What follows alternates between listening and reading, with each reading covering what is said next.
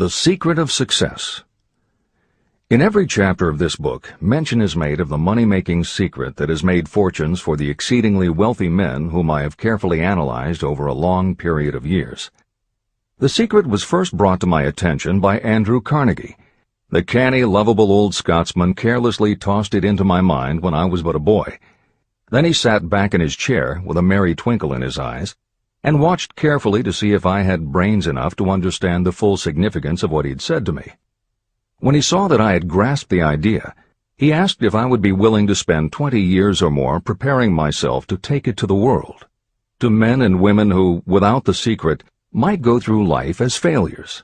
I said I would, and with Mr. Carnegie's cooperation, I have kept my promise. Editor's comments. In 1908, during a particularly down time in the U.S. economy and with no money and no work, Napoleon Hill took a job as a writer for Bob Taylor's magazine. He was hired to write success stories about famous men.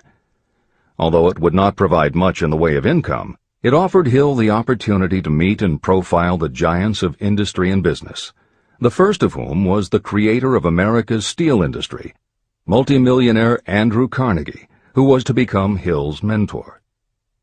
Carnegie was so impressed by Hill's perceptive mind that following their 3-hour interview, he invited Hill to spend the weekend at his estate so they could continue the discussion.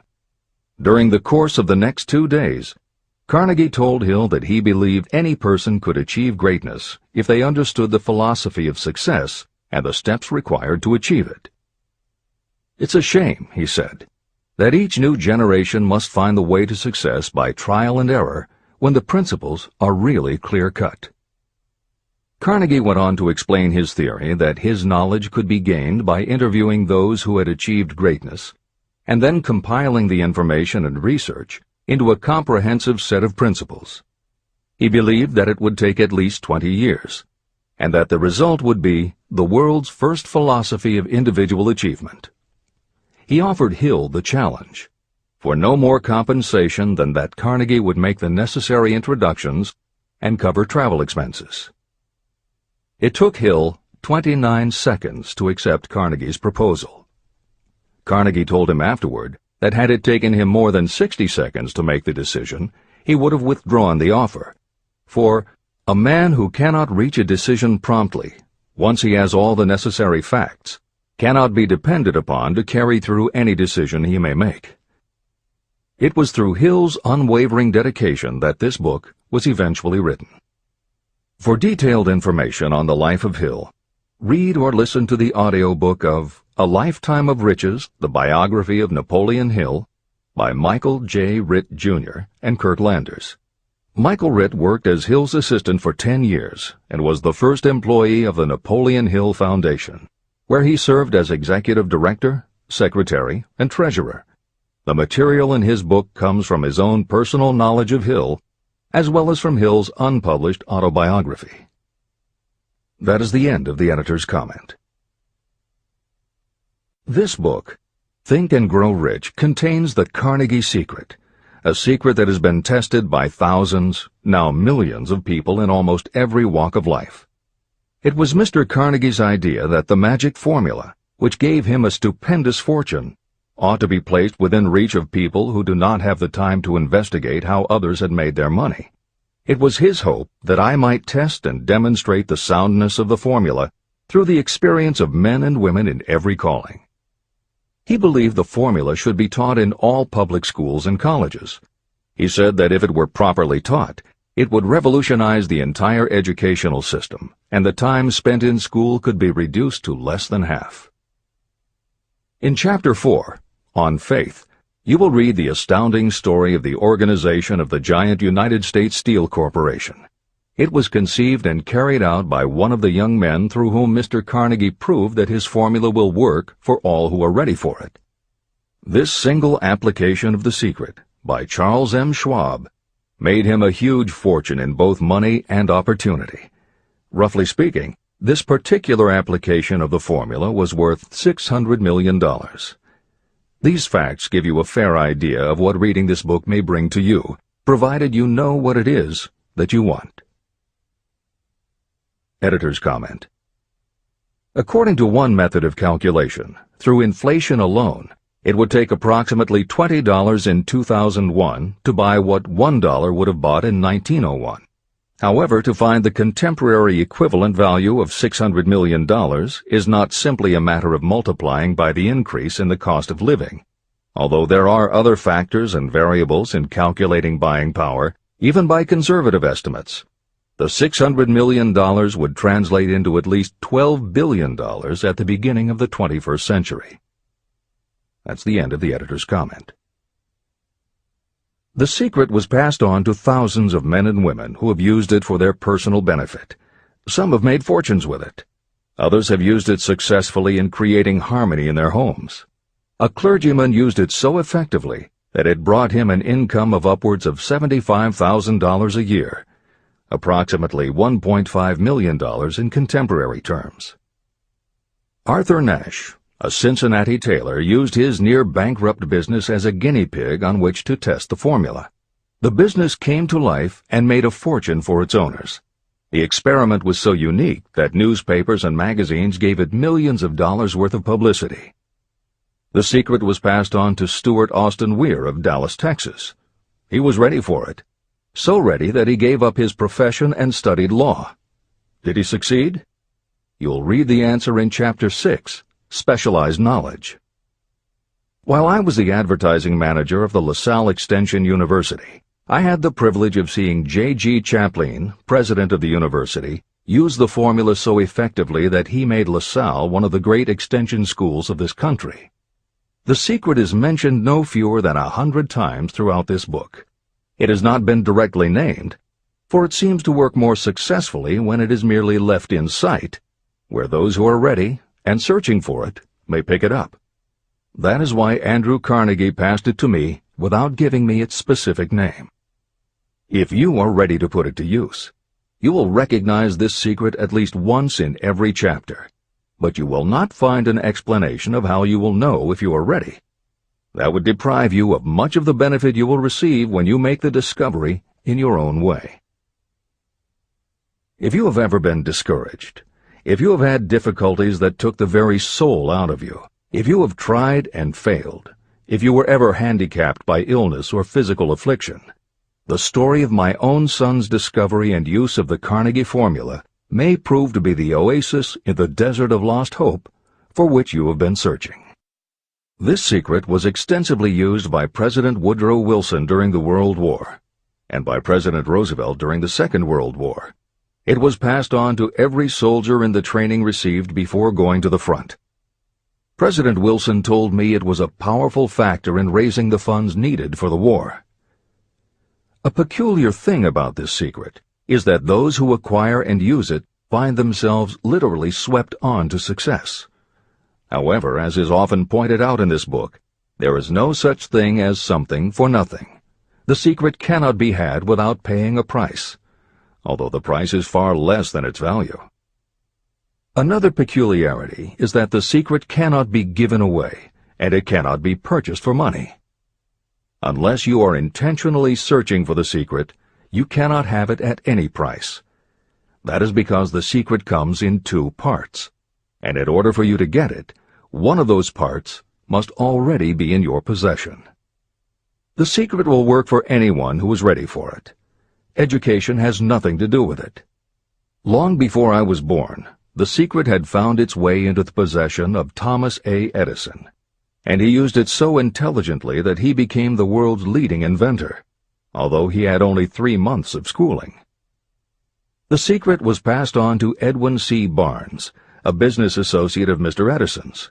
He used it so effectively that he accumulated a great fortune and retired from active business while still a young man.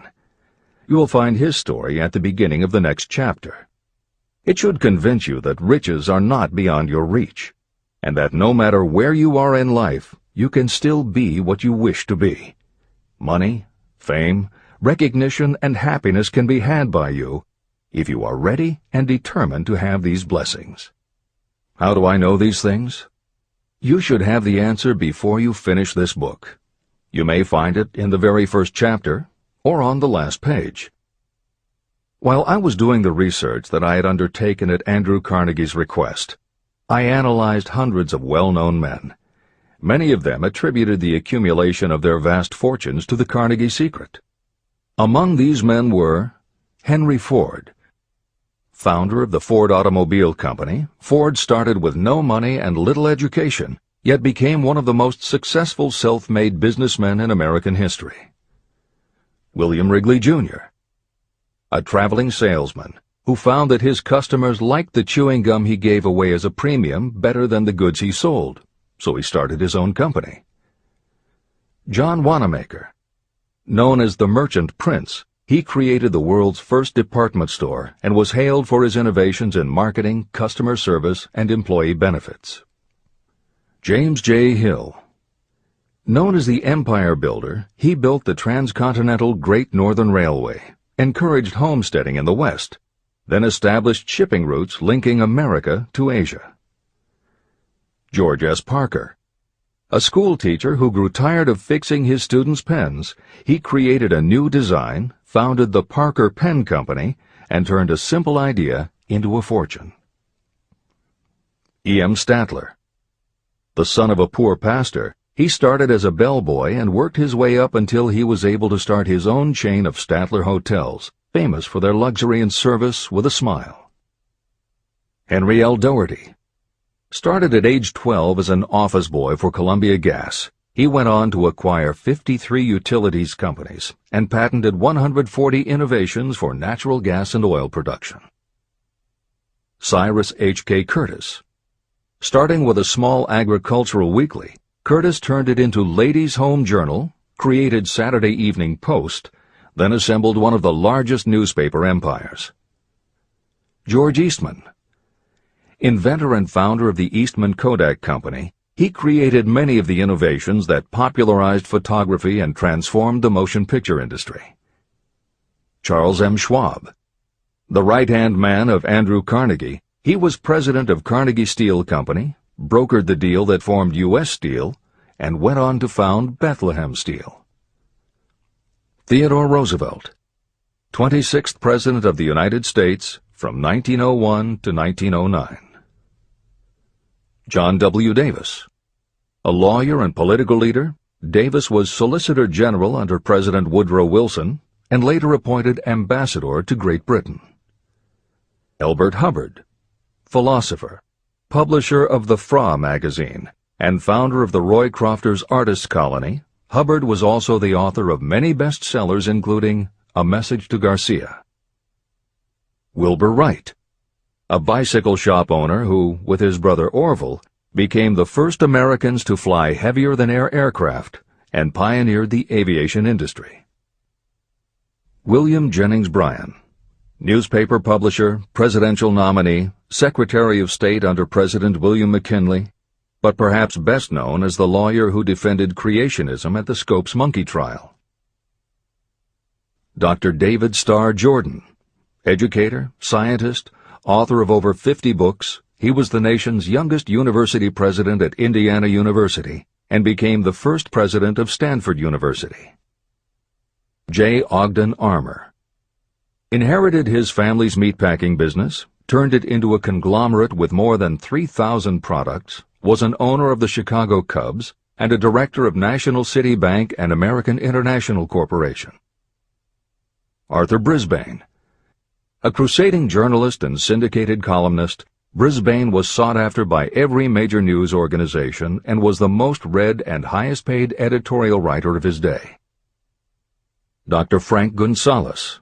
A Chicago preacher who delivered such a powerful sermon, Philip D. Armour gave him $1 million to start the Armour Institute of Technology, of which he became president. Daniel Willard. President of the B&O Railroad for more than 30 years, he was honored by having the city of Willard, Ohio, named for him. King Gillette. A traveling salesman and born tinkerer, Gillette was trying to shave on a moving train when he came up with the idea of the safety razor, which became the foundation of a corporate giant. Ralph A. Weeks. President of International Correspondence Schools, Weeks helped finance Napoleon Hill's Intra-Wall Institute, established to educate and rehabilitate prison inmates. Judge Daniel T. Wright, instructor at Georgetown Law School, where Napoleon Hill was studying when Bob Taylor's magazine gave him the assignment to write a profile of Andrew Carnegie. John D. Rockefeller.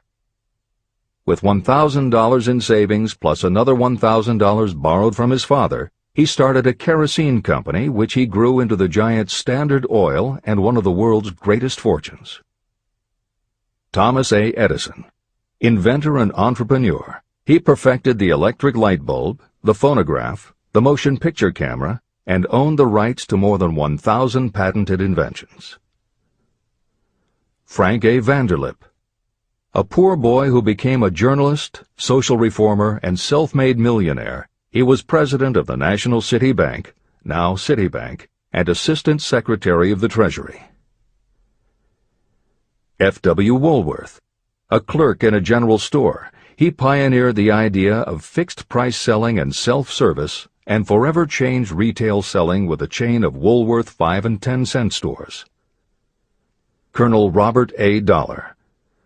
Starting with a small schooner bought to haul lumber down the West Coast, he built the Dollar Steamship Company, the largest fleet of luxury liners sailing under the U.S. flag. Edward A. Filene. Founder of the Boston-based stores, he devised revolutionary methods of distribution and merchandising and became famous for the first bargain basement department. Edwin C. Barnes. The only man Thomas Edison ever had as a partner, Barnes took Edison's failing dictaphone and sold it so successfully it became a fixture in offices and made him a multimillionaire. Arthur Nash. A Cincinnati tailor who used his bankrupt business as a guinea pig for the Carnegie Secret and was so successful the newspapers made him famous as Golden Rule Nash. Clarence Darrow. Famed as a lawyer, public speaker, and defender of the underdog, Darrow is best known as the lawyer who defended teaching the theory of evolution at the Scopes monkey trial. Woodrow Wilson. 28th President of the United States of America from 1913 to 1921. William Howard Taft. 27th President of the United States of America from 1909 to 1913. Luther Burbank. World-renowned horticulturalist who introduced over 800 varieties of new plants in his effort to improve the quality of plants and thereby increase the world's food supply. Edward W. Buck. Although he had only 6 years schooling, by the age of 20 he was editor of Ladies' Home Journal, which he helped to build into the world's most widely circulated magazine. Frank A. Munsey. A telegraph operator who quit to launch Argosy magazine, then parlayed his fortune into a newspaper empire that included the Washington Times and the New York Herald. Elbert H. Gary. Chairman of U.S. Steel, at the time the largest corporation in the world, Gary spearheaded the construction of its first major project, the Gary Works Steel Plant, and the city of Gary, Indiana. Dr. Alexander Graham Bell. Best known as the inventor of the telephone, Bell also perfected recording devices, advances in aircraft, and was a co-founder of the National Geographic Society. John H. Patterson. President of National Cash Register, Patterson was known as an advertising visionary and a genius at motivating his sales force, which made NCR the leader in its field. Julius Rosenwald. A small manufacturer who foresaw the future of mail order, he bought 25% of Sears Roebuck & Company, and together with Richard Sears built it into an icon of American business. Stuart Austin Weir. A construction engineer Hill met in the Texas oil fields who, inspired by the Carnegie Secret, went to law school after age 40 and also helped publish Napoleon Hill's magazine. Dr. Frank Crane. A noted psychologist, essayist, and author of the book 4-Minute Essays on subjects such as the price of liberty, pragmatism, the duty of the rich, and how to keep friends. J. G. Chaplin, president of the LaSalle Extension University at the time Napoleon Hill worked in the university's advertising and sales department, where he first realized his talent for motivating people. Jennings Randolph, a congressman, then U.S. Senator from West Virginia. Randolph was a lifelong admirer of Napoleon Hill, and it was he who encouraged Hill to act as advisor to President Franklin Delano Roosevelt. These names represent a small fraction of well-known Americans whose achievements, financial and otherwise, prove that those who understand and apply the Carnegie Secret reach high positions in life. Editor's comment.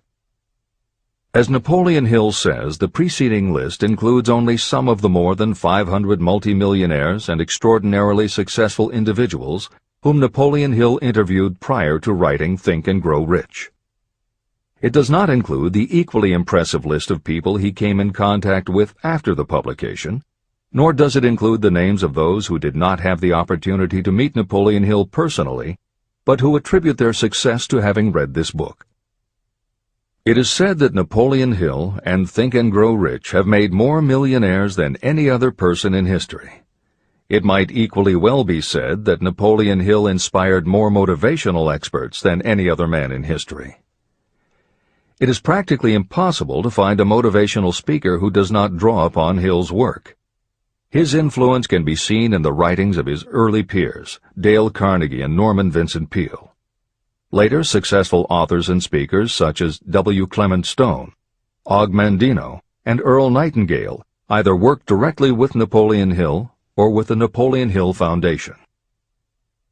Echoes of Hill's principles can also be found in books by people as diverse as Wally Famous Amos, Mary Kay Ash, Ken Blanchard, Adelaide Bry, Chicken Soup for the Soul authors Jack Canfield and Mark Victor Hansen, Debbie Fields, Shakti Gawain, John Gray, Susan Jeffers, Bruce Jenner, Charlie Tremendous Jones, Tommy Lasorda, Art Linkletter, Joan London, Dr. Maxwell Maltz, James Redfield, Dr. Bernie Siegel, Jose Silva, Brian Tracy, Lillian Vernon, and Dennis Waitley. Stephen Covey, author of The 7 Habits of Highly Effective People, has often spoken of the influence of Napoleon Hill. Anthony Robbins, arguably the most successful motivational author and speaker at the beginning of the 21st century, has acknowledged Napoleon Hill as a personal hero. That is the end of the editor's comment. I have never known anyone who was inspired to use the Carnegie Secret who did not achieve noteworthy success. On the other hand, I have never known anyone to distinguish themselves or to accumulate riches of any consequence without possession of the secret. From these two facts, I draw the conclusion that the secret is more important for self-determination than anything you receive through what is popularly known as education. Somewhere, as you read, the secret will jump from the page and stand boldly before you, if you are ready for it. When it appears, you will recognize it.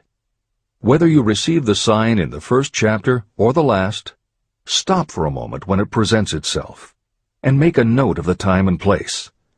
You will want to remember, because it will mark the most important turning point of your life. Remember, too, as you go through the book, that it deals with facts and not with fiction.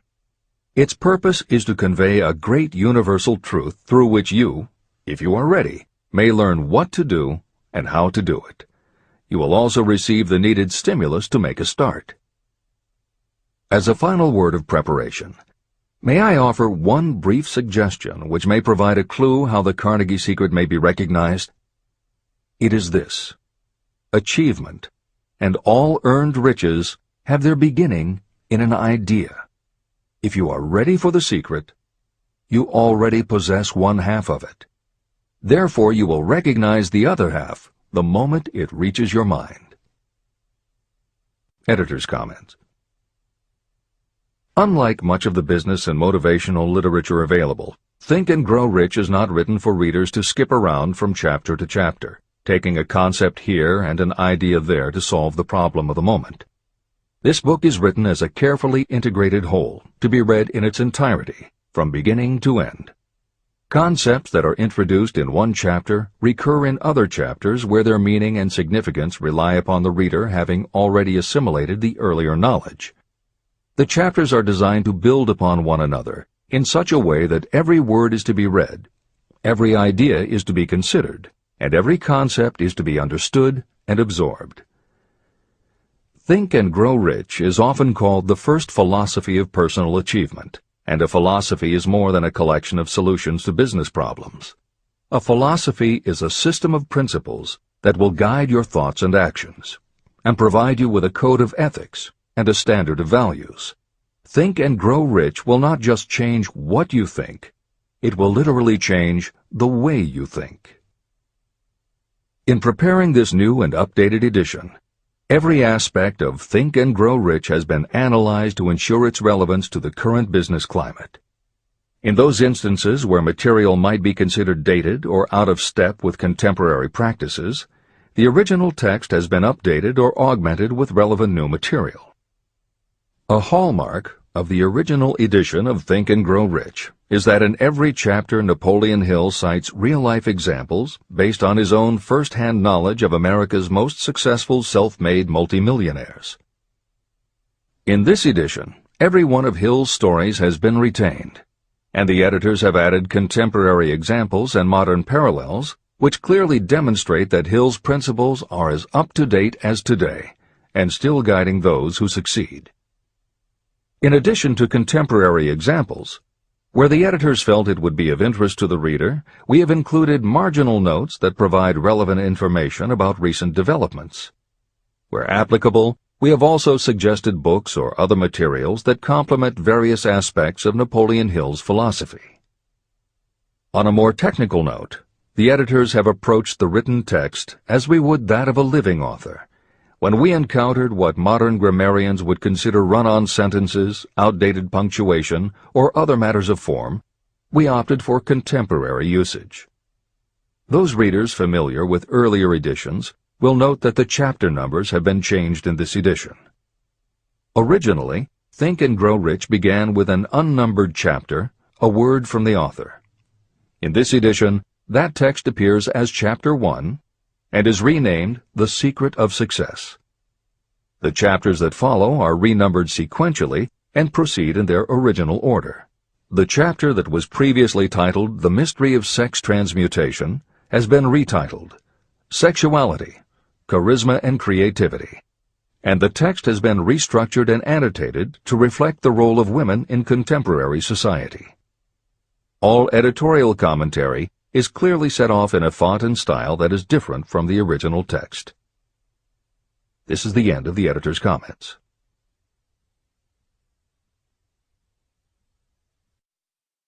Both poverty and riches are the offspring of thought. Chapter 2. Thoughts are Things. The man who thought his way into partnership with Thomas A. Edison. Truly, thoughts are things, and powerful things, when they are mixed with definiteness of purpose, persistence, and a burning desire for their translation into riches or other material objects. Some years ago, Edwin C. Barnes discovered how true it is that you really can think and grow rich. His discovery did not come about at one sitting. It came little by little, beginning with a burning desire to become a business associate of the great Thomas Edison. One of the chief characteristics of Barnes' desire was that it was definite. He wanted to work with Edison, not for him. Pay close attention to the story of how he turned his desire into reality, and you'll have a better understanding of the principles that lead to riches. When this desire, or this thought, first flashed into his mind, he was in no position to act upon it. Two problems stood in his way. He did not know Mr. Edison, and he did not have enough money to buy a train ticket to West Orange, New Jersey, where the famed Edison Laboratory was located. These problems would have discouraged the majority of people from making any attempt to carry out the desire. But his was no ordinary desire. The Inventor and the Tramp. Edwin C. Barnes presented himself at Mr. Edison's laboratory and announced that he had come to go into business with the inventor. Years later, in speaking about that first meeting, Mr. Edison said about Barnes, "He stood there before me looking like an ordinary tramp, but there was something in the expression of his face which conveyed the impression that he was determined to get what he had come after. I had learned from years of experience with men that when a man really desires a thing so deeply that he is willing to stake his entire future on a single turn of the wheel in order to get it, he is sure to win. I gave him the opportunity he asked for, because I saw he had made up his mind to stand by until he succeeded. Subsequent events proved that no mistake was made." It could not have been the young man's appearance that got him his start in the Edison office. That was definitely against him. It was what he thought that counted. Barnes did not get his partnership with Edison on his first interview. What he did get was a chance to work in the Edison offices at a very nominal wage. Months went by. Nothing happened to bring nearer the goal that Barnes had set as his definite major purpose. But something important was happening in Barnes' mind. He was constantly intensifying his desire to become the business associate of Edison. Psychologists have correctly said, when one is truly ready for a thing, it puts in its appearance. Barnes was ready for a business association with Edison, and he was determined to remain ready until he got what he was seeking. He did not say to himself, well, what's the use? I guess I'll change my mind and try for a salesman's job. But he did say, I came here to go into business with Edison, and I'll accomplish my goal if it takes the remainder of my life. He meant it. What a different story people would tell if only they would adopt a definite purpose and stand by that purpose until it had time to become an all-consuming obsession. Maybe young Barnes did not know it at the time, but his bulldog determination and his persistence in focusing on a single desire was destined to mow down all opposition and bring him the opportunity he was seeking. When the opportunity came, it appeared in a different form and from a different direction than Barnes had expected. That is one of the tricks of opportunity. It has a sly habit of slipping in by the back door, and often it comes disguised in the form of misfortune or temporary defeat. Perhaps this is why so many people fail to recognize opportunity. Mr. Edison had just perfected a new device, known at that time as the Edison dictating machine. His salesmen were not enthusiastic about the machine. They did not believe it could be sold without great effort. Barnes saw his opportunity. It had crawled in quietly, hidden in a queer-looking machine that interested no one but Barnes and the inventor. Barnes knew he could sell the Edison dictating machine, and he told Edison so. Edison decided to give him his chance. And Barnes did sell the machine. In fact, he sold it so successfully that Edison gave him a contract to distribute and market it all over the nation. Out of that business association, Barnes made himself rich in money, but he did something infinitely greater. He proved that you really can think and grow rich. How much actual cash that original desire of Barnes was worth to him, I have no way of knowing. Perhaps it brought him $2 or $3 million. Editor's comment. $3 million in the early years of the 20th century would be comparable to more than $50 million in terms of buying power at the beginning of the 21st century. This is the end of the editor's comment. But the amount becomes insignificant compared with the greater asset he acquired.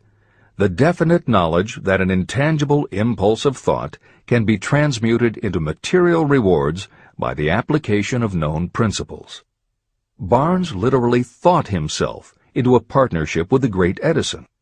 He thought himself into a fortune. He had nothing to start with except knowing what he wanted, and the determination to stand by that desire until he realized it. 3 feet from gold. One of the most common causes of failure is the habit of quitting when you're overtaken by temporary defeat. Every person is guilty of this mistake at one time or another. During the gold rush days, An uncle of my friend R.U. Darby was caught by gold fever, and he went west to Colorado to dig and grow rich. He had never heard that more gold has been mined from the thoughts of men than has ever been taken from the earth. He staked a claim and went to work with pick and shovel. After weeks of labor, he was rewarded by the discovery of the shining ore. He needed machinery to bring the ore to the surface. Quietly, he covered up the mine and returned to his home in Williamsburg, Maryland. He told his relatives and a few neighbors about the strike. They got together the money for the machinery and had it shipped. R.U. Darby decided to join his uncle, and they went back to work the mine. The first car of ore was mined and shipped to a smelter. The returns proved they had one of the richest mines in Colorado. A few more cars of that ore would clear their debts. Then would come the big killing in profits. Down went the drills. Up went the hopes of Darby and Uncle. Then something happened. The vein of gold ore disappeared. They had come to the end of the rainbow, and the pot of gold was no longer there. They drilled on, desperately trying to pick up the vein again, all to no avail. Finally, they decided to quit. They sold the machinery to a junkman for a few $100s and took the train back home. The junkman called in a mining engineer to look at the mine and do a little calculating. The engineer advised that the project had failed because the owners were not familiar with fault lines. His calculations showed that the vein would be found just 3 feet from where the Darbys had stopped drilling. And that is exactly where it was found. The junkman took millions of dollars in ore from the mine because he knew enough to seek expert counsel before giving up. Long afterward, Mr. Darby recouped his loss many times over when he made the discovery that desire can be transmuted into gold. The discovery came after he went into the business of selling life insurance. Never forgetting that he lost a huge fortune because he stopped 3 feet from gold, Darby profited by the experience in his newly chosen field. He simply said to himself, "I stopped 3 feet from gold, but I will never stop because men say no when I ask them to buy insurance."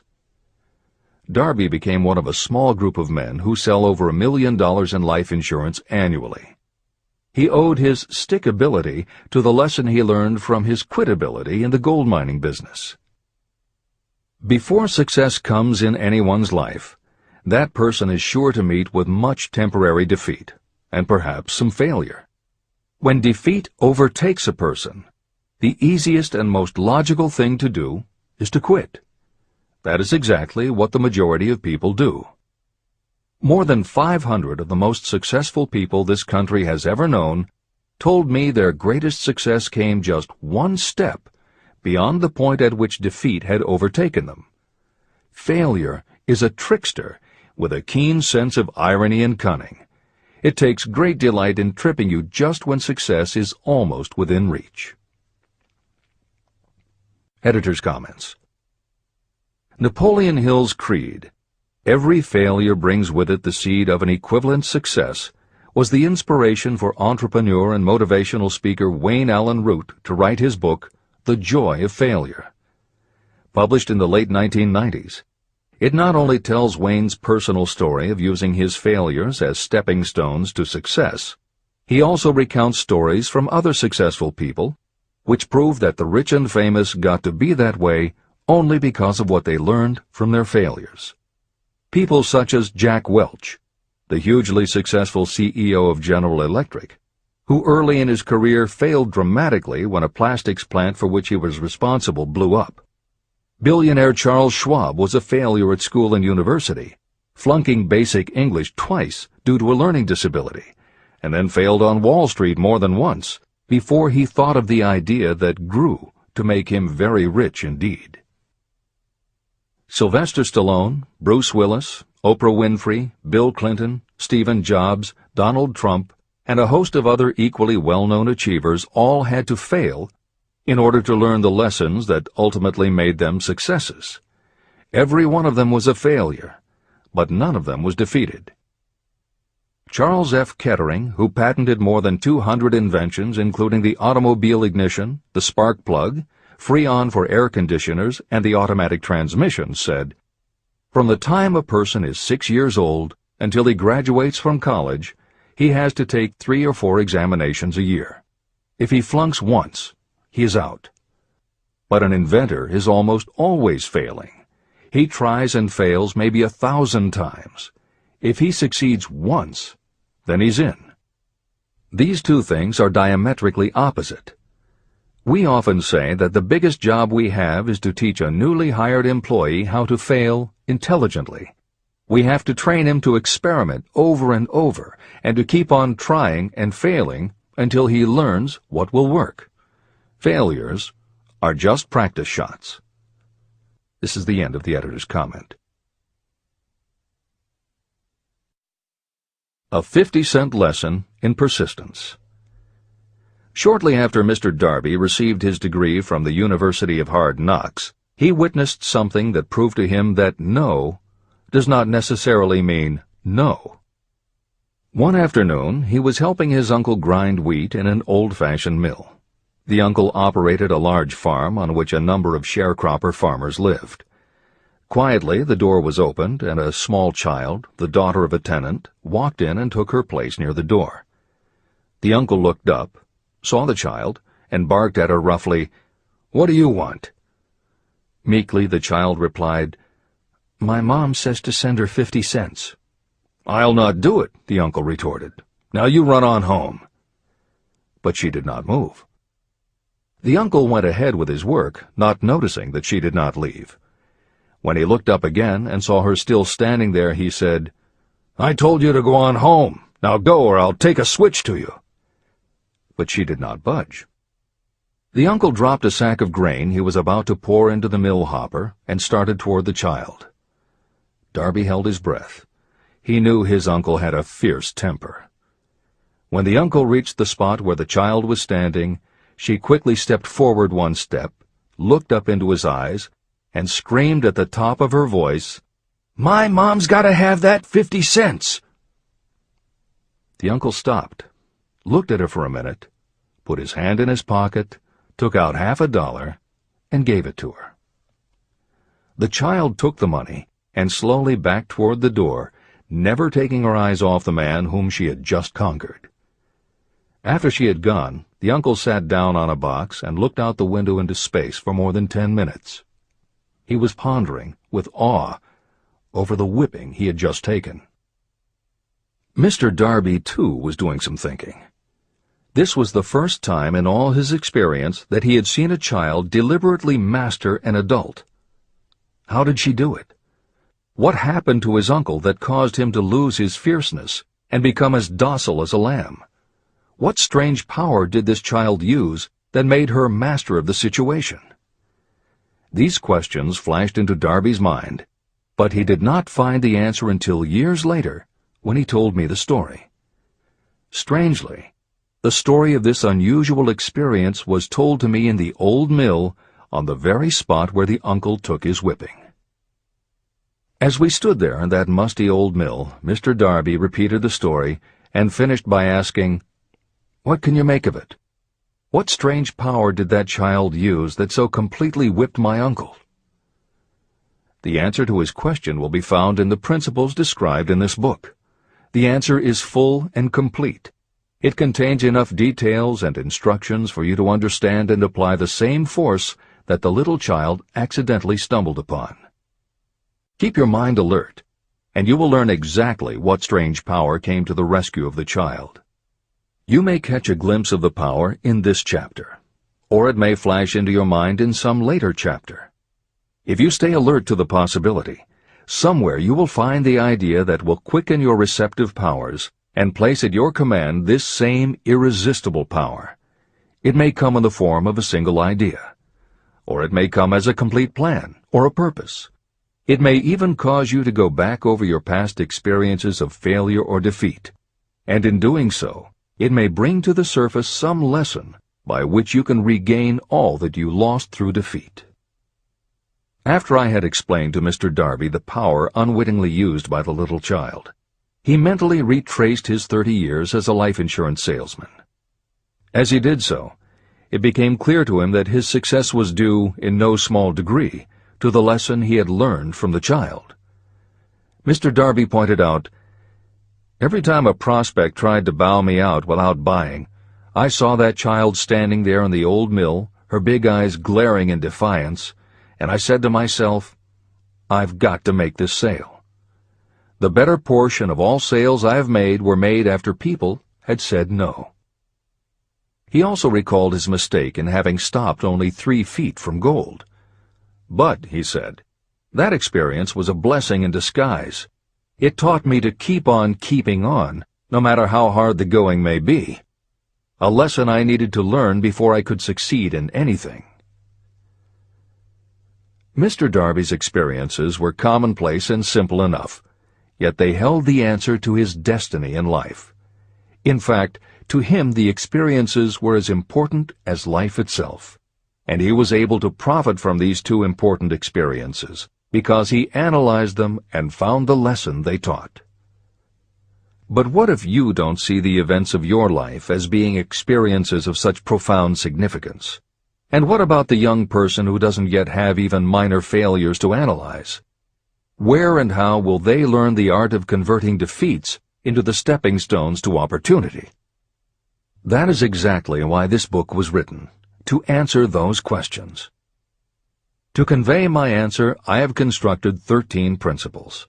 These principles work individually or together as catalysts. The specific answer that you are looking for may already be in your own mind. Reading these principles may be the catalyst that causes your answer to suddenly come to you as an idea, a plan, or a purpose. One sound idea is all you need to achieve success. These 13 principles contain the best and most practical ways and means of creating ideas. Success consciousness. Before I go any further in the description of these principles, you should know this.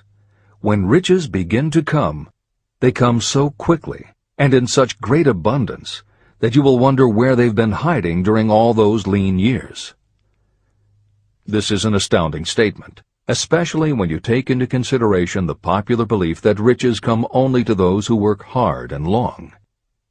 When you begin to think and grow rich, you will observe that riches begin with a state of mind, with definiteness of purpose, with little or no hard work. What you need to know now is how to acquire the state of mind that will attract riches. I spent 25 years researching the answer to that question, because I, too, wanted to know how wealthy men become that way. What you will learn is that as soon as you master the principles of this philosophy, and begin to apply those principles, your financial status will begin to improve. Everything you touch will begin to transmute itself into an asset for your benefit. Impossible? Not at all. One of the main weaknesses the average person suffers is too much familiarity with the word impossible. We know all the rules that will not work. We know all the things that cannot be done. This book was written for those who seek the rules that have made others successful and are willing to stake everything on those rules. Success comes to those who become success conscious. Failure comes to those who allow themselves to become failure conscious. The object of this book is to help you learn the art of changing your mind from failure consciousness to success consciousness.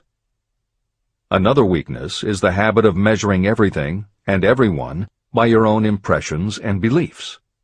Some of you reading this will have trouble believing that you can think and grow rich because your thought habits have been steeped in poverty, misery, failure, and defeat. This kind of thinking reminds me of the story about the man who came from China to study at the University of Chicago. One day, President Harper met this young man on campus and stopped to chat with him for a few minutes. He asked what had impressed him as being the most noticeable characteristic of the American people. "Why," the student exclaimed, "the unusual shape of your eyes." It's all a matter of perspective and habit. The same is true of your belief in what a person can achieve.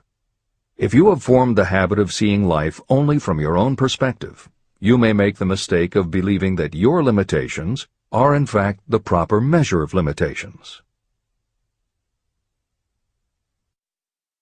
The impossible Ford V8 motor. When Henry Ford decided to produce his famous V8 motor, he chose to build an engine with the entire 8 cylinders cast in one block. Ford instructed his engineers to produce a design for the engine. The design was drawn up on paper, but the engineers agreed to a man that it was simply impossible to cast an 8-cylinder engine block in one piece. Ford said, "Produce it anyway." But they replied, "It's impossible." "Go ahead," Ford commanded, "and stay on the job until you succeed, no matter how much time is required." So the engineers went ahead. 6 months went by.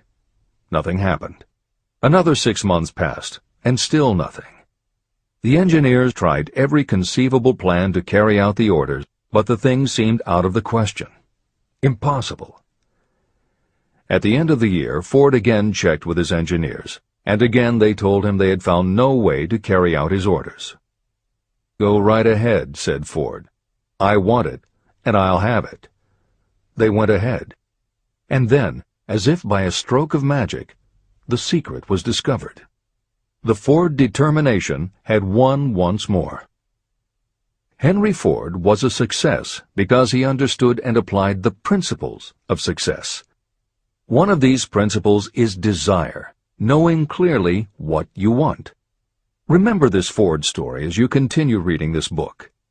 Pick out the lines in which the secrets of his stupendous achievement have been described.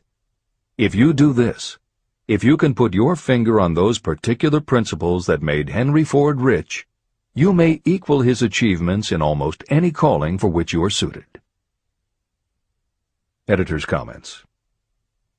To those readers who may interpret Ford's actions as nothing more than obstinacy, the editors would point out that he was employing a technique that has become a common part of strategic planning in many industries, including aerospace, computers, medicine, and the military. When launching large, complicated, long-term projects, the planners often know that at certain points along the way they will need components that simply do not yet exist. The fact that at the beginning there is no way to get from A to B does not deter them. There are many parts of the project they can get started on now, and they just assume that by the time they get to the point where they will need a technology or a device, they will have solved the problem of making it, and they have been proven right time and again. Stated simply, the technique is to clearly know what you want to accomplish, have faith in your ability to do it, and persist until you have accomplished your goal. This is the end of the editor's comments. Why you are the master of your fate. When the famed English poet William Henley wrote the prophetic lines, "I am the master of my fate, I am the captain of my soul," he should have informed us that the reason we are the masters of our fate, the captains of our souls, is that we have the power to control our thoughts.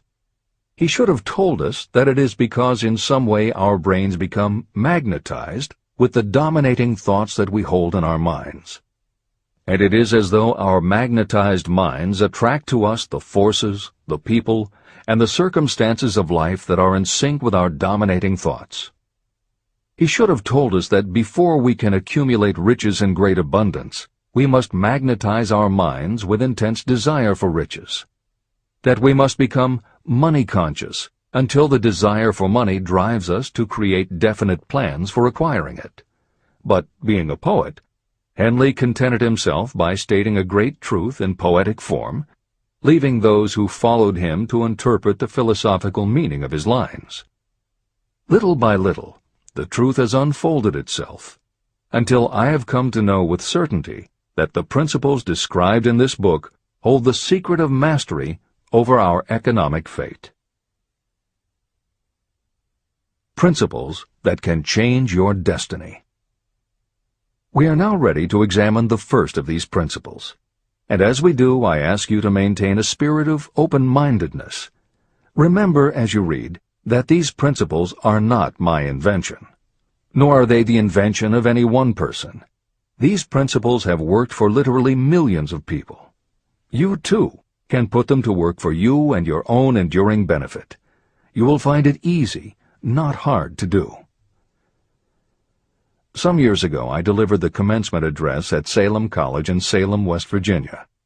I emphasized with so much intensity the need to have a burning desire that one of the members of the graduating class became completely convinced and made it a cornerstone of his own philosophy. That young man became a congressman and an important factor in President Franklin D. Roosevelt's administration. He wrote me a letter in which he so clearly stated his opinion of the principle of desire outlined in the next chapter that I have chosen to publish his letter as an introduction to that chapter. It gives you an idea of the rewards to come. My dear Napoleon, my service as a member of Congress having given me an insight into the problems of men and women, I am writing to offer a suggestion which may become helpful to thousands of worthy people. In 1922, you delivered the commencement address at Salem College when I was a member of the graduating class. In that address, you planted in my mind an idea which has been responsible for the opportunity I now have to serve the people of my state, and will be responsible, in a very large measure, for whatever success I may have in the future. I recall, as though it were yesterday, the marvelous description you gave of the method by which Henry Ford, with but little schooling, without a dollar, with no influential friends, rose to great heights. I made up my mind then, even before you had finished your speech, that I would make a place for myself, no matter how many difficulties I had to surmount. Thousands of young people will finish their schooling this year and within the next few years. Every one of them will be seeking just such a message of practical encouragement as the one I received from you. They will want to know where to turn, what to do to get started in life. You can tell them, because you have helped to solve the problems of so many, many people. There are thousands of people in America today who would like to know how they can convert ideas into money. People who must start from scratch, without finances, and recoup their losses. If anyone can help them, you can. If you publish the book, I would like to own the first copy that comes from the press, personally autographed by you. With best wishes, believe me, cordially yours, Jennings Randolph. Since that time in 1922, I watched Jennings Randolph rise to become one of the nation's leading airline executives, a great inspirational speaker, and a United States Senator from West Virginia. 35 years after I made that speech, it was my pleasure to return to Salem College in 1957 and deliver the baccalaureate sermon. At that time, I received an honorary Doctor of Literature degree from Salem College. Editor's comments. As you begin the next chapter, the editors would like to reinforce the earlier statement that what you are reading is not just a collection of theories out of which you can cherry-pick what you like. The 13 principles of success were proven by the real-life experiences of the long list of famous successful people cited earlier by Napoleon Hill. His techniques are also practiced and endorsed by the contemporary experts and authors whom the editors mentioned, following Hill's list. More than 60 million people have purchased copies of the book that you are now holding in your hands. If this book has proven to be that successful, surely you owe it to yourself to give it every chance to work for you too. Read it. Don't question it. Do it. If you don't, if you think that you know better than Napoleon Hill, if you decide to pick and choose the parts that you will believe or follow, then, if you don't succeed, you will never know if your failure lies with this book or with you. This is the end of the editor's comments. Whatever the mind of man can conceive and believe, it can achieve. Chapter 3. Desire. The starting point of all achievement. The first step toward riches. When Edwin C. Barnes climbed down from the freight train in West Orange, New Jersey, he may have resembled a tramp, but his thoughts were those of a king. As he made his way from the railroad tracks to Thomas A. Edison's office, his mind was at work. He saw himself standing in Edison's presence. He heard himself asking Mr. Edison for an opportunity to carry out the one consuming obsession of his life, a burning desire to become the business associate of the great inventor. Barnes' desire was not a hope. It was not a wish. It was a pulsating desire which transcended everything else. It was definite. A few years later, Edwin C. Barnes again stood before Edison, in the same office where he first met the inventor. This time, his desire had been translated into reality. He was in business with Edison. The dominating dream of his life had become a reality. Barnes succeeded because he chose a definite goal, placed all his energy, all his willpower, all his effort. He put everything he had into achieving that goal. 5 years passed before the chance he had been seeking made its appearance.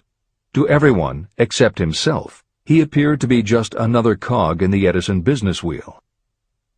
But in Edwin Barnes' own mind, he was the partner of Edison every minute from the very day that he first went to work there. It is a remarkable illustration of the power of a definite desire. Barnes won his goal because he wanted to be a business associate of Mr. Edison's more than he wanted anything else. He created a plan by which to attain that purpose, and he burned all bridges behind him. He stood by his desire until it became the dominating obsession of his life, and finally, a fact. When he went to West Orange, he did not say to himself, "I will try to induce Edison to give me a job of some sort." He said, "I will see Edison and put him on notice that I have come to go into business with him." He did not say, "I will keep my eyes open for another opportunity in case I fail to get what I want in the Edison organization." He said, "There is one thing in this world that I am determined to have, and that is a business association with Thomas A. Edison. I will burn all bridges behind me and stake my entire future on my ability to get what I want." He left himself no possible way of retreat. He had to win or perish. That is all there is to the Barnes story of success. Allow yourself no retreat. A long while ago, a great warrior faced a situation in which he had to make a decision that ensured his success on the battlefield. He was about to send his armies against a powerful foe whose men outnumbered his. He loaded his soldiers into boats, sailed to the enemy's country, and unloaded the soldiers and equipment. Then he gave the order to burn the ships that had carried them. Addressing his men before the first battle, he said, "You see the boats going up in smoke. That means we cannot leave these shores alive unless we win. We now have no choice. We win or we perish." They won. Every person who wins in any undertaking must be willing to burn his ships and cut all sources of retreat. That is the only way you can be sure of maintaining the state of mind known as a burning desire to win. It is essential to success. The morning after the Great Chicago Fire, a group of merchants stood on State Street, looking at the smoking remains of what had been their stores. They went into a conference to decide if they would try to rebuild, or if they would leave Chicago and start over in a more promising section of the country. They decided to leave, all except one. The merchant who decided to stay and rebuild pointed a finger at the remains of his store and said, "Gentlemen, on that very spot I will build the world's greatest store, no matter how many times it may burn down." That was in 1871. The store was built. It still stands there today. The Marshall Fields department store is a towering monument to the power of that state of mind known as a burning desire. The easy thing would have been for Marshall Field to do exactly what his fellow merchants did. When the going was hard and the future looked dismal, they pulled up and went where the going seemed easier. Mark well this difference between Marshall Field and the other merchants. It is that difference which distinguishes those who succeed from those who fail. Every human being old enough to understand the value of money wishes for it, but wishing will not bring riches. Desiring riches, with a state of mind that becomes an obsession, then planning definite ways and means to acquire riches, and backing those plans with persistence, a persistence which does not recognize failure, that's what will bring riches. Editor's comments. In other of his writings, Napoleon Hill uses the term definiteness of purpose as being interchangeable with desire. The following explanation is adapted from the Napoleon Hill Foundation's book, Believe and Achieve. Desire, or definiteness of purpose, is more than goal setting. In simplest terms, your desire is your roadmap to achieving an overall career objective. Your goals represent specific steps along the way. Having a desire, or definiteness of purpose for your life, has a synergistic effect on your ability to achieve your goals. As you become better at what you do, you devote all of your resources toward reaching your objective. You become more alert to opportunities, and you reach decisions more quickly. Every action you take ultimately boils down to the question, will this goal help me reach my desire, my overall objective, or won't it? Your purpose will become your life. It will permeate your mind, both conscious and subconscious. This is the end of the editor's comments. 6 ways to turn desire into gold. The method by which your desire for riches can be transmuted into its financial equivalent consists of 6 definite, practical steps. 1. Fix in your mind the exact amount of money you desire. It is not sufficient merely to say, "I want plenty of money." Be definite about the amount. There is a psychological reason for such definiteness explained in subsequent chapters. 2. Determine exactly what you intend to give in return for the money you desire. There is no such reality as something for nothing. 3. Establish a definite date when you intend to possess the money you desire. 4. Create a definite plan for carrying out your desire, and begin at once, whether you are ready or not, to put this plan into action. 5. Now write it out. Write a clear, concise statement of the amount of money you intend to acquire. Name the time limit for its acquisition. State what you intend to give in return for the money, and describe clearly the plan through which you intend to accumulate it. 6. Read your written statement aloud, twice daily. Read it once just before retiring at night, and read it once after arising in the morning. As you read, see and feel and believe yourself already in possession of the money. It is important that you follow the instructions in these 6 steps. It is especially important that you observe and follow the instructions in the 6th step. You may complain that it is impossible for you to see yourself in possession of money before you actually have it. Here is where a burning desire will come to your aid. If you truly desire money so keenly that your desire is an obsession, you will have no difficulty in convincing yourself that you will acquire it. The object is to want money, and to become so determined to have it that you convince yourself you will have it. If you have not been schooled in the workings of the human mind, these instructions may appear impractical. It may help you to know that the information they convey was given to me by Andrew Carnegie, who made himself into one of the most successful men in American history. Carnegie began as an ordinary laborer in the steel mills, but managed, despite his humble beginning, to make these principles yield him a fortune of considerably more than $100 million. Editor's comment.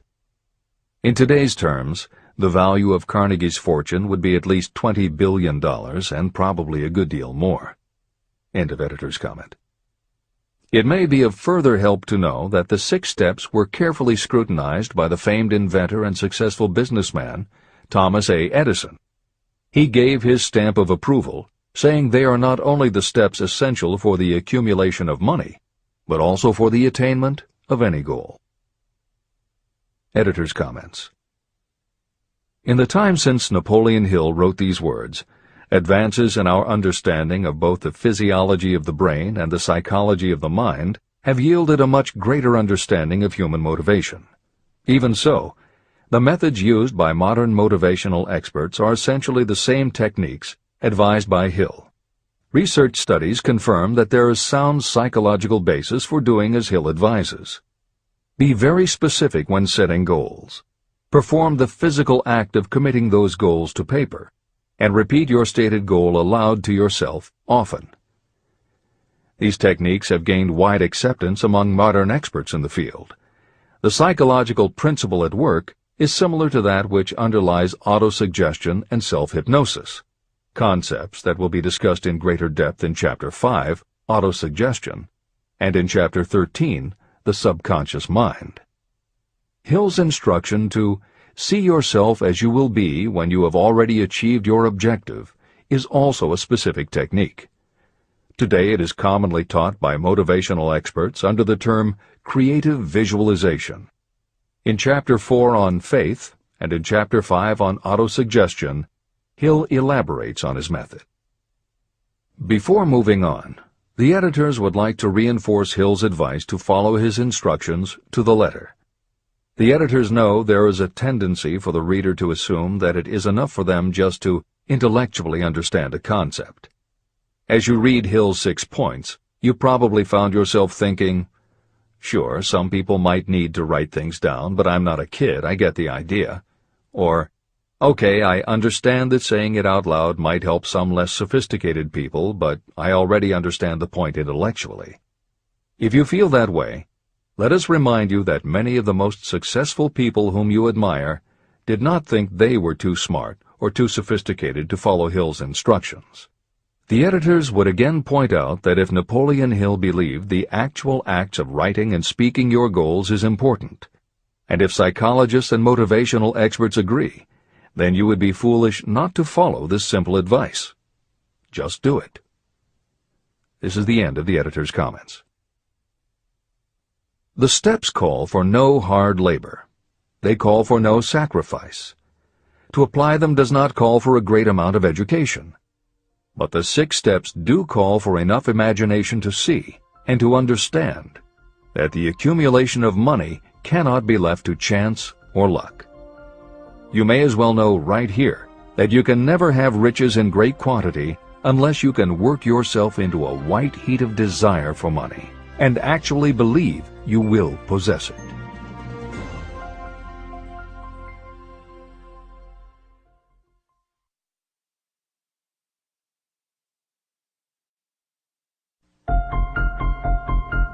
The power of great dreams. If you are in this race for riches, you should be encouraged by the following truth. The world in which we live is demanding new ideas, new ways of doing things, new leaders, new inventions, and new methods, styles, versions, and variations of everything all the time. Behind all this demand for new and better things, there is one quality that you must possess to win, and that is definiteness of purpose, the knowledge of what you want, and a burning desire to possess it. If you truly desire riches, remember that the real leaders of the world have always been people who harnessed and put into practical use the intangible, unseen forces of opportunity. Leaders are the people who convert those opportunities into cities, skyscrapers, factories, transportation, entertainment, and every form of convenience that makes things easier, faster, better, or just make life more pleasant. In planning to acquire your share of the riches, don't let anyone put you down for being a dreamer. To win the big stakes in this changing world, you must catch the spirit of the great pioneers, whose dreams have given to civilization all that it has of value. It is that spirit which serves as the lifeblood of our own country, your opportunity and mine to develop and market our talents. A burning desire to be and to do is the starting point from which the dreamer must take off. Dreams are not born of indifference, laziness, or lack of ambition. If the thing you wish to do is right, and you believe in it, go ahead and do it. Never mind what they say if you meet with temporary defeat. They do not know that every failure brings with it the seed of an equivalent success. Marconi dreamed of a system for sending sound from one place to another without the use of wires. It may interest you to know that Marconi's friends had him taken into custody and examined in a psychiatric hospital when he announced he had discovered a principle by which he could send messages through the air. Evidence that he did not dream in vain may be found in every radio and television set, cellular phone, communication satellite, and every other wireless device in the world. Fortunately, the dreamers of today fare better. Today, your world is filled with an abundance of opportunity that the dreamers of the past never knew. If you doubt this is true, if you are feeling crushed because of a recent failure, you are about to learn how your failure can be your most valuable asset. Almost everyone who succeeds in life gets off to a bad start and passes through many heartbreaking struggles before they arrive. The turning point in the lives of those who succeed usually comes at the moment of some crisis through which they are introduced to their other selves. Editor's comments. Napoleon Hill's concept of the other self is mentioned elsewhere in Think and Grow Rich, but he does not comment on it extensively. The following elaboration is taken from his later writings. You've been thinking about your losses to the exclusion of everything else. The more you concentrate on them, the more you attract other losses. Stop thinking about them, and make up your mind that you are going to benefit from your experience. Whatever personal obstacles you face, you must start getting to know that side of your personality that knows no obstacles, that recognizes no defeats. Cultivate a friendship with the other you, so no matter what you're doing, you are allied with someone who shares your goals. All the philosophy and advice about persuading others will be much more useful to you if you practice it yourself. This is the end of the editor's comment. Sidney Porter discovered the genius that slept within his brain only after he had met with great misfortune. He was found guilty of embezzlement and confined to a prison cell in Columbus, Ohio, and it was there that he became acquainted with his other self. He began to write short stories. Then, while locked in his cell, he began to sell those stories to magazines under the pen name O. Henry. Through the use of his imagination, he discovered himself to be a great author instead of a miserable criminal and outcast. By the time he was released from prison, O. Henry was the most popular short story writer in the country. Editor's comments. More recently, in another prison, another kind of writer met his other self, and country music gained one of its most talented songwriters and biggest stars. As a kid, Merle Haggard's family home was a converted boxcar in Bakersfield, California. After his father died when Merle was 9, more often than not, home for young Merle was a series of juvenile detention centers. At 16, he quit school, and for the next 4 years the only mark Merle Haggard made in the world was a rap sheet for stolen cars, burglaries, and bogus checks. By the age of 20, he was serving time in San Quentin and gaining a reputation as a hard-case con. Then he met his other self. Inspired by a concert Johnny Cash played for the inmates, plus conversations with men on death row and the time he spent in solitary confinement, Haggard learned that he had another self, and that self had something to say through his music. When he got out of solitary, Haggard asked for the hardest job the prison had to offer. He enrolled in night school courses at the prison, straightened himself out, and won his parole after 2.5 years. He went back to Bakersfield and dug ditches during the day so he could polish his songwriting and performing at night. Within 3 years, he had a recording contract. Within 5 years, he had his first top 10 hit, and has since gone on to become one of the most influential voices in modern country music. This is the end of the editor's comments. Thomas Edison dreamed of a lamp that could be operated by electricity. and he began where he stood to put his dream into action. He failed more than 10,000 times. Despite his failures, he stood by that dream until finally he was driven to the discovery of the genius that slept within his brain. Editor's comments.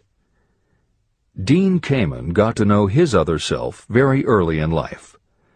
While he was a teenager, Kamen started his own company, building and selling control systems for automated sound and light shows. He was still in high school when he got the contract to automate the Times Square New Year's Eve ball. Though he went on to attend university, he never bothered to graduate because he was too busy working on something he called auto syringe, the first wearable infusion pump for administering drug therapies. His invention was hailed as a medical landmark, as were many of his other breakthroughs, which include a revolutionary kidney dialysis machine, an insulin pump for diabetics, an improved stent used for heart patients, and more than 150 other devices he has patented. One day, seeing the difficulty a man in a wheelchair was having getting up a curb, Kamen set his mind to creating a device that would liberate people confined to wheelchairs. The result is the iBot, a revolutionary wheel device that uses computers and a system of stabilizing gyroscopes that imitate the working of the human body. It not only goes over curbs, but it will even go up and down stairs, travel over almost any kind of rough ground, and will allow the user to raise themselves eye to eye with a standing person. And it does it all without the user having to get out of the device or needing anyone's assistance. In 2001, Kamen hit the front pages when he introduced the Segway, a one-person people mover based on his iBot technology. It's a two-wheel scooter-like device that zips and zooms forward, backward, left, right, and comes to a stop without the rider doing anything more than barely shifting his or her body. It is so sensitive that it is almost as though it obeys the user's thoughts. The Segway may be a world-changing invention, with possible applications for work and travel that stagger the imagination. As this is being written, the Segway is already being used to navigate large warehouses and is being tested by police departments and postal employees. While traffic cops and City Hall wrangle over whether the Segway belongs on the sidewalk or the road, Dean Kamen is dreaming a new dream. This time, the dream is an invention that may literally bring light to some of the darkest corners of the earth. Kamen has developed a non-polluting electric generator that can use almost anything as fuel. But here's the extraordinary part. He has created a revolutionary closed system so that the engine's heat is used to purify 10 gallons of drinkable water every hour. This amazing invention could bring safe drinking water to parts of the world where contaminated water kills millions, and at the same time, it will provide a source of cheap, reliable electric power. Dean Kamen is not some academic hidden in a lab somewhere. Kamen is an inventor. But like Thomas Edison, he is also an entrepreneur and businessman, creating and marketing devices that are changing the public perception of what an inventor is. This is the end of the editor's comments. Henry Ford, poor and uneducated, dreamed of a horseless carriage. He went to work with what tools he possessed without waiting for opportunity to favor him, and now evidence of his dream belts the entire earth. He put more wheels into operation than any man who ever lived, because he was not afraid to back his dreams. Editor's comments. Stephen Jobs and Steve Wozniak, two university dropouts, dreamed of making and selling computers that the average person could use. Like Ford, working with the tools they possessed, they built the first Apple computer in the Jobs family garage. And like Ford, they weren't afraid to back their dreams. After showing their prototype to a local retailer, they got an order for 25 machines. Jobs sold his Volkswagen, and Woz sold his expensive Hewlett-Packard scientific calculator to raise $1,300 to start their new company. They took the money, convinced the local electronics suppliers to grant them a line of credit, and started production of the Apple I. they revolutionized the computer hardware and software industry. Released in 1976 and priced at $666, the Apple I earned them $774,000. 2 years later, they introduced the Apple II, which in the next 3 years earned $140 million. In 1980, Apple went public, and after the first day of trading, the company had a market value of $1.2 billion. Wozniak left the company in 1981, but Jobs pushed through the development of the Macintosh in 1984. In 1985, Jobs left too, but in 1998 he came back to Apple to revitalize the floundering company with the creation of the iMac computers, the animation company Pixar, the iPod, and iTunes. In presenting stories of contemporary successes, the editors have followed Hill's style of using real people to illustrate the principles of success. But Napoleon Hill was granted a rare privilege. Unlike anyone before or after, he had the opportunity to personally meet the most powerful and successful people and learn firsthand the dreams that inspired them, the obstacles that confronted them, and how they found the courage within themselves to overcome their failures. Hill met many of the inventors and the empire builders who laid the foundations of 20th century American industry while they were still news, not history. Then, for more than 25 years, he studied the habits and learned the secrets of the next generations who built on the foundations, forged new industries, devised new systems, and dreamed new dreams. It was only because Hill was given such unprecedented access over such a long period that he was able to compare, contrast, analyze, and then formulate a philosophy of achievement based on the real stories of real people who had used these techniques to create their success. Think and Grow Rich revolutionized self-help writing, and to this day is the standard against which all motivational literature is measured.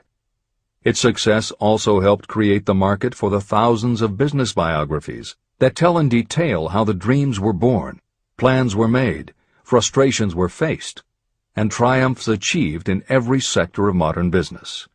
And because this wealth of information is now available, with little more than the click of a mouse, you can read, hear, or watch today's greatest entrepreneurs and most successful CEOs confirming in their own words the basic truth behind every one of the principles Napoleon Hill explains in this book. The products or services they sell may be different, but the story of their success is the same. Dreams, followed by failures, followed by lessons learned, then success.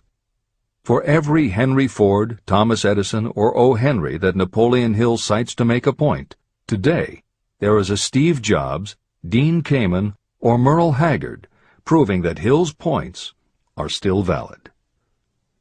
This is the end of the editor's comments. There is a difference between wishing for a thing and being ready to receive it.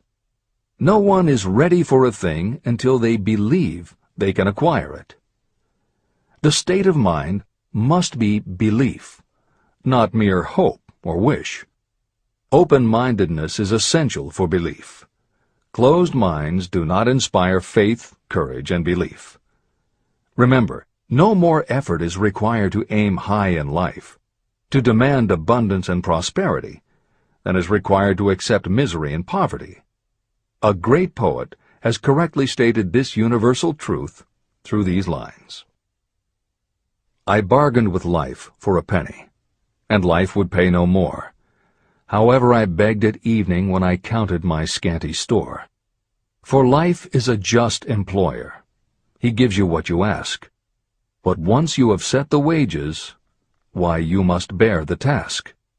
I worked for a menial's hire, only to learn dismayed that any wage I had asked of life, life would have willingly paid.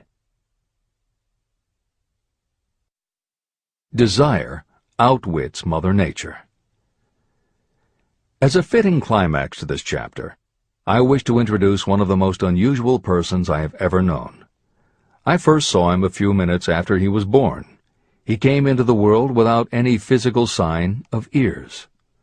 When pressed for an opinion, the doctor concluded that the child might be deaf and mute for life. I challenged that doctor's opinion. I had the right to do so. I was the child's father. I, too, reached a decision. But I expressed my opinion silently, in the secrecy of my own heart. In my own mind, I knew that my son would hear and speak. How? I was sure there must be a way, and I knew I would find it. I thought of the words of the immortal Emerson. The whole course of things goes to teach us faith. We need only obey.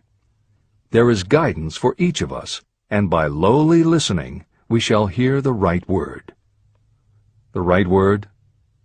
Desire. More than anything else, I desired that my son should not be deaf and unable to speak. From that desire, I never receded, not for a second. What could I do about it? Somehow, I would find a way to transplant into that child's mind my own burning desire for ways and means of conveying sound to his brain without the aid of ears. As soon as the child was old enough to cooperate, I would fill his mind so completely with a burning desire to hear that nature would, by methods of her own, translate it into physical reality. All this thinking took place in my own mind, but I spoke of it to no one. Every day I renewed the pledge I had made to myself that my son should not be deaf. As he grew older and began to take notice of things around him, we observed that he had a slight degree of hearing. When he reached the age when children usually begin talking, he made no attempt to speak, but we could tell by his actions that he could hear certain sounds slightly. That was all I needed to know. I was convinced that if he could hear, even slightly, he might develop still greater hearing capacity. Then something happened that gave me hope. It came from an entirely unexpected source. We bought a phonograph. When the child heard the music for the first time, he went into ecstasies. He promptly appropriated the machine. On one occasion, he played a record over and over for almost 2 hours, standing in front of the phonograph with his teeth clamped on the edge of the case. The significance of this did not become clear to us until years afterward. At the time, we had never heard of the principle of bone conduction of sound. Shortly after he appropriated the phonograph, I discovered that he could hear me quite clearly when I spoke with my lips touching his mastoid bone at the base of the skull. Having determined that he could hear the sound of my voice plainly, I began immediately to transfer to his mind the desire to hear and speak. When I discovered that my son enjoyed bedtime stories, I went to work creating stories designed to develop in him self-reliance, imagination, and a strong desire to hear. There was one storyline in particular that I emphasized over and over. Every time I told it, I gave it some new and dramatic coloring. These stories were designed to plant in his mind the thought that his affliction was not a liability, but an asset of great value. As a result of my studies and personal experience, I firmly believe that every adversity brings with it the seed of an equivalent advantage. However, despite my beliefs, I must confess that I did not have the slightest idea how this disability could ever become an asset. He won a new world with 6 cents. As I analyze the experience in retrospect, I can see now that my son's faith in me had much to do with the astounding results. He did not question anything I told him. I sold him on the idea that he had a distinct advantage over his older brother, and that this advantage would reflect itself in many ways. For example, the teachers in school would observe that he had no ears, and because of this they would show him special attention and treat him with extraordinary kindness. And they always did. I also sold him on the idea that when he became old enough to sell newspapers, his older brother had already become a newspaper merchant, he would have a big advantage over his brother. My reasoning was that people would pay him extra money for his wares because they could see that he was a bright, industrious boy, despite the fact that he had no ears. When he was about 7, he showed the first evidence that my method of stimulating his mind was bearing fruit. For several months he begged for the privilege of selling newspapers, but his mother would not give the project her consent. Finally, he took matters in his own hands. One afternoon, when he was left at home with the staff, he climbed through the kitchen window, shinnied to the ground, and set out on his own.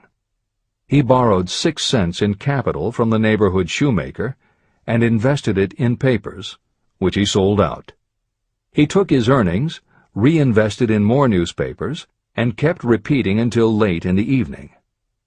After balancing his accounts and paying back the 6 cents he had borrowed from his banker, he had a net profit of 42 cents.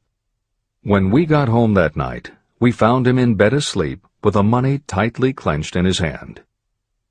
His mother opened his hand, removed the coins, and cried.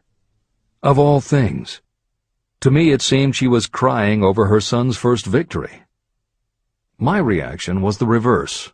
I laughed, for I knew that my endeavor to plant in my son's mind an attitude of faith in himself had been successful. His mother saw in his first business venture a little deaf boy who had gone out in the streets and risked his life to earn money. I saw a brave, ambitious, self-reliant little businessman whose stock in himself had been increased 100%. He had gone into business on his own initiative and had won. I was not only pleased, I was impressed. He had clearly demonstrated the first signs of a resourcefulness that would go with him all through life. The little deaf boy went through grade school, high school, and college without being able to hear his teachers, except when they shouted loudly at close range. He did not go to a school for the deaf, and we did not use sign language. We were determined that he should live like any other boy who could hear and speak. We stood by that decision, although it cost us many heated debates with school officials. While he was in high school, he tried an electronic hearing aid, but it was of no value to him. During his last week in college, something happened that marked the most important turning point of his life. Through what seemed to be mere chance, he came into possession of another electronic hearing device, which was sent to him on trial. He was slow about testing it, due to his disappointment with a similar device. Finally, he picked it up carelessly, placed it on his head, and hooked up the battery. Suddenly, as if by magic, his lifelong desire for normal hearing became a reality. For the first time in his life, he heard practically as well as any person with normal hearing. Overjoyed because of the changed world that had been brought to him, he rushed to the telephone, called his mother, and heard her voice perfectly. The next day, for the first time in his life, he plainly heard the voices of his professors in class. For the first time in his life, he could converse freely with other people without them having to speak loudly. Truly, he had come into possession of a changed world. His desire was finally paying dividends. But the victory was not yet complete. He still had to find a definite and practical way to convert his disability into an equivalent asset. Thought that works miracles. Intoxicated with the joy of his newly discovered world of sound, he wrote a letter to the manufacturer of the hearing aid, enthusiastically describing his experience. Something in his letter prompted the company to invite him to New York. He was escorted through the factory, and while talking with the chief engineer, telling him about his changed world, a hunch, an idea, or an inspiration, call it what you wish, flashed into his mind. It was this impulse of thought that converted his disability into an asset destined to pay dividends in both money and happiness to thousands for all time to come. The sum and substance of that impulse was this. It occurred to him that he might be of help to the millions of people who go through life without the benefit of hearing devices, if he could find a way to tell them the story of his changed world. For an entire month, he carried out intensive research, during which he analyzed the entire marketing system of the manufacturer of the hearing device. Then he created a plan for reaching out to other hearing-impaired people all over the world, to share with them his newly discovered changed world. When this was done, he put in writing a 2-year plan based upon his findings. When he presented the plan to the company, he was instantly given a position for the purpose of carrying out his ambition. Little did he dream when he went to work that he was destined to bring hope and practical relief to thousands of people who, without his help, would have been limited forever by deafness. There's no doubt in my mind that Blair would have been deaf and unable to speak all his life if his mother and I had not managed to shape his mind as we did. When I planted in his mind the desire to hear and talk and live as other people, there went with that impulse some strange influence that caused nature to become bridge builder and span the gulf of silence between his brain and the outer world. Truly, a burning desire has devious ways of transmuting itself into its physical equivalent. Blair desired normal hearing. Now he has it. He was born with a condition that in those days might easily have sent a person with a less defined desire to the street with a bundle of pencils and a tin cup. The little white lie I planted in his mind when he was a child, by leading him to believe his impaired hearing would become a great asset, has justified itself. I am convinced it is a fact that there is nothing, right or wrong, that belief plus burning desire cannot make real. These qualities are free to everyone. Editor's comments. As Napoleon Hill was finishing this chapter on desire, it was reported that the famed opera singer Madame Schumann-Heink had died. A passage in her obituary struck Hill as being so appropriate to the subject of this chapter that he was moved to comment as follows. End of editor's comment. One short paragraph in the newspaper story about the famed opera singer Madame Schumann-Heink gives the clue to this unusual woman's stupendous success. I quote the paragraph because the clue it contains is none other than desire. Early in her career, Madame Schumann-Heink visited the director of the Vienna Court Opera to have him test her voice. But he did not test it. After taking one look at the awkward and poorly dressed girl, he exclaimed, none too gently, "With such a face, and with no personality at all, how can you ever expect to succeed in opera? My good child, give up the idea. Buy a sewing machine and go to work. You can never be a singer." Never is a long time. The director of the Vienna Court Opera may have known much about the technique of singing, but he knew little about the power of desire when it assumes the proportion of an obsession. If he had known more of that power, he would not have made the mistake of condemning genius without giving it an opportunity. Editor's comments. Although few readers of this edition will be familiar with Madame Schumann-Heink, every reader knows a half-dozen similar stories. It is true for every generation and every kind of music. At some time, even the biggest stars were failures. At some time, someone told them they weren't good enough. But every one of those times that they failed, their desire was bigger than their failure. That is why you know their stories. And it's also why you've never heard about the thousands of other performers who were also told they weren't good enough. The ones you've never heard of are the ones whose desire wasn't big enough.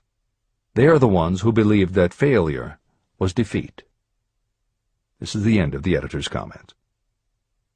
Several years ago, one of my business associates became ill. He became worse as time went on, and finally was taken to the hospital for an operation. The doctor warned me that there was little, if any, chance of my ever seeing him alive again. But that was the doctor's opinion. It was not the opinion of the patient. Just before he was wheeled away, he whispered to me, "Do not be disturbed, Chief. I will be out of here in a few days." The attending nurse looked at me with pity. But the patient did come through safely. After it was all over, his physician said, nothing but his own desire to live saved him. He never would have pulled through if he had not refused to accept the possibility of death. Editor's comments. By the 1980s, the phenomenon that Napoleon Hill wrote about in the preceding paragraph was embraced by a growing segment of the population. Among the adherents were numerous medical professionals who incorporated the concept under the term the body-mind connection. And by the turn of the 21st century, the belief that the mind can manifest physical changes in the body had become a part of mainstream medical practice. In Chapter 5, Autosuggestion, you will find further comment on the medical aspects of having a burning desire. This is the end of the editor's comment. I believe in the power of desire backed by faith in yourself, because I have seen this power lift people from lowly beginnings to places of power and wealth. I have seen it rob the grave of its victims. I have seen it serve as the medium by which people staged a comeback after having been defeated in 100 different ways. And I have seen it provide my own son with a normal, happy, successful life, despite nature's having sent him into the world without ears. How can you harness and use the power of desire? The first part of the answer is in the technique at the beginning of this chapter. You will learn more about it in the next and subsequent chapters of this book. Through some strange and powerful principle, nature wraps up in the impulse of strong desire that something that recognizes no such word as impossible, and accepts no such reality as failure. There are no limitations to the mind except those we acknowledge. Chapter 4. Faith in your ability. Visualization of and belief in attainment of desire. The second step toward riches. Faith is the head chemist of the mind. When faith is blended with thought, the subconscious mind instantly picks up the vibration. The subconscious then translates it and transmits it to infinite intelligence. The emotions of faith, love, and sex are the most powerful of all the major positive emotions. When the three are blended, they have the effect of coloring thought in such a way that it instantly reaches the subconscious mind. There, it is changed into a form that induces a response from infinite intelligence. Editor's comments. In the preceding paragraph, Napoleon Hill uses two terms, faith and infinite intelligence, both of which may convey to the reader a religious connotation that Hill did not intend. The following will define the meaning of the words as Hill uses them in the following chapter. In modern usage, the word faith has become almost interchangeable with religious belief, which is not the way Hill uses the word. Faith, as it is used here, means having confidence, trust, and an absolute unwavering belief that you can do something. And in order for you to have faith in yourself as Hill means it, it has to be true on a subconscious level. If you have a nagging doubt in the back of your mind, or if you are just going through the motions of pretending you believe, it won't work, because your subconscious will know your doubts. Unless you have absolute total confidence, unless you are convinced without question, then you don't have faith. Hill uses the term infinite intelligence to identify that part of the human mind and thinking process that produces hunches, flashes of insight, and leaps of logic. Hill's concept has similarities to what psychologist Carl Jung called the collective unconscious. And on another level, it is very close to what contemporary psychologists refer to as working in the flow state, or being in the zone. Infinite intelligence is discussed in greater depth in later chapters. Hill also uses another term, the subconscious mind, that should be commented on before the reader proceeds with this chapter. Although there are differing schools of thought, in general modern psychology developed from the pioneering work of Sigmund Freud and Carl Jung. Each believed that the human mind operates on both a conscious and an unconscious level, but they differed on the role the subconscious plays and the way it influences attitude and action. Through his own research and studies, Napoleon Hill developed a theory of the conscious and subconscious that is closest to the Jungian view. The following briefly describes the basis of Hill's view. The conscious mind. Your conscious mind receives information through the five senses of sight, smell, taste, hearing, and touch. Your conscious mind keeps track of what you need for thinking and operating, and it filters out what you don't need. Your conscious mind, and what your memory retains, is the intelligence with which you normally think, reason, and plan. The subconscious mind. Your subconscious has access to all the same information your conscious mind receives, but it doesn't reason the way your conscious mind does. It takes everything literally. It doesn't make value judgments. It does not filter, and it does not forget. You cannot command your conscious mind to reach out and dip into your subconscious mind. However, under certain circumstances, all those forgotten facts and ideas that are always there in your subconscious can, if they are firmly rooted, influence your conscious attitudes and actions. This is the end of the editor's comments. How to develop faith. The following statement is very important in understanding the importance of autosuggestion in the transmutation of desire into its physical or monetary equivalent, namely, faith is a state of mind that may be induced or created by affirmation or repeated instructions to the subconscious mind through the principle of autosuggestion.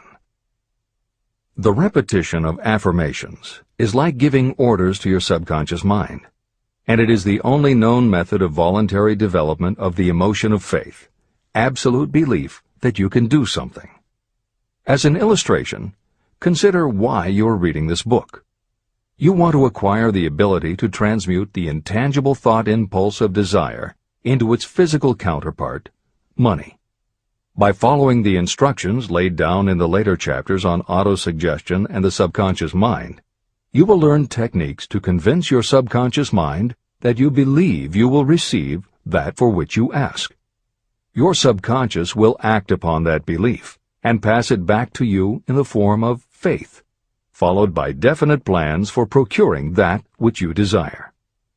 Faith in yourself and your abilities is a state of mind that you will be able to develop at will after you have mastered the 13 principles in this book. This is true because faith is a state of mind that will develop naturally within you when you use and apply these principles. The emotions, or the feeling portion of thoughts, are what give your thoughts vitality, life, and action. The emotions of faith, love, and sex, when mixed with any thought impulse, give it even greater action.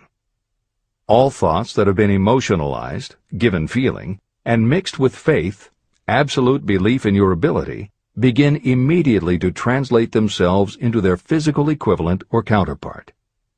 However, this is not only true of thought impulses that have been mixed with faith, but it is true with any emotion, including negative emotions. What this means is that the subconscious mind will translate into its physical equivalent a thought impulse of a negative or destructive nature, just as readily as it will act upon thought impulses of a positive or constructive nature. The following statement made by a noted criminologist illustrates the point. When men first come into contact with crime, they abhor it. If they remain in contact with crime for a time, they become accustomed to it and endure it. If they remain in contact with it long enough, they finally embrace it and become influenced by it. This is the equivalent of saying that a negative impulse of thought that is repeatedly passed on to the subconscious mind often enough is finally accepted and acted upon by the subconscious mind. The subconscious then proceeds to translate that impulse into its physical equivalent by the most practical procedure available. This also accounts for the strange phenomenon that so many millions of people experience, referred to as bad luck. There are millions of people who believe themselves doomed to poverty and failure because of some strange force they call bad luck, over which they believe they have no control. But the truth is that they are the creators of their own misfortunes, because this negative belief in bad luck is picked up by the subconscious mind and translated into its physical equivalent. Your belief, or faith, is the element that will determine the action of your subconscious mind. Once again, let me stress that you will benefit by passing on to your subconscious mind any desire that you wish translated into its physical or monetary equivalent in a state of expectancy or belief that the transmutation will actually take place. The subconscious mind will transmute into its physical equivalent, by the most direct and practical way available, any order that is given to it in a state of belief or faith that the order will be carried out. At this point, it should also be noted that because of the way that the subconscious operates, there is nothing to stop you from deceiving your subconscious mind when giving it instructions through autosuggestion. That is what I did when I deceived my son's subconscious mind. To make this deception more realistic, when you call upon your subconscious mind, you must conduct yourself just as you would if you were already in possession of the material thing that you are demanding. Editor's comments. It is an axiom of contemporary motivation theory that the subconscious mind cannot distinguish between what is real and what is vividly imagined. One of the most frequently cited studies supporting this concept was done with a group of basketball players. The players were divided into 3 teams, and the players on each team were tested on their ability to make free throws. The teams were then separated for a period of time, and each team was given instructions which they were told would improve their abilities. One team was instructed to practice making baskets on a daily basis. The second team was instructed not to practice during the period and not to even think about basketball. The third team was also instructed not to practice during the period, but instead the members were told to spend their daily practice time visualizing in detail the process of making baskets. At the end of the experiment, the teams were again tested. The team that rested showed a decrease in ability. The team that practiced showed a marked increase in ability. And the team that didn't practice but visualized making baskets showed an increase in ability almost equal to those who had practiced daily. As Hill says, you can deceive your subconscious through autosuggestion. If you convincingly plant an idea in your subconscious will accept and work with the idea as though it were a fact. But the key word is convincingly. If you try to send a message to your subconscious, but in the back of your mind you have a nagging doubt whether it will work, your subconscious will pick that up also. You will have sent mixed messages that cancel each other out. That is why Hill stresses the importance of doing it with faith.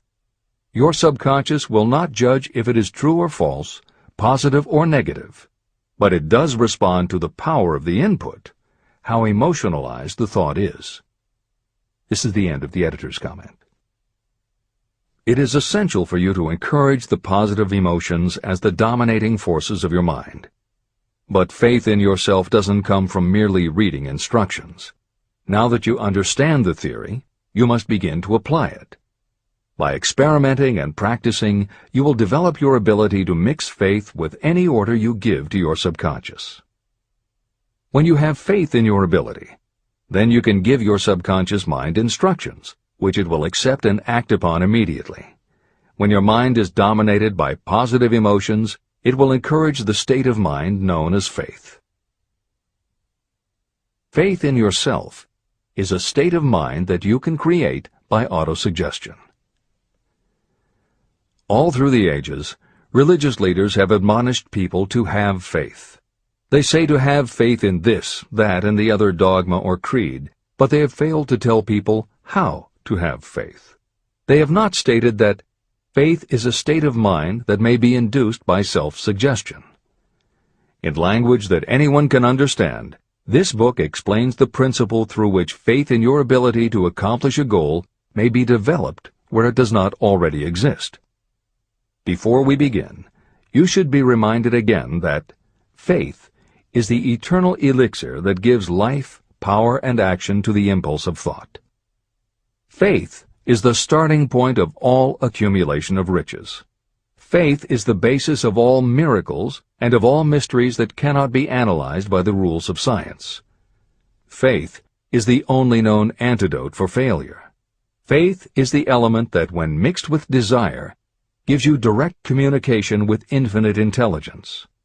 Faith is the element that transforms the ordinary vibration of thought created by the human mind into the spiritual equivalent. Faith is the only way the force of infinite intelligence can be harnessed and used. The magic of self-suggestion. It is a fact that you will come to believe whatever you repeat to yourself, whether the statement is true or false.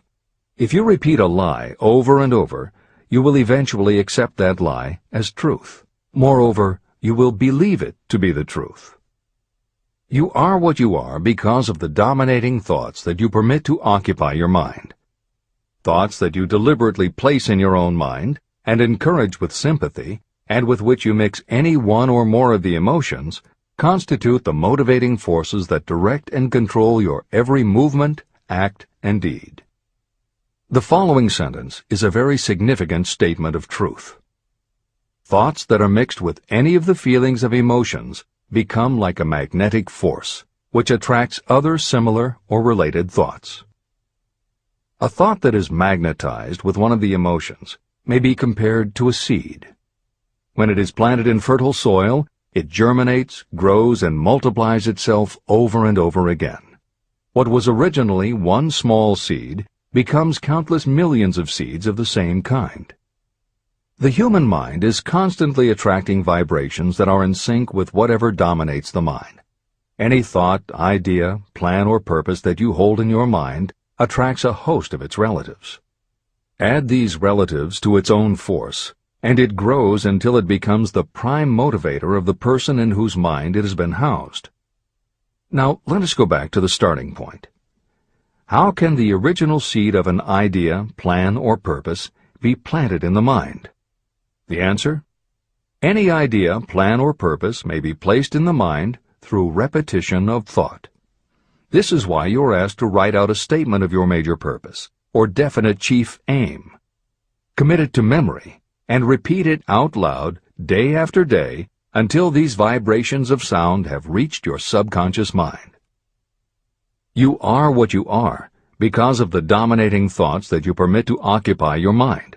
If you choose to, you can throw off any bad influences from your past and build your own life the way you want it to be. For instance, by taking inventory of your mental assets and liabilities, you might discover that your greatest weakness is lack of self-confidence.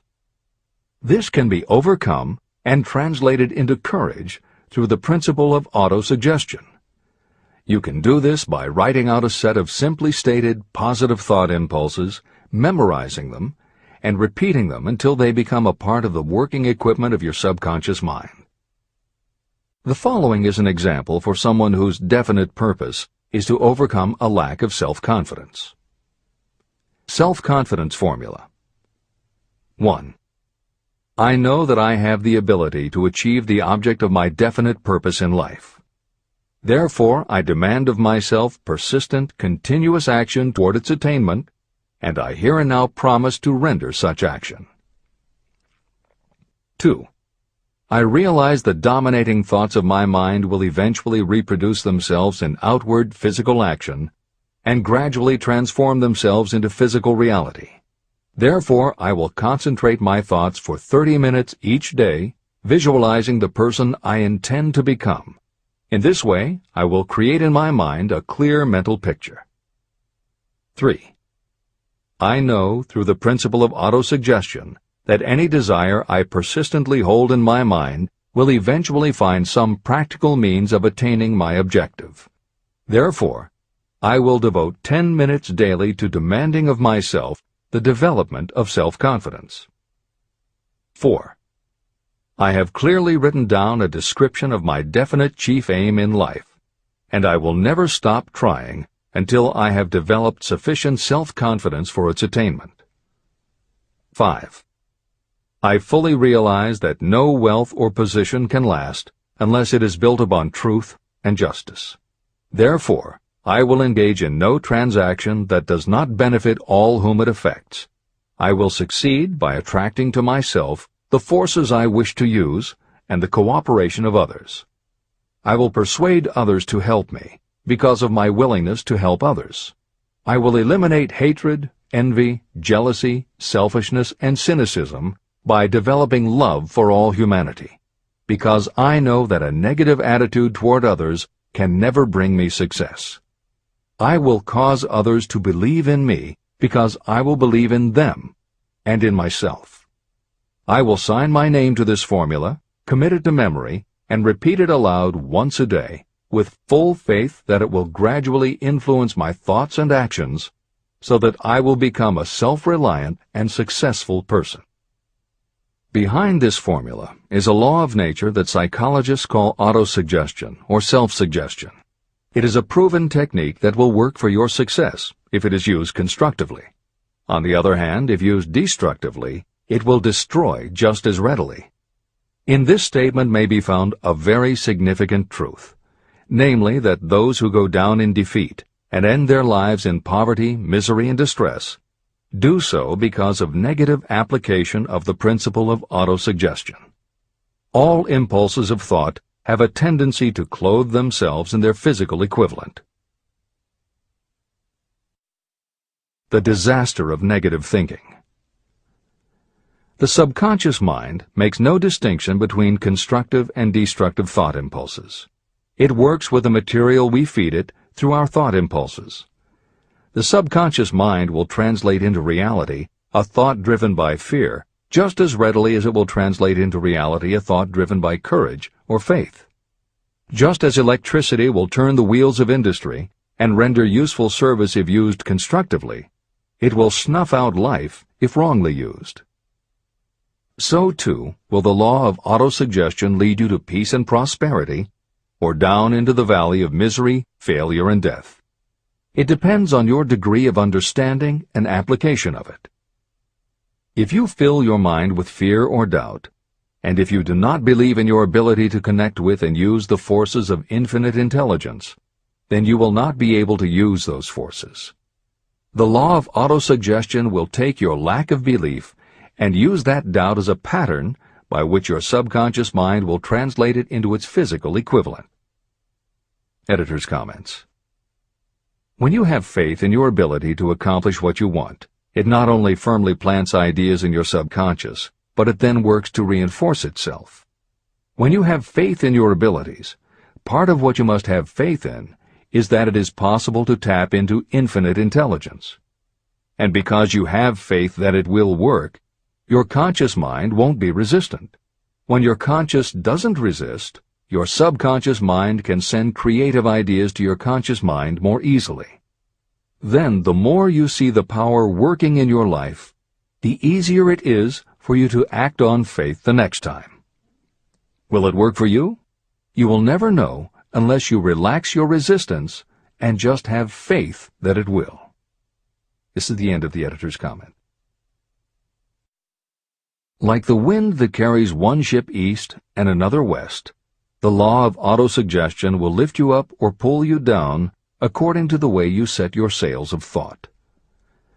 The law of autosuggestion, through which any person may rise to altitudes of achievement that stagger the imagination, is well described in the following verse. Observe the words that have been emphasized, and you will catch the deep meaning that the poet had in mind. If you think you are beaten, you are. If you think you dare not, you don't. If you like to win, but you think you can't, it is almost certain you won't. If you think you'll lose, you're lost. For out in the world we find, success begins with a fellow's will. It's all in the state of mind. If you think you are outclassed, you are. You've got to think high to rise. You've got to be sure of yourself before you can ever win a prize. Life's battles don't always go to the stronger or faster man, but soon or late the man who wins is the man who thinks he can. Editor's comments.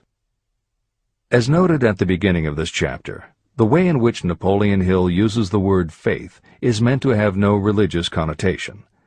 However, it would be impossible for Hill to write this chapter without acknowledging the power of religious faith.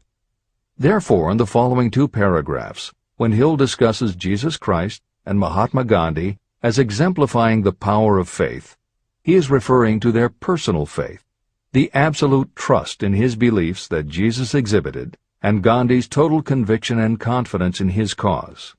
In this way, they perfectly exemplify thought impulse mixed with faith. This is the end of the editor's comment. If you wish evidence of the power of faith, study the achievements of men and women who have employed it. At the head of the list comes the Nazarene.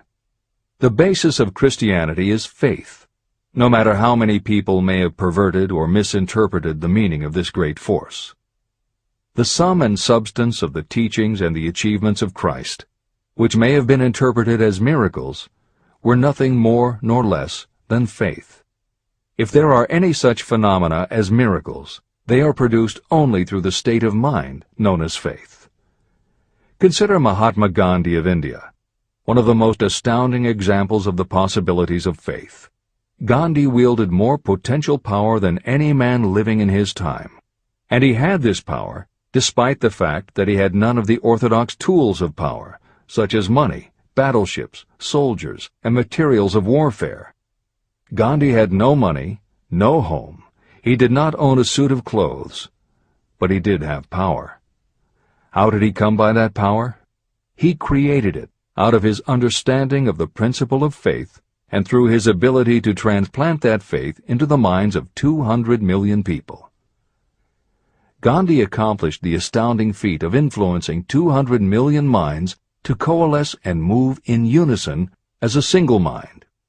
What other force on earth, except faith, could do as much? How an idea built a fortune. Editor's comment. Although the following story is not exclusively about faith, and it makes no mention of autosuggestion or the subconscious mind, Napoleon Hill included it at this point in every edition of Think and Grow Rich. In fact, as Hill says, this story illustrates at least 6 of the 13 principles of success, but faith is at the center of it. If the central figure, Charles M. Schwab, had not mixed his big idea with absolute unwavering faith that he could pull it off, the whole history of American business would have been different. This is the end of the editor's comment.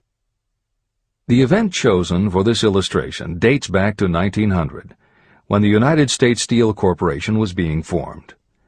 As you read the story, keep in mind the following fundamental facts and you will understand how ideas have been converted into huge fortunes. First, the United States Steel Corporation was born in the mind of Charles M. Schwab in the form of an idea he created through his imagination. Second, he mixed faith with his idea. Third, he formulated a plan for the transformation of his idea into physical and financial reality. Fourth, he put his plan into action with his famous speech at the University Club.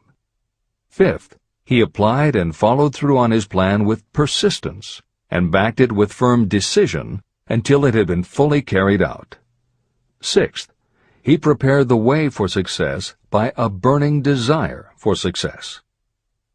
If you are one of those who have often wondered how great fortunes are accumulated, this story of the creation of the United States Steel Corporation will be enlightening. If you have any doubt that a person can think and grow rich, this story should dispel that doubt. You can plainly see in the story of United States Steel the application of a major portion of the principles described in this book. This astounding description of the power of an idea was dramatically told by John Lowell in the New York World Telegram, with whose courtesy it is here reprinted. Editor's comments. In order for the modern reader to fully appreciate the following newspaper story, it is appropriate at this point to provide some background information about the main players. Charles M. Schwab was Andrew Carnegie's right-hand man and president of the Carnegie Steel Corporation. Andrew Carnegie was a wealthy and powerful steel baron whose company controlled 25% of the iron and steel production in America. J.P. Morgan was a wealthy and powerful Wall Street banker whose company had arranged the financing for many of the major industrial companies in America at the beginning of the 20th century. All the reader needs to know about the other men mentioned in the story is that at the beginning of the 20th century, finance, business, and industry were dominated by a few hundred men, most of whom had amassed great fortunes through some connection with the railroads that had opened the country. These people were well known to readers of the New York World Telegram because of their financial influence. And that sets the stage for the following newspaper article, which is not only a fascinating story about the power of faith in an idea, but also a wonderful example of the irreverent writing style that was used by many newspaper journalists of the day. This is the end of the editor's comment. A pretty after-dinner speech for $1 billion. When on the evening of December 12, 1900, some 80 of the nation's financial nobility gathered in the banquet hall of the University Club on Fifth Avenue to do honor to a young man from out of the West, not half a dozen of the guests realized they were to witness the most significant episode in American industrial history. J. Edward Simmons and Charles Stewart Smith, their hearts full of gratitude for the lavish hospitality bestowed on them by Charles M. Schwab during a recent visit to Pittsburgh, had arranged the dinner to introduce the 38-year-old steel man to Eastern banking society. But they didn't expect him to stampede the convention. They warned him, in fact, that the bosoms within New York's stuffed shirts would not be responsive to oratory, and that if he didn't want to bore the Stillmans and Harrimans and Vanderbilts, he had better limit himself to 15 or 20 minutes of polite vaporings and let it go at that. Even John Pierpont Morgan, sitting on the right hand of Schwab as became his imperial dignity, intended to grace the banquet table with his presence only briefly, and so far as the press and public were concerned, the whole affair was of so little moment that no mention of it found its way into print the next day. So the two hosts and their distinguished guests ate their way through the usual 7 or 8 courses. There was little conversation, and what there was of it was restrained. Few of the bankers and brokers had met Schwab, whose career had flowered along the banks of the Monongahela, and none knew him well. But before the evening was over, they, and with them Money Master Morgan, were to be swept off their feet, and $1 billion baby, the United States Steel Corporation, was to be conceived. It is perhaps unfortunate for the sake of history that no record of Charlie Schwab's speech at the dinner ever was made. It is probable, however, that it was a homely speech, somewhat ungrammatical, for the niceties of language never bothered Schwab, full of epigram and threaded with wit. But aside from that, it had a galvanic force and effect upon the 5 billions of estimated capital that was represented by the diners. After it was over, and the gathering was still under its spell, although Schwab had talked for 90 minutes, Morgan led the orator to a recessed window where, dangling their legs from the high, uncomfortable seat, they talked for an hour more. The magic of the Schwab personality had been turned on full force, but what was more important and lasting was the full-fledged, clear-cut program he laid down for the aggrandizement of steel. Many other men had tried to interest Morgan in slapping together a steel trust after the pattern of the biscuit, wire and hoop, sugar, rubber, whiskey, oil, or chewing gum combinations. Editor's comments. The Random House College Dictionary defines a trust as an illegal combination of industrial or commercial companies in which the stock is controlled by a central board of trustees, thus making it possible to control prices and destroy competition. Many of America's new industrial companies had grown so quickly that they were not yet profitable. They were saddled with huge debt incurred in raising the capital to finance their rapid expansion, and at the same time they were faced with having to cut costs and slash prices or go out of business. The answer for many was to join up with others in related industries to form what were called trusts or combinations. Although trusts were illegal since the passage of the Sherman Antitrust Act in 1890, companies still tried to find ways to monopolize their industries, and if their efforts weren't technically trusts, they were something very close. The one thing the large company owners who assembled these trusts needed was cash to buy up the many smaller companies they would have to own in order to effectively dominate an industry. J.P. Morgan was the banker who financed many such takeovers. This is the end of the editor's comment. John W. Gates, the gambler, had urged it, but Morgan distrusted him. The Moore boys, Bill and Jim, Chicago stock jobbers who had glued together a match trust and a cracker corporation, had urged it and failed, Elbert H. Gerry, the sanctimonious country lawyer, wanted to foster it, but he wasn't big enough to be impressive. Until Schwab's eloquence took J.P. Morgan to the heights from which he could visualize the solid results of the most daring financial undertaking ever conceived, the project was regarded as a delirious dream of easy-money crackpots. The financial magnetism that began a generation ago to attract thousands of small and sometimes inefficiently managed companies into large and competition-crushing combinations had become operative in the steel world through the devices of that jovial business pirate, John W. Gates. Gates already had formed the American Steel and Wire Company out of a chain of small concerns, and together with Morgan had created the Federal Steel Company. But by the side of Andrew Carnegie's gigantic vertical trust, a trust owned and operated by 53 partners, those other combinations were picayune. They might combine to their heart's content, but the whole lot of them couldn't make a dent in the Carnegie organization, and Morgan knew it. The eccentric old Scot knew it, too. Editor's comments. Andrew Carnegie was born in Scotland and came to America when he was just a boy. He made his first move to join the elite group of American tycoons when he quit his job as a bobbin boy in a cotton mill, earning $1.20 a week, and got a job as a telegraph messenger boy. He soon taught himself to operate a telegraph key, which got him hired as personal telegrapher and secretary to the head of the Pennsylvania Railroad. It wasn't long before he'd worked his way up the ranks to superintendent of the Pittsburgh division, which in turn put him in a position to become an early investor in the Pullman Company, which became the leading manufacturer of railway cars. Carnegie's investment in Pullman and some successful real estate ventures gave him the capital to go into business for himself. At the end of the Civil War, Carnegie left railroading and started a company that built iron bridges for railroad companies. From building iron bridges, it was a short step to starting his own steel mill, which led him to acquire control of other steel mills, then his own coal fields to supply his smelters, then his own ore boats and rail lines to haul the ore and coal. Because of Carnegie's vertical integration and his use of the most up-to-date manufacturing methods, he was able to sell top-grade steel at the lowest price. He managed to drop the price of steel from $140 a ton to $20 a ton. By 1899, the Carnegie Steel Company controlled about 25% of the iron and steel production in America. The smaller steel manufacturers couldn't compete with Carnegie, so they went to J.P. Morgan for help. He arranged for the financing, and a wide-ranging alliance was put together of companies that were in the business of manufacturing products made from steel. Part of the deal was that they would not buy steel from Carnegie. Andrew Carnegie was not about to be put out of business by a collection of small companies. He announced that he would buy or build his own manufacturing companies to produce finished goods made of steel.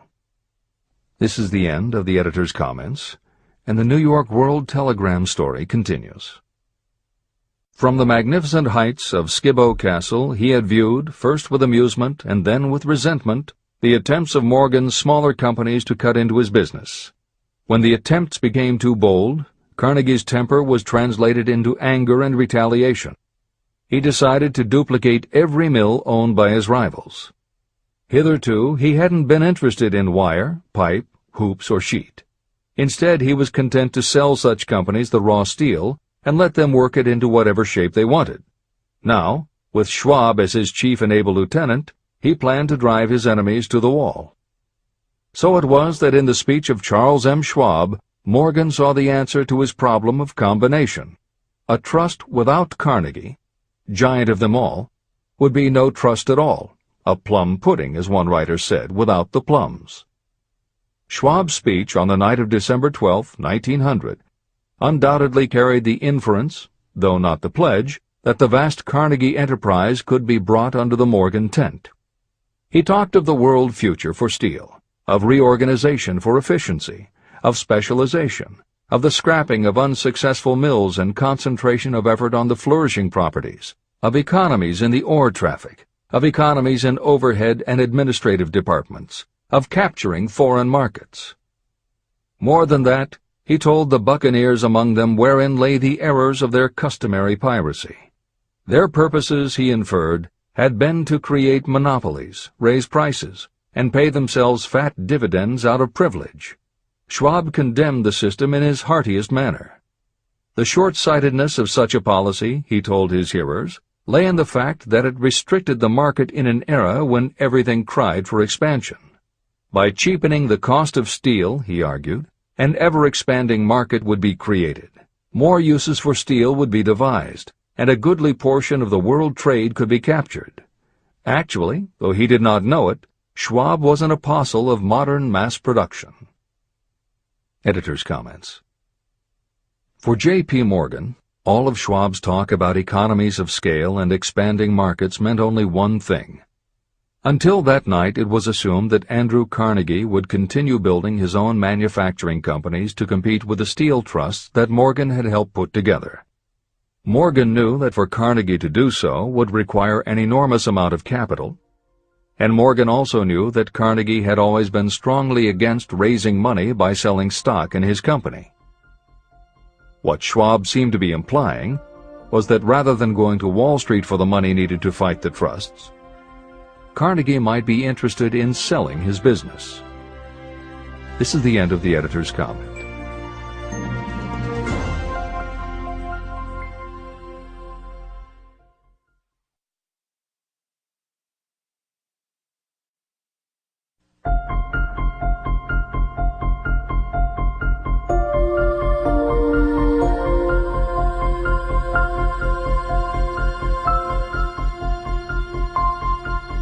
New York World Telegram story continues.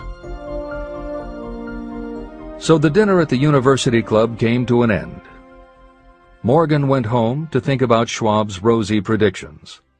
Schwab went back to Pittsburgh to run the steel business for Andrew Carnegie, while Gary and the rest went back to their stock tickers to fiddle around in anticipation of the next move. It was not long coming. It took Morgan about 1 week to digest the feast of reason Schwab had placed before him. When he had assured himself that no financial indigestion was to result, he sent for Schwab, and found that young man rather coy. Mr. Carnegie, Schwab indicated, might not like it if he found his trusted company president had been flirting with the Emperor of Wall Street, the street upon which Carnegie was resolved never to tread. Then it was suggested by John W. Gates, the go-between, that if Schwab happened to be in the Bellevue Hotel in Philadelphia, J.P. Morgan might also happen to be there. When Schwab arrived, however, Morgan was inconveniently ill at his New York home, and so on the elder man's pressing invitation, Schwab went to New York and presented himself at the door of the financier's library. Now, certain economic historians have professed the belief that from the beginning to the end of the drama, the stage was set by Andrew Carnegie, that the dinner to Schwab, the famous speech, the Sunday night conference between Schwab and the Money King, were events arranged by the canny Scot. The truth is exactly the opposite. When Schwab was called in to consummate the deal, he didn't even know whether the little boss, as Andrew was called, would so much as listen to an offer to sell, particularly to a group of men whom Andrew regarded as being endowed with something less than holiness. But Schwab did take into the conference with him, in his own handwriting, 6 sheets of copperplate figures, representing to his mind the physical worth and the potential earning capacity of every steel company he regarded as an essential star in the new metal firmament. 4 men pondered over these figures all night. The chief, of course, was Morgan, steadfast in his belief in the divine right of money. With him was his aristocratic partner, Robert Bacon, a scholar and a gentleman. The third was John W. Gates, whom Morgan scorned as a gambler and used as a tool. The fourth was Schwab, who knew more about the processes of making and selling steel than any whole group of men then living. Throughout that conference, the Pittsburgher's figures were never questioned.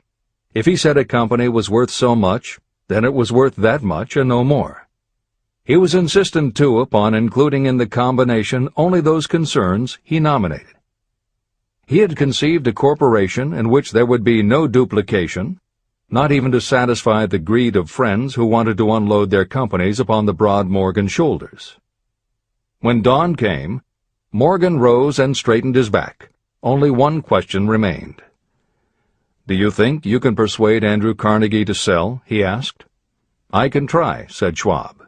"If you can get him to sell, I will undertake the matter," said Morgan. So far, so good. But would Carnegie sell? How much would he demand? Schwab thought about $320 million. What would he take payment in? Common or preferred stocks? Bonds? Cash? Nobody could raise $1/3 billion in cash. There was a golf game in January on the frost-cracking heath of the St. Andrews Links in Westchester, with Andrew bundled up in sweaters against the cold and Charlie talking volubly as usual to keep his spirits up. But no word of business was mentioned until the pair sat down in the cozy warmth of the Carnegie cottage nearby. Then, with the same persuasiveness that had hypnotized 80 millionaires at the University Club, Schwab poured out the glittering promises of retirement in comfort, of untold millions to satisfy the old man's social caprices. Carnegie capitulated, wrote a figure on a slip of paper, handed it to Schwab and said, "All right, that's what we'll sell for." The figure was approximately $400 million, and was reached by taking the $320 million mentioned by Schwab as a basic figure, and adding to it $80 million to represent the increased capital value over the previous 2 years. Later, on the deck of a transatlantic liner, the Scotsman said ruefully to Morgan, "I wish I had asked you for $100 million more." "If you had asked for it, you'd have gotten it," Morgan told him cheerfully. There was an uproar, of course. A British correspondent cabled that the foreign steel world was appalled by the gigantic combination. President Hadley of Yale declared that unless trusts were regulated, the country might expect an emperor in Washington within the next 25 years. But that able stock manipulator Keene went at his work of shoving the new stock at the public so vigorously that all the excess water, estimated by some at nearly $600 million, was absorbed in a twinkling. So Carnegie had his millions, and the Morgan Syndicate had $62 million for all its trouble, and all the boys, from Gates to Gary, had their millions. Editor's comment. The 38-year-old Charles M. Schwab had his reward, too. He was made president of the new corporation, United States Steel, and remained in control until 1930. When Schwab left U.S. Steel, he went on to found the mammoth Bethlehem Steel Corporation, of which he also became president. This is the end of the editor's comment. Riches begin with thought. The dramatic story of big business that you've just finished is a perfect illustration of the method by which desire can be transmuted into its physical equivalent. That giant organization was created in the mind of one man. The plan by which the organization was provided with the steel mills that gave it financial stability was created in the mind of the same man. His faith, his desire, his imagination, his persistence were the real ingredients that went into United States Steel. The steel mills and equipment acquired by the corporation, after it had been brought into legal existence, were incidental. However, careful analysis reveals that the appraised value of the properties acquired by the corporation increased in value by an estimated $600 million, approximately $12 billion today. The increase in value of the assets is attributable to the mere transaction that consolidated them under one management. In other words, Charles M. Schwab's idea, plus the faith with which he conveyed it to the minds of J.P. Morgan and the others, was marketed for a profit of approximately $600 million. Not an insignificant sum for a single idea. The United States Steel Corporation prospered and became one of the richest and most powerful corporations in America, employing thousands of people, developing new uses for steel and opening new markets, thus proving that the $600 million in profit that the Schwab idea produced was earned. Riches begin in the form of thought. The amount is limited only by the person in whose mind the thought is put into motion. Faith removes limitations. Remember this when you are ready to bargain with life for whatever it is that you ask as your price for having passed this way. Editor's comments. In the years since that article appeared in the New York World Telegram, the well-told business story has become its own genre within the publishing industry. There are best-selling books and biographies by and about the insiders who run every industry. The editors of this edition of Think and Grow Rich strongly encourage you to sample some of these books.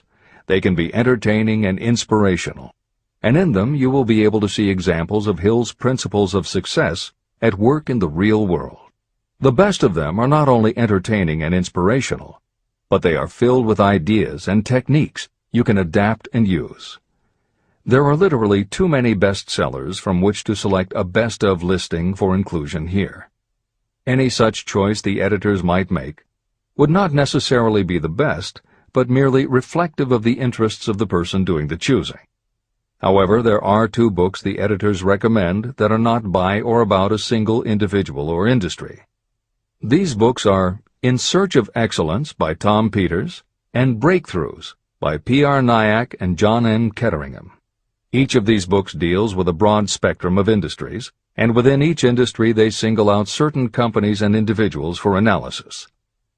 Both were published at the beginning of the business book trend in the 1980s, but there are few books since then that better convey the importance of faith in a good idea. In Search of Excellence, chosen by a panel of experts as the most influential book of the past 20 years, was a runaway bestseller and will likely be in print for years to come. Breakthroughs may be harder to find, but it will be well worth the effort. This is the end of the editor's comments.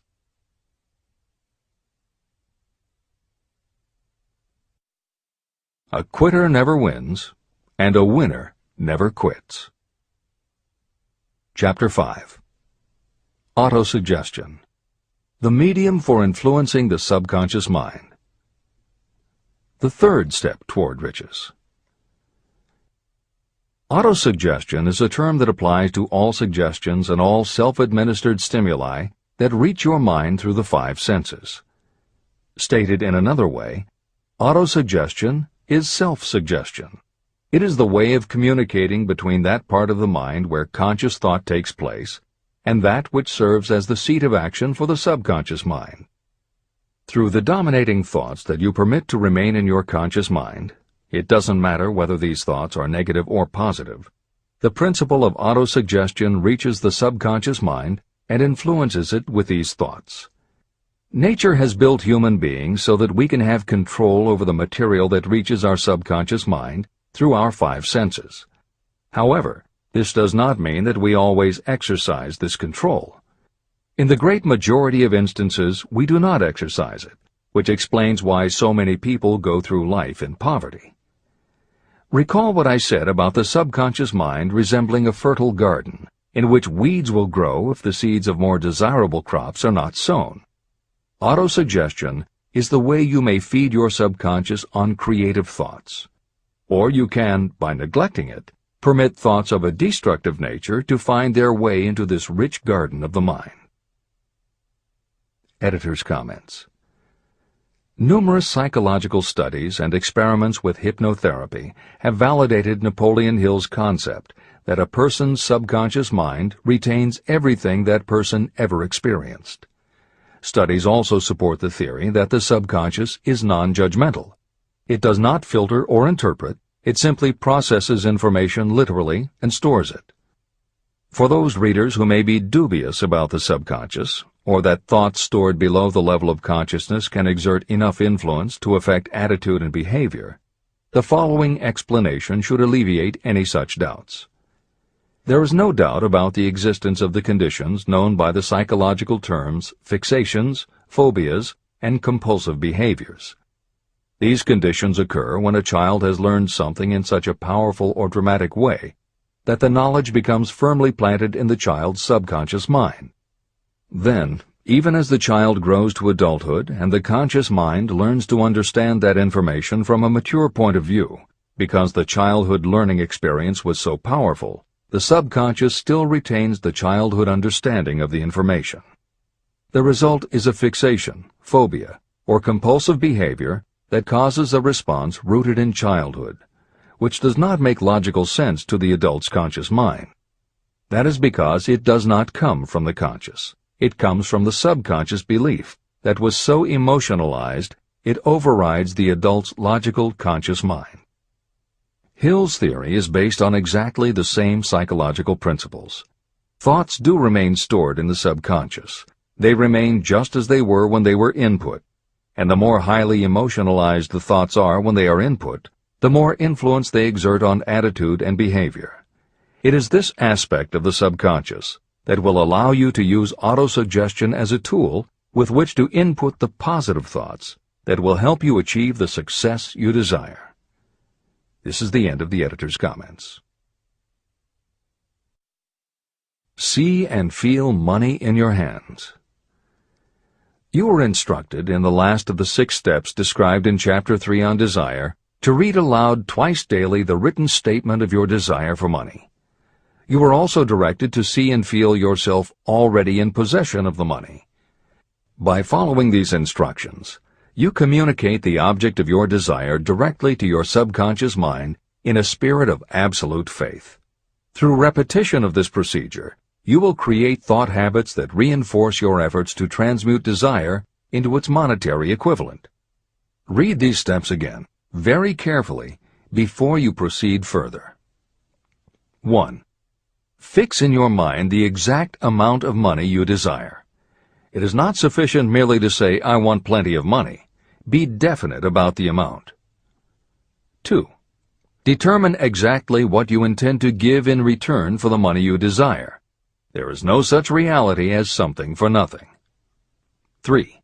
Establish a definite date when you intend to possess the money you desire. 4. Create a definite plan for carrying out your desire and begin at once, whether you are ready or not, to put this plan into action. 5.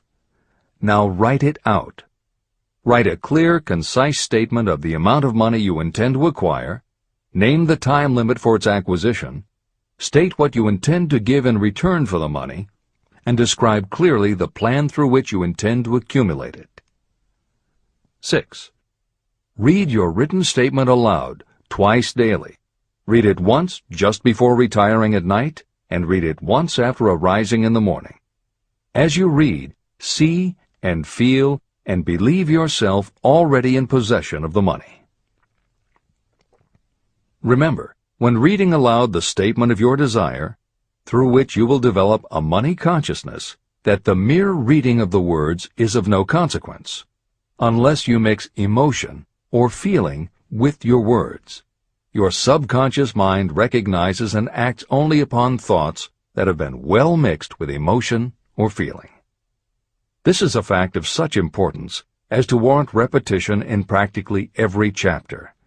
The lack of understanding of this is the main reason the majority of people who try to apply the principle of autosuggestion get no desirable results. Plain, unemotional words do not influence the subconscious mind. You will get no appreciable results until you learn to reach your subconscious mind with thoughts or spoken words that have been well emotionalized with belief. Do not become discouraged if you cannot control and direct your emotions the first time you try. Remember, there is no such possibility as something for nothing. You cannot cheat even if you desire to do so. The price of ability to influence your subconscious mind is persistence in applying the principles described here. You cannot develop the desired ability for a lower price. You, and you alone, must decide whether or not the reward, the money consciousness, is worth the price you must pay for it in effort. Your ability to use the principle of autosuggestion will depend very largely upon your capacity to concentrate on a given desire until that desire becomes a burning obsession. How to strengthen your powers of concentration. When you begin to carry out the instructions in the 6 steps, it will be necessary for you to make use of the principle of concentration. Following are suggestions for the effective use of concentration. When you begin the first of the 6 steps, which instructs you to fix in your own mind the exact amount of money you desire, close your eyes and hold your thoughts on that amount of money until you can actually see the physical appearance of the money. Do this at least once each day. As you go through these exercises, follow the instructions given in Chapter 4 on faith and see yourself actually in possession of the money. Here is a most significant fact. The subconscious mind takes any orders given to it in a spirit of absolute faith and acts upon those orders. But the orders often have to be presented over and over again, repeated positive affirmation, before they are interpreted by the subconscious mind. Because of this, you might consider the possibility of playing a perfectly legitimate trick on your subconscious mind. Make it believe, because you believe it, that you must have the amount of money you are visualizing. Make it believe that this money is already awaiting your claim, so the subconscious mind must hand over to you practical plans for acquiring the money that is yours. Give this thought to your imagination, and see what your imagination can or will do to create practical plans for the accumulation of money through transmutation of your desire. Do not wait for a definite plan through which you will exchange services or merchandise in return for the money you are visualizing. Just start right now to see yourself in possession of the money, demanding, and expecting that your subconscious mind will hand over the plans you need. Be on the alert for these plans, and when they appear, put them into action immediately. When the plans appear, they will probably flash into your mind in the form of an inspiration or intuition from infinite intelligence. Treat it with respect and act upon it as soon as you receive it. In the fourth of the 6 steps, you are instructed to create a definite plan for carrying out your desire and begin at once to put this plan into action. Do the same thing here. Close your eyes and create in your mind a vivid image of you carrying out the instructions. Do not trust to your reason when creating your plan for accumulating money through the transmutation of desire. Your reasoning faculty may be lazy, and if you depend entirely upon it to serve you, it may disappoint you. When visualizing the money you intend to accumulate, see yourself rendering the service or delivering the merchandise you intend to give in return for this money. This is important. Editor's comments. The basic principle underlying autosuggestion is closely related to self-hypnosis, and both techniques played an important role in the development of modern psychology. Although all 3 concepts, autosuggestion, hypnosis, and psychology, had to overcome initial public skepticism, unfortunately, autosuggestion and hypnotism were hampered by events that further delayed their acceptance. Hypnosis was an integral part of the therapies used by the major figures in the development of psychology, including Sigmund Freud, Carl Jung, and William James. It fell out of favor as a therapeutic method when stage magicians began to use the technique in their acts. People found it difficult to give serious consideration to a method that was being used in theaters and nightclubs to make members of the audience do ridiculous things for comic effect. Autosuggestion encountered a similar problem. French psychiatrist Émile Coué was the best-known early advocate of autosuggestion. A contemporary of Sigmund Freud, Coué operated a clinic that treated patients diagnosed with psychosomatic ailments, individuals who have convinced themselves they are ill and even show symptoms but do not actually have a disease. Coué treated his patients with an autosuggestion technique that involved the repetition of statements he termed positive affirmations. Coué devised a general, non-specific phrase that would give the subconscious a positive instruction, but was open enough that it did not tell the subconscious how to do it. The positive affirmation was, "Every day, in every way, I am getting better and better." And he instructed his patients to repeat the phrase several times a day. Improvements among his patients happened so quickly and dramatically that his method became the talk of medical and scientific circles, and the use of the phrase practically became a movement in Europe. Word of the success Coué was having with his method spread to America, and he was soon booked to do a lecture tour. At one of his early speaking engagements, a cynical newspaper reporter made a joke of the technique, calling it, "Hell's bells, I'm well." The joke followed Coué wherever he spoke, and the press coverage was so negative he canceled his tour and returned to practice in Europe. Serious scientists and therapists continued to work with autosuggestion. But just as had happened when stage magicians cast doubt upon the efficacy of hypnosis, Coué's method of positive affirmation fell out of favor with the general public. It took the openness of the latter part of the 20th century before the techniques of hypnosis and autosuggestion gained general acceptance once again. Today, if you go on the Internet, there are over 40,000 web links featuring positive affirmations, and numerous bestsellers have been written on the subject. Virtually every newspaper, magazine, and television news program regularly features stories on the crucial role the mind plays in personal growth and achievement. Techniques based on autosuggestion have fostered countless best-selling books, audiobooks, and video programs. And every week thousands of people attend seminars, lectures, and retreats to be inspired by motivational speakers or spiritual leaders, and to learn techniques that will help them achieve success, almost all of which are based on the basic principles Napoleon Hill advocates in this book. When Hill instructs the reader to close your eyes and hold your thoughts on that amount of money until you can actually see the physical appearance of the money, he is in fact describing the autosuggestion technique most widely taught by contemporary motivational experts. Today it is called creative visualization, and it is regularly used by some of the most successful trainers of Olympic athletes and professional sports teams. It is used by NASA in training astronauts, and medical professionals use it in a variety of ways, including teaching it to patients who need to elevate their autoimmune system. Using visualization effectively is much more than simply daydreaming about something you would like to have or a goal you would like to achieve. Visualization is a specific technique that involves the use of imagination, creativity, vivid imagery, and affirmations, all focused on creating something you wish to manifest in reality. Napoleon Hill identified the practice of visualization and wrote about it as early as 1928 in his first bestseller, Law of Success. Since then, many other psychologists, medical professionals, motivational speakers, and authors have developed systems based on the same principles. Dr. Maxwell Maltz, a noted plastic surgeon, found that often it was as important for his patients to change their inner perception of themselves as it was to change their outer appearance. Dr. Maltz's landmark bestseller, Psycho-Cybernetics, draws heavily on visualization as a way to increase self-esteem and improve a wide range of abilities. The Silva method, which is another variation on visualization, has been taught to millions of people by certified Silva trainers who hold seminars throughout the country.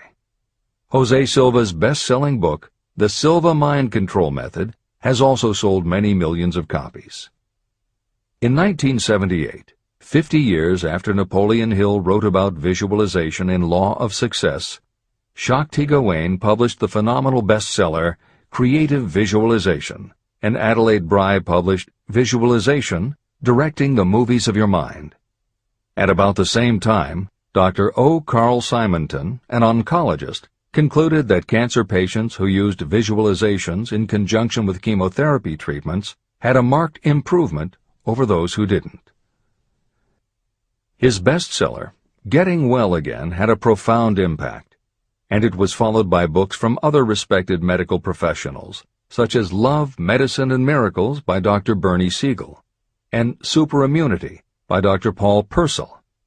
Other bestsellers by Dr. John Sarno, Dr. Deepak Chopra, and Dr. Andrew Weil have made what once was referred to as alternative medicine now part of mainstream medical practice. This is the end of the editor's comments. Stimulate your subconscious mind. The instructions given previously for the steps necessary in your desire for money will now be summarized and blended with the principles covered by this chapter, as follows. 1. Go to some quiet spot, preferably in bed at night, where you will not be disturbed or interrupted. Close your eyes and repeat aloud, so that you may hear your own words, the written statement of the amount of money you intend to accumulate. Be specific about the time limit for its accumulation, and a description of the service or merchandise you intend to give in return for the money. As you carry out these instructions, see yourself already in possession of the money. For example, suppose that you intend to accumulate $50,000 by the 1st of January 5 years from now, and that you intend to give your personal services as a salesperson in return for the money. Your written statement of your purpose should be similar to the following. By the first day of January, I will have in my possession $50,000, which will come to me in various amounts from time to time during the interim. In return for this money, I will give the most efficient service of which I am capable. I will give the fullest possible quantity and the best possible quality of service as a salesperson of, and describe the service or merchandise you intend to sell. I believe that I will have this money in my possession. My faith is so strong that I can now see this money before my eyes. I can touch it with my hands. It is now awaiting transfer to me at the time and in the proportion that I deliver the service in return for it. I am awaiting a plan for getting this money, and I will follow that plan when it is received. 2. Repeat this program night and morning until you can see in your imagination the money you intend to accumulate. 3. Place a written copy of your statement where you can see it night and morning, and read it just before retiring and upon rising until it has been memorized. Editor's comments. The following is another suggestion, adapted from Hill's later writings, which appear in Napoleon Hill's Keys to Success. Surround yourself with books, pictures, mottos, and other suggestive devices. Pick things that symbolize and reinforce achievement and self-reliance. Constantly add to your collection, and move things to new places where you can see them in a different light and in association with different things. I had a friend who was a realtor who kept her $1 Million Club certificate over her desk to remind herself of what she was capable. One day she took it down to dust and set it on top of a newspaper. When she picked it up again, she saw beneath it an article about the new football coach who had been hired at the university. Guess who bought a house she had been struggling to sell? This is the end of the editor's comments. Remember, as you carry out these instructions, that you are applying the principle of autosuggestion for the purpose of giving orders to your subconscious mind. Remember also that your subconscious mind will act only upon instructions that are emotionalized and handed over to it with feeling. Faith is the strongest and most productive of the emotions. These instructions may at first seem abstract. Do not let this disturb you. Follow the instructions no matter how abstract or impractical they may appear to be. If you do as you have been instructed, in spirit as well as in act, the time will soon come when a whole new universe of power will unfold to you. Skepticism, in connection with all new ideas, is characteristic of all human beings. If you follow the instructions, your skepticism will soon be replaced by belief, and belief will become crystallized into absolute faith. Many philosophers have made the statement that man is the master of his own earthly destiny, but most of them have failed to say why he is the master. The reason that man may become the master of himself and of his environment is because he has the power to influence his own subconscious mind. The actual performance of transmuting desire into money is through autosuggestion. That is the principle by which you can reach and influence the subconscious mind. The other principles are simply tools with which to apply autosuggestion.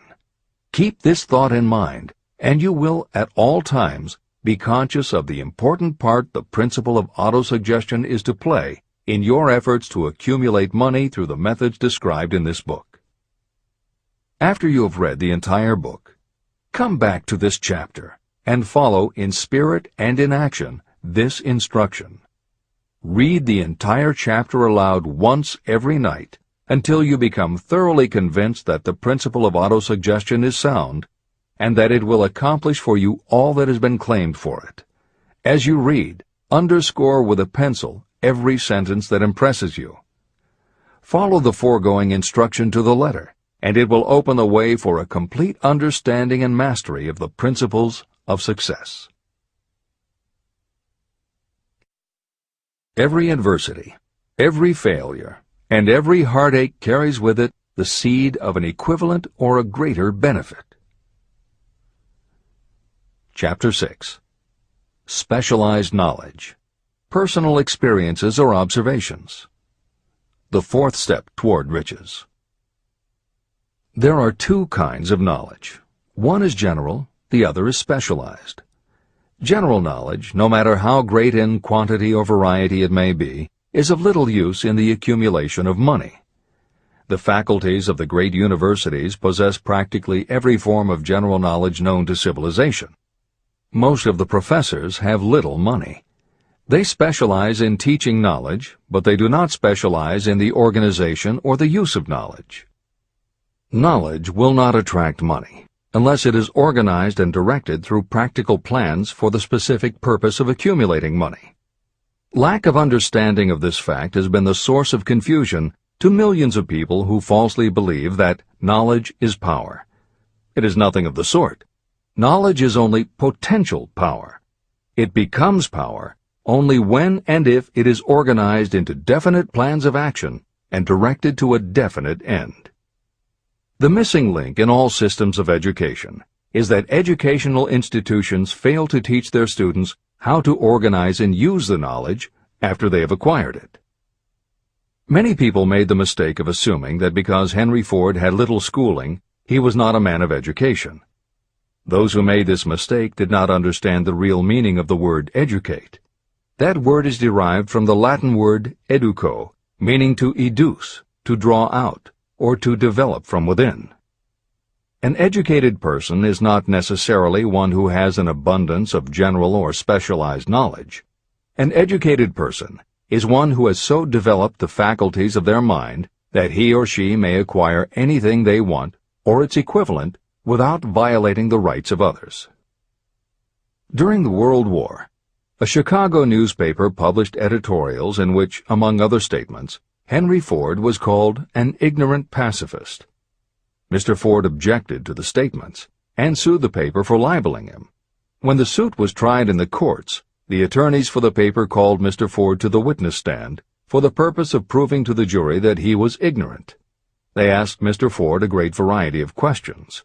All of them intended to prove that while he might possess considerable specialized knowledge about manufacturing automobiles, he was in the main ignorant.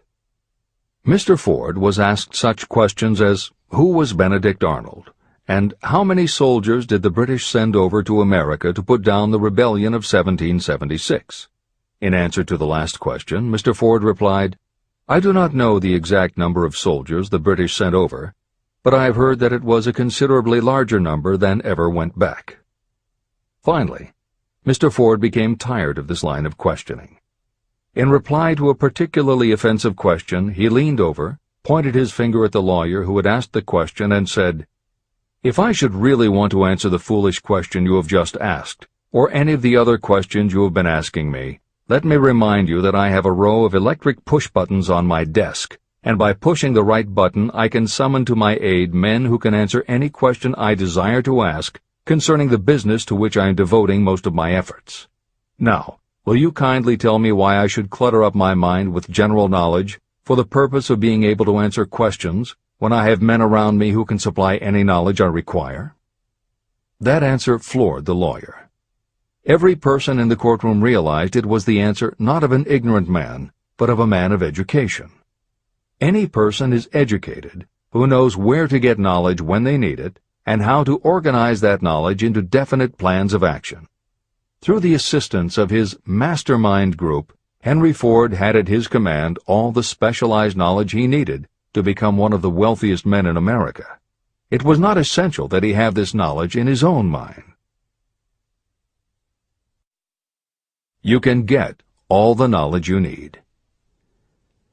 Before you can transmute your desire into money, you will require specialized knowledge of the service, merchandise, or profession that you intend to offer in return for fortune.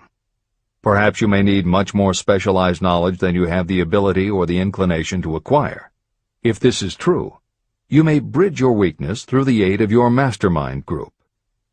The mastermind is defined as coordination of knowledge and effort in a spirit of harmony between two or more people for the attainment of a definite purpose. The larger meaning of the mastermind group is explained in greater detail in later chapters. Editor's comments.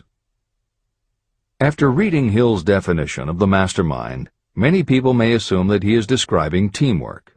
That would not be correct. The following explanation is adapted from the Napoleon Hill Foundation's book, Believe and Achieve.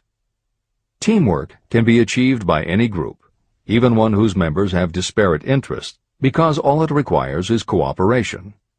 In teamwork, people might simply be cooperating because they like the leader or out of a sense of duty. Some team members will give 100% to any team that pays them enough, but they have little concern about the objective. And sometimes there is good teamwork because different members have different agendas. A board of directors may disagree, even be unfriendly, and still run a business successfully. Musical groups are made up of notoriously self-centered people who work as a team if it will help them get ahead. Masterminds, on the other hand, are formed of individuals who have the same agenda, a deep sense of mission, and commitment to the same goal. Masterminds represent the highest order of thinking by a group of knowledgeable people, each contributing their absolute best according to their abilities, expertise, and background. If you have ever been a part of a meeting when everything just clicked and ideas built upon other ideas, with each member contributing until out of the group activity came the best possible idea or solution, that was a mastermind at work. Napoleon Hill believed that you must make the mastermind experience a regular part of your life if you really want to succeed. How to select the right people for your mastermind will be discussed further in Chapter 11, The Power of the Mastermind. This is the end of the editor's comment. The accumulation of great fortunes calls for power, and power is acquired through highly organized and intelligently directed specialized knowledge. That knowledge does not, necessarily, have to be in the possession of the person who accumulates the fortune. This should give hope and encouragement to those who want to accumulate a fortune, but don't have the necessary education to supply such specialized knowledge. People sometimes go through life suffering from inferiority complexes because they are not people of education. The person who can organize and direct a mastermind group of people who possess the knowledge needed is just as much a person of education as any other individual in the group. Thomas A. Edison had only 3 months of schooling during his entire life, but he did not lack education. Neither did he die poor. Henry Ford had less than a 6th grade schooling, but he managed to do pretty well by himself financially. Albert Einstein was working as a clerk in a patent office when he began to develop his world-altering scientific theories. Editor's comments. Had Einstein been born today, he might have been diagnosed in his early years as having attention deficit disorder. As a child, he was slow to learn to talk. As a student, he showed little promise and was expelled from at least one school. But what Einstein could do was to focus his concentration on a goal of his choice. His famous theories were the result of thought experiments that took place inside his mind.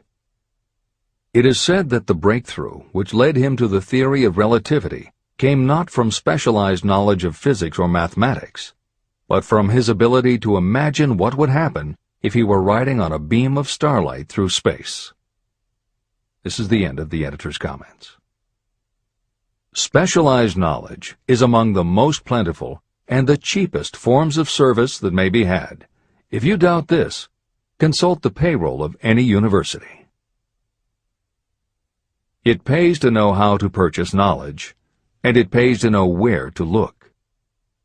First of all, decide the sort of specialized knowledge you require and the purpose for which it is needed. To a large extent, your major purpose in life, the goal toward which you are working, will help determine what knowledge you need. Your next move requires that you have accurate information concerning dependable sources of knowledge.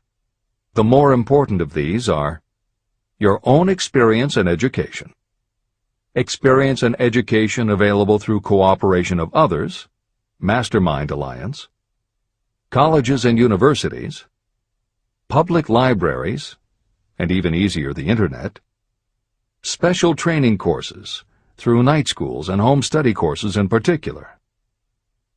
As knowledge is acquired, it must be organized and put into use for a definite purpose through practical plans. Knowledge has no value except for what can be gained from its application toward some worthy end. Successful people never stop acquiring specialized knowledge related to their major purpose, business, or profession. Those who are not successful usually make the mistake of believing that the knowledge-acquiring period ends when you finish school. The truth is that schools do little more than teach you how to acquire practical knowledge. Editor's comments. At this point in the original edition of Think and Grow Rich, Napoleon Hill included a newspaper story about education and job opportunities. Although the contemporary job market has changed considerably, the author of the article, Robert Moore, Director of Placements at Columbia University, made some comments that are perfectly aligned with the philosophy of Think and Grow Rich and are still holding true today. One such comment was, "The man who has been active on the campus, whose personality is such that he gets along with all kinds of people, and who has done an adequate job with his studies, has a most decided edge over the strictly academic student." One of the largest industrial companies, the leader in its field, in writing to Mr. Moore concerning prospective seniors at the college said, "We emphasize qualities of character, intelligence, and personality far more than specific educational background." Although few would argue that education is valuable, as Moore implies above and as Hill noted earlier about Edison, Ford, and Einstein, academic accomplishment has never been a sure indicator of success. The October 27, 2003 issue of Time magazine made a similar point in their cover story about the changes being made in the SAT exam. Although the article's primary focus is on the efforts to make the SAT less biased, it also notes that recent research indicates that neither the SAT nor IQ tests have proven to be very reliable predictors of future real-world achievement. In his best-selling book, Emotional Intelligence, author Daniel Goleman has created a persuasive argument that the way in which a person handles themselves and their relationships, which he calls emotional intelligence, or EI, is a much better indicator than IQ in predicting whether a person will be successful in life. In his later books, Working with Emotional Intelligence and Primal Leadership, Goleman applies his theory to the workplace, focusing on emotional intelligence leadership techniques and comparing corporate managers' EI with their IQ to analyze which has the greatest positive effect on the financial bottom line. Daniel Goleman's theories have caused some significant changes within educational circles and among management theorists, but their greatest impact has been on individuals who have gone through life intimidated because they believe they aren't smart enough. For them, Goleman's books offer convincing evidence that although they may not have conventional education, their natural abilities and interpersonal skills can be far more important in achieving success. This is the end of the editor's comments. One of the most reliable and practical sources of knowledge available to those who need specialized schooling are night schools, extension courses, and seminars. The correspondence schools give specialized training anywhere the U.S. mails go, or via the Internet. One advantage of home study training is the flexibility of the study program, which permits you to study during spare time. Another advantage of home study training, if the school is carefully chosen, is that most courses offer some method of personal consultation, which can be of priceless value to those needing specialized knowledge. No matter where you live, you can share the benefits. A lesson from a collection agency. Anything acquired without effort and without cost is generally unappreciated and often discredited. Perhaps this is why we get so little from our marvelous opportunity in public schools. The self-discipline you will learn from a program of specialized study can make up for the wasted opportunity when knowledge was available without cost. Being asked to pay, whether you make good grades or poor, has the effect of causing you to follow through with the course when you would otherwise drop it. I learned this from experience when I enrolled for a home study course in advertising. After completing 8 or 10 lessons, I stopped studying. But the school did not stop sending me bills. In fact, they insisted upon payment, whether I kept up my studies or not. I decided that if I had to pay for the course, which I had legally obligated myself to do, I should complete the lessons and get my money's worth. Correspondence schools are well-organized businesses. At the time, I felt that their collection system was somewhat too well organized, but I learned later in life that it was a valuable part of my education. The truth is that their collection department constituted the very finest sort of training on decision-making, promptness, and the habit of finishing what you begin. The collection system that forced me to finish the course turned out to be worth much in the form of money earned. The road to specialized knowledge. We have in this country what is said to be the greatest public school system in the world. One of the strange things about human beings is that they value only that which has a price. The free schools of America and the free public libraries do not impress people because they are free. This is the major reason why so many people find it necessary to acquire additional training after they finish school and go to work. It is also one of the major reasons why employers give greater consideration to employees who take specialized training courses. They have learned that those who have the ambition to give up a part of their spare time to studying at home have in them those qualities that make for leadership. There is one weakness in people for which there is no remedy. It is the universal weakness of lack of ambition. People who give up some of their spare time to take courses seldom remain at the bottom very long. By taking such courses, they open the way for the upward climb, remove many obstacles from their path, and attract the interest of those who have the power to help them. The home study method of training is especially suited to people who have already started working. They often find that after having left school, they still need additional specialized knowledge, but cannot spare the time to go back to school. Stuart Austin Weir was a construction engineer. He followed this line of work until the Depression hit and severely limited the construction business. He took inventory of himself and decided to change his profession to law. He went back to school and took special courses to prepare himself as a corporation lawyer. He completed his training, passed the bar examination, and quickly built a lucrative law practice as a patent attorney. Just to keep the record straight, and to anticipate the excuses of those who will say, "I couldn't go to school because I have a family to support," or "I'm too old," I will add that Mr. Weir was past 40 and married when he went back to school. Moreover, by carefully selecting highly specialized courses, Mr. Weir completed in 2 years the work that it takes the majority of law students 4 years to do. It pays to know how to purchase knowledge. A simple idea that paid off. Here's another specific example about a salesman in a grocery store who found himself suddenly unemployed. Having had some bookkeeping experience, he took a special course in accounting, familiarized himself with all the latest bookkeeping and office equipment, and went into business for himself.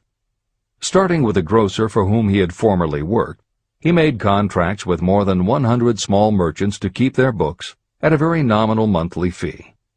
His idea was so practical that he soon found it necessary to set up a portable accounting office in a light delivery truck. He now has a fleet of these bookkeeping offices on wheels. He employs a large staff of assistants who provide small merchants with accounting services equal to the best that money can buy at very nominal cost.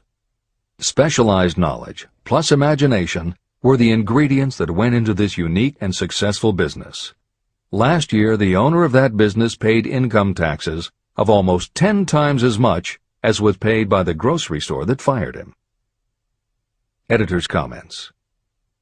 It would be impossible to write a contemporary book about success without including the story of Bill Gates. And although the connection between the world's wealthiest man and Hill's story about a man who started a mobile accounting business may not be immediately obvious, the fact is that this is a very apt place to include the story of Microsoft.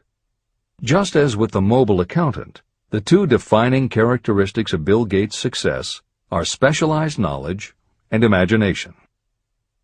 Everyone had recognized at an early age that Bill Gates was a very bright student, but he had little interest in anything other than science and math. And when the mothers group at his school arranged for the students to learn about computing, that became his passion. By the time he was 13, he taught himself computer programming, and throughout high school and his years at university, his life revolved around computer clubs and odd jobs working for companies that had something to do with computers. Although at various times he toyed with the idea of a career in science or law, it is probably fair to say that while he was still in school, Bill Gates knew, in general terms, what his burning desire in life would be. He paid little attention to general knowledge, but devoted himself to assembling the specialized knowledge he would need to achieve his definite major purpose. Gates' burning desire heated up the day his friend and fellow computer club member Paul Allen bought a copy of the January 1975 issue of Popular Electronics. On the cover was a picture of an inexpensive desktop computer, the Altair 8800, which could be built from a kit. Gates and Allen knew in their gut that there were other students just like them who would love to get their hands on one of these things. At the time, it took a lot of imagination to foresee the impact computers might have on the average person. And even though they didn't own an Altair, they decided they could write a computer program for it. That took even more imagination. They contacted Ed Roberts, the founder of the company that made the Altair, and pitched their idea. Roberts told them he was getting offers from all over, and his policy was that whoever wrote it first would get the job. For the next 2 months, they tore apart the manual, gleaning the specialized knowledge they would need to write the program. They were the first to deliver a workable operating system, and Roberts bought it from them for $3,000 plus a royalty on sales. With their vision of the future burning in their imaginations, Gates and Allen used the advance and their royalties to launch a company that would be in the business of writing computer programs. They named their new company Microsoft and called old friends from their high school computer club to staff it. Bill Gates was 19, and Paul Allen was only a few years older. They and about 9 of their friends started writing programs for Apple Computer, Commodore, and anyone else who would contract with the company for their services. For the next 5 years, Bill Gates and Paul Allen had their share of imaginative ideas, but mostly they concentrated on learning the specialized knowledge needed to run and grow a successful business. Then in 1980, IBM, which had finally decided to get into the small computer business, needed help getting up to speed. They approached Microsoft to write an operating system for the new computer venture. Once again, specialized knowledge and imagination were the qualities that guided Bill Gates. In their imagination, Gates and Allen could see an even bigger future than before, and through specialized knowledge of what computers were capable of, they knew the role they could play in that future. They then made 2 business moves that are the foundation of the Microsoft success. First, because IBM had such a tight schedule, Gates went to a computer programmer, Tim Patterson, and bought from him a rudimentary but already developed operating system. Gates then set to work modifying the system, and he renamed it MS-DOS, for Microsoft Disk Operating System. The other move that was crucial to their success was the negotiation with IBM. They started from the position that they would not sell an operating system to IBM. What they would do was license the system to IBM in exchange for a royalty on every copy sold with an IBM computer. And it would not be an exclusive license, which meant that Microsoft could also license the system to other computer companies. If you were to continue to track the history of Microsoft, you would find those same qualities: a burning desire, an idea, specialized knowledge, and imagination behind each move Bill Gates made and continues to make, just as they were behind the success of the man who started the mobile accounting business. This is the end of the editor's comments. The beginning of the successful mobile accounting business was an idea. I know this is true because I was the one who gave him that idea. Now I'd like to pass on the story of another idea. and it was my accountant friend who indirectly suggested this one to me. When I first proposed the accounting idea to him, he said, "I like the idea, but I would not know how to turn it into cash." In other words, he did not know how to market his bookkeeping knowledge after he had acquired it. So, with the aid of a young woman copywriter, a very attractive presentation was prepared describing the advantages of the new system of bookkeeping. The brochure told the story of this new business so effectively that its owner soon had more accounts than he could handle. There are thousands of people all over the country who need the services of a merchandising specialist capable of preparing an attractive way to market personal services. This idea was born of the necessity to solve a specific problem. But it did not stop by serving merely one person. The woman who created the presentation has a keen imagination.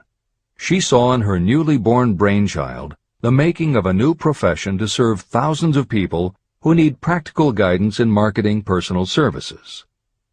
Spurred to action by the success of her first prepared plan to market personal services, this woman turned to solving a similar problem for her son. He had just finished college, but had been totally unable to find a market for his services. The plan she created for him was the best example of merchandising personal services I have ever seen. When the presentation had been completed, it contained nearly 50 pages of beautifully typed, properly organized information.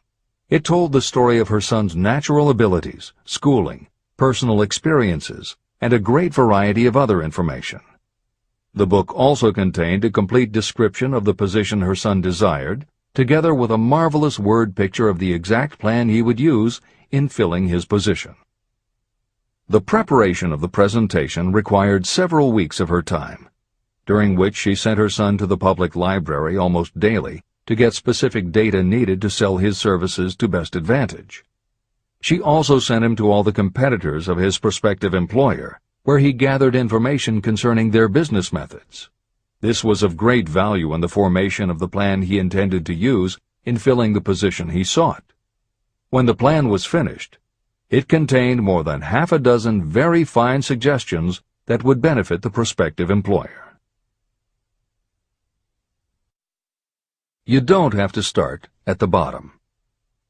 You may be inclined to ask, why go to all this trouble to secure a job?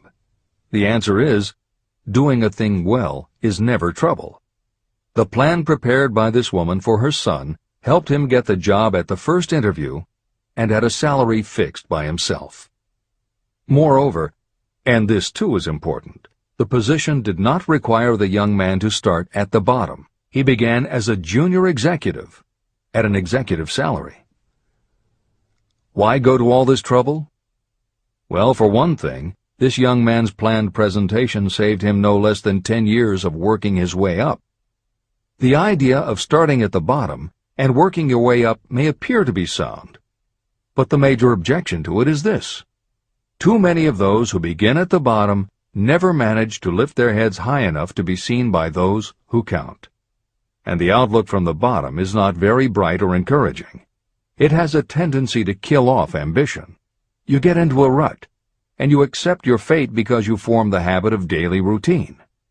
Often this habit finally becomes so strong you don't even try to throw it off. And that is another reason why it pays to start 1 or 2 steps above the bottom. By so doing, you will form the habit of looking around, of observing how others get ahead, of seeing opportunity, and of embracing it without hesitation.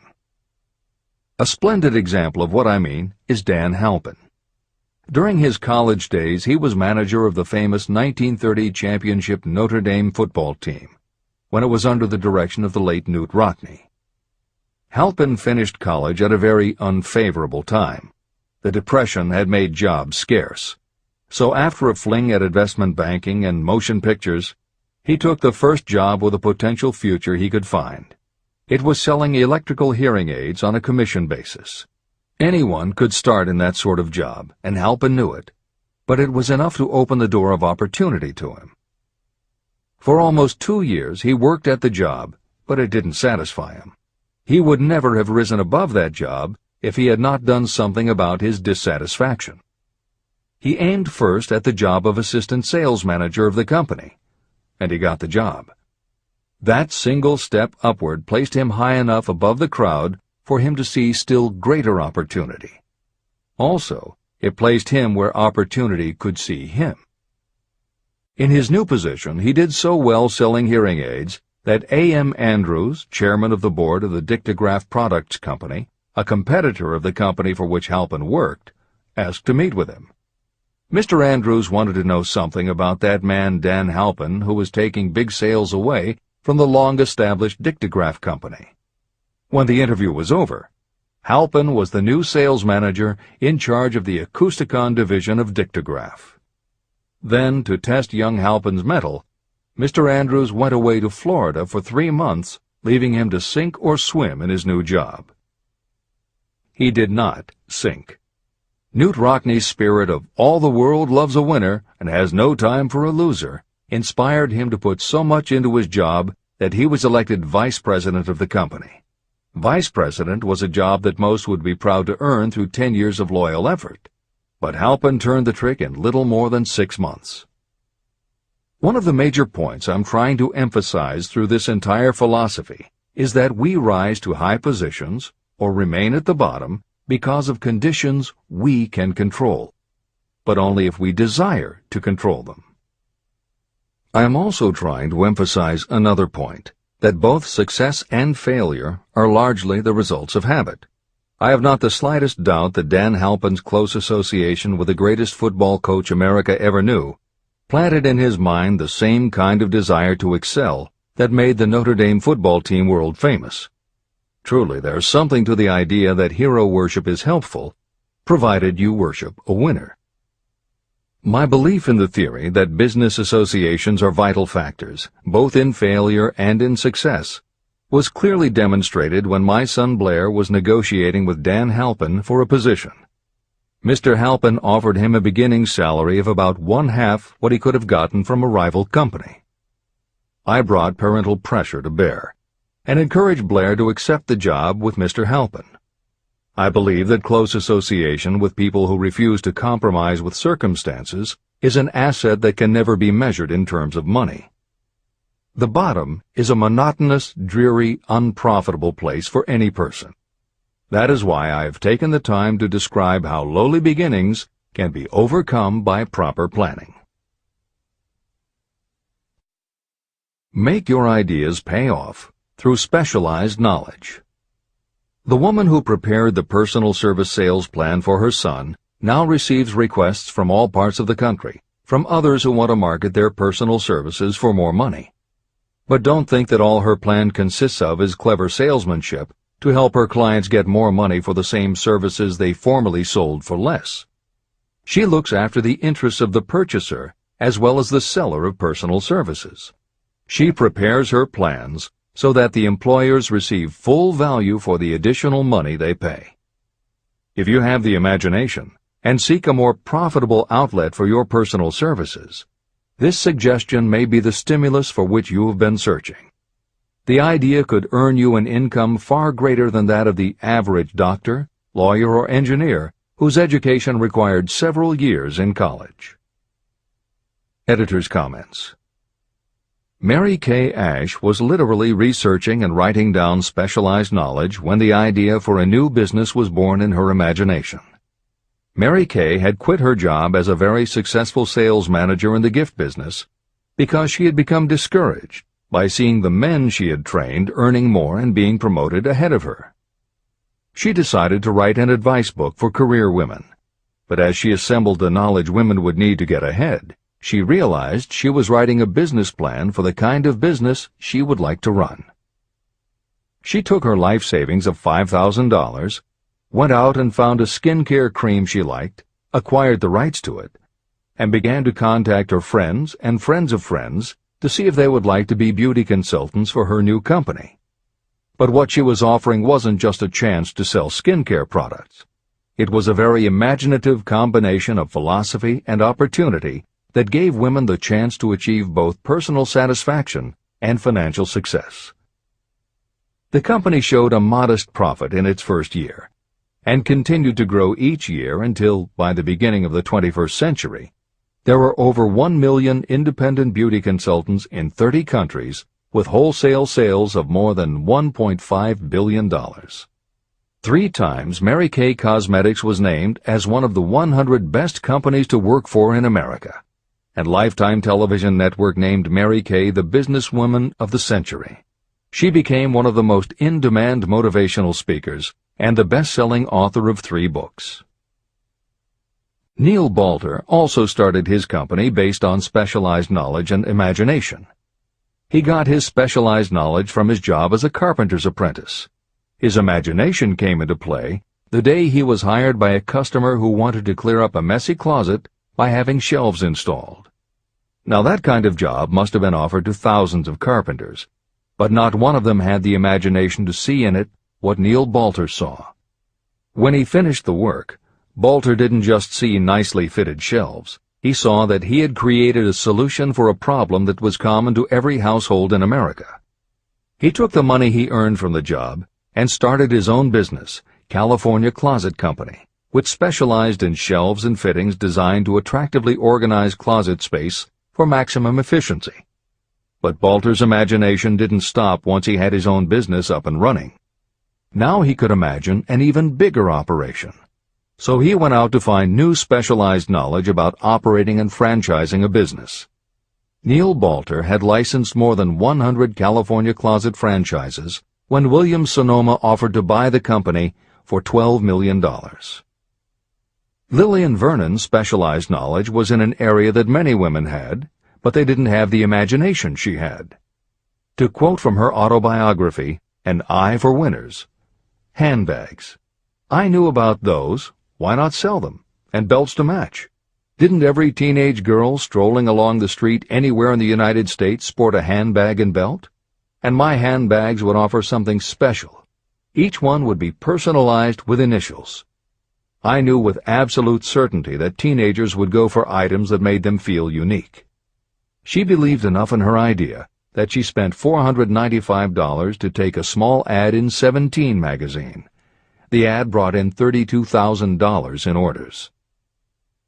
That was when Lillian Vernon started to gather other specialized knowledge about renting space, manufacturing products, warehousing, and shipping, all of which she'd need to grow her idea of bags and belts into a direct response business featuring a whole array of distinctively monogrammed items. Within a few years, she needed more specialized knowledge about product photography, layout, printing, and direct mail, as she imagined having her own catalog.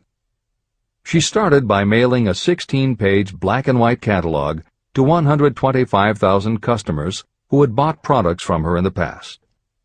At the beginning of the 21st century, Lillian Vernon was still picking the merchandise and overseeing the design of her catalogs, many of which now run well over 100 full-color pages, are mailed to millions of people many times each year, and generate approximately $250 million in annual sales.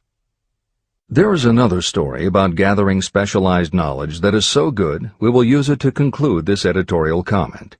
It actually comes from the Napoleon Hill archives, and although he did not include it in Think and Grow Rich, he often used it as an example in his lectures and seminars. There was a young man who started out working for the railroad in 1893. As a machinist at 5 cents an hour. He was always taking courses and learning what he could about steam engines, and by 1905 he had worked his way up through the ranks until he was superintendent of motive power for Chicago Great Western in Olwine, Iowa. Then he did something that must have made his friends think he had taken leave of his senses. He was attending the Chicago Automobile Show when a red and white locomobile caught his attention. He put up his life savings of $700 and convinced a friend to co-sign a loan for $4,300 so he could buy the car. He promptly took it home, put it into a shed, jacked it up, and proceeded to take it apart piece by piece. Then he put it back together again. Then he took it apart and put it back together again. After doing that a few more times, he had learned what he wanted to know. And that was how Walter P. Chrysler gathered the specialized knowledge he needed to get himself out of railroading and into the automobile business. This is the end of the editor's comment. There is no fixed price for sound ideas. Behind all ideas is specialized knowledge. But remember, specialized knowledge is more abundant and more easily acquired than ideas. Because of this truth, there are ever-increasing opportunities for the person capable of helping men and women sell their personal services. Capability means imagination, the one quality needed to combine specialized knowledge with ideas to create organized plans that will yield riches. If you have imagination, this chapter may present you with an idea that is the beginning of the riches you desire. Remember, the idea is the main thing. Specialized knowledge may be found just around the corner. Any corner.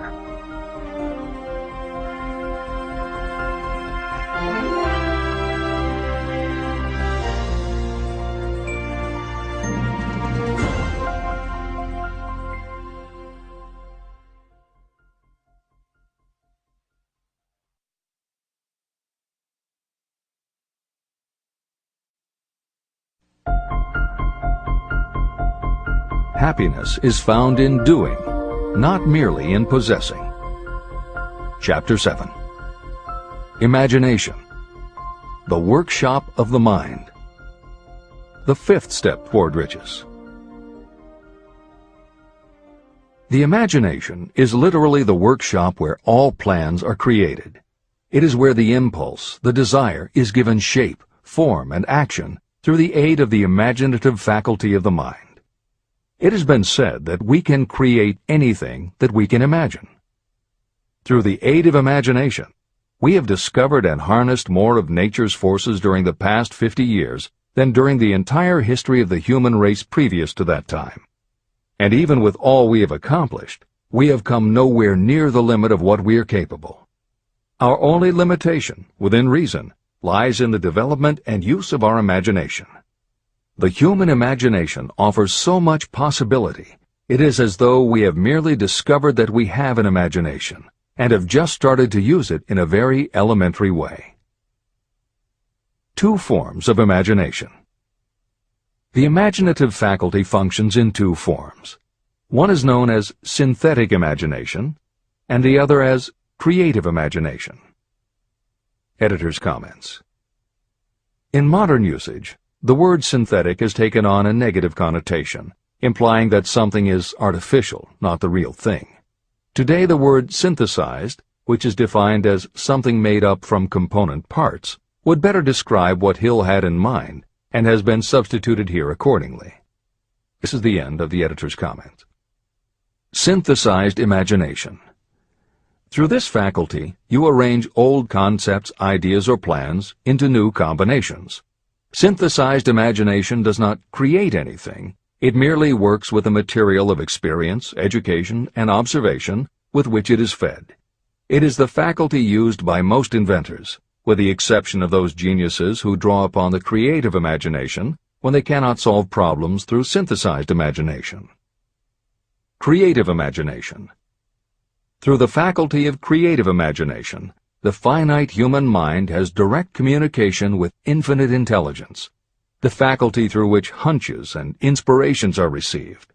It is by this faculty that all basic or new ideas are handed over to mankind.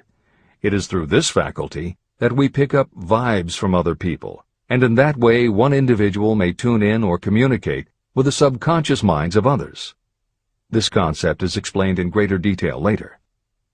The creative imagination works automatically, but only when your conscious mind is motivated, energized, and working at such a high rate that it becomes very perceptive and receptive, such as when the conscious mind is stimulated through the emotion of a strong desire. The great leaders of business, industry, and finance, and the great artists, musicians, poets, and writers became great because they developed the faculty of creative imagination. Editor's comment. At this point, it should be noted that both kinds of imagination are equally valuable to you, and they work together so seamlessly, it is often hard to tell where one ends and the other begins. For instance, when Jeff Bezos created the idea of Amazon.com, was it synthesized imagination or creative imagination? At the time, Many people were getting onto the idea of the Internet as a sales medium. From this, it could be concluded that he was drawing upon experience, education, and observation, which would mean he was using synthesized imagination. But why did he decide to sell books? Was that synthesized or creative? Did that idea come out of something in his subconscious that just felt like books were the right thing? And what about that name? Calling a bookstore Amazon didn't make sense to anyone but Bezos, but it certainly caught the public's attention. How important was the name in the store's success? Was that choice creative or synthesized? Now take it a step further. What about eBay? Amazon had already shown that you could sell a lot of goods on the Internet. When Pierre Omidyar hit on the idea of selling things on the Internet by turning it into an auction house, what part was synthesized and what part was creative? The answer is, it doesn't matter. Whether you are consciously assembling the parts of a plan, or if subconsciously the pieces fall into place and suddenly hit you in a flash of inspiration, all that matters is that you are putting your imagination to work. And the more you use it, the better both the synthesized and the creative will work for you. This is the end of the editor's comment. Desire is a thought, an impulse. It is nebulous and ephemeral. It is abstract and of no value until it has been transformed into its physical counterpart. While the synthesized imagination is the one that will be used most frequently in the process of transforming desire into money, there will be circumstances and situations that demand the use of the creative imagination as well. Both the synthesized and the creative imagination become more alert and receptive with use. And though your imaginative faculty may have become weak through lack of use, you can revive it.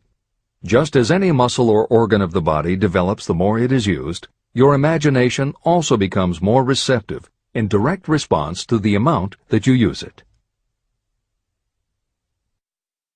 Use your synthesized imagination. First, let us focus attention on the development of the synthesized imagination. This is the faculty that you will use more often in converting desire into money. Transformation of the intangible impulse of desire into the tangible reality of money calls for the use of a plan or plans. To make plans, you must use your imagination. Mainly, this will require you to use your synthesized imagination as you draw upon your experience, your education, and your observations. Editor's comment. The following is adapted from Hill's later writing and appears in Napoleon Hill's Keys to Success. An excellent example of synthesized imagination is Edison's invention of the light bulb. He began with one recognized fact that other people had discovered. A wire could be heated by electricity until it produced light. The problem was that the intense heat quickly burned the wire out, and the light never lasted more than a few minutes. Edison failed more than 10,000 times in his attempt to control this heat. When he found the method, it was by applying another common fact that had simply eluded everyone else. He realized that charcoal is produced by setting wood on fire, covering it with soil, and allowing the fires to smolder. The soil permits only enough air to reach the fire to keep it burning without blazing, and that way the wood isn't burned up. When Edison recognized this fact, his imagination immediately associated it with the idea of heating the wire. He placed the wire inside a bottle, pumped out most of the air, and produced the first incandescent light. It burned for 8.5 hours. Everything that Edison used to make the electric light was widely known, but the way he synthesized the knowledge changed the world and made him a very wealthy man. W. Clement Stone called the process the R2A2 formula: recognize and relate, assimilate and apply. If you do that with everything you see, hear, think, and experience, it will give you a new way of looking at familiar things. If you do that, you can achieve what others believe is impossible. Later in this chapter, you will read of other fortunes that grew from even simpler synthesized ideas. And these stories should lead you to conclude that the combination of ideas is nothing that you couldn't have thought of yourself. That alone should start your own imagination synthesizing ideas. However, Even though these stories will inspire you, and you will be anxious to get started, this is not yet the point for you to start making plans.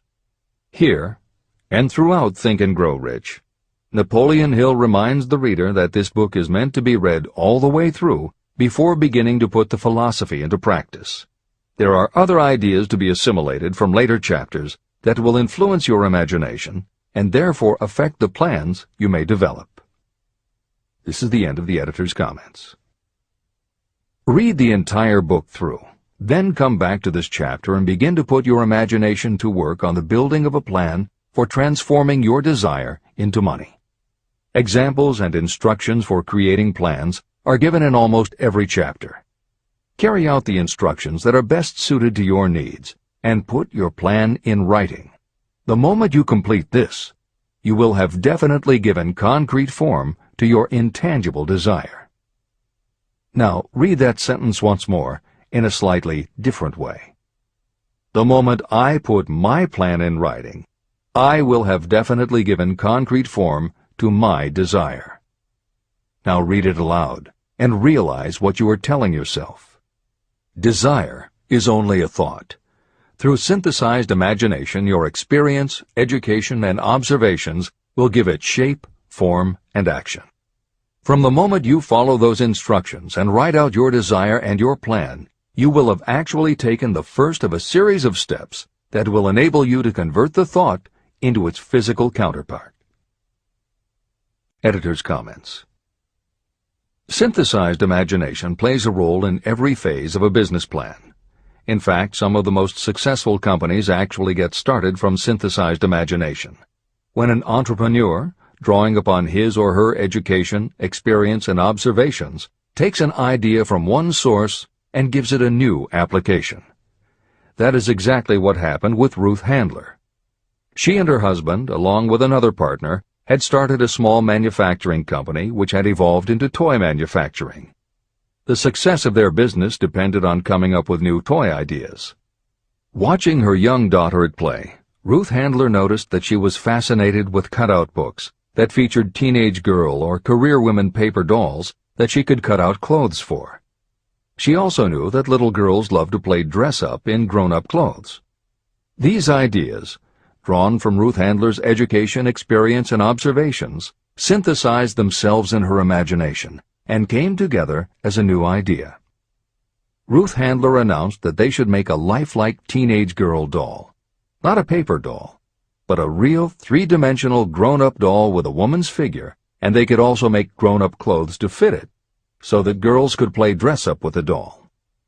In honor of the source of inspiration, Ruth Handler named the new doll after her daughter, Barbie.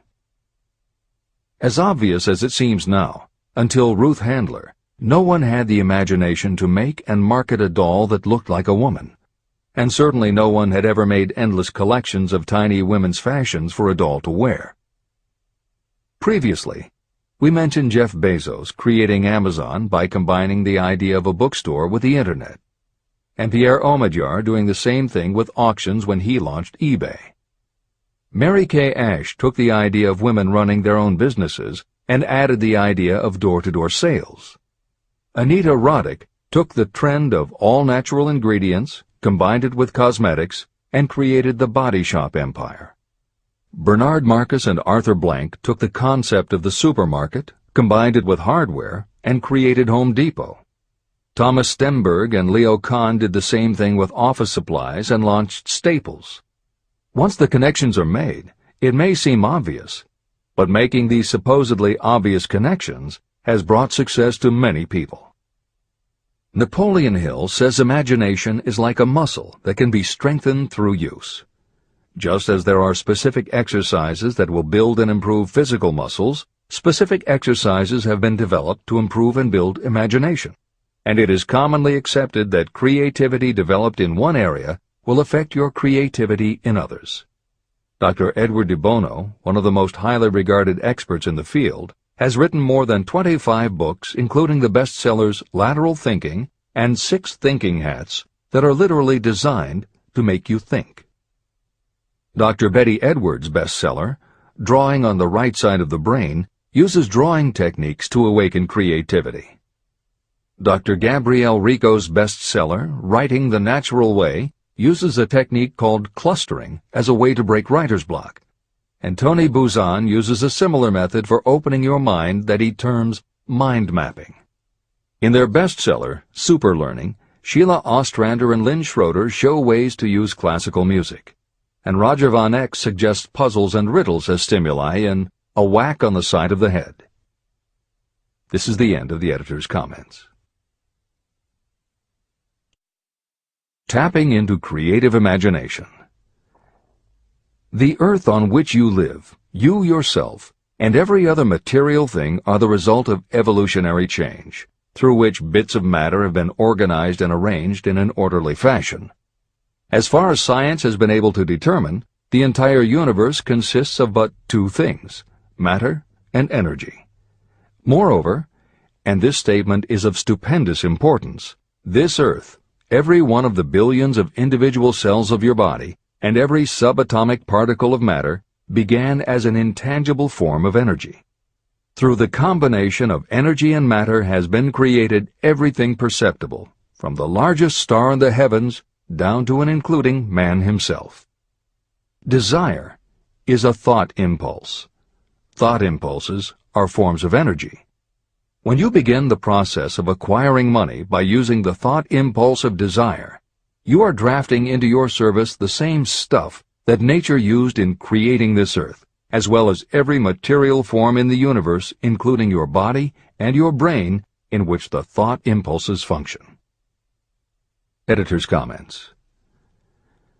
Although recent developments in physics, gauge theory, string theory, membrane theory, and others, have advanced our understanding of matter and energy, Hill's preceding description remains in accord with modern science. The newer theories are variations on and refinements of the basic concept that everything in the universe is either space, time, matter, or energy. And as Einstein stated, energy and matter are in fact different forms of the same thing. As Hill says, everything from the stars to the solar system to the earth, to you, your brain, and that little spark called a thought, are all the same stuff. As when a tablecloth is spread out, there are folds and bumps in the fabric that are all different from each other, but they are all still tablecloth. Like the folds and bumps in the tablecloth, energy and matter are the same thing in different forms. Therefore you, matter, your thoughts, energy, and everybody else, matter, and their thoughts, energy, and all other things, matter, are not just interconnected, but are in essence all the same thing. Hill calls this interrelation of everything to everything else infinite intelligence. In the chapter on faith, he made his first mention of infinite intelligence being the source of hunches, intuition, and flashes of inspiration.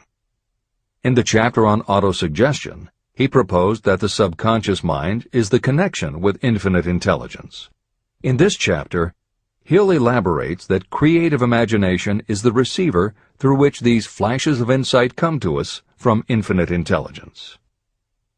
Under some circumstances, when your mind is operating at a high rate, your creative intelligence receives not just an idea, but also a flash of intuition. You get a hunch or a premonition about something or somebody. That flash could not come from your conscious or your subconscious, because neither ever had the information.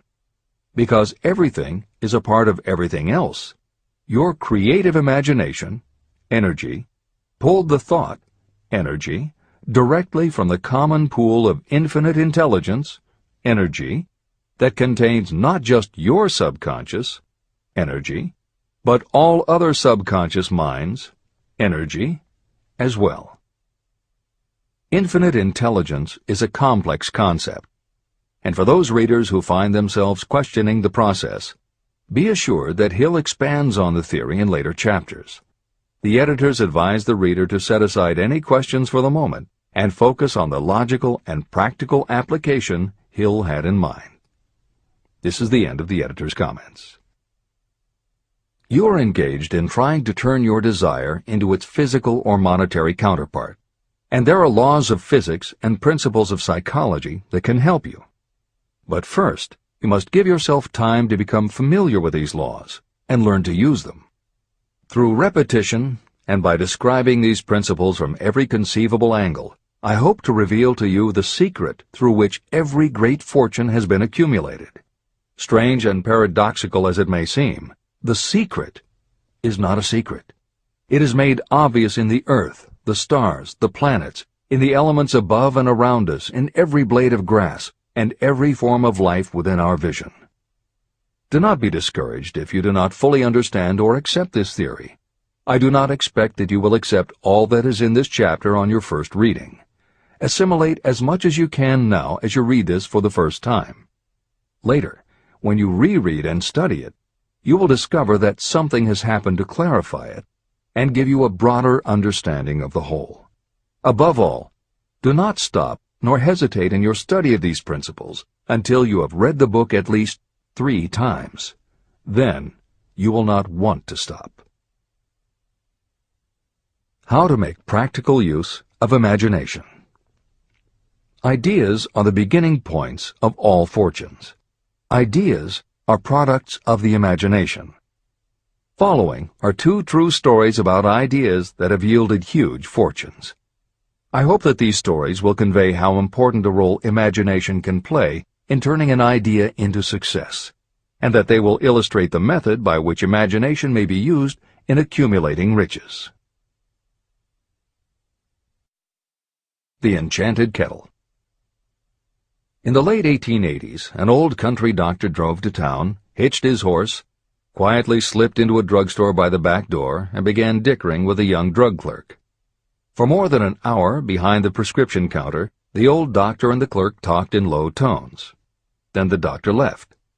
He went out to the buggy and brought back a large, old-fashioned kettle, a big wooden paddle, used for stirring the contents of the kettle, and deposited them in the back of the store. The clerk inspected the kettle, reached into his inside pocket, took out a roll of bills, and handed it over to the doctor. The roll contained exactly $500, the clerk's entire savings. The doctor handed over a small slip of paper on which was written a secret formula.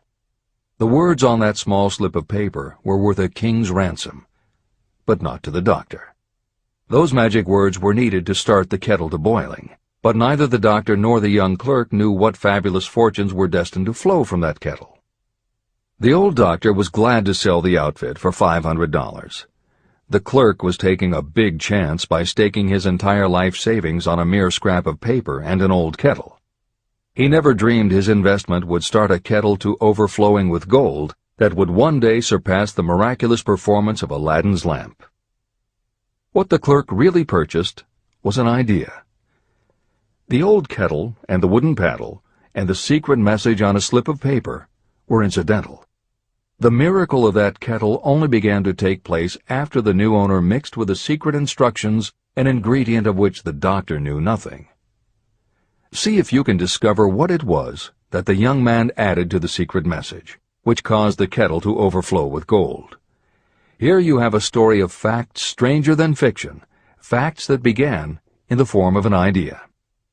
Just look at the vast fortunes of gold this idea has produced. It has paid, and still pays, huge fortunes to men and women all over the world who distribute the contents of the kettle to millions of people. The old kettle is now one of the world's largest consumers of sugar, thus providing jobs to thousands of men and women engaged in growing sugarcane and in refining and marketing sugar. The old kettle consumes annually millions of bottles and cans, providing jobs to huge numbers of workers. The old kettle gives employment to an army of clerks, stenographers, copywriters, and advertising experts throughout the nation. It has brought fame and fortune to scores of artists who have created magnificent pictures describing the product. The old kettle has converted Atlanta, which was a small southern city, into the business capital of the South, where it now benefits, directly or indirectly, every business and practically every resident of the city. The influence of this idea now benefits every civilized country in the world, pouring out a continuous stream of gold to all who touch it. Gold from the kettle built and maintains one of the most prominent colleges of the South, where thousands of young people receive the training essential for success. If the product of that old brass kettle could talk, it would tell thrilling tales in every language, tales of love, of business, of professional men and women who are daily being stimulated by it. I am sure of at least one such tale of romance, for I was a part of it, and it all began not far from the very spot on which the drug clerk purchased the old kettle. It was there that I met my wife, and it was she who first told me of the enchanted kettle. It was the product of that kettle we were drinking when I asked her to accept me for better or worse. Whoever you are, wherever you may live, whatever your occupation, just remember every time you see the words Coca-Cola that its vast empire of wealth and influence grew out of a single idea. And that idea, the mysterious ingredient the drug clerk, Asa Candler, mixed with a secret formula, was imagination. Stop and think of that for a moment. Keep in mind that the steps to riches described in this book are the very same principles through which the influence of Coca-Cola has been extended to every city, town, village, and crossroads of the world. Now here's the most important thing to remember. The ideas you create may have the possibility of duplicating the enormous success of this worldwide thirst killer. Editor's comments. Harlan Sanders, too, had a recipe in a magic kettle. Actually, his kettle was a pressure cooker, but neither his cooker nor his recipe of 11 herbs and spices would be mentioned here if he didn't also have imagination. Harlan Sanders owned and operated a successful motel and cafe in Corbin, Kentucky. Then, when the new interstate highway came through, it bypassed Sanders' location. In a short time, his business went broke, leaving him with little more than his recipe for fried chicken and a way to make it quickly in a pressure cooker. At 62 years of age, the Colonel, as people called him, had to find a new way to make a living. That's when the magic ingredient, imagination, came in. He decided he wasn't going to sell fried chicken anymore. Instead, he would sell his method for making it. He packed his recipe and cooker into the back of his car and hit the road to demonstrate his fried chicken to other restaurant owners. In the first 2 years, he managed to sell 5 franchises. 2 years later, he'd sold 200. 4 years later, he was up to 600 locations when he was approached by an investment group to sell his company.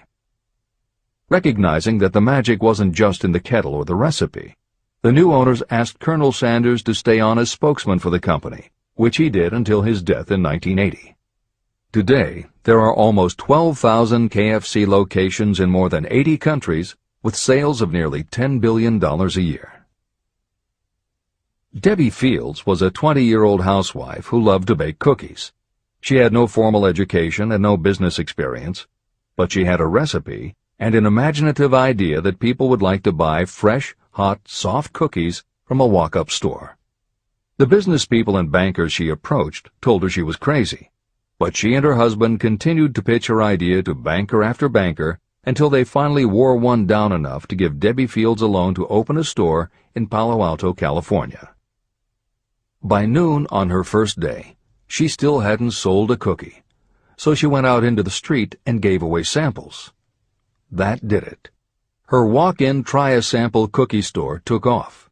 Today, Mrs. Fields' stores are all across America. Harvard Business School uses her methods as a case study in efficiency, and Debbie Fields has become a best-selling author, an in-demand motivational speaker, and a television personality. Wally Famous Amos was a Los Angeles talent agent who copied a cookie recipe off the back of a bag of Nestle's chocolate chips. He made a few changes to personalize the recipe and started to give out his version of homemade cookies as a sort of calling card.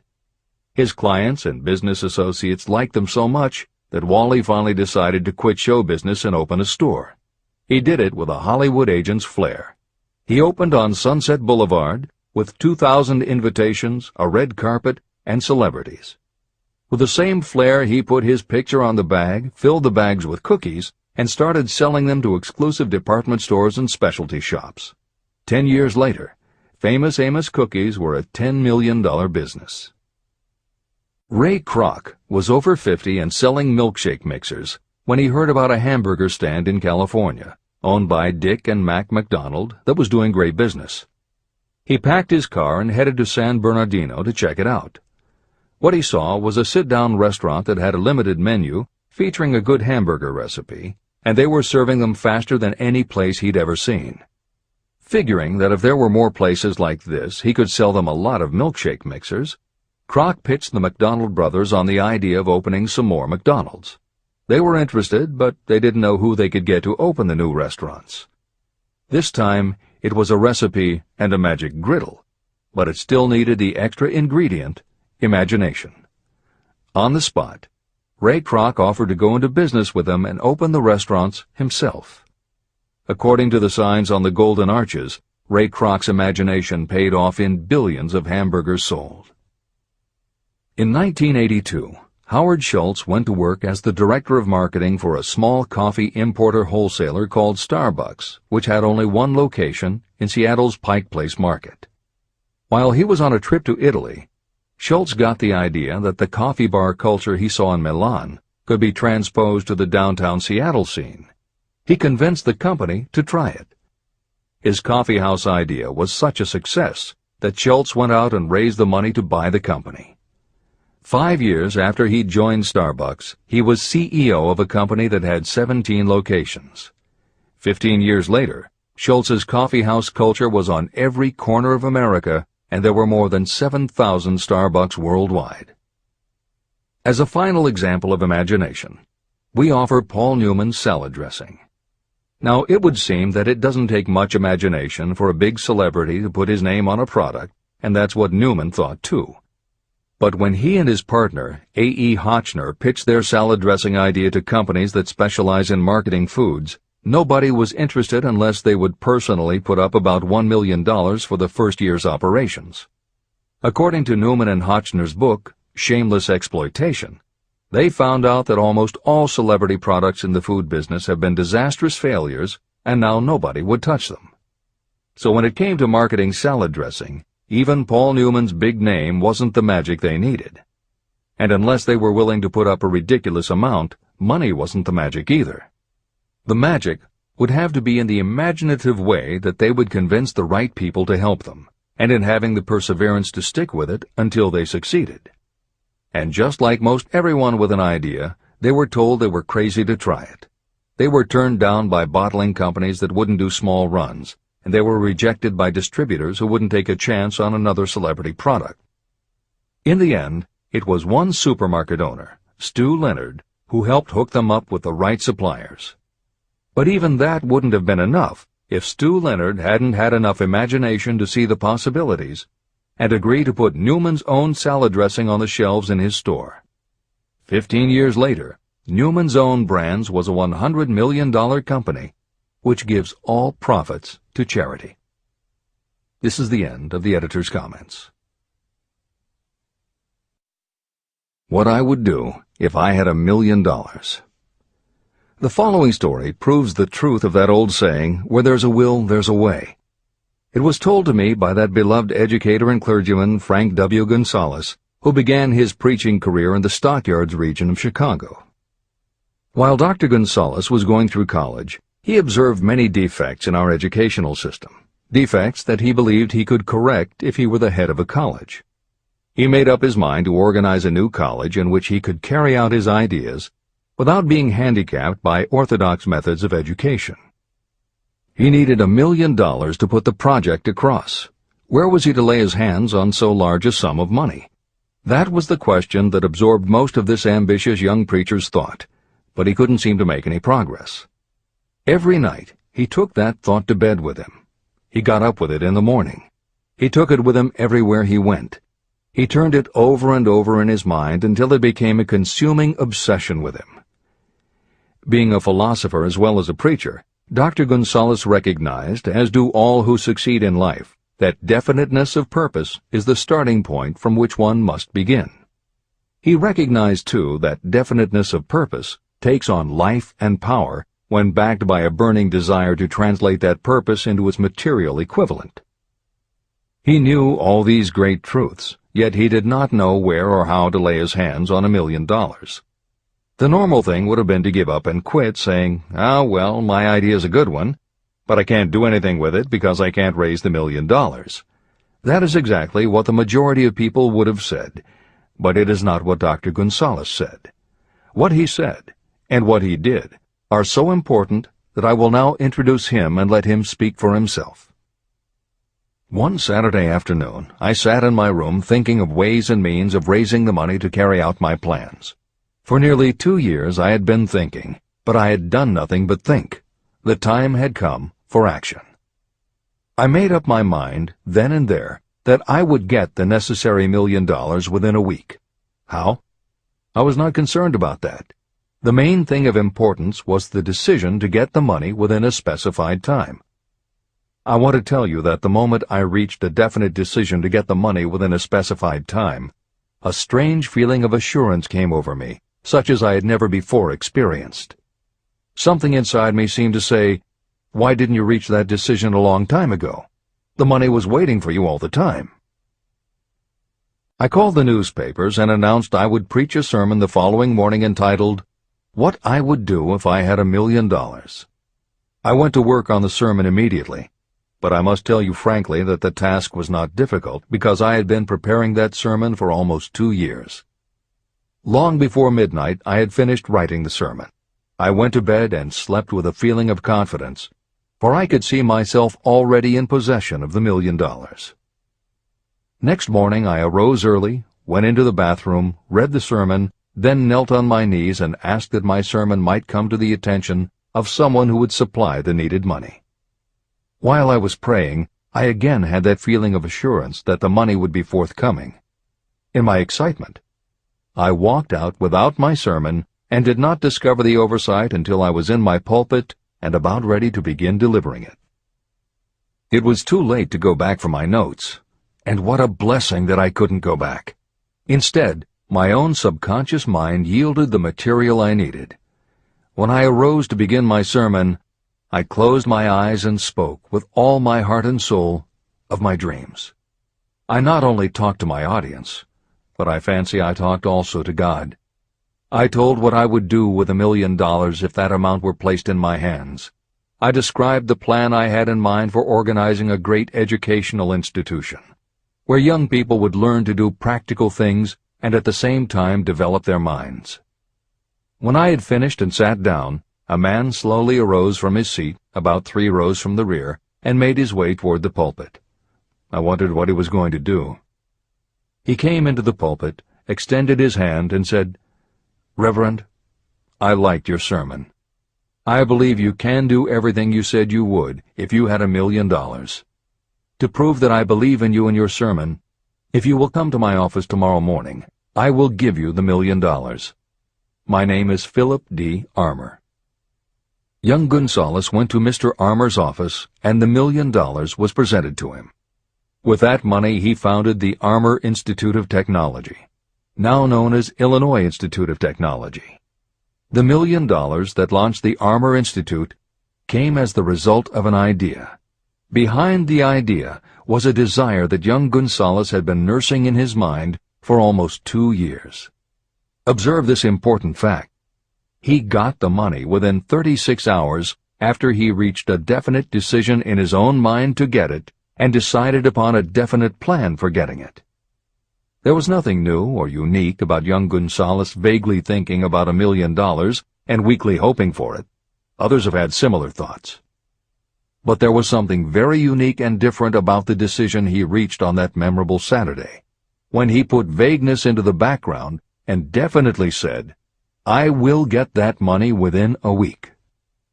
The principle through which Dr. Gonzalez got his $1 million is still alive. It is available to you. This universal law is as workable today as it was when the young preacher made use of it so successfully. Editor's comments. The Armour Institute of Technology opened in 1893, offering courses in engineering, chemistry, architecture, and library science, and in 1940 became the Illinois Institute of Technology when the Armour Institute merged with the Lewis Institute, a Chicago college that had opened in 1895 and offered liberal arts as well as science and engineering courses.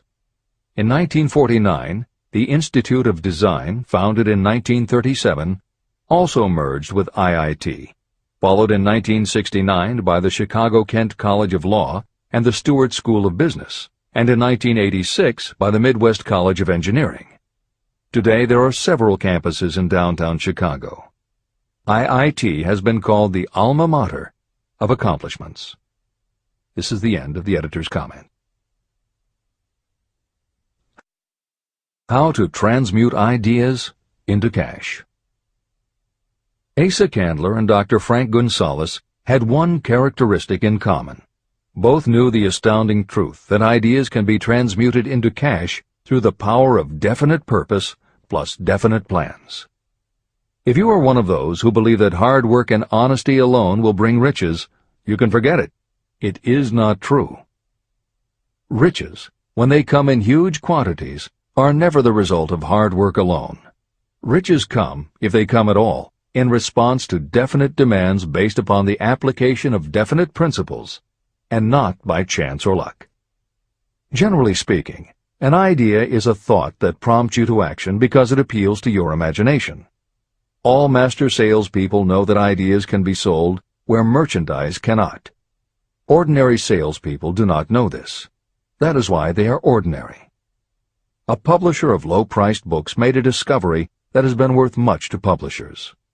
He learned that many people buy titles and not the contents of books. By merely changing the name of one book that was not moving, his sales of that book jumped upward more than 1 million copies. The inside of the book was not changed in any way. He merely ripped off the cover and put on a new cover with a title that had box office appeal. That, as simple as it may seem, was an idea. It was imagination. Editor's comment. For those readers who think that replacing the cover of a book is just too simple, or that they couldn't do it anyway because they are not book publishers, the editors would point out that if you had had that simple idea before the publisher did, he probably would have been glad to sell you those failed books at pennies on the dollar. Then you could have been the one to change the cover, and suddenly you would have been the publisher of a bestseller. However, the idea of replacing the covers wouldn't have meant a thing if you didn't also have ideas about how to market and promote that flashy new cover. And that is Hill's point. Coca-Cola was a recipe, a creative idea. But it would have stayed just a recipe if Asa Candler hadn't also had other creative ideas to market it and the faith in himself to carry through on those ideas. Spence Silver was a chemist working for 3M when, by accident, he created a glue that wasn't very sticky. Needless to say, 3M was not much interested in glue that didn't stick, and Silver's invention was shelved as a failure. But Silver liked his glue, so for 5 years he kept demonstrating it to anyone who would listen. Nobody did, until Arthur Fry, who worked in the tape division at 3M, found that when he was at choir practice, he kept losing his place in the hymnal because the pieces of paper he used to mark his place slipped down or fell out of the book. A little of Silver's not very sticky glue on the slips of paper, and they stayed where he wanted them, then peeled off easily when he was done. That was the eureka moment. They had just invented the world's best bookmark, Post-its. But that's not the end of the story, or the end of the imaginative ideas that were needed to make Post-its happen. Fry would also need perseverance. First, he had to convince the engineers to solve production problems, and to do it, he knocked a hole in his basement wall so he could install a prototype of the production equipment. He stuck with it, and finally, 2 years later, 3M gave the project to their marketing department. The marketing experts put together ads and brochures selling this sticky notepad idea and rolled it out in a 4-city test. The results were a disaster. Nobody got it, so nobody bought it. Who would pay money for scratch paper? The Post-it project was about to be scrapped when Jeffrey Nicholson and Joseph Ramey added their imaginations. Like Silver and Fry, Nicholson and Ramey had faith in the idea because they saw how people in their office fell in love with these little sticky pieces of paper once they started working with them. So Nicholson and Ramey went to Richmond, Virginia, one of the 4 test cities that had failed, and they went up and down the business district, going into offices and giving pads of Post-its to receptionists, secretaries, and anyone else who would listen. Whereas 3M's conventional marketing machinery had failed, Giving Post-its to the people who would actually use them did the trick. Once those Richmond office workers started to use Post-its, it didn't seem like a bad idea at all to pay for scratch paper. They got it, and they bought it. The Richmond test turned from failure to success, and soon Post-its were sticking to everything around the world. Here's another simple idea that imagination turned into success. The story began with a man whose problem was just the opposite of spent silvers. This man had something that stuck too well. George de Mestral was a Swiss mountaineer who went hunting one day with his dog. But when they got home, they were both covered with burrs. The burrs were so difficult to remove that de Mestral put them under a magnifying glass to learn why. He saw that they were covered with tiny hooks which attached themselves to fur and fabric. That was when the flash hit. If burrs stuck where you didn't want them, why couldn't you put tiny hooks on things so they would stick where you did want them? Like everyone else mentioned in this book, de Mestral had an imaginative idea, but that was just the beginning. He also had the faith in himself to keep going when people laughed at his idea, which many did, until he eventually found a French textile plant that would help him do what he wanted. However, even when they finally worked out a way to use cotton fabric to make what they called locking tape, they couldn't afford to mass-produce it. And that's when de Mestral accidentally discovered that when you sew nylon under infrared light, it naturally made little hooks. Now they could manufacture it economically. All they needed was a name. One side was fuzzy like velvet, and the other side was crochet, the French word for hook. Take half vel and half crow, combine it with imagination. The result is Velcro, and a Swiss mountaineer becomes a business tycoon. The Sony Corporation once tried to make a very small stereo tape recorder that would work with standard-size cassettes, but they couldn't do it. They could make a small playback machine, but at the time the electronics needed to also make it a recording machine just couldn't be made small enough. They concluded that the design was a failure. Then one day Sony's honorary chairman, Masaru Ibuka, walked into the laboratory and saw that a few of the engineers were using the prototypes of the failed tape recorder to listen to music tapes. They didn't seem to care that it couldn't record. They just liked to be able to walk around listening to their favorite music. Then came the imaginative idea that made all the difference. Ibuka remembered that another division was working on lightweight headphones. That was the flash. Ibuka's imagination made the connection that the rest of the engineers had not. In Ibuka's view, they hadn't made a failed recorder. They had created a successful private stereo listener. They added the headphones, named it the Walkman, and it revolutionized both the music business and the electronics industry. Clarence Saunders was a grocery clerk in a small southern retail store. One day he was standing with a tray in his hands waiting his turn in a cafeteria. He had never earned more than $20 a week before then, and no one had ever noticed anything about him that indicated unusual ability, but something took place in his mind as he stood in the line of waiting people that put his imagination to work. That was when he came up with the idea that this same self-serve concept would also work at the grocery store. Clarence Saunders took the idea to his boss. Naturally, his boss told him he was crazy. So Clarence Saunders quit his job, went out and did what he needed to do to raise the money, and opened the first self-serve grocery store.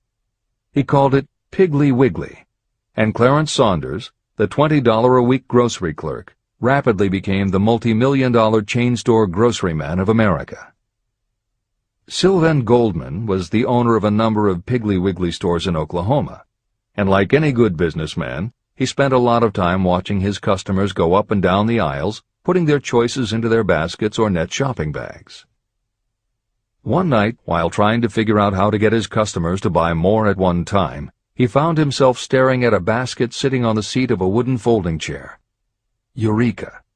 He called in his mechanic, Fred Young. They put some wheels on the bottom of the legs, added another basket below the seat, and the shopping cart was born. As this edition is being readied for publication, there are about 35 million shopping carts in America, and approximately 1.25 million new carts are sold each year. Thomas Stemberg, whom we also mentioned earlier, was another supermarket executive who watched his customers as they shopped. By this time, shopping carts were well established in supermarkets, and it was because his customers were pushing shopping carts up and down the aisles that he got his flash of inspiration. He was so sure of his idea that he convinced another supermarket executive, Leo Kahn, to join him. Together, they took the supermarket concept and applied it to selling office supplies. And in 1986 they opened their first store in Brighton, Massachusetts. They called it Staples. In 1989 they took the company public, and 10 years later there were more than 1,000 Staples stores with revenues exceeding $7 billion. We'll end this commentary with another set of connected stories, which make the point that sometimes the most imaginative part of marketing is in the timing. If you were to go shopping in the late 1800s, it usually meant bartering with a merchant who would then have to get the goods from storage shelves kept behind the counter. In the 1870s, fixed pricing was just starting to be used by storekeepers. Merchants were trying the idea by setting out a table of merchandise that was all priced the same, usually 5 cents. Frank Winfield Woolworth was a clerk in a general store, and he convinced the store owner to let him try the 5-cent table idea. Although it worked, the owner wasn't impressed. So Woolworth borrowed $350 from his boss, and in 1879 opened his first 5-cent store in Utica, New York. It was an entire store full of goods where everything cost a nickel. A year later, he had 4 stores, and the 4th one, in Lancaster, Pennsylvania, was the first that he named F.W. Woolworth's 5 and 10 cent store. 20 years later, he had 238 stores. By the time of his death in 1919, there were over 1,000 F.W. Woolworth locations. He had established the first nationwide chain of general merchandise stores, and he had built the tallest building in New York City as his headquarters. The Woolworth Company stayed true to the original idea and didn't carry any merchandise that cost more than a dime until 1932, when the top price was raised to 20 cents. But as times changed, the fixed price was dropped, the merchandise became more varied, and the company kept growing until it had over 8,000 stores worldwide, selling everything from notions to appliances and furniture. Then in the 1960s and 1970s, something started to happen. The mood of America was changing, but the Woolworth stores weren't. And that was when Sam Walton opened the first Walmart in Rogers, Arkansas, in 1962. Walton got into the retail business after the Second World War, when his father-in-law loaned him the money to buy a franchise Butler Brothers store in Bentonville, Arkansas. By 1962, Sam and his brother Bud owned 16 variety stores in Arkansas, Missouri, and Kansas.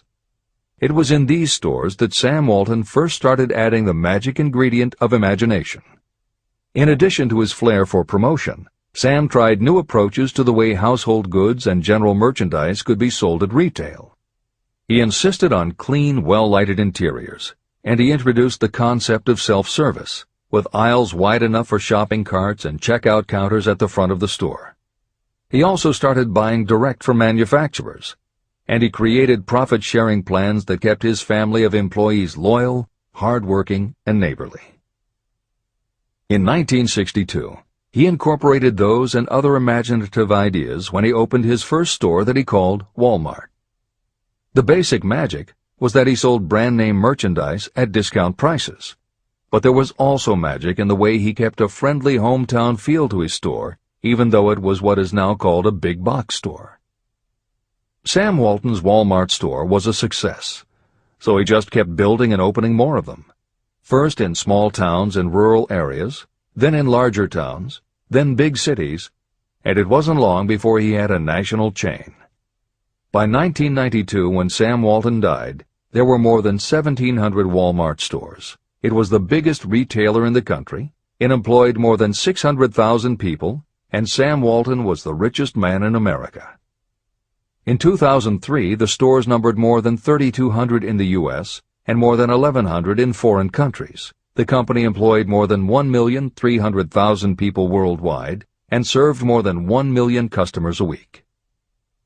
Along the way, Woolworths and other older retailers such as Kresge's tried to get on the bandwagon with their Woolco and Kmart stores, but they couldn't seem to get it right. They had given up their old five-and-dime identity to become higher-priced general retailers, and when Walmart came along and redefined that part of the market, the others seemed to have run out of the kind of imagination they'd had in the beginning. Now, here's the twist to the story.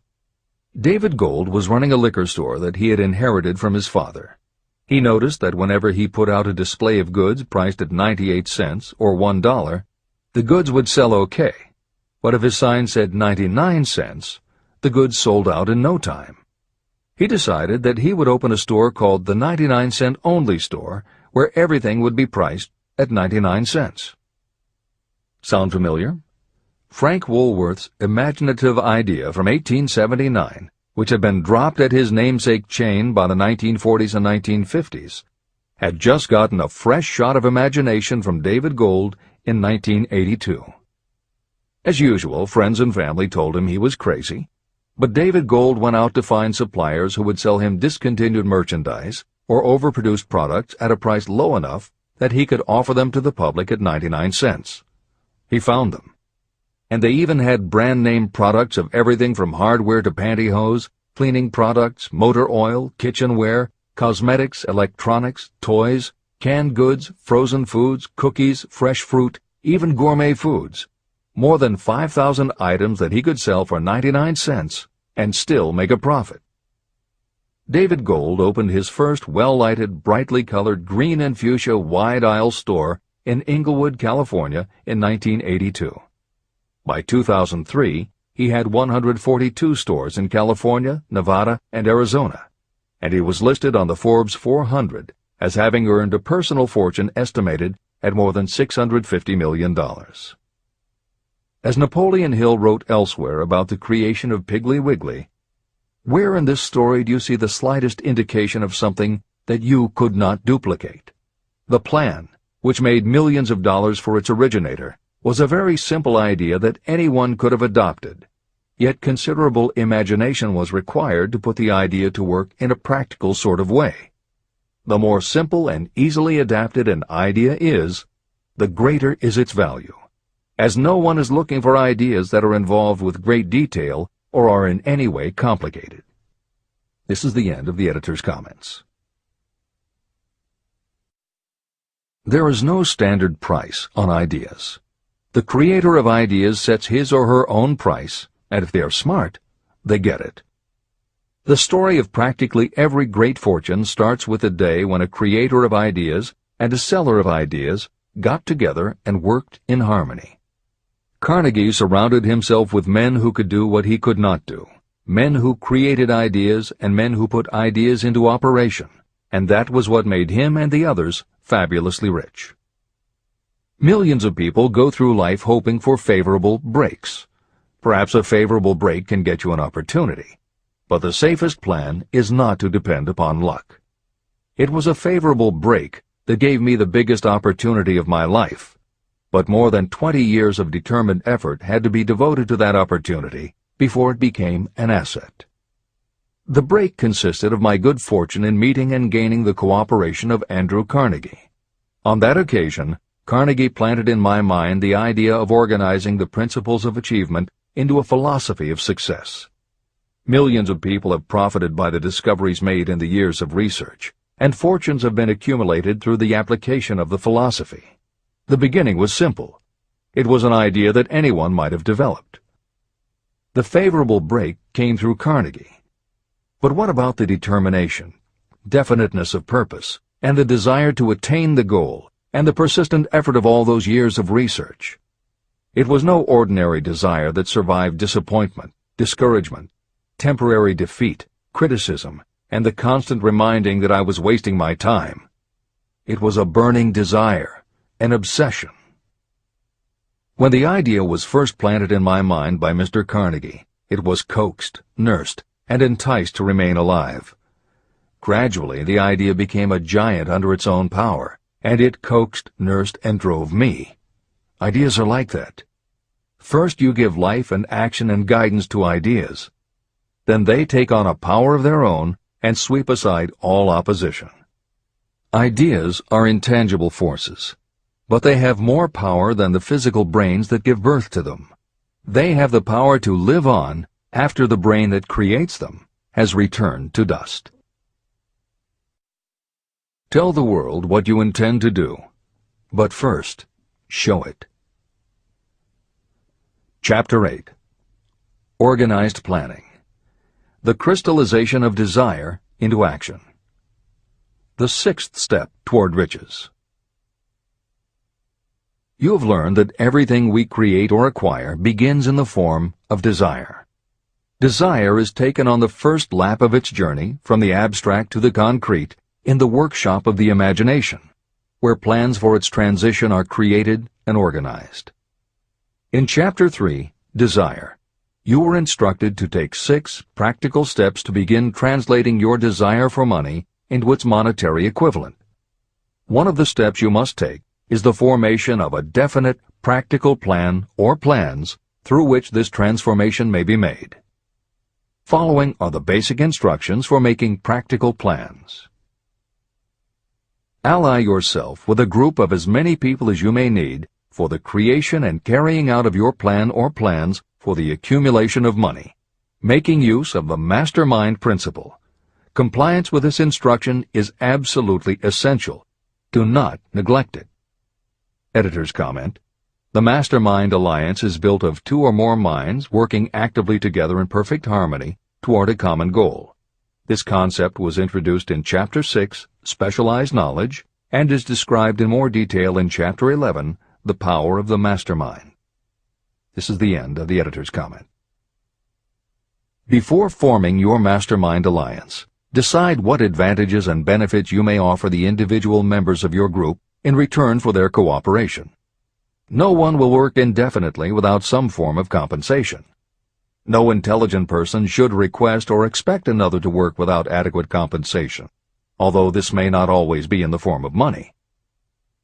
Arrange to meet with the members of your mastermind group at least twice a week, and more often if possible, until you have jointly perfected the necessary plan or plans for the accumulation of money. Maintain perfect harmony between yourself and every member of your mastermind group. If you fail to carry out this instruction to the letter, you may expect to meet with failure. The mastermind principle cannot work where perfect harmony does not prevail. Keep in mind these facts. You are engaged in an undertaking of major importance to you. To be sure of success, you must have plans that are faultless. You must have the advantage of the experience, education, native ability, and imagination of other minds. This is the way it has been done by every person who has accumulated a great fortune.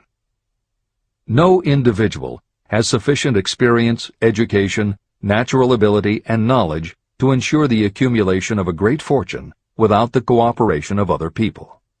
Every plan you adopt for making money should be the joint creation of yourself and every other member of your mastermind group. You may originate your own plans, either in whole or in part, but see that those plans are checked and approved by the members of your Mastermind Alliance. If your first plan fails, try another. If the first plan that you adopt does not work successfully, replace it with a new plan.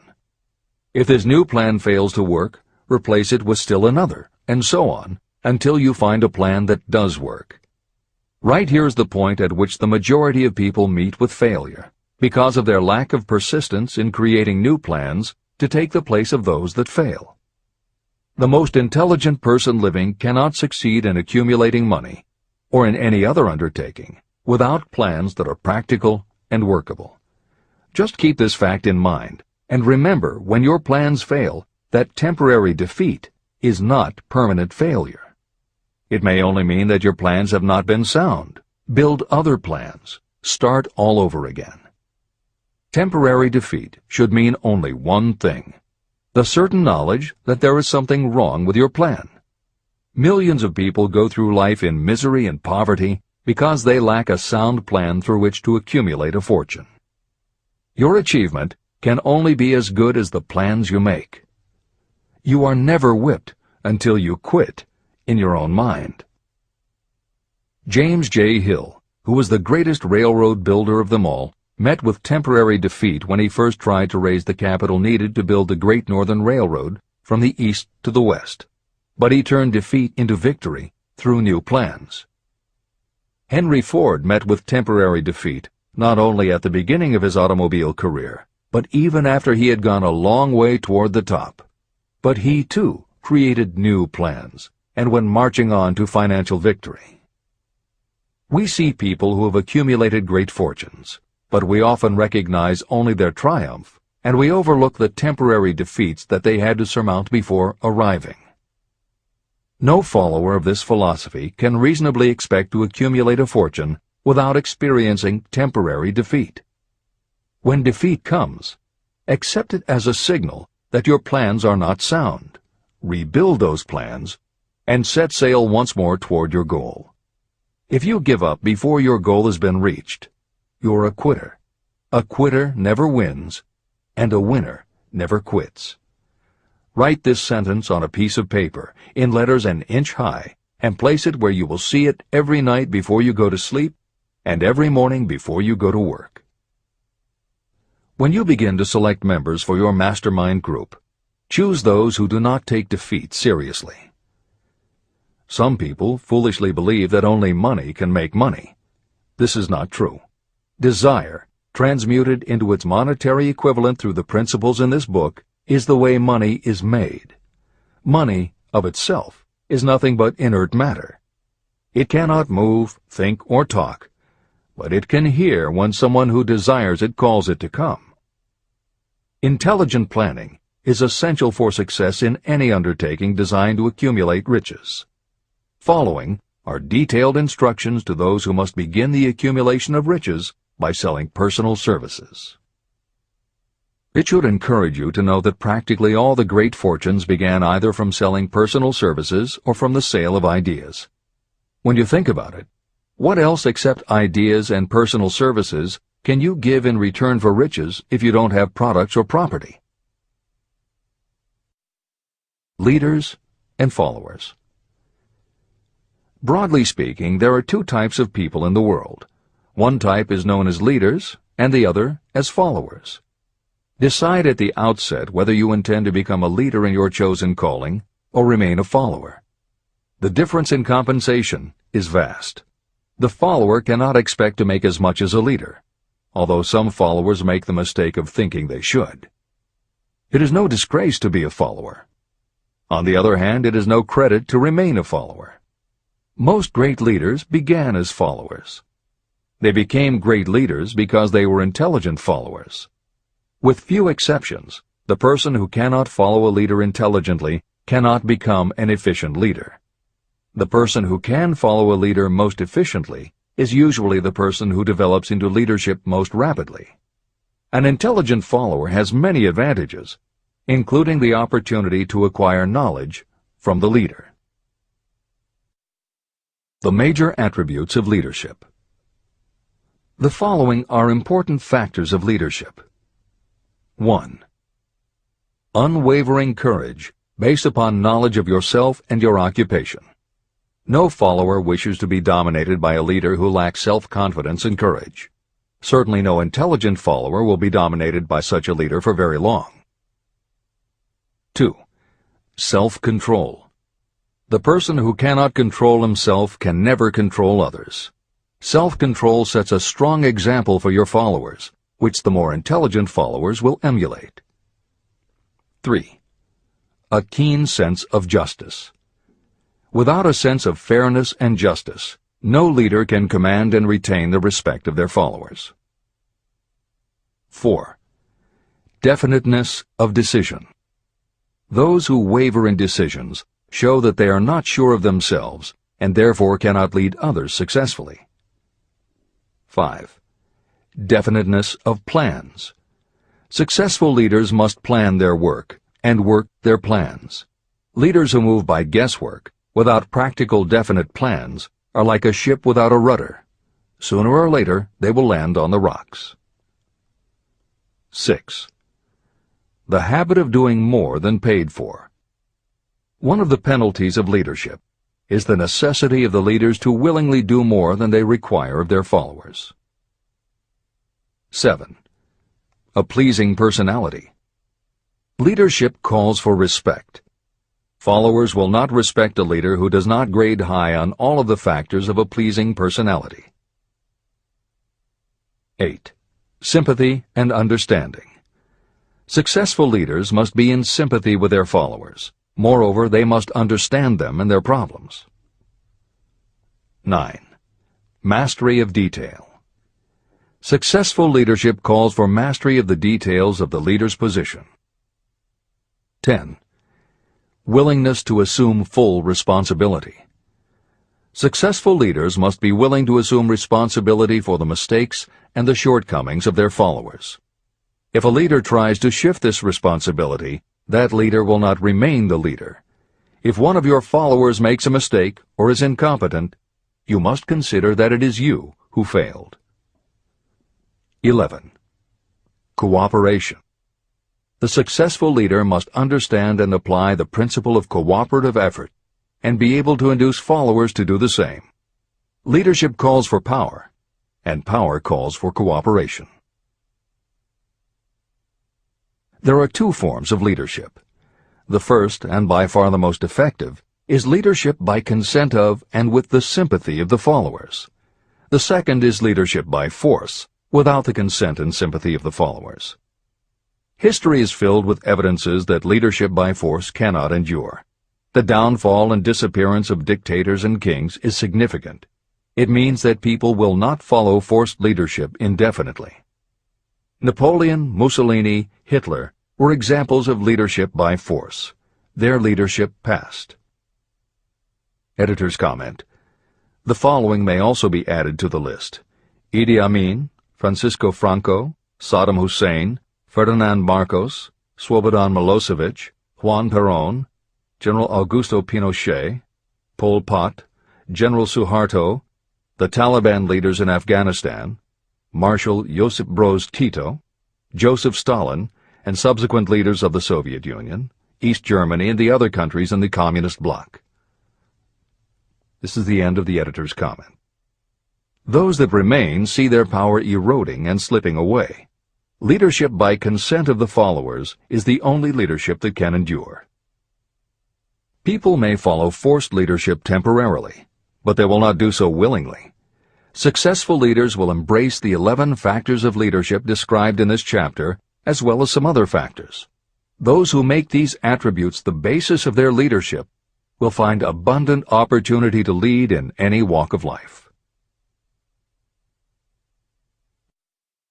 The 10 major causes of failure in leadership. The following are the major faults of leaders who fail. It is just as essential for you to know what not to do as it is to know what to do. 1. Inability to organize details. Efficient leadership calls for the ability to organize and master details. No genuine leader is ever too busy to do anything that may be required in the capacity as leader. Whether a leader or follower, when you admit that you are too busy to change your plans or to give attention to any emergency, you are admitting your inefficiency. The successful leader must be the master of all details connected with the position. That means, of course, that you must acquire the habit of relegating details to capable lieutenants. 2. Unwillingness to render humble service. Truly great leaders are willing, when occasion demands, to perform any sort of labor that they would ask another to perform. The greatest among ye shall be the servant of all is a truth that all able leaders observe and respect. 3. Expectation of pay for what they know, instead of what they do with what they know. The world does not pay you for what you know. It pays you for what you do, or what you induce others to do. 4. Fear of competition from followers. Leaders who fear that one of their followers may take their position are practically sure to realize that fear sooner or later. Able leaders train understudies to whom they may delegate any of the details of their position. Only in this way can leaders multiply themselves and be at many places and give attention to many things at one time. It is an eternal truth that leaders receive more pay for their ability to get others to perform than they could possibly earn by their own efforts. An efficient leader may, through knowledge of the job and a magnetic personality, greatly increase the efficiency of others and get them to render more service and better service than they could render without the leader's guidance. 5. Lack of imagination. Without imagination, the leader is incapable of meeting emergencies or of creating plans by which to guide followers efficiently. 6. Selfishness. Leaders who claim all the honor for the work of their followers are sure to be met by resentment. The really great leader claims none of the honors. Great leaders are content to see the honors, when there are any, go to their followers, because the great leaders know that most people will work harder for commendation and recognition than they will for money alone. 7. Intemperance. Followers do not respect an intemperate leader. Moreover, intemperance in any form destroys the endurance and the vitality of those who indulge in it. 8. Disloyalty. Perhaps this should have come at the head of the list. Leaders who are not loyal to their duty, and to those both above and below them, cannot maintain their leadership for long. Disloyalty marks you as being less than the dust of the earth, and it will bring the contempt it deserves. Lack of loyalty is one of the major causes of failure in every walk of life. 9. Emphasis of the authority of leadership. The efficient leader leads by encouraging, and not by trying to instill fear in the hearts of those who follow. Leaders who try to impress their followers with their authority come within the category of leadership through force. If you are a real leader, you will have no need to advertise that fact. It is apparent in your conduct, by your sympathy, understanding, fairness, and a demonstration that you know your job. 10. Emphasis of title. Competent leaders require no title to give them the respect of their followers. Leaders who make too much of their titles generally have little else to emphasize. The doors to the office of the real leader are open to all and free from formality or ostentation. These are among the most common causes of failure in leadership. Any one of these faults is sufficient to cause failure. Study the list carefully if you aspire to leadership, and make sure that you are free of these faults. Editor's comment. Warren Bennis, a professor who teaches management and organization, said, "A manager is someone who does things right. A leader is someone who does the right thing." Admiral Grace Hopper was the ranking female Navy officer when she was interviewed for 60 Minutes. She said, "You manage things. You lead people." This is the end of the editor's comment.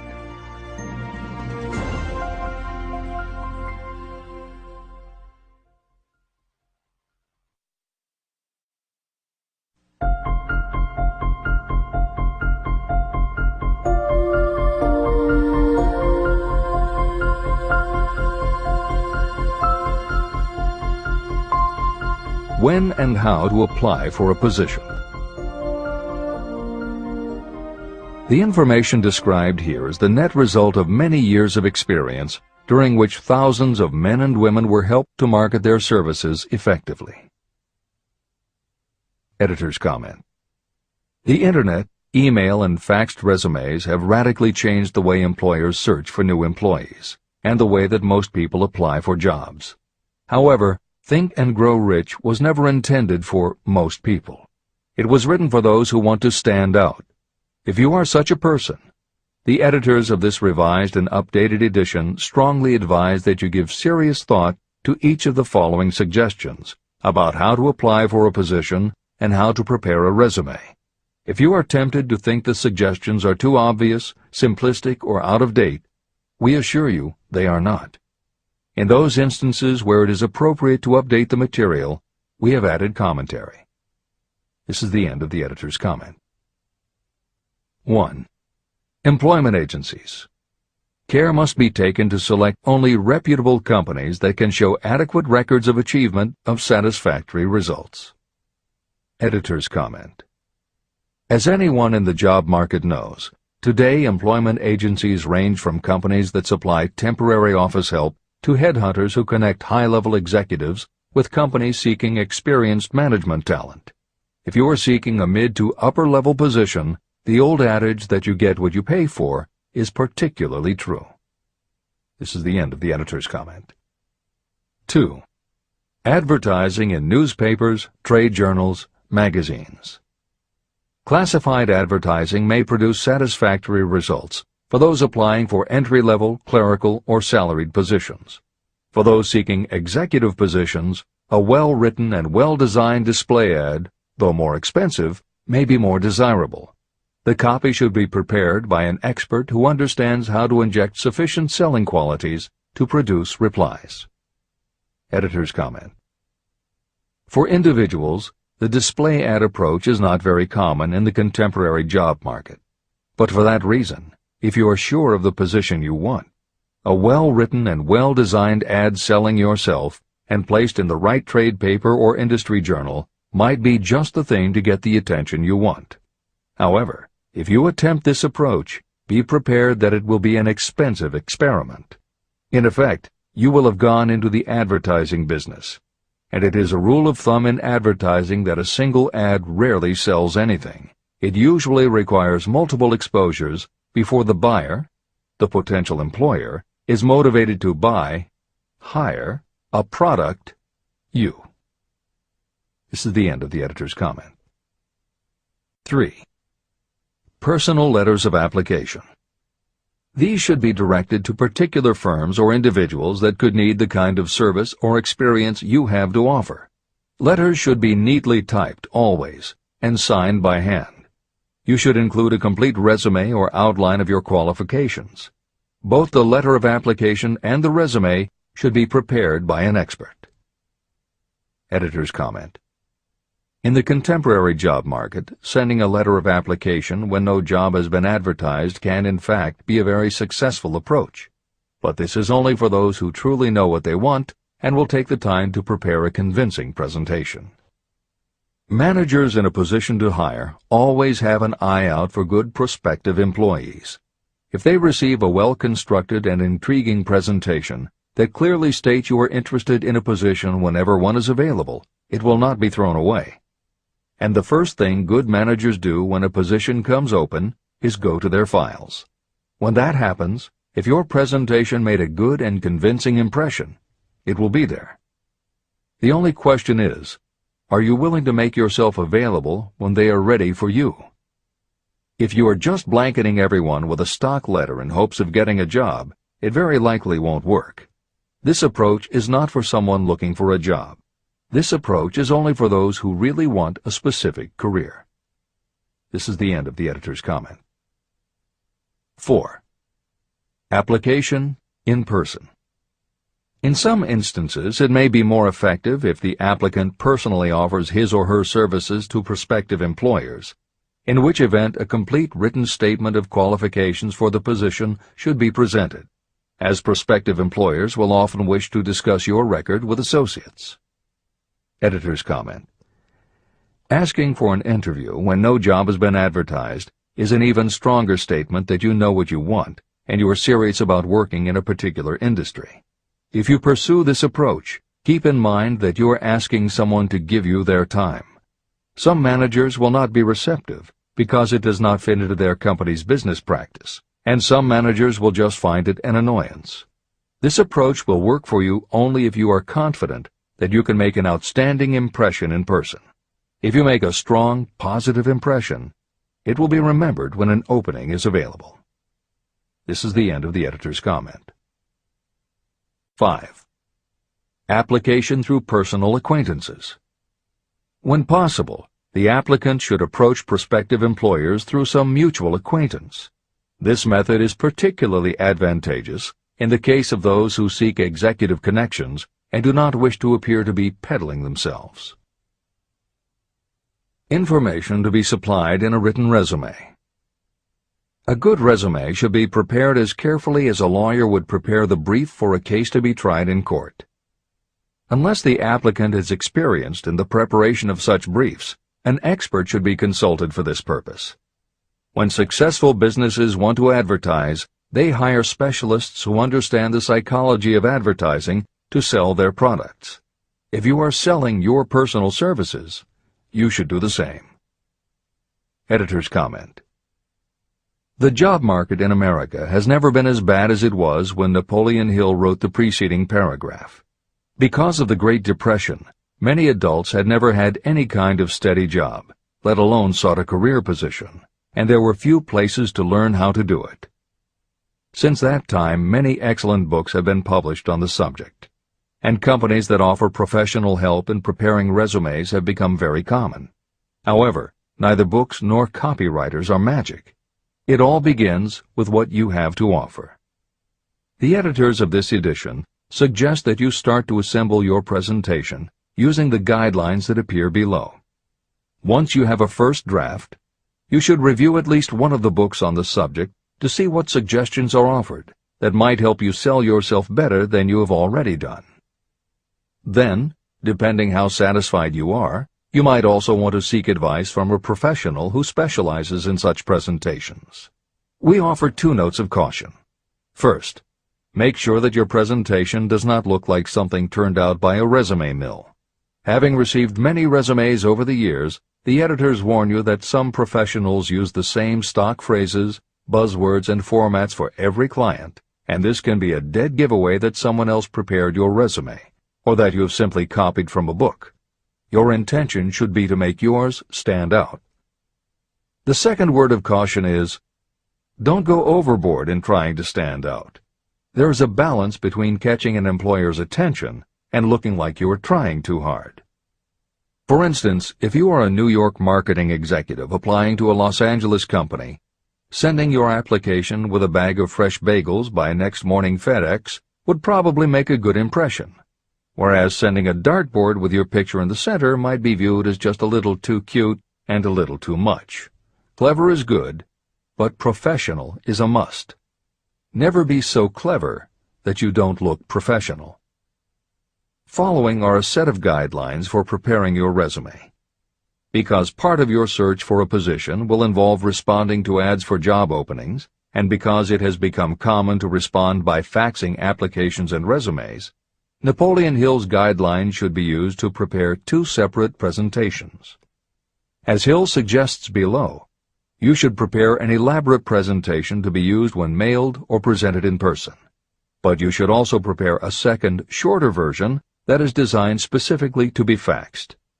Take care to make your fax version complete and interesting, but it should be no more than 3 pages. The following information should appear in your presentation. 1. Education. State briefly but definitely what schooling you've had and in what subjects you specialized in school, giving the reasons for that specialization. Editor's comments. Never exaggerate. This is very serious advice, and it applies not only to education, but also the next 2 categories, experience and references. Smart employers will check in all 3 areas. Labor laws have become so demanding that employers filling responsible positions are very cautious about whom they hire in the first place. There are rules about such things as the difference between salaried and hourly employment, sexual harassment, what constitutes grounds for dismissal, what questions can and cannot be asked in job interviews, and a host of other things that leave the employer open to potential lawsuits. Consequently, smart employers, the kind you want to work for, will check your education, experience, and references. Also, bear in mind, you are providing information that will follow you for the rest of your career. If you keep up with the news, you know that in recent times even executives headed for the top have been dismissed. Military men have resigned in disgrace. Politicians have been removed from office, and professors have been forced to resign, all because someone looked into their background and found that they had exaggerated their qualifications. This is the end of the editor's comments. 2. Experience. If you have had experience in connection with positions similar to the one you seek, describe it fully. Give the names and addresses of former employers. Be sure to clearly point out any special experience you may have had that would equip you to fill the position you seek. 3. References. Practically every business firm wants to know as much as possible about the background of prospective employees who seek positions of responsibility. Attach copies of letters from former employers, from teachers under whom you studied, and from prominent people whose judgment may be relied upon. 4. Photograph of yourself. Include a recent professional photograph of yourself as a part of your presentation. Editor's comment. In the contemporary job market, this is not a common practice at all. However, from personal experience, the editors of this edition know it can be advantageous. We have received only one such job application, but unquestionably it was the photograph that prompted us to ask the applicant to come in for an interview. If you are confident that your appearance makes a good, professional impression, you may want to consider this unusual approach. There is the danger that you may be seen as vain or self-centered, but it could also be the thing that gives you an edge. This is the end of the editor's comment. 5. Apply for a specific position. Never apply for just a job. That indicates you lack specialized qualifications. 6. State your qualifications for the particular position for which you apply. Give full details why you believe you are qualified for the particular position you seek. This is the most important detail of your application. It will determine, more than anything else, what consideration you receive. 7. Offer to go to work on probation. This may appear to be a radical suggestion, but experience has proved that it seldom fails to win at least a trial. If you are sure of your qualifications, a trial is all you need. Incidentally, such an offer indicates that you have confidence in your ability to fill the position you seek. It is most convincing. Make it clear that your offer is based on your confidence in your ability to fill the position, your confidence in your prospective employer's decision to employ you after the trial period, and your determination to have the position. Editor's comments. As you will learn in Chapter 10, when you read the story of Napoleon Hill's application to Rufus Ayers, Hill gives this advice based on his personal experience. Unfortunately, this is one of those instances where times may have changed so much that the approach is rarely applicable. In today's environment, modern labor laws and business practice may prevent an employer from taking you up on your offer. However, today many companies do have internship programs that allow an employer to test drive employees to see how well they might fit in. This is the end of the editor's comment. 8. Knowledge of your prospective employer's business. Before applying for a position, do sufficient research to familiarize yourself thoroughly with that business and indicate the knowledge you have acquired in this field. This will be impressive because it indicates that you have imagination and a real interest in the position you seek. Editor's comment. When you do this, and you certainly should, bear in mind that you will be talking with people who really know the business. Even by researching extensively, at best you will only know about their business. If you try to appear too knowledgeable or familiar, it may backfire and reveal that you have only a superficial view of the business. Unless you are already working in a particular industry and have insights based on experience, do not be presumptuous. Use your knowledge to indicate that you have taken the time to educate yourself and that you really are interested, but don't try to tell a prospective employer how you would run the business. This is the end of the editor's comment. Remember that it is not the lawyer who knows the most law, but the one who best prepares his case who wins. If your case is properly prepared and presented, your victory will have been more than half won at the outset. Do not be afraid of making your presentation too long. Employers are just as much interested in purchasing the services of well-qualified applicants as you are in securing employment. In fact, the success of most successful employers is due to their ability to select well-qualified lieutenants. They want all the information available. Editor's comment. As noted above, when faxing a resume, it should be no more than 3 pages and should state that you will be pleased to provide a more detailed resume if required. This is the end of the editor's comment. Remember another thing. Neatness in the preparation of your resume and application will indicate that you are a painstaking person. Successful salespeople groom themselves with care. They understand that first impressions are lasting. Your presentation is your sales rep. Give it a good suit of clothes, so it will stand out in bold contrast to anything else your prospective employer ever saw. If the position you seek is worth having, it is worth going after with care. More important, if you sell yourself in a manner that shows off your individuality, you probably will receive more money from the very start than you would if you applied for employment in the usual conventional way. When your resume package has been completed, you should prepare individual and personalized copies for each company or person to whom it will be presented. This personal touch is sure to command attention. Have it neatly typed, proofread, printed, and properly bound on the finest paper you can obtain. Your photograph should be mounted and included on one of the pages. Prepare a separate binding with the proper company name inserted, if it is to be shown to more than one company. If you seek employment through an employment agency, have the agent use copies of your presentation in marketing your services. This will help to gain preference for you, both with the agent and the prospective employers. I've helped to prepare presentations for clients that were so striking and out of the ordinary that they resulted in the employment of the applicant without a personal interview. If you want similar results, follow the instructions to the letter, improving upon them however your imagination suggests. Editor's comments. Today, every office supply store offers a wide variety of paper stock, folders, binders, and presentation materials that can be put together in a way that is both unique and professional looking. With all of those possibilities available, if you simply present standard sheets of paper stapled in the corner, the response will very likely be standard too.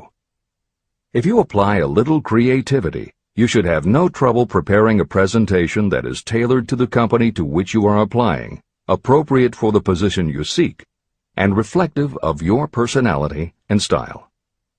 This is the end of the editor's comments. How to get the exact position you desire. Everyone enjoys doing the kind of work for which he or she is best suited. An artist loves to work with paints, a craftsman with his or her hands, a writer loves to write. Those with less definite talents have their preferences for certain fields of business and industry. If America does anything well, it offers a full range of occupations. 1. Decide exactly what kind of a job you want. If the job doesn't already exist, perhaps you can create it. 2. Choose the company or individual for whom you wish to work. 3. Study your prospective employer as to policies, personnel, and chances for advancement.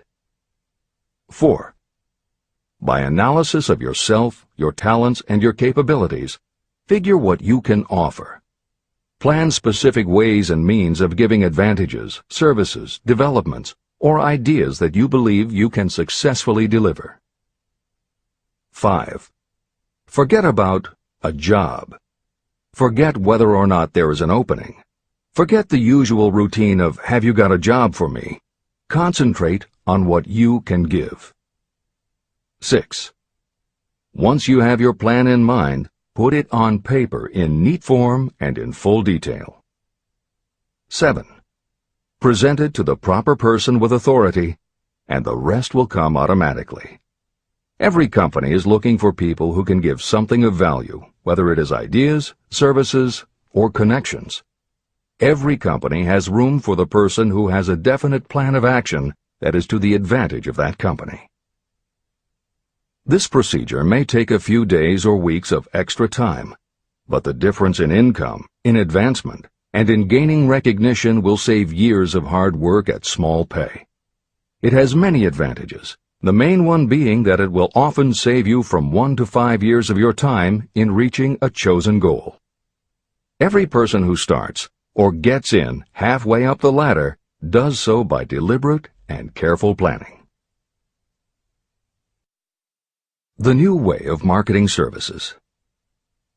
Men and women who market their services must recognize the change that has taken place in connection with the relationship between employer and employee. The future relationship should be more in the nature of a partnership, consisting of the employer, the employee, and the public they serve. In the past, employers and employees have bartered among themselves, not considering that in reality they were bargaining at the expense of the third party, the public they served. Both the employer and the employee should consider themselves as fellow employees whose business it will be to serve the public efficiently. Editor's comment. In the preceding paragraph, Napoleon Hill once again demonstrates his foresight into the future direction of American business. As you will recognize in the following section, the point he makes by citing the coal and gas companies would at a later time be equally applicable to the telephone monopolies, and later still to computer software and internet companies, and to cable television suppliers when competitors started to offer satellite TV. This snapshot of how and why business has changed should provide you with a blueprint for the attitude you must adopt and the way you must conduct yourself if you are going to attain the success you're seeking. This is the end of the editor's comment.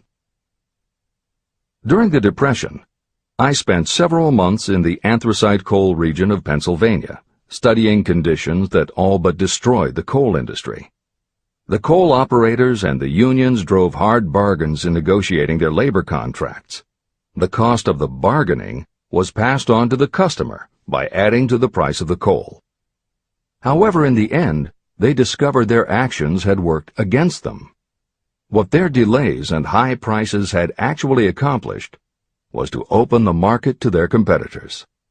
Inadvertently, they had built up a wonderful business for the manufacturers of oil-burning stoves and furnaces, as well as for the producers of oil. A similar experience happened to the gas companies.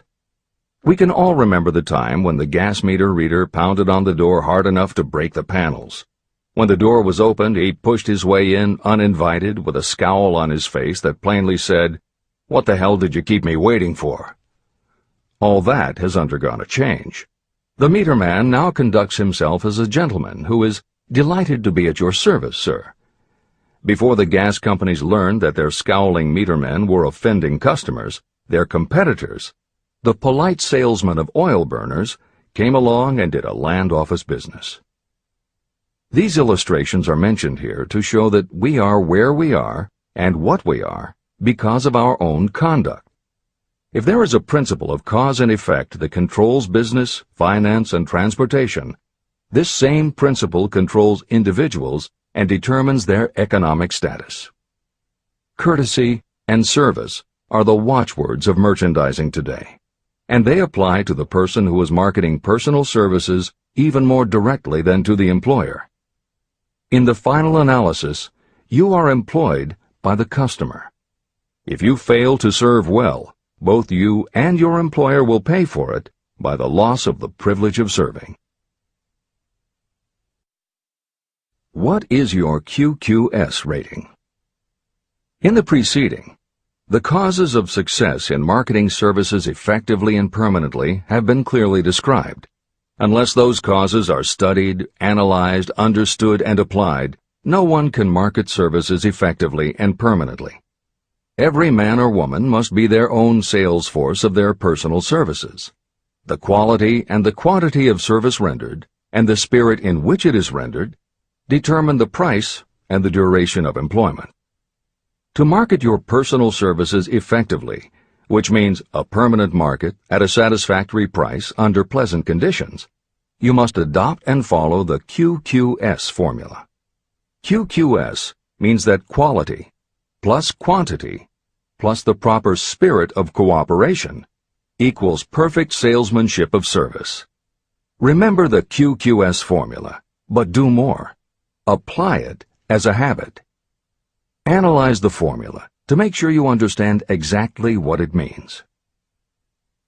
Quality of service means the performance of every detail in connection with your position in the most efficient manner possible, with the object of greater efficiency always in mind. Quantity of service means the habit of rendering all the service of which you are capable at all times, with the purpose of increasing the amount of service rendered as you develop greater skill through practice and experience. Emphasis is again placed on the word habit. Spirit of service means the habit of agreeable, harmonious conduct, which will induce cooperation from associates and fellow employees. Adequate quality and adequate quantity of service is not sufficient to maintain a permanent market for your services. The spirit in which you deliver service is a strong determining factor in connection with both the price you receive and the duration of your employment. Andrew Carnegie stressed this point in his description of the factors that lead to success in the marketing of personal services. He emphasized again and again the necessity for harmonious conduct. He stressed the fact that he would not retain any man, no matter how great a quantity or how efficient the quality of his work, unless he worked in a spirit of harmony.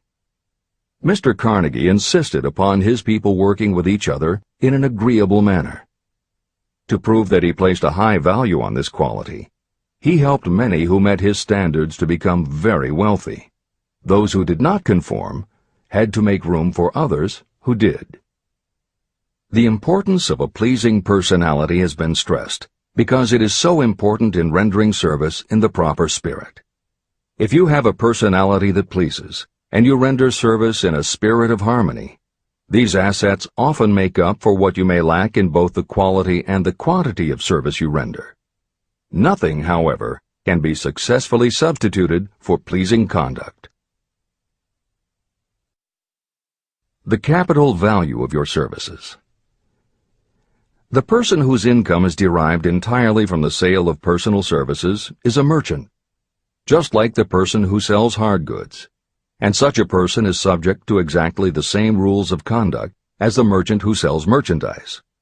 I emphasize this because many people who live by the sale of personal services make the mistake of considering themselves free from the rules of conduct and the responsibilities attached to those who are engaged in marketing commodities.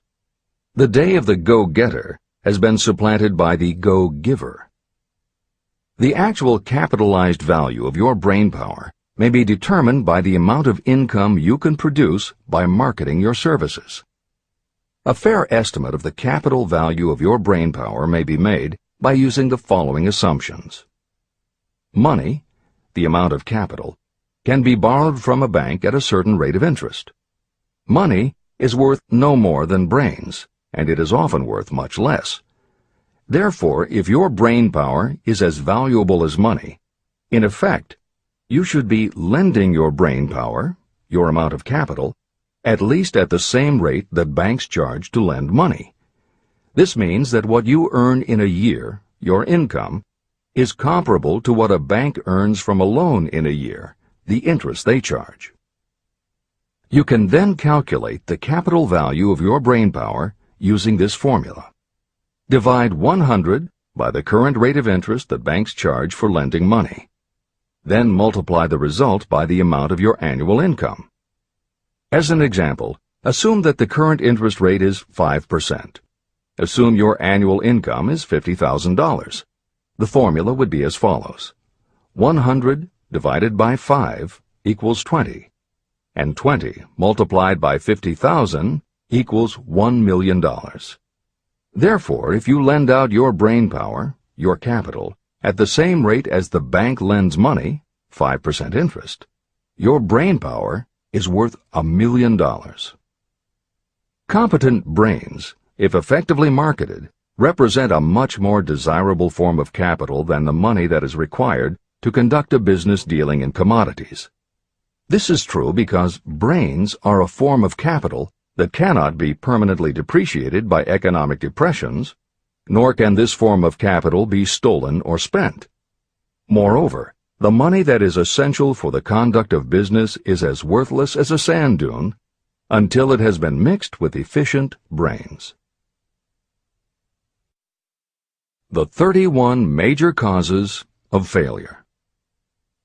Life's greatest tragedy consists of men and women who earnestly try and fail. The tragedy lies in the overwhelmingly large majority of people who fail as compared with the few who succeed. I have had the privilege of analyzing several thousand men and women, 98% of whom were classed as failures. My analysis proved that there are 13 major principles through which people accumulate fortunes. Each of the 13 principles of success has its own chapter in this book, and there are 31 major reasons for failure. The 31 causes of failure are listed below. As you go through the list, measure yourself point by point. It will help you to discover how many of these causes of failure stand between you and success. 1. Unfavorable hereditary background. There is little, if anything, that can be done for people who are born with a deficiency in brain power. This is the only one of the 31 causes of failure that may not be easily corrected by any individual. My philosophy can offer only one method of bridging this weakness, through the aid of the mastermind. 2. Lack of a well-defined purpose in life. There is no hope of success for the person who does not have a central purpose or definite goal at which to aim. 98 out of every 100 of those whom I have analyzed had no such aim. Perhaps this was the major cause of their failure. 3. Lack of ambition to aim above mediocrity. I can offer no hope for those who are so indifferent they do not want to get ahead in life and are not willing to pay the price. 4. Insufficient education. This is a handicap that may be overcome with comparative ease. Experience has proven that the best educated people are often those who are self-made or self-educated. It takes more than a college degree to make you a person of education. Any person who is educated has learned to get whatever they want in life without violating the rights of others. Education consists not so much of knowledge, but of knowledge effectively and persistently applied. You are paid not merely for what you know, but for what you do with what you know. 5. Lack of self-discipline. Discipline comes through self-control. This means that you must control all negative qualities. Before you can control conditions, you must first control yourself. Self-mastery is the hardest job you will ever tackle. If you do not conquer yourself, you will be conquered by yourself. By stepping in front of a mirror, you may see both your best friend and your greatest enemy. 6. Ill health. No person may enjoy outstanding success without good health. Many of the causes of ill health are subject to mastery and control. These, in the main, are overeating of foods not conducive to health, wrong habits of thought or negative thinking, wrong use of and overindulgence in sex, lack of proper physical exercise, an inadequate supply of fresh air due to improper breathing. 7. Unfavorable environmental influences during childhood. As the twig is bent, so shall the tree grow. Most people who have criminal tendencies acquire them as the result of bad environment and improper associates during their childhood or youth. Procrastination. This is one of the most common causes of failure. Procrastination stands within the shadow of every human being, waiting its opportunity to spoil your chances of success. Most of us go through life as failures because we are waiting for the time to be right to start doing something worthwhile. Do not wait. The time will never be just right. Start where you stand, work with whatever tools you have at your command, and you will acquire better tools as you go along. 9. Lack of persistence. Most of us are good starters, but poor finishers of everything we begin. People are prone to give up at the first signs of defeat. There is no substitute for persistence. The person who makes persistence his or her watchword discovers that failure finally becomes tired and makes its departure. Failure cannot cope with persistence. 10. Negative personality. There is no hope of success for the person who repels people through a negative personality. Success comes through the application of power, and power is attained through the cooperative efforts of other people. A negative personality will not induce cooperation. 11. Lack of control of sexual urges. Sexual energy is the most powerful of all the stimuli that move people into action. Because it is the most powerful of the emotions, if it is controlled, it can be converted into other creative channels. 12. Uncontrolled desire for something for nothing. The gambling instinct drives millions of people to failure. Evidence of this may be found in the Wall Street stock market crash of 1929, during which millions of people tried to make money by gambling on stock margins. Editor's comments. For those who are not familiar with the stock market and buying on margin, the following is a simplified explanation of what caused the crash of '29.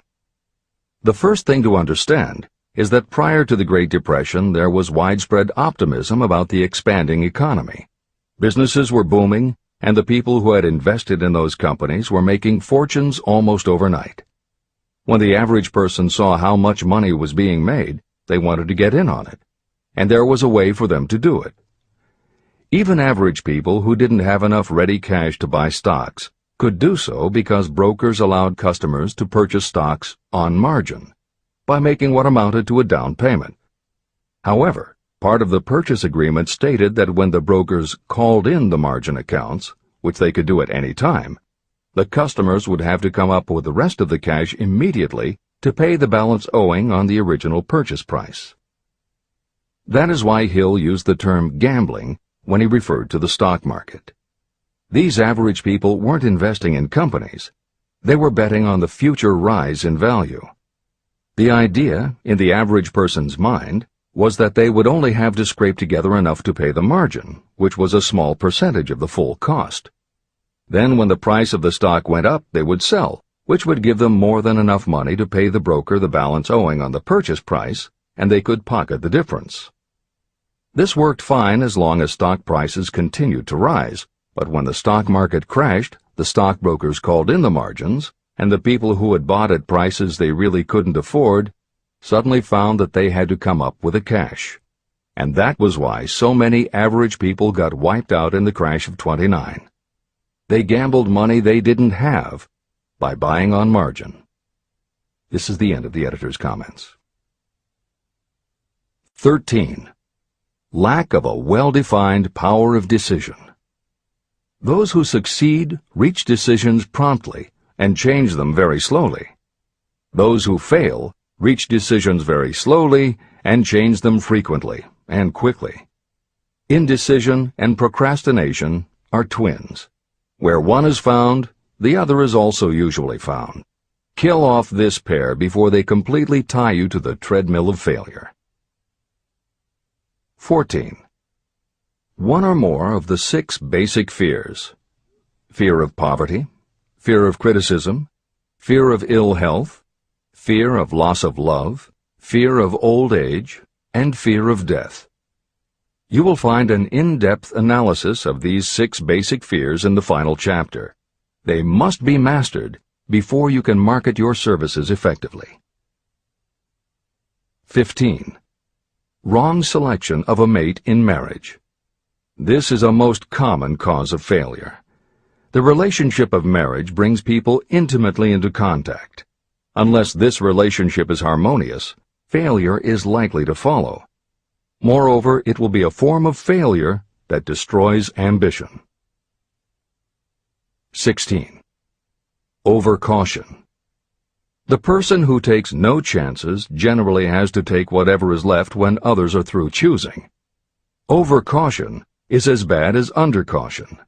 Both are extremes to be guarded against. Life itself is filled with the element of chance. 17. Wrong selection of associates in business. This is one of the most common causes of failure in business. In marketing personal services, you should use great care to select an employer who will be an inspiration and who is intelligent and successful. We emulate those with whom we associate most closely. Pick an employer who is worth emulating. 18. Superstition and prejudice. Superstition is a form of fear. It is also a sign of ignorance. Successful people keep open minds and are afraid of nothing. 19. Wrong selection of a vocation. You cannot have outstanding success in work that you do not like. The most essential step in the marketing of personal services is that of selecting an occupation into which you can throw yourself wholeheartedly. Although money or circumstances may require you to do something you don't like for a time, no one can stop you from developing plans to make your goal in life a reality. Editor's comments. Most contemporary experts agree with Napoleon Hill's statement that finding the work you love is of key importance in achieving success that is truly rewarding. This concept coincides so well with modern attitudes that it has inspired a number of books, including Feel the Fear and Do It Anyway by Susan Jeffers, Wishcraft by Barbara Sher, and Do What You Love, The Money Will Follow by Marcia Sinitar. All three books became bestsellers by expanding upon that single concept. This is the end of the editor's comments. 20. Lack of concentration of effort. The jack of all trades seldom is good at any.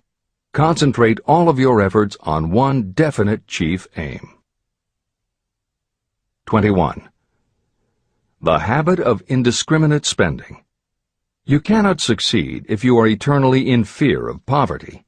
Form the habit of systematic saving by putting aside a definite percentage of your income.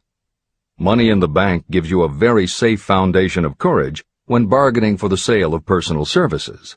Without money, you must take what you are offered and be glad to get it. 22. Lack of enthusiasm. Without enthusiasm, you cannot be convincing. Moreover, enthusiasm is contagious, and the person who has it under control is generally welcome in any group of people. 23.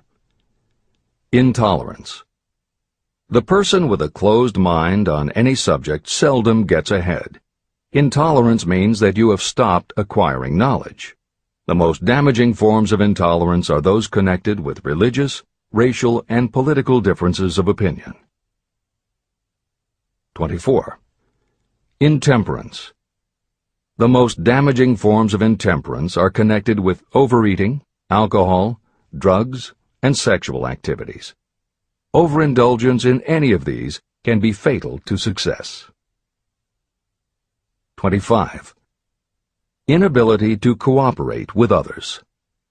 More people lose their positions and their big opportunities in life because of this fault than for all other reasons combined. It is a fault that no well-informed business person or leader will tolerate. 26. Possession of power that was not acquired through self-effort. Sons and daughters of wealthy parents, and others who inherit money that they did not earn. Power in the hands of one who did not acquire it gradually is often fatal to success. Quick riches are more dangerous than poverty. 27. Intentional dishonesty. There is no substitute for honesty. You may be temporarily dishonest because of circumstances over which you have no control without permanent damage, but there is no hope for you if you are dishonest by choice. Sooner or later, your deeds will catch up with you, and you will pay by loss of reputation and perhaps even loss of liberty. 28. Egotism and vanity. These qualities serve as red lights that warn others to keep away. They are fatal to success. 29. Guessing instead of thinking. Most people are too indifferent or lazy to acquire facts with which to think accurately. They prefer to act on opinions created by guesswork or snap judgments. 30. Lack of capital. This is a common cause of failure among those who start out in business for the first time. You must have a sufficient reserve of capital to absorb the shock of your mistakes and to carry you over until you have established a reputation. 31. Here, name any particular cause of failure from which you have suffered that has not been included in the foregoing list.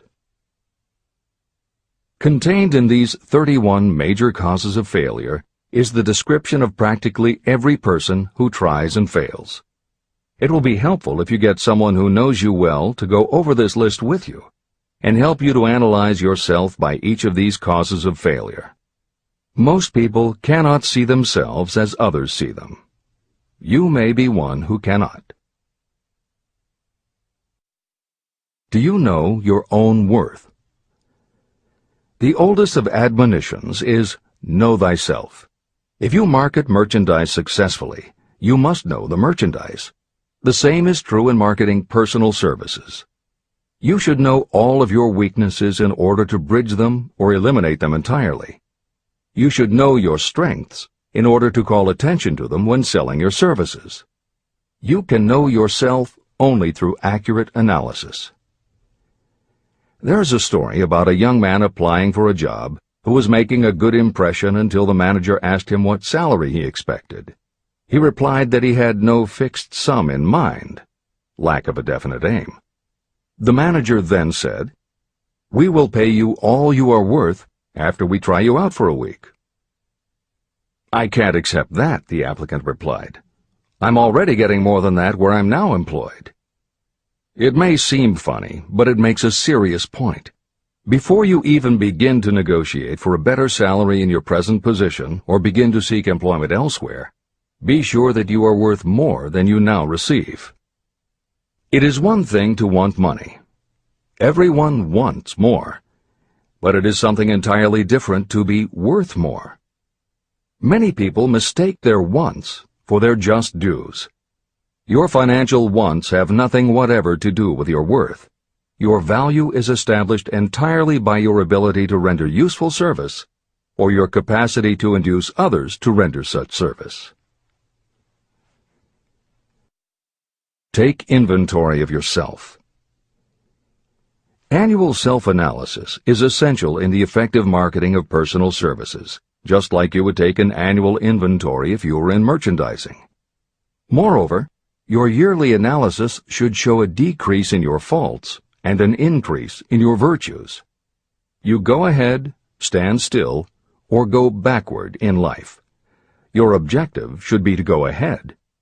Annual self-analysis will disclose whether advancement has been made and, if so, how much.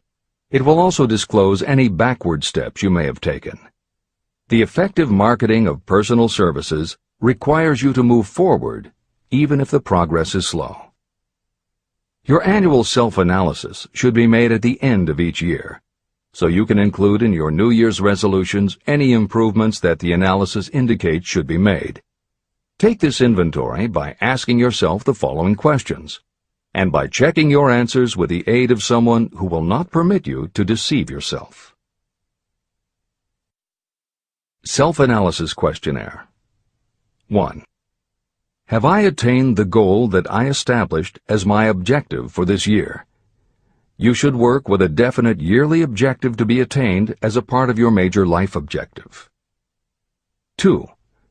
Have I delivered service of the best possible quality of which I was capable, or could I have improved any part of this service? 3. Have I delivered service in the greatest possible quantity of which I was capable? 4. Has the spirit of my conduct been harmonious and cooperative at all times? 5.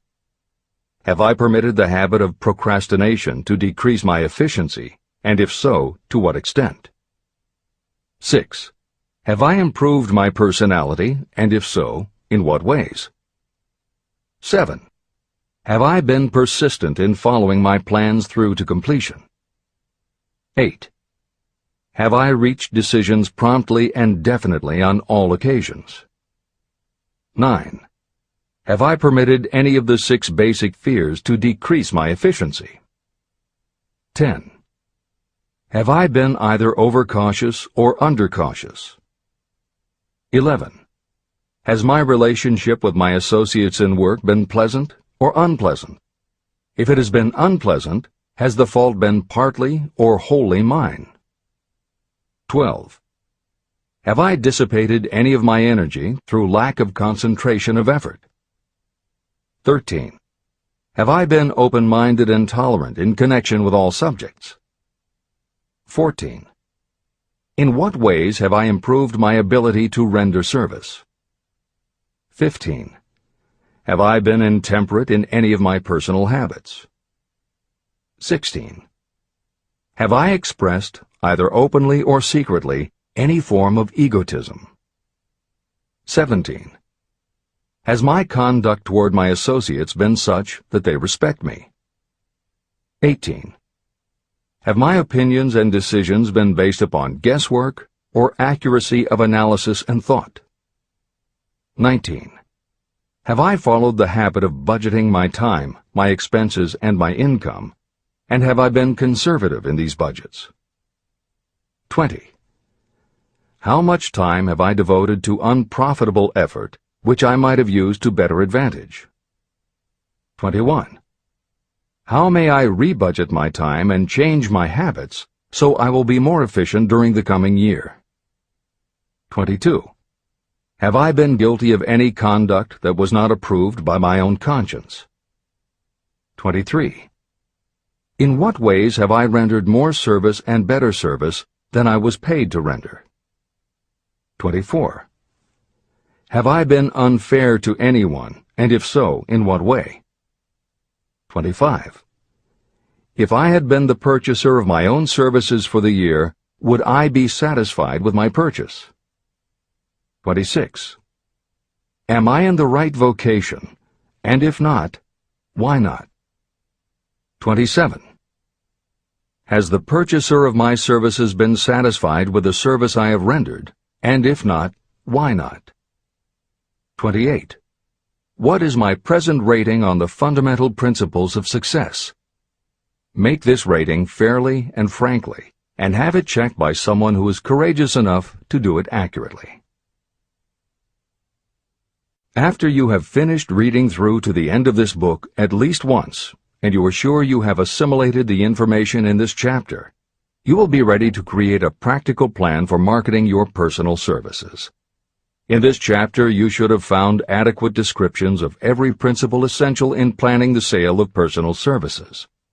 These include the major attributes of leadership, the most common causes of failure in leadership, a description of the fields of opportunity for leadership, the main causes of failure in all walks of life, and the important questions that should be used in self-analysis. This extensive and detailed presentation has been included because it will be needed by you if you are going to earn your riches by marketing your personal services. Those who have lost their fortunes and those who are just beginning to earn money have nothing but personal services to offer in return for riches. Therefore, it is essential that you have real, practical information that you'll need to market your services to best advantage.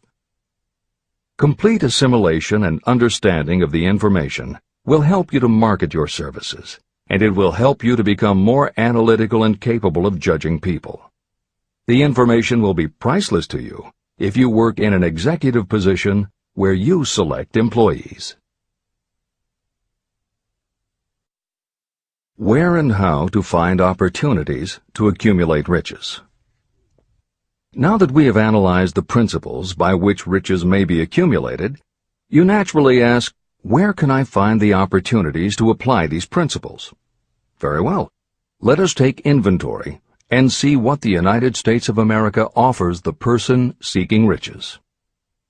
To begin with, remember that we live in a country where every law-abiding citizen enjoys freedom of thought and freedom of deed unequaled anywhere in the world. Most of us have never taken inventory of the advantages of this freedom. We have never compared our unlimited freedom with a curtailed freedom in other countries. Here we have freedom of thought, freedom in the choice and enjoyment of education, freedom in religion, freedom in politics, freedom in the choice of a business, profession, or occupation, freedom to accumulate and own all the property we can accumulate, freedom to choose our place of residence, freedom in marriage, freedom through equal opportunity to all races, freedom of travel from one state to another, freedom in our choice of foods, and freedom to aim for any station in life for which we have prepared ourselves, even for the presidency of the United States. We have other forms of freedom, but this list gives an overview of the most important freedoms that offer you the opportunity to think and grow rich. The United States is the only country guaranteeing to every citizen, whether native-born or naturalized, so broad and varied a list of freedoms. Next, let us recount some of the blessings that our widespread freedom has placed within our hands. Take the average American family of average income and sum up the benefits available to every member of the family in this land of opportunity and plenty. Food. Next to freedom of thought and deed comes food, clothing, and shelter, the three basic necessities of life. Because of our universal freedom, the average American family has available at its door the choicest selection of food to be found anywhere in the world, and at prices within its financial range. Shelter. This family lives in a comfortable apartment or house, complete with light, heat, water, and many conveniences. The toast they had for breakfast was toasted in an electric toaster, which cost but a few dollars. The apartment is cleaned with a vacuum cleaner that is run by electricity. Hot and cold water is available at all times in the kitchen and the bathroom. The food is kept cool in a refrigerator. Clothes are washed and dried, dishes are cleaned, and numerous labor-saving devices are run on power obtained by putting a plug into a wall socket. The family receives entertainment and information from all over the world 24 hours a day if they want it, by merely flipping a switch on their radio or television or computer. There are other conveniences, but the foregoing list will give a fair idea of some of the concrete evidences of the freedoms that we, of America, enjoy. Clothing. Anywhere in the United States, the family with average clothing requirements can dress very comfortably at a cost that is only a small portion of their earnings. Only the three basic necessities of food, clothing, and shelter have been mentioned. The average American also has other options and advantages that are available in return for reasonable effort. The average American has security of property rights not found in any other country in the world. We can place any surplus money in a bank with the assurance that our government will protect it and make good to us if the bank fails. If an American citizen wants to travel from one state to another, he or she needs no passport and no one's permission. You may go when you please, and you may travel by car, train, bus, airplane, ship, or any other method that you can afford. The miracle that has provided these blessings. We often hear politicians proclaiming the freedom of America when they solicit votes, but they seldom take the time or trouble to analyze the source of this freedom.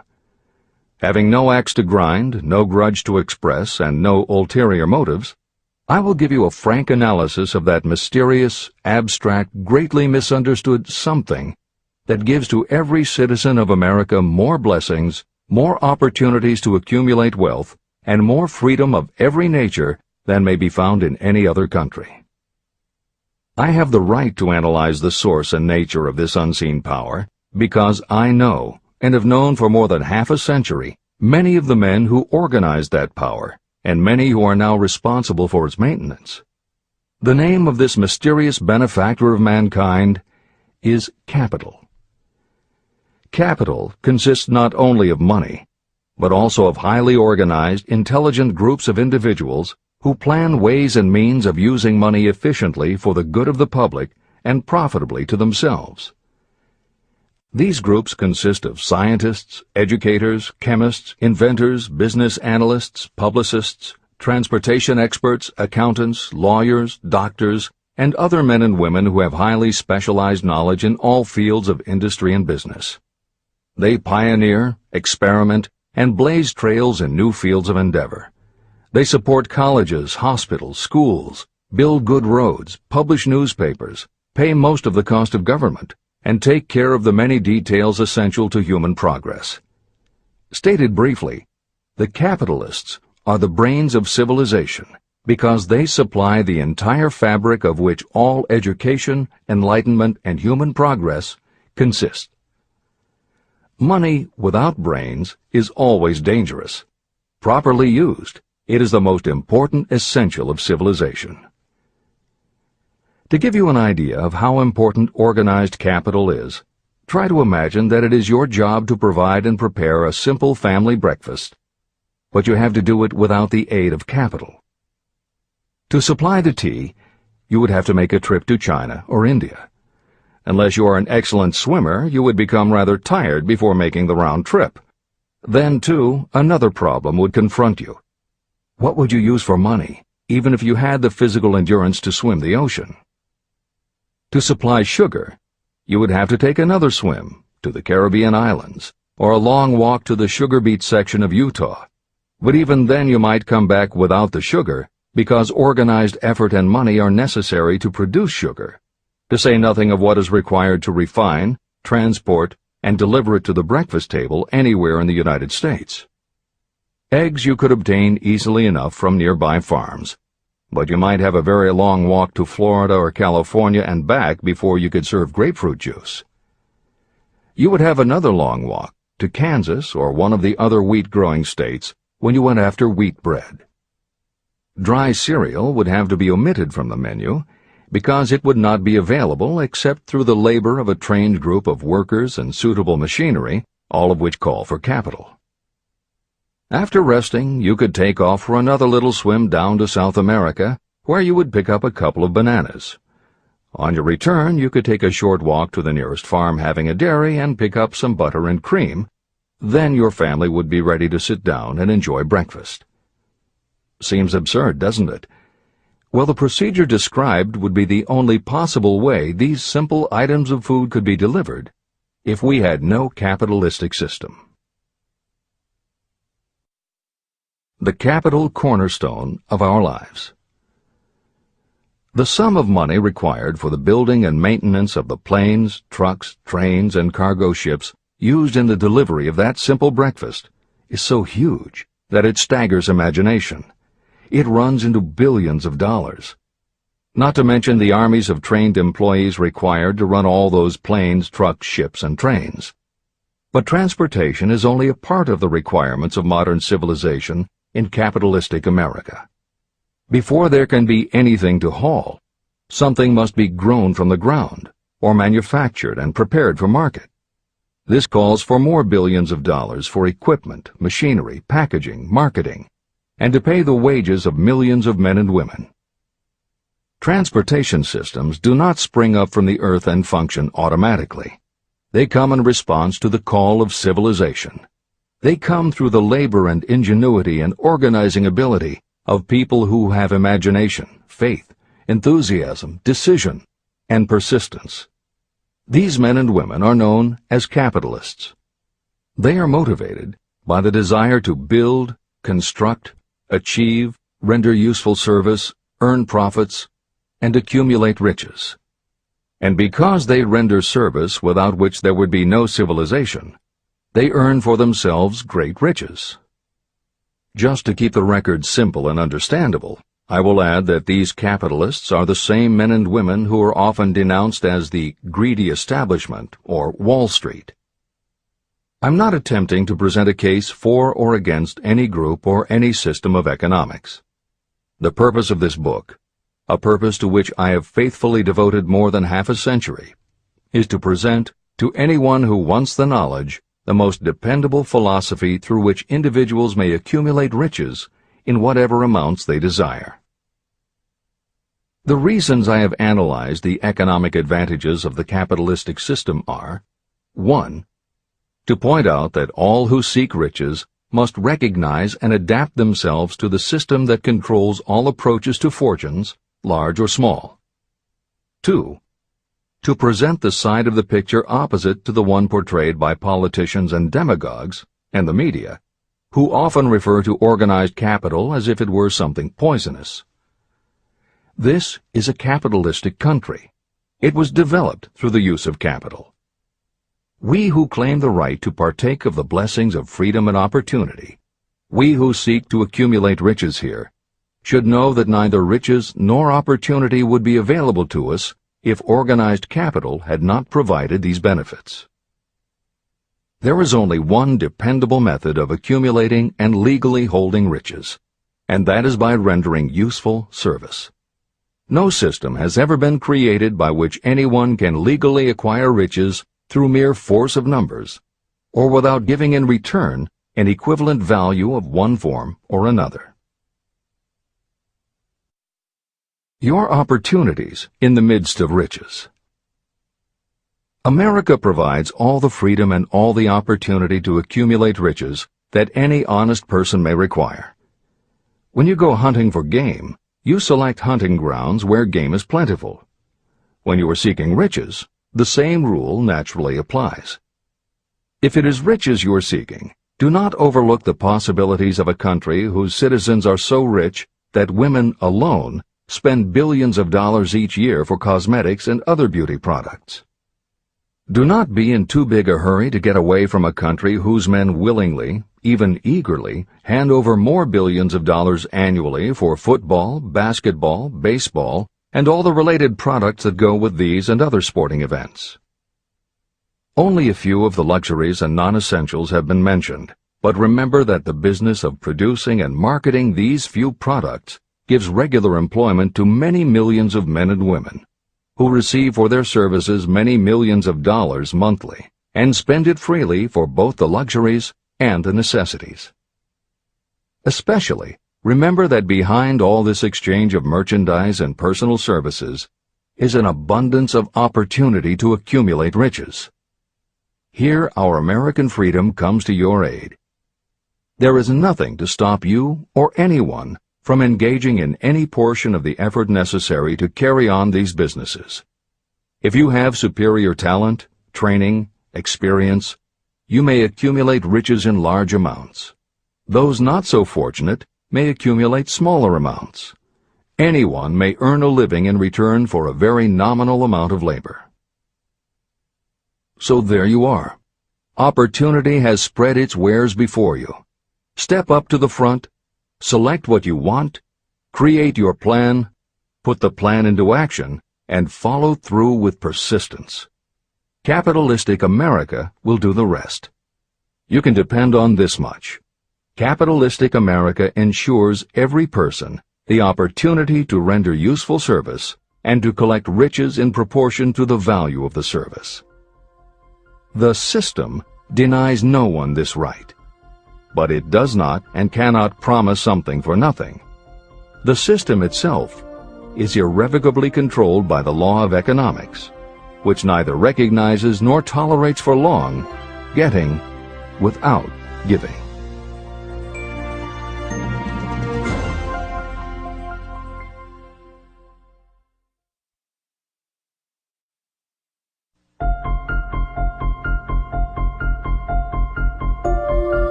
Conceit is a fog that envelops a man's real character beyond his own recognition. It weakens his native ability and strengthens all his inconsistencies. Chapter 9. Decision. The mastery of procrastination. The seventh step toward riches. Analysis of over 25,000 men and women who had experienced failure reveals that lack of decision was near the head of the list of the 31 major causes of failure. Procrastination, the opposite of decision, is a common enemy which practically every person must conquer. You will have an opportunity to test your capacity to reach quick and definite decisions when you finish reading this book and begin to put the principles into action. My analysis of several hundred people who had accumulated fortunes well beyond the $1 million mark disclosed the fact that every one of them had the habit of reaching decisions promptly and of changing these decisions slowly. People who fail to accumulate money, without exception, have the habit of reaching decisions, if at all, very slowly, and of changing these decisions quickly and often. One of Henry Ford's most outstanding qualities was his habit of reaching decisions quickly and definitely and changing them slowly. This quality was so pronounced in Mr. Ford that it gave him the reputation of being obstinate. It was this quality that prompted Mr. Ford to continue to manufacture his famous Model T, the world's ugliest car, when all of his advisors and many of the purchasers of the car were urging him to change it. Perhaps Mr. Ford delayed too long in making the change, but the other side of the story is that Mr. Ford's firmness of decision yielded a huge fortune before the change in model became necessary. Some say that Mr. Ford's definiteness of decision was just obstinacy, but even this quality is preferable to slowness in reaching decisions and quickness in changing them. Editor's comments. Henry Ford's consistency extended also to the color of the Model T, 15 million of which in 19 years of production from 1908 to 1927 were made only in black and with little change in the design. Shortly after its introduction, Napoleon Hill met with Ford to talk about the principles of success. According to Hill, in Michael Ritt's biography of Napoleon Hill, A Lifetime of Riches, Henry Ford was cold, indifferent, unenthusiastic, and spoke only when forced to, unless he was talking about his car. Early on, few people other than Carnegie could foresee the success Ford would achieve, which Hill later attributed to Ford's self-control and concentrated effort. At Hill's first meeting with him in 1911, Ford was interested only in talking about the Model T. After Ford took him for a spin around the factory, Hill bought one for $680. This is the end of the editor's comments. Making your own decisions. The majority of people who fail to accumulate the money they need are generally easily influenced by the opinions of others. They permit gossip, rumors, other people's opinions, and the news reporters to do their thinking for them. Opinions are the cheapest commodities on earth. Everyone has a flock of opinions they are ready to tell anyone who will listen. If you are too influenced by other people's opinions when you reach decisions, you will not succeed in any undertaking, much less in that of transmuting your own desire into money. If you are influenced by the opinions of others, you will have no desire of your own. Keep your own counsel. Rely on yourself to reach your own decisions when you begin to put these principles into practice, and follow through on your decisions. Take no one into your confidence except the members of your mastermind group, and be very sure that you choose for your group only those who will be in complete sympathy and harmony with your purpose. Close friends and relatives, while not meaning to do so, often handicap one through opinions. And for some reason, even friends often seem to think that ridiculing you and your plans is funny. Thousands of men and women carry inferiority complexes with them all through life because some well-meaning but ignorant person destroyed their confidence through opinions or ridicule. You have a brain and mind of your own. Use it, and reach your own decisions. If you need facts or information from others to help you reach decisions, acquire the facts or information you need quietly, without disclosing your purpose. It is characteristic of people who have a smattering of knowledge to try to give the impression that they know more than they do. Such people generally do too much talking and too little listening. Keep your eyes and ears open and your mouth closed if you wish to acquire the habit of prompt decision. Those who talk too much do little else. If you talk more than you listen, you may miss some important piece of knowledge that might have been very useful to you. By talking too much, you may also disclose your plans and purposes to people who will take great delight in defeating you because they envy you. Remember, every time you open your mouth in the presence of a person who really has knowledge, you tip your hand and show that person your exact stock of knowledge, or you tip your hand to your lack of it. The mark of genuine wisdom is modesty and silence. Keep in mind that every person is, like you, seeking the opportunity to accumulate money. If you talk about your plans too freely, you may be surprised when you learn that some other person has beat you to it by using the plans you bragged about. Let one of your first decisions be to keep a closed mouth and open ears and eyes. As a reminder to yourself, copy the following epigram in large letters and place it where you will see it daily. Tell the world what you intend to do, but first, show it. This is the equivalent of saying that deeds and not words are what count most. The value of decisions depends upon the courage required to render them. The great decisions that served as the foundation of civilization were reached by assuming great risks, which often meant the chance of death.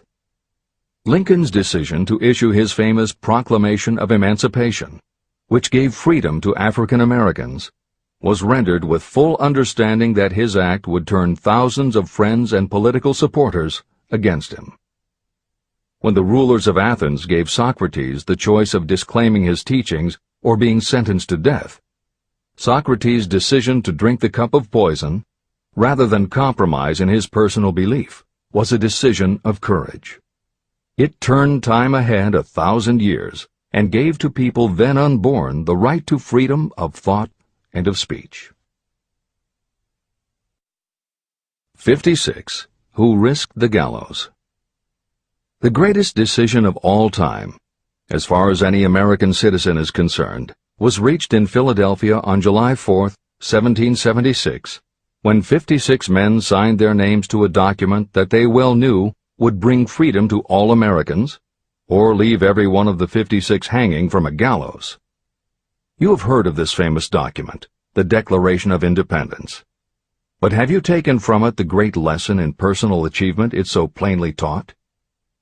We all remember the date of this momentous decision, but few of us realize what courage that decision required. We remember our history as it was taught. We remember dates and the names of the men who fought. We remember Valley Forge and Yorktown. We remember George Washington and Lord Cornwallis. But we know little of the real forces behind these names, dates, and places.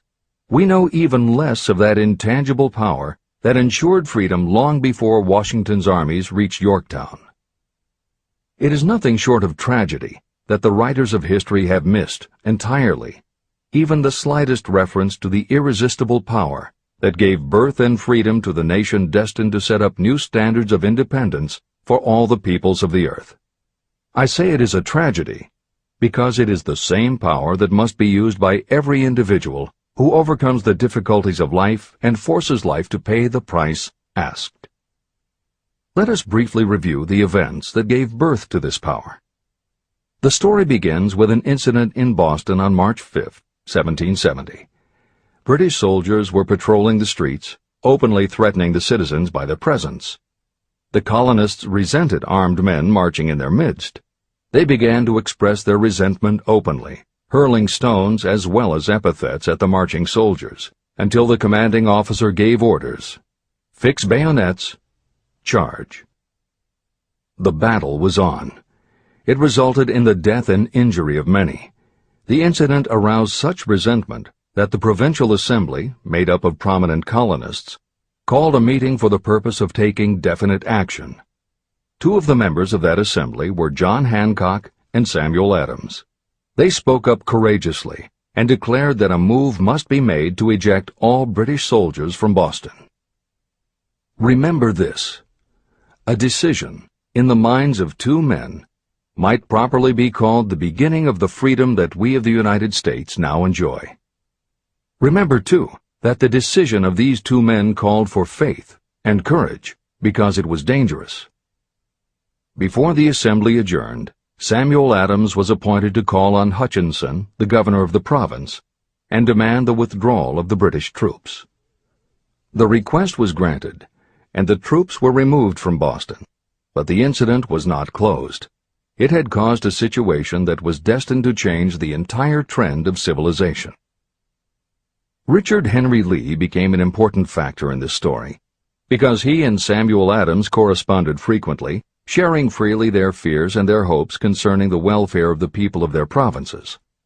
From this practice, Adams conceived the idea that a mutual exchange of letters between the 13 colonies might help to bring about the coordination of efforts so badly needed in connection with the solution of their problems. In March of 1772, 2 years after the clash with the soldiers in Boston, Adams presented this idea to the Assembly. He made a motion that a correspondence committee be established among the colonies, with definitely appointed correspondents in each colony, for the purpose of friendly cooperation for the betterment of the colonies of British America. It was the beginning of the organization of the far-flung power destined to give freedom to you and to me. A mastermind group had already been organized. It consisted of Adams, Lee, and Hancock. The Committee of Correspondence was organized. The citizens of the colonies had been waging disorganized warfare against the British soldiers through incidents similar to the Boston riot, but nothing of benefit had been accomplished. Their individual grievances had not been consolidated under one mastermind.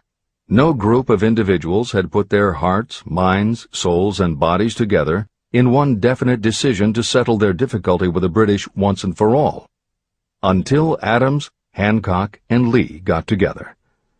Meanwhile, the British were not idle. They, too, were doing some planning and masterminding, and they had the advantage of having behind them money and organized soldiery. A decision that changed history. The Crown appointed Gage to supplant Hutchinson as the governor of Massachusetts. One of the new governor's first acts was to send a messenger to call on Samuel Adams for the purpose of endeavoring to stop his opposition by fear. You will best understand the spirit of what happened from this quotation of the conversation between Colonel Fenton, the messenger sent by Gage, and Adams.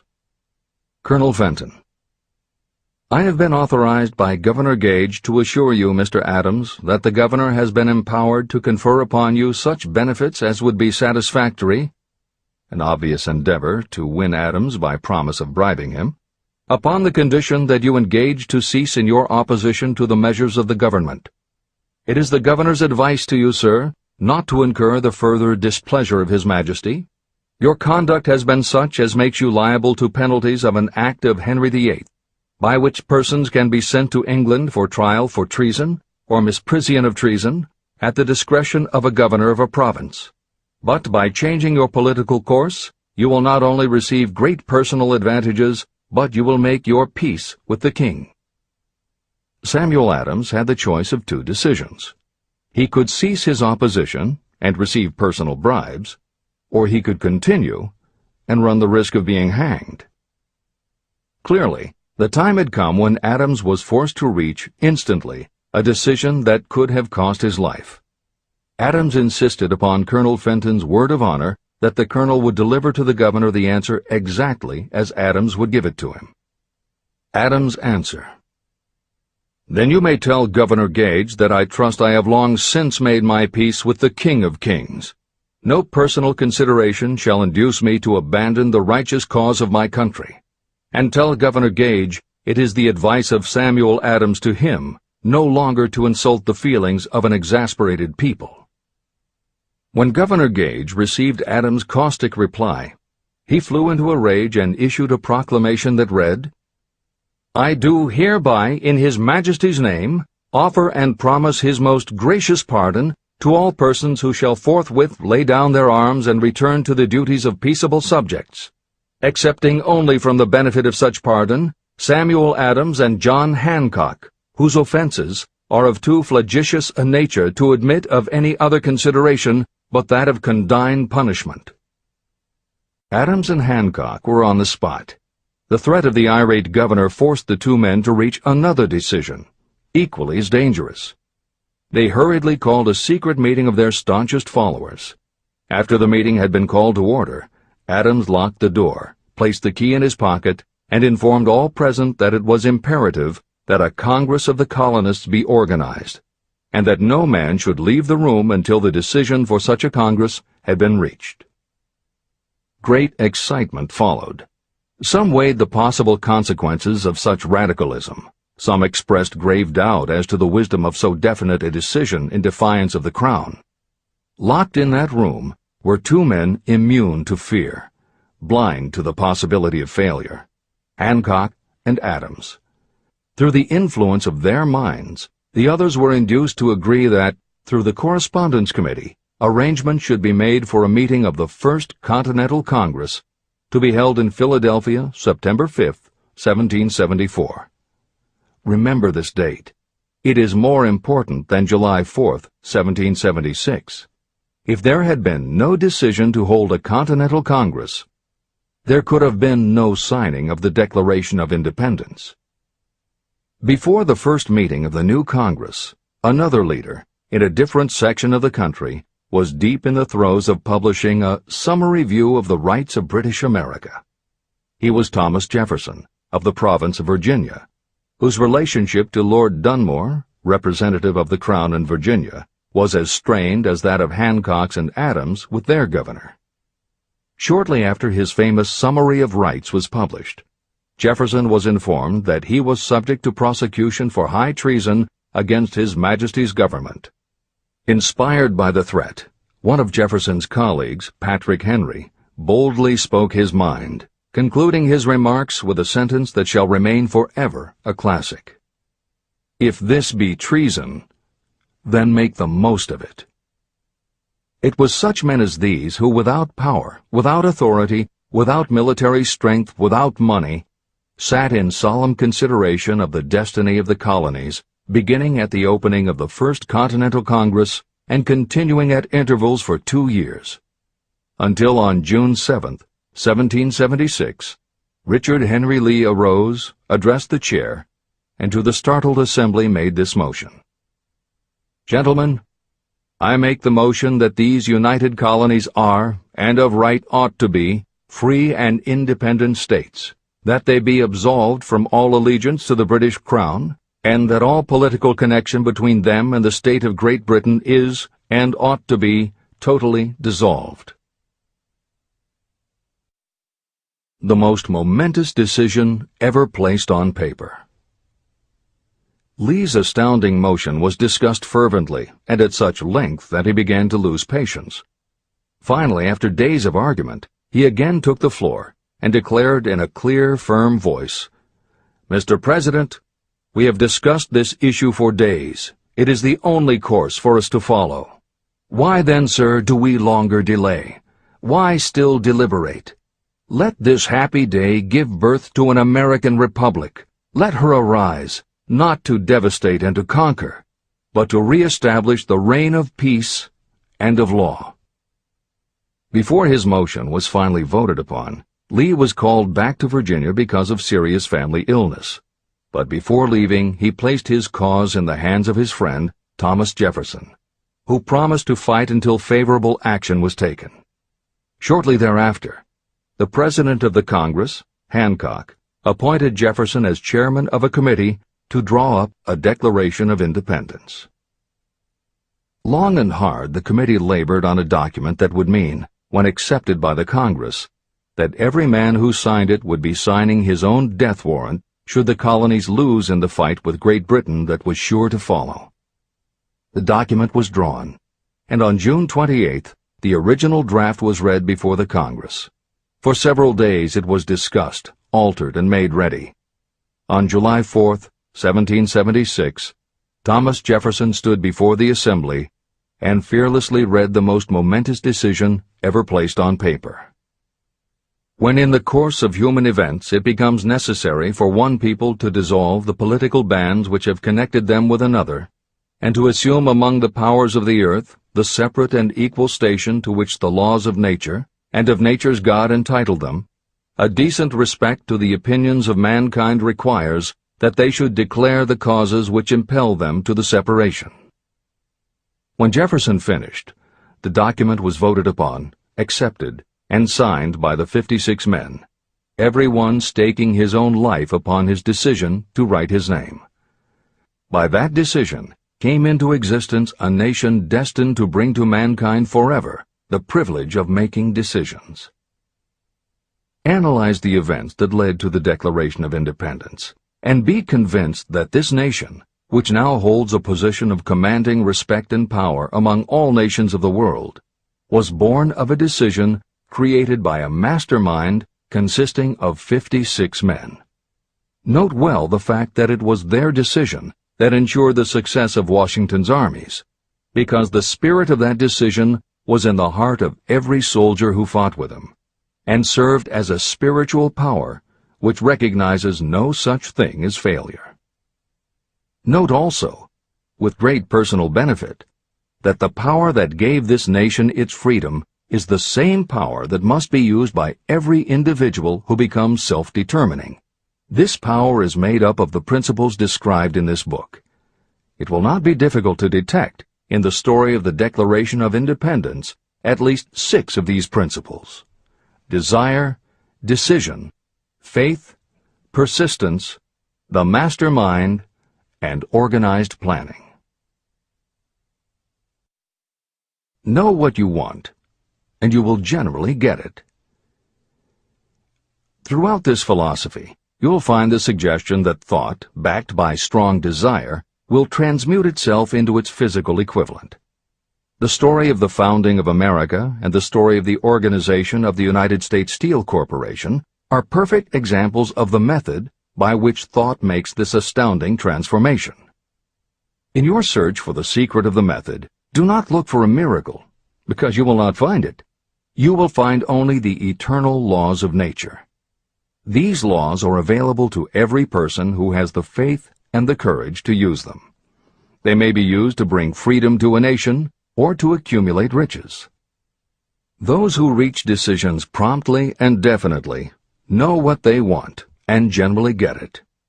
The leaders in every walk of life decide quickly and firmly. That is the major reason why they are leaders. The world has a habit of making room for the people whose words and actions show that they know where they are going. Indecision is a habit that usually begins when a person is young. It becomes more and more of a habit as the youth goes through grade school, high school, and even through college without definiteness of purpose. The habit of indecision goes with the student into the occupation he or she chooses. Generally, a young person just out of school seeks any job that can be found. Young people take the first job they can find because they have fallen into the habit of indecision. The vast majority of people working today are in the positions they hold because they lack the definiteness of decision to plan a definite position and the knowledge of how to choose an employer. Definiteness of decision always requires courage, sometimes very great courage. The 56 men who signed the Declaration of Independence staked their lives on the decision to affix their signatures to that document. The person who reaches a definite decision to go after a specific job and make life pay the price he or she asks does not stake his or her life on that decision. They stake their economic freedom. Financial independence, riches, and desirable business positions are not within reach of the person who neglects or refuses to expect, plan, and demand these things. The person who desires riches in the same spirit that Samuel Adams desired freedom for the colonies is sure to accumulate wealth. No man achieves great success who is unwilling to make personal sacrifices. Chapter 10. Persistence. The sustained effort necessary to induce faith. The 8th step toward riches. Persistence is an essential factor in the procedure of transmuting desire into its monetary equivalent. The basis of persistence is the power of will. Willpower and desire, when properly combined, make an irresistible pair. Those who accumulate great fortunes are sometimes called cold-blooded or ruthless. Frequently, it is simply because their critics simply don't understand that what they have is a strong desire backed up by willpower, which they mix with persistence. It is the combination that ensures the attainment of their objectives. The majority of people are ready to throw their aims and purposes overboard and give up at the first sign of opposition or misfortune. A few carry on despite all opposition until they attain their goal. There may be no heroic connotation to the word persistence, But persistence does for your character what carbon does to iron. It hardens it to steel. The building of a fortune will involve the application of the entire 13 factors of this philosophy. These principles must be understood, and they must be applied with persistence by all who accumulate money. Your test of persistence. If you are reading this book with the intention of seriously applying the knowledge, the first test of your persistence will come when you begin to follow the 6 steps described in the 3rd chapter. Desire. Unless you are one of the few people who already have a definite goal and a definite plan for its attainment, you may read the instructions, but you will never actually apply them in your daily life. Lack of persistence is one of the major causes of failure. Moreover, my experience with thousands of people has proved that lack of persistence is a weakness common to the majority of people. However, it is a weakness that may be overcome by effort.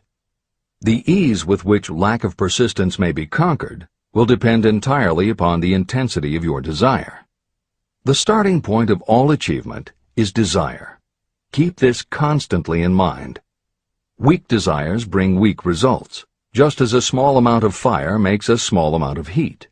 If you are lacking in persistence, this weakness may be remedied by building a stronger fire under your desires. Continue reading through to the end of this book. Then go back to Chapter 3 and start immediately to carry out the instructions for using the 6 steps. The eagerness with which you follow these instructions will indicate clearly how much or how little you really desire to accumulate money. If you find that you are indifferent, you may be sure that you have not yet acquired the money consciousness that you must possess before you can be sure of accumulating a fortune. Fortunes gravitate to those whose minds have been prepared to attract them, just as surely as water gravitates to the ocean. If you are weak in persistence, focus on the instructions in Chapter 11, Power of the Mastermind. Surround yourself with a mastermind group, and through the cooperation of the members of this group, you can develop persistence. You will find additional instructions for the development of persistence in Chapter 5, Autosuggestion, and in Chapter 13, The Subconscious Mind. Follow the instructions in these chapters until you build up habits that convey to your subconscious mind a clear picture of the object of your desire. From that point on, you will not be handicapped by lack of persistence. Your subconscious mind works continuously while you are awake and while you are asleep. Are you money conscious or poverty conscious? Occasional effort to apply the rules will be of no value to you. To get results, you must apply all of the rules until they become a fixed habit with you. In no other way can you develop the necessary money consciousness. Just as money is attracted to those who have deliberately set their mind on it, poverty is attracted to those whose mind is open to it. And although money consciousness must be developed intentionally, poverty consciousness develops without conscious application of habits favorable to it. Poverty consciousness will seize the mind that is not occupied with money consciousness. If you understand the point of the preceding paragraph, you will understand the importance of persistence in the accumulation of a fortune. Without persistence, you will be defeated even before you start. With persistence, you will win. If you have ever had a nightmare, you will realize the value of persistence. You are lying in bed, half awake, with a feeling that you are about to smother. You are unable to turn over or to move a muscle. You realize that you must begin to regain control over your muscles. Through persistent effort of willpower, you finally manage to move the fingers of one hand. By continuing to move your fingers, you extend your control to the muscles of one arm until you can lift it. Then you gain control of the other arm. You finally gain control over the muscles of one leg, and then extend it to the other leg. Then, with one supreme effort of will, you regain complete control over your muscular system and snap out of your nightmare. You did it step by step. You may find it necessary to snap yourself out of your mental inertia in a similar way. First, by moving slowly, then increasing your speed until you gain complete control over your will. Be persistent, no matter how slowly you may have to move at first. With persistence will come success. Snap out of mental inertia. If you select your mastermind group with care, you will have in it at least one person who will aid you in the development of persistence. Some people who have accumulated great fortunes did so because of necessity. They developed the habit of persistence because circumstances forced them to become persistent. Those who have cultivated the habit of persistence seem to enjoy insurance against failure. No matter how many times they are defeated, they finally arrive up toward the top of the ladder. Sometimes it appears that there is a hidden guide whose duty is to test us through all sorts of discouraging experiences. Those who pick themselves up after defeat and keep on trying finally arrive, and the world says, "I knew you could do it." The hidden guide lets no one enjoy great achievement without passing the persistence test. Those who can't take it simply do not make the grade. Those who can take it are rewarded for their persistence, and in return they get the goal they are pursuing. But that is not all. They receive something infinitely more important than material compensation: the knowledge that every failure brings with it the seed of an equivalent advantage. Persist past your failures. The people who learn from experience the importance of persistence will not accept defeat as being anything more than temporary. They are the ones whose desires are so persistently applied that defeat is finally changed into victory. We see that an overwhelmingly large number of people go down in defeat, never to rise again. We also see the few who take the punishment of defeat as an urge to greater effort. But what we do not see, what most of us never suspect of existing, is the silent but irresistible power that comes to the rescue of those who fight on in the face of discouragement. If we speak of this power at all, we call it persistence and let it go at that. One thing is sure: if you do not have persistence, you will not achieve noteworthy success in any calling. As I am writing these lines, I can look out the window and see, less than a block away, the great mysterious Broadway, the graveyard of dead hopes and the front porch of opportunity. From all over the world, people have come to Broadway seeking fame, fortune, power, love, or whatever it is that human beings call success. Once in a great while, someone steps out from the long procession of seekers, and the world hears that another person has conquered Broadway. But Broadway is not easily nor quickly conquered. Broadway acknowledges talent, recognizes genius, and pays off in money only after a person has refused to quit. The secret is always inseparably attached to one word: persistence. Editor's comments. Today we think of making it on Broadway in terms of the theater, but here Napoleon Hill uses Broadway as a metaphor for the New York arts, publishing, and entertainment industries in general. In the original edition of Think and Grow Rich, Hill used this introduction to tell of Fannie Hurst, one of the best-selling authors of the day, who pounded the streets of New York for 4 years and received 36 rejection slips from one publisher alone before her persistence paid off and she finally got published. Although Napoleon Hill chose Fannie Hurst to illustrate his point about overcoming poverty and adversity, he knew all about both from personal experience. Hill's own story is one of very humble beginnings and devastating failures that would have defeated most people. It was only through his extraordinary persistence that the original edition of the book you hold in your hands was published. And for that reason, the editors of this edition have included this brief biography of Napoleon Hill. The following is adapted from A Lifetime of Riches, the biography of Napoleon Hill, written by Michael J. Ritt, Jr. and Kirk Landers, and also draws upon Napoleon Hill's first bestseller, his 4-volume masterwork, Law of Success. In it, Hill told of the 7 turning points in his own life, and those excerpts told in his words are told in the first person.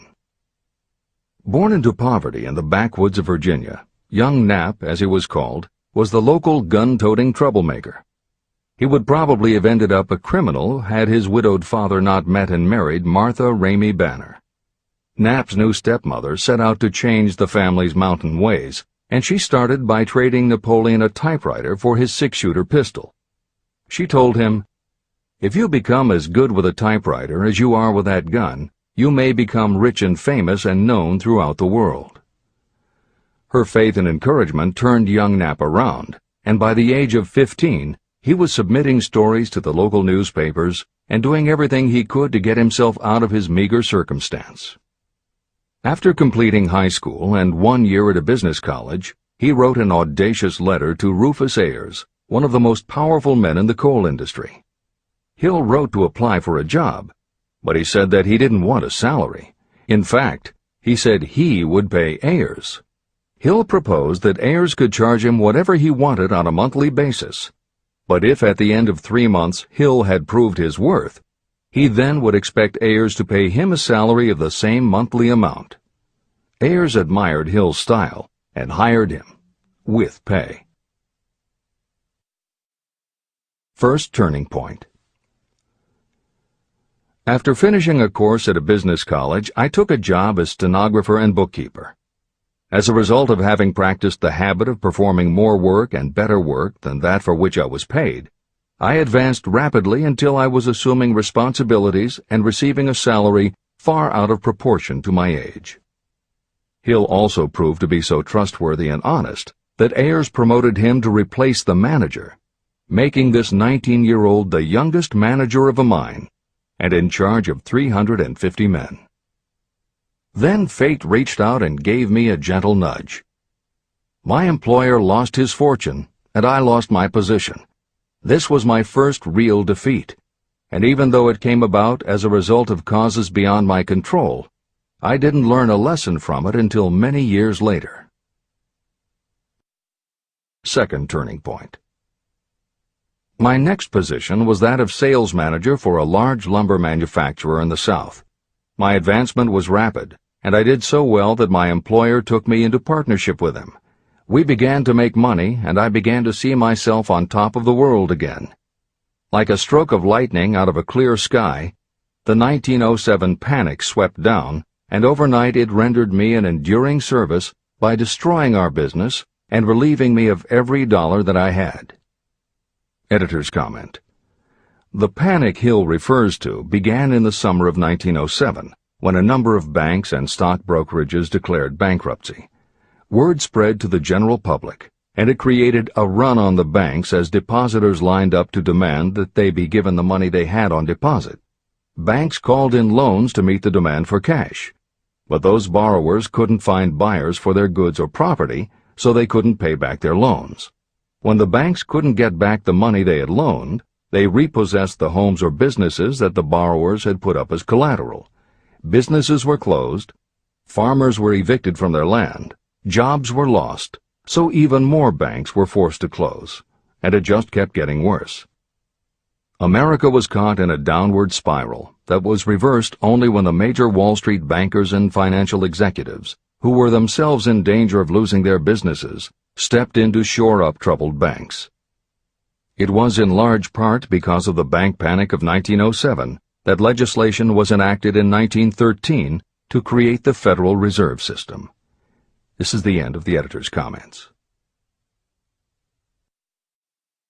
Third turning point. This was my first serious defeat. I mistook it then for failure, but it was not. And before I complete this lesson, I will tell you why it was not. It required the 1907 panic and the defeat that it brought me to redirect my efforts from the lumber business to the study of law. I entered law school with the firm belief that I would emerge doubly prepared to catch up with the end of the rainbow and claim my pot of gold. Napoleon Hill planned to put himself and his brother through law school by writing articles for Bob Taylor's magazine. It was through the magazine that he arranged the fateful meeting with Andrew Carnegie, described at the beginning of this book. As was noted there, when Carnegie proposed the idea of writing The Philosophy of Success, he told Hill that he would have to earn his own way. I attended law school at night and worked as an automobile salesman during the day. Because of the job, I saw the need for trained automobile mechanics. I opened an educational department in the manufacturing plant and began to train ordinary machinists in automobile assembly and repair work. The school prospered, paying me over $1,000 a month in net profits. My banker knew that I was prospering, therefore he loaned me money with which to expand. A peculiar trait of bankers is that they will loan us money without any hesitation when we are prosperous. My banker loaned me money until I was hopelessly in his debt. Then he took over my business as calmly as if it had belonged to him, which it did. From an income of more than $1,000 a month, I was suddenly reduced to poverty. For the third time, Hill had experienced defeat, but he was not beaten. He got another job, and all the while continued to work on the Carnegie Project. Fourth turning point, 1912. Because my wife's family had influence, I secured the appointment as assistant to the chief counsel for one of the largest coal companies in the world. I was among friends and relatives, and I had a position that I could keep for as long as I wished without exerting myself. What more did I need? Nothing, I was beginning to say to myself. Then, without consultation with my friends and without warning, I resigned. This was the first turning point that was of my own selection. It was not forced upon me. I quit that position because the work was too easy and I was performing it with too little effort. This move proved to be the next most important turning point of my life, although it was followed by 10 years of effort that brought almost every conceivable grief the human heart can experience. I selected Chicago as my new field of endeavor. I made up my mind that if I could gain recognition in Chicago, in any honorable sort of work, it would prove that I had something that might be developed into real ability. Fifth turning point. My first position in Chicago was that of advertising manager for a large correspondence school. I did so well that the president of the school induced me to resign my position and go into the candy manufacturing business with him. We organized the Betsy Ross Candy Company, and I became its first president. The business grew rapidly, and soon we had a chain of stores in 18 different cities.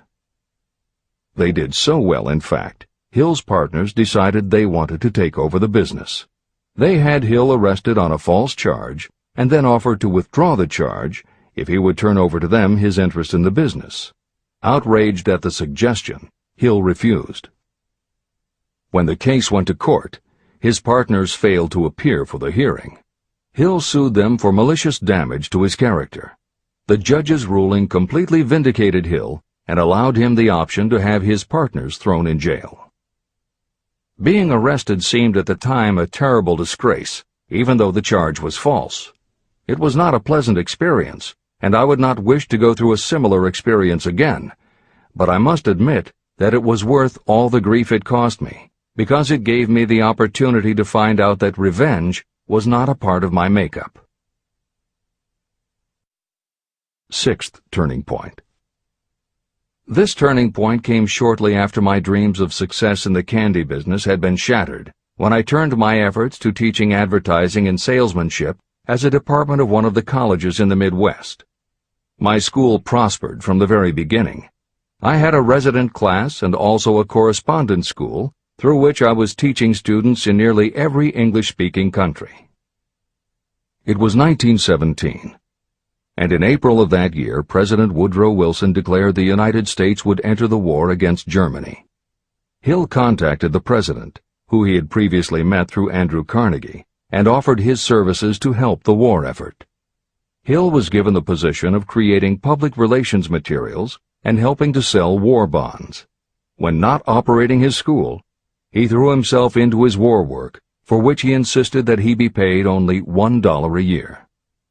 Then came the second military draft, and it practically destroyed my school, as it caught most of those who were enrolled as students. At one stroke, I charged off more than $75,000 in tuition fees. Once more, I was penniless. Despite the fact that Hill had to scrape just to get by, he continued to work for President Wilson and continued to refuse to take any compensation. Though Hill had a family to support, and the ridicule of his relatives put a tremendous strain on relations, he also continued to work on the Carnegie Project. Hill later said, "Believe me, there were times when between the needling of my relatives and the hardships I endured, it was not easy to maintain a positive mental attitude and persevere. Sometimes in barren hotel rooms, I almost believed my family was right. The thing that kept me going was my conviction that one day I would not only successfully complete my work, but also be proud of myself when it was finished." Seventh turning point. To describe the seventh of the turning points in my life, I must go back to November 11th, 1918. Armistice Day, the end of the World War. The war had left me without a penny, as I have already said, but I was happy to know that the slaughter had ceased and reason was about to reclaim civilization. The time had come for another turning point. I sat down at my typewriter, and to my astonishment, my hands began to play a tune on the keyboard. I had never written so rapidly or so easily before. I did not plan or think about what I was writing. I just wrote whatever came into my mind. What Hill wrote was a long essay in which he described a new idealism based on the golden rule that he thought could emerge from the war. He declared that he would help spread the word, and promised that somehow he was going to find the money to launch a new magazine to be called Hill's Golden Rule. He took his essay to George Williams, a Chicago printer he had met while working at the White House, and by early January of 1919, Hill's Golden Rule magazine was on the newsstands. The first issue was 48 pages. In the beginning, with no money to pay anyone else, Hill wrote and edited every word himself, changing his writing style for each article as well as using a variety of pen names.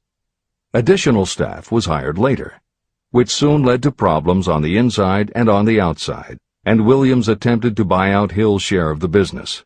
But when Hill realized that one stipulation of the buyout prevented him from any involvement in a competing publication, in October of 1920, he simply left. By April of 1921, he had raised the money for a new publication, Napoleon Hill's Magazine, the foundation of which was again the Golden Rule, but it also expanded into presenting many of the principles of success that would become the basis of Hill's later books. The magazine's acceptance and success also led to Hill's success as a speaker and motivator, which led to even greater success for the magazine. At the same time, Napoleon Hill was working with one of the inmates of a penitentiary to develop a correspondence course, which he took to the prisons to encourage prisoner rehabilitation. Most everything Hill did during this time was successful, and the success of the prison program was significant. But the greed of two members of the board of directors, one of whom was the prison chaplain, eventually led in 1923 to the demise of not only the educational rehabilitation programs, but also the magazine and numerous other successful offshoot ventures. The bleak irony, as Michael Ritt notes in A Lifetime of Riches, was that few enterprises in the 1920s could have been more idealistic or humanitarian in concept. Yet in seeking to stir goodness in men's souls, these enterprises had stirred mean-spirited men to a bloodlust that destroyed everything. Without his magazine, Hill went back to teaching and lecturing, which led to an introduction to a crusading newspaper publisher, Don Mellett, who offered to help Hill publish the results of his work on the Carnegie Project. At this same time, Mellett learned that Prohibition gangsters were selling narcotics and bootleg liquor to school children in Canton, and members of the local police force were being bribed to do nothing about it. Mellett was outraged and wrote an expose in his Canton Daily News while Hill contacted the governor to implement a state investigation of the corrupt police department. A week before Hill and Mellett were to finalize the financing for the publication of Hill's book, Don Mellett was ambushed outside his home and assassinated by a gangster and a renegade cop. They tried to kill Hill, too, but through pure luck he escaped and fled to the Smoky Mountains, where he remained holed up in a backwoods shack for most of a year. Destitute and in fear for his life, he lapsed into a state of deep depression. Then, in one extraordinary night of self-analysis, he willed himself out of his depression and resolved to finish the challenge Carnegie had posed almost 20 years earlier. Hill went to Philadelphia, convinced a publisher to put up the money, then worked night and day for almost 4 months to finish the manuscript. In March of 1928, Hill published the results of his efforts, a multi-volume masterwork entitled Law of Success. No one had ever seen anything like it. It was a phenomenon, a runaway bestseller. A little over a year later, while Hill was finally enjoying the fruits of his long labors, the stock market crash of '29 hit. The bottom fell out of everything, including the market for books. Though he never gave up on his vision, like the rest of America, Hill struggled through the Depression. He lectured, he wrote, and he taught in every way he could, but it was very hard to preach personal achievement to a country that had lost faith in itself. Napoleon Hill made it his personal mission to turn the tide by creating a variety of self-help programs, but it became disappointingly apparent that it was going to take more than one man to do it. When Franklin Delano Roosevelt was elected president, he reached out to Hill. Though Napoleon Hill was an avowed capitalist, he believed enough in the ultimate goal of FDR's policies that he committed himself to helping the new administration. Throughout the Depression years, he became a close confidant of the president's, helping to guide Roosevelt in his efforts to revitalize America. It is said that it was Hill who gave FDR the famous line, "We have nothing to fear but fear itself." And though Hill was dead broke, just as he had done for President Wilson, he refused to accept more than $1 a year for his efforts. In 1937, as America was finally beginning to see glimmerings of hope that the Great Depression might end, Hill convinced his publisher that America now needed a book to help shake off the mental and emotional stigma of those terrible times. He was right. They released Think and Grow Rich to such resounding success that it sold well over 1 million copies even before the Depression ended. At this writing, it has sold more than 60 million copies worldwide, and to this day it still sells more than 1 million copies a year in its various editions. Take your own persistence inventory. Persistence is a state of mind. Therefore, it can be cultivated. Like all states of mind, persistence is based upon definite causes, among them these. Definiteness of purpose. Knowing what you want is the first and most important step toward the development of persistence. A strong motive will force you to surmount difficulties. Desire. It is comparatively easy to acquire and maintain persistence in pursuing the object of intense desire. Self-reliance. Belief in your ability to carry out a plan encourages you to follow the plan through with persistence. Self-reliance can be developed through the principle described in Chapter 5, Autosuggestion. Definiteness of plans. Organized plans, even ones that may be weak or impractical, encourage persistence. Accurate knowledge. Knowing that your plans are sound, based upon experience or observation, encourages persistence. Guessing, instead of knowing, destroys persistence. Cooperation. Sympathy, understanding, and cooperation with others tend to develop persistence. Willpower. The habit of concentrating your thoughts on making plans to attain your definite purpose leads to persistence. Habit. Persistence is the direct result of habit. The mind absorbs and becomes a part of the daily experiences upon which it feeds. Fear, the worst of all enemies, can be overcome by forcing yourself to perform and repeat acts of courage. Everyone who has seen active service in war knows this. Take inventory of yourself and determine what you are lacking in this essential quality of persistence. Measure yourself point by point and see how many of the previous 8 factors of persistence you lack. The analysis may lead to discoveries that will give you a new understanding of yourself and what you need to get ahead. The following is a list of the real enemies that stand between you and achievement. These are not only the symptoms indicating weakness of persistence, but also the deeply seated subconscious causes of this weakness. Study the list carefully, and face yourself squarely if you really wish to know who you are and what you are capable of doing. These are the weaknesses that must be mastered by anyone who really wants to accumulate riches. 1. Failure to recognize and to define clearly exactly what you want. 2. Procrastination, with or without cause, usually backed up with a long list of alibis and excuses. 3.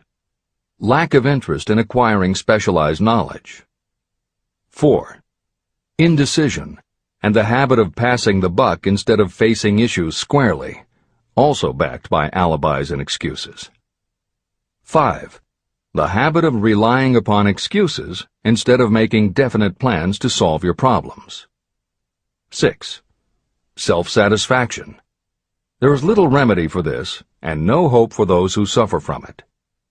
7. Indifference, usually reflected in your readiness to compromise rather than meet opposition and fight it. 8. The habit of blaming others for your mistakes and accepting circumstances as being unavoidable. 9. Weakness of desire because you neglected to choose motives that will push you to take action. 10. Willingness to quit at the first sign of defeat, based upon one or more of the 6 basic fears. 11. Lack of organized plans that you have written out so they can be analyzed. 12. The habit of neglecting to act on ideas or to grasp opportunity when it presents itself. 13. Wishing instead of willing. 14. The habit of compromising with poverty instead of aiming at riches. A general lack of ambition to be, to do, or to own. 15. Searching for all the shortcuts to riches, trying to get without giving a fair equivalent, usually reflected in the habit of gambling or trying to drive unfair bargains. 16. Fear of criticism, resulting in failure to create plans and put them into action because of what other people might think, do, or say. This is one of your most dangerous enemies because it often exists in your subconscious mind, and you may not even know it is there. See the 6 basic fears in the last chapter. If you fear criticism. Following is an examination of the symptoms of the fear of criticism. The majority of people permit relatives, friends, and the public at large to influence them so that they cannot live their own lives because they fear criticism. Many people make mistakes in marriage but stay married, then go through life miserable and unhappy because they fear criticism. Anyone who has submitted to this form of fear knows the irreparable damage it does by destroying one's ambition and the desire to achieve. Millions of people neglect to go back and get an education after having left school because they fear criticism. Countless numbers of men and women permit relatives to wreck their lives in the name of family duty because they fear criticism. Duty does not require you to submit to the destruction of your personal ambitions and the right to live your own life in your own way. People refuse to take chances in business because they fear the criticism that may follow if they fail. The fear of criticism in such cases is stronger than the desire for success. Too many people refuse to set high goals for themselves because they fear the criticism of relatives and friends who may say, "Don't aim so high, people will think you're crazy." When Andrew Carnegie suggested that I devote 20 years to the organization of a philosophy of individual achievement, my first impulse was fear of what people might say. His suggestion was far greater than anything I had ever conceived for myself. My first instinct was to create excuses, all of them traceable to the fear of criticism. Something inside of me said, "You can't do it. The job is too big and requires too much time. What will your relatives think of you? How will you earn a living?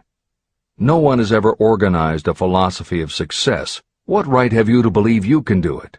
Who are you anyway to aim so high? Remember your humble birth. What do you know about philosophy? People will think you are crazy, and they did. Why hasn't some other person done this before now? These and many other questions flashed into my mind.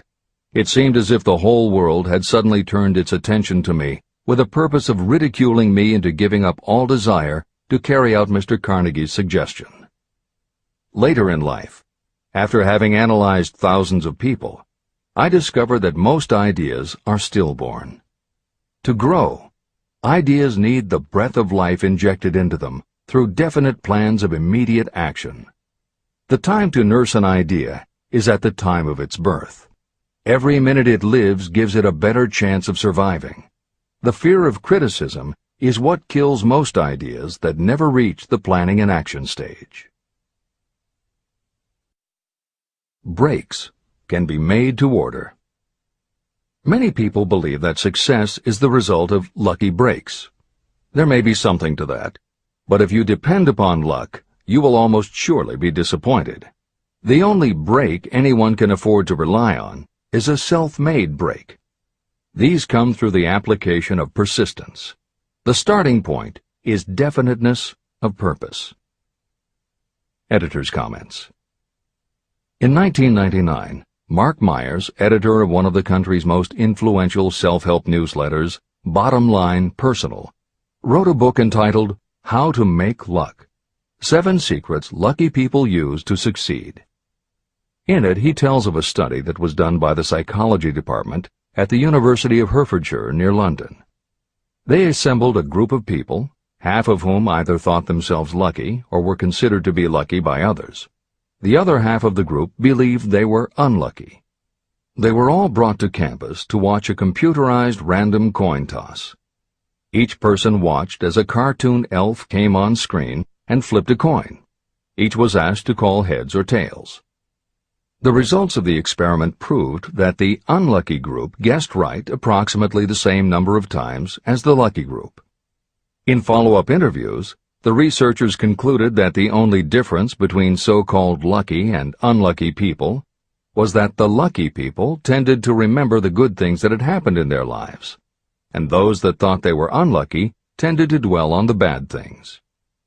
The scientific fact is that luck, in terms of calling a coin toss, spinning a wheel, or turning a card, is completely random, and there's nothing we can do about it. All we can control is what we say and do. Everything else that happens to us depends upon the actions of others and the random world in which we live. Then why do some people seem to be so lucky and get all the lucky breaks? Myers says it is because, unlike luck, lucky breaks are something you can control, and lucky people, whether they know it or not, have taken specific steps to make their good luck. You can influence lucky breaks in 2 ways. You have to intentionally put yourself in luck's way, and you must make people want to help you because they believe that you deserve their help.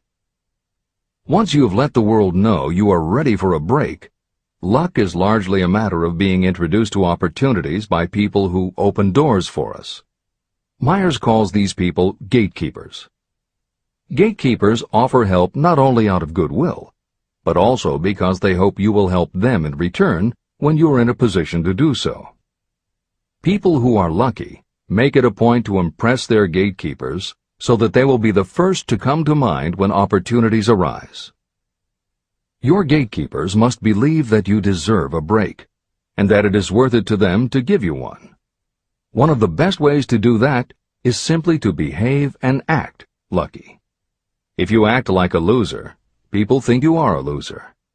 If you perceive yourself as lucky, it will be easier for others to see you that way. And if you are believed to be a lucky person, your chances of receiving lucky opportunities will increase, partly because others hope some of your luck will rub off on them. This is the biggest secret lucky people know. They know that when they seem lucky, more people want to help them. There are people waiting to make a difference in your life if you show them you are willing to make an effort and that you are enthusiastic. Mark Meyer's book is devoted to explaining ways to do that. As Hill says, the only lucky break anyone can afford to rely upon is a self-made break. These come through the application of persistence. The starting point is definiteness of purpose. This is the end of the editor's comments. If you stop the first 100 people you meet on the street and ask them what they want most in life, 98 of them would not be able to tell you.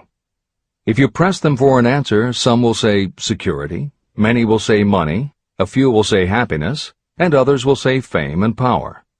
Some might tell you they want social recognition, ease in living, the ability to sing, dance, or write. But none of them will be able to give you the slightest indication of a plan by which they hope to attain these vaguely expressed wishes. Riches do not respond to wishes.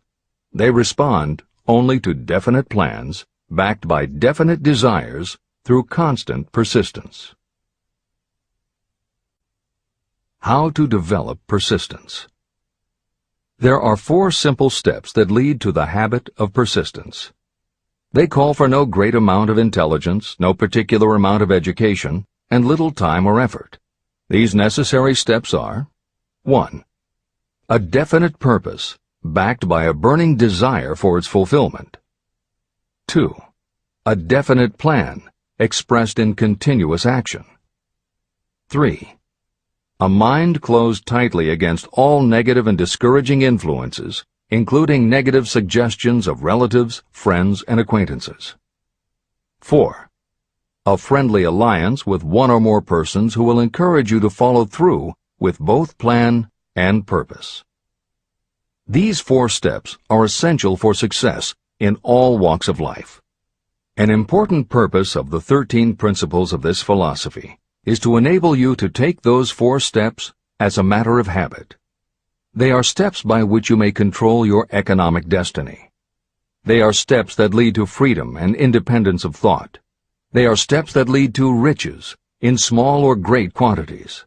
They are steps that lead the way to power, fame, and worldly recognition. They are 4 steps that guarantee favorable breaks. They are steps that convert dreams into physical realities. They are steps that lead also to the mastery of fear, discouragement, indifference. There is a magnificent reward for anyone who learns to take these 4 steps. It is the privilege of writing your own ticket and of making life yield whatever price is asked.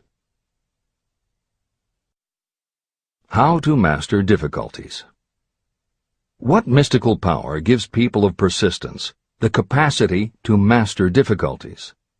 Does the quality of persistence set up in your mind some form of spiritual, mental, or chemical activity that gives you access to supernatural forces? Does infinite intelligence throw itself on the side of the person who still fights on when the whole world seems to be against them? These and many other similar questions were in my mind as I watched Henry Ford start from scratch and build an industrial empire with little more than persistence. Or Thomas A. Edison, who, with less than 3 months of schooling, became the world's leading inventor. He turned his persistence into sound recording and playback machines, motion picture cameras and projectors, and the incandescent light, to say nothing of 100 other useful inventions. I had the opportunity to analyze both Mr. Edison and Mr. Ford up close and personal, year by year, over a long period of time. So I speak from actual knowledge when I say that I found no quality except persistence in either of them that even remotely suggested the major source of their stupendous achievements. If you make an impartial study of the prophets, philosophers, and religious leaders of the past, you will come to the inevitable conclusion that persistence, concentration of effort, and definiteness of purpose were the major sources of their achievements. Consider, for example, the fascinating story of Muhammad. Analyze his life. Compare him with men of achievement in this modern age of industry and finance, and observe how they all have one outstanding trait in common: persistence. If you want to understand more about the power of persistence and how it works, I strongly suggest that you read a biography of Muhammad. Editor's comments. At the beginning of the 21st century, There was an increased interest in Islam due to the attacks on the World Trade Center and the subsequent War on Terror. Consequently, the modern reader will have no difficulty finding a number of very good books about Muhammad. At the time that Hill was writing the first edition of Think and Grow Rich, one of the best biographies of Muhammad was written by Esad Bey, who was born in Baku, Azerbaijan, the son of a Jewish businessman named Nusenbaum. Later, he changed his name when he converted to Islam. During the Russian Revolution, he fled his home for Berlin, where he lived until the rise of Hitler again forced him to move, first to Austria and then finally to Italy.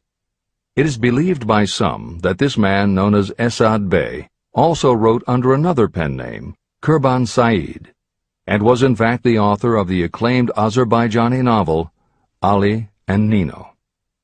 That Napoleon Hill was very impressed with this particular biography of Muhammad is clear from his recommendation, which follows.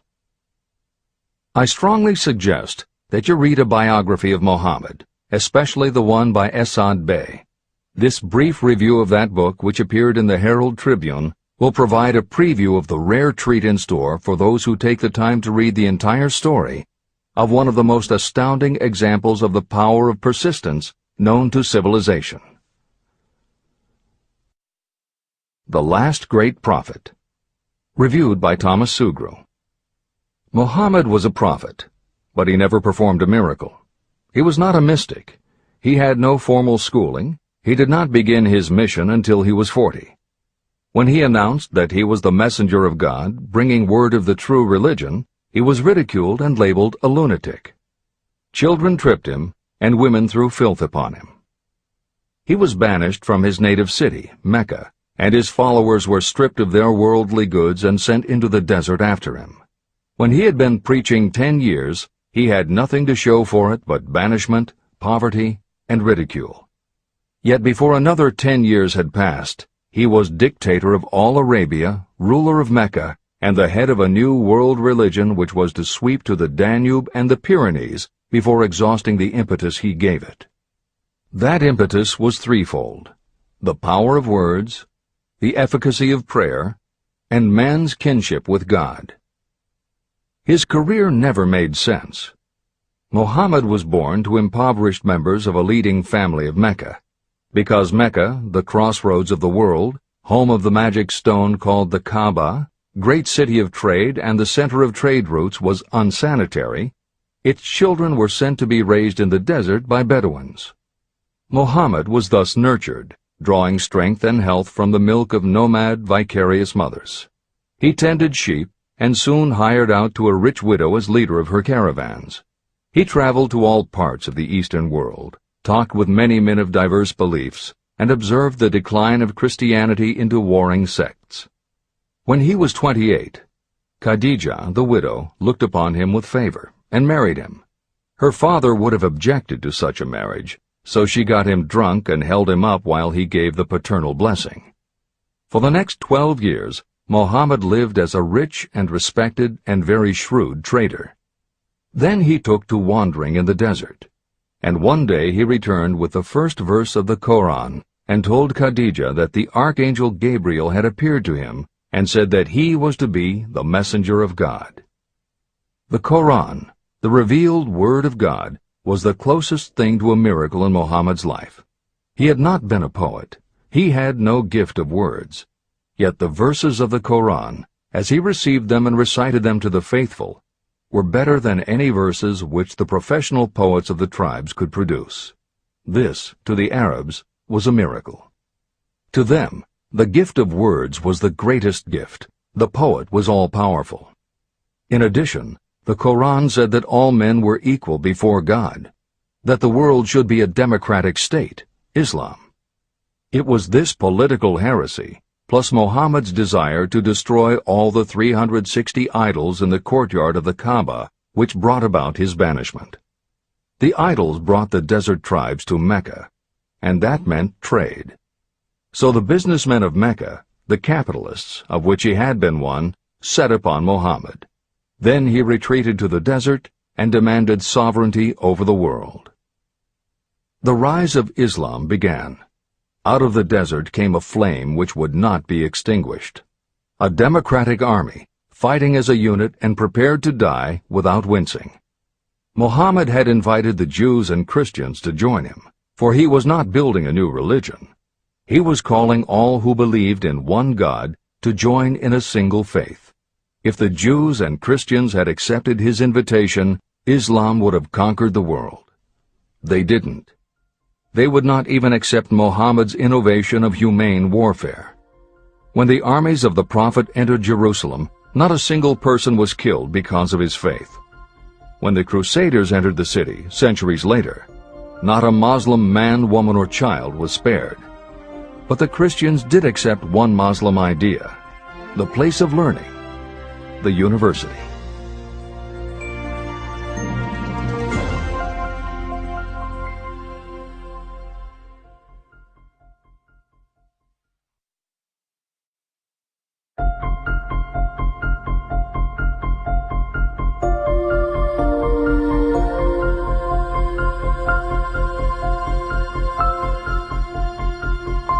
The ladder of success is never crowded at the top.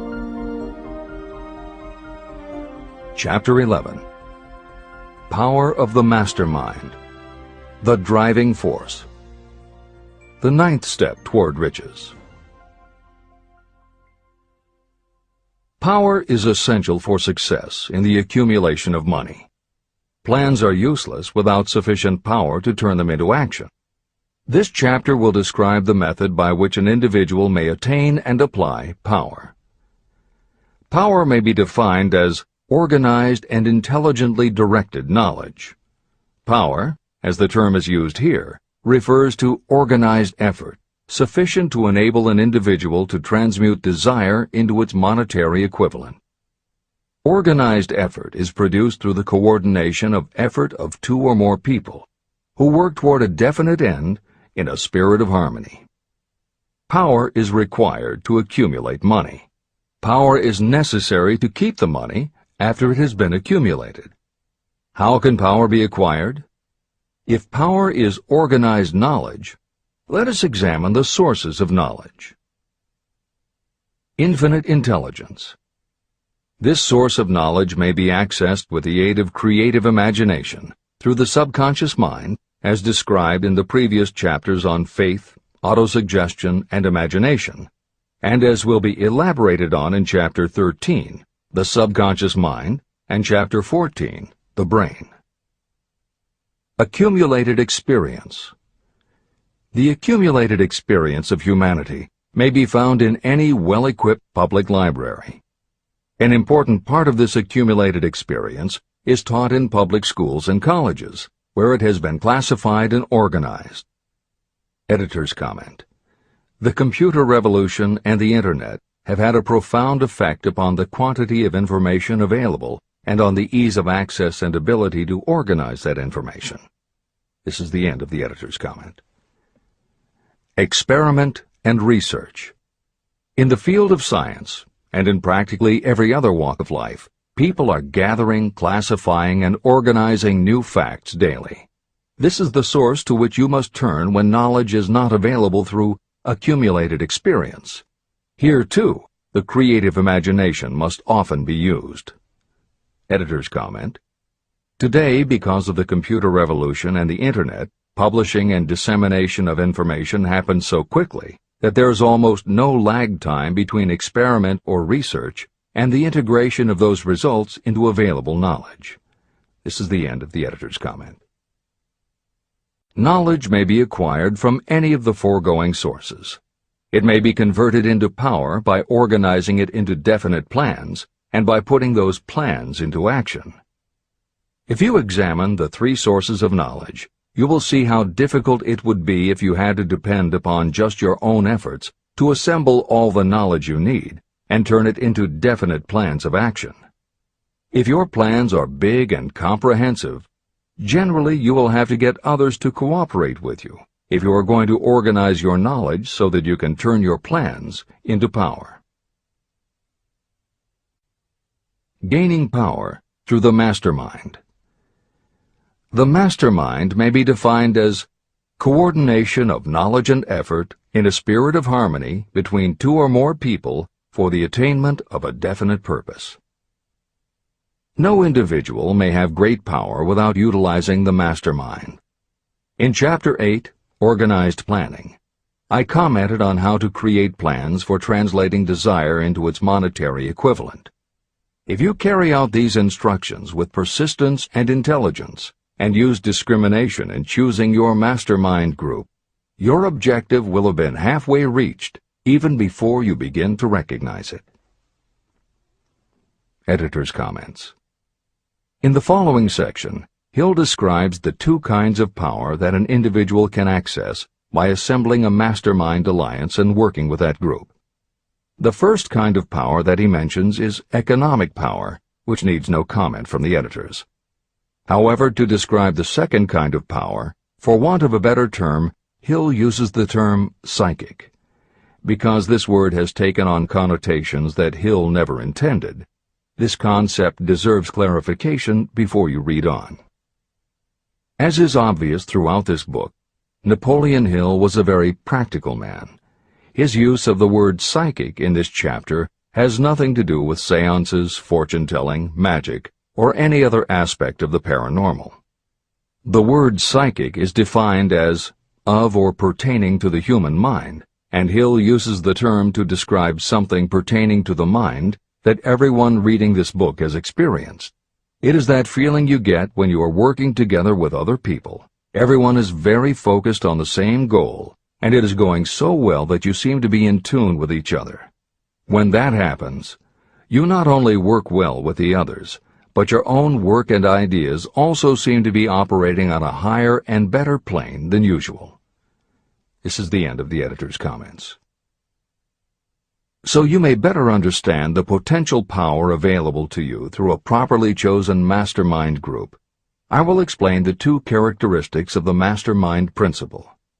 One kind of power is economic, and the other psychic. Economic power. The economic feature is obvious. Economic advantages may be created by any person who surrounds himself with the advice, counsel, and personal cooperation of a group of people who are willing to lend him or her wholehearted aid in a spirit of perfect harmony. This form of cooperative alliance has been the basis of nearly every great fortune. Your understanding of this great truth may definitely determine your financial status. Psychic power. What I refer to as the psychic phase of the mastermind principle is a little more difficult to comprehend. You'll get a better sense of the meaning from this statement. No two minds ever come together without creating a third, invisible, intangible force, which may be likened to a third mind. The human mind is a form of energy. When the minds of two people are coordinated in a spirit of harmony, the energy of each mind seems to pick up on the energy of the other mind, which constitutes the psychic phase of the mastermind. The mastermind principle, or rather the economic feature of it, was first called to my attention by Andrew Carnegie. Discovery of this principle was responsible for the choice of my life's work. Mr. Carnegie's mastermind group consisted of a staff of approximately 50 people with whom he surrounded himself for the purpose of manufacturing and marketing steel. He knew little of the technical side of the steel business. His strength was his ability to get others to work together in perfect harmony toward achieving a common goal. Carnegie attributed his entire fortune to the power he accumulated through this mastermind alliance. If you analyze the record of anyone who has accumulated a great fortune, and many of those who have accumulated modest fortunes, you will find that they have either consciously or unconsciously employed the mastermind principle. Great power can be accumulated through no other principle. How to multiply your brain power. The human brain may be compared to an electric battery. It is a fact that a group of batteries will provide more energy than a single battery. It is also a fact that the amount of energy provided by each individual battery depends upon the number and capacity of the cells it contains. The brain functions in a similar fashion. Some brains are more efficient than others. A group of brains coordinated or connected in a spirit of harmony will provide more thought energy than a single brain, just as a group of electric batteries will provide more energy than a single battery. Through this metaphor, you can see that the mastermind principle holds the secret of the power wielded by those who surround themselves with others of great brain power. The following will further define the so-called psychic phase of the mastermind principle. When a group of individual minds are coordinated and function in harmony, the increased energy created through that alliance becomes available to every individual mind in the group. Henry Ford began his business career under the handicap of poverty, illiteracy, and ignorance. Within the inconceivably short period of 10 years, Mr. Ford mastered these 3 handicaps, and within 25 years, he made himself one of the richest men in America. How did he do it? Here is an important clue. Mr. Ford's most rapid strides became noticeable from the time he became a personal friend of the famed inventor Thomas A. Edison. In the story of Ford's success, this is just the first indication of what the influence of one mind upon another can accomplish. Follow his story further, and you will have even more evidence that power may be produced through friendly alliance of minds. It is a fact that Mr. Ford's most outstanding achievements became even more pronounced later, after he formed the acquaintances of Harvey Firestone, John Burroughs, and Luther Burbank, each a man of great mental capacity. People take on the nature and the habits and the power of thought of those with whom they associate in a spirit of sympathy and harmony. Through his association with Edison, Burbank, Burroughs, and Firestone, Mr. Ford added to his own brain power the intelligence, experience, knowledge, and spiritual forces of these 4 men. Henry Ford used the mastermind principle in exactly the way it is described in this book. This principle is available to you. I have already mentioned Mahatma Gandhi. Let me review the method by which he attained his stupendous power. It may be explained in a few words. He came by power through inducing over 200 million people to coordinate with mind and body in a spirit of harmony for a definite purpose. In brief, Gandhi accomplished a miracle. For it is a miracle when 200 million people can be induced, not forced, to cooperate in a spirit of harmony. If you doubt that this is a miracle, try to get even 2 people to cooperate in a spirit of harmony for any length of time. Every person who manages a business knows how difficult it is to get employees to work together in a spirit even remotely resembling harmony. Editor's comments. The first step in putting together your mastermind alliance is to clearly know your desire. Your desire will tell you what you need. It could be a small group, just 2 or 3 people, as was the case with Stephen Jobs and Steve Wozniak when they formed Apple, Bill Gates and Paul Allen launching Microsoft, or Steven Spielberg, Jeffrey Katzenberg, and David Geffen creating DreamWorks SKG.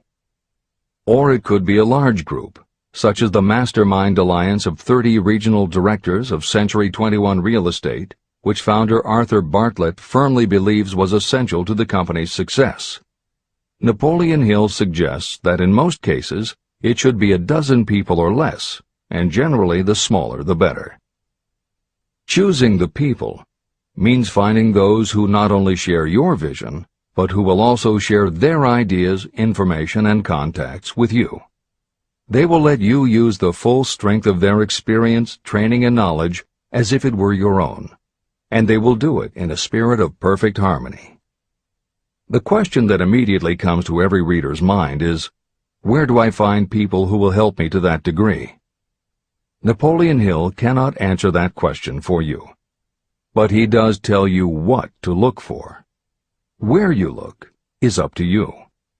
And if you really do have the desire to succeed, you will start looking and you won't give up until you find the right people. Napoleon Hill's description of the mastermind that appears below is augmented with additional material from articles and speeches he wrote after the publication of Think and Grow Rich. These were compiled for publication by Hill's friend, mentor, and business associate, W. Clement Stone, and appear in two books, Napoleon Hill's Keys to Success and Believe and Achieve. This is the end of the editor's comments. Finding your mastermind members. Ally yourself with a group of as many people as you may need in order to assemble a mastermind that will assist you in creating and carrying out your plan or plans for the accumulation of money. Compliance with this instruction is absolutely essential. Choose to associate with people who share common values, goals, and interests, yet who each have a strong desire to contribute to the overall effort. Trial and error will be part of the process, but there are two qualities to keep foremost in your mind. The first is ability to do the job. Do not select people for your alliance merely because you know them and like them. Such people are valuable to you because they improve the quality of your life, but they are not necessarily suited to a mastermind alliance. Your best friend may not be the most knowledgeable marketing professional, but perhaps he or she can introduce you to someone who is. The second quality is the ability to work in a spirit of harmony with others. There must be a complete meeting of minds without any reservations. Personal ambition must be subordinate to the achievement of the purpose of the alliance. This includes your own. You must also insist upon confidentiality. Some people can give away an idea simply because they love to talk. You don't need them in your group. Attune yourself to every member of the group. Try to imagine how you would react in a given situation if you were in his or her shoes. Pay attention to body language. Sometimes facial expressions and movements say far more about what a person feels than the words that come out of his or her mouth. Be sensitive to what is not being said. Sometimes what is left out is far more important than what is included. Don't try to force the group along too quickly. Allow for those who want to test ideas by playing devil's advocate. Compensating your mastermind. Before forming your mastermind alliance, decide what advantages and benefits you may offer the individual members of your group in return for their cooperation. No one will work indefinitely without some form of compensation. No intelligent person should request or expect another to work without adequate compensation. Wealth will obviously have the most appeal to your members. Be fair and generous in your offer. Recognition and self-expression may be just as important as money to some of your members. Remember that in such partnerships, the principle of going the extra mile, doing more and better than paid for, is especially important. As the leader, you should set an example for the others to follow. Each member must agree at the outset on the contribution each will make, and on the division of benefits and profits. Otherwise, be assured that dissension will arise, you will have wasted everyone's time, you will ruin friendships, and your venture will be destroyed. Meeting with your mastermind. Arrange to meet with the members of your mastermind group at least twice a week, and more often if possible, until you have jointly perfected the necessary plan or plans for the accumulation of money. The first meeting will be involved in sorting out strengths and weaknesses, and in fine-tuning your plans. Your alliance must be active to do any good. Establish specific responsibilities and action steps to be taken. As your mastermind matures and harmony grows among the members, you will find that the meetings create a flow of ideas into every member's mind. Don't let the meetings become so regular and formalized that they inhibit phone calls and other less formal contact. Mastermind maintenance. Maintain perfect harmony between yourself and every member of your mastermind group. If you fail to carry out this instruction to the letter, you may expect to meet with failure. The mastermind principle cannot work where perfect harmony does not prevail. Create a non-threatening environment. Explore all ideas with equal interest and concern for the originator's feelings. Everyone must deal with everyone else on a completely ethical basis. No member should seek unfair advantage at the expense of others. As the leader, you must inspire confidence in your members by your dedication to your desire, which is the object of the group. The members must know with certainty that you are reliable, trustworthy, and loyal. When you are finally ready to present the results of your efforts to investors, buyers, or the public, you may face your greatest leadership challenge in maintaining the harmony of your mastermind. The group's efforts will now be judged by outsiders, and facing judgment takes courage and persistence. The courage of separate individuals is nothing compared with that of a united team. The more you are able to maintain harmony, the greater the power, and the greater the power, the more resistance you can overcome. Marriage and the mastermind. A mastermind alliance with the person you love most deeply is of untold importance.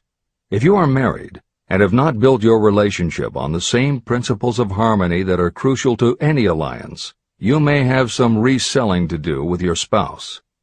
Set aside time each day to talk about what you want to achieve and how you are going about it.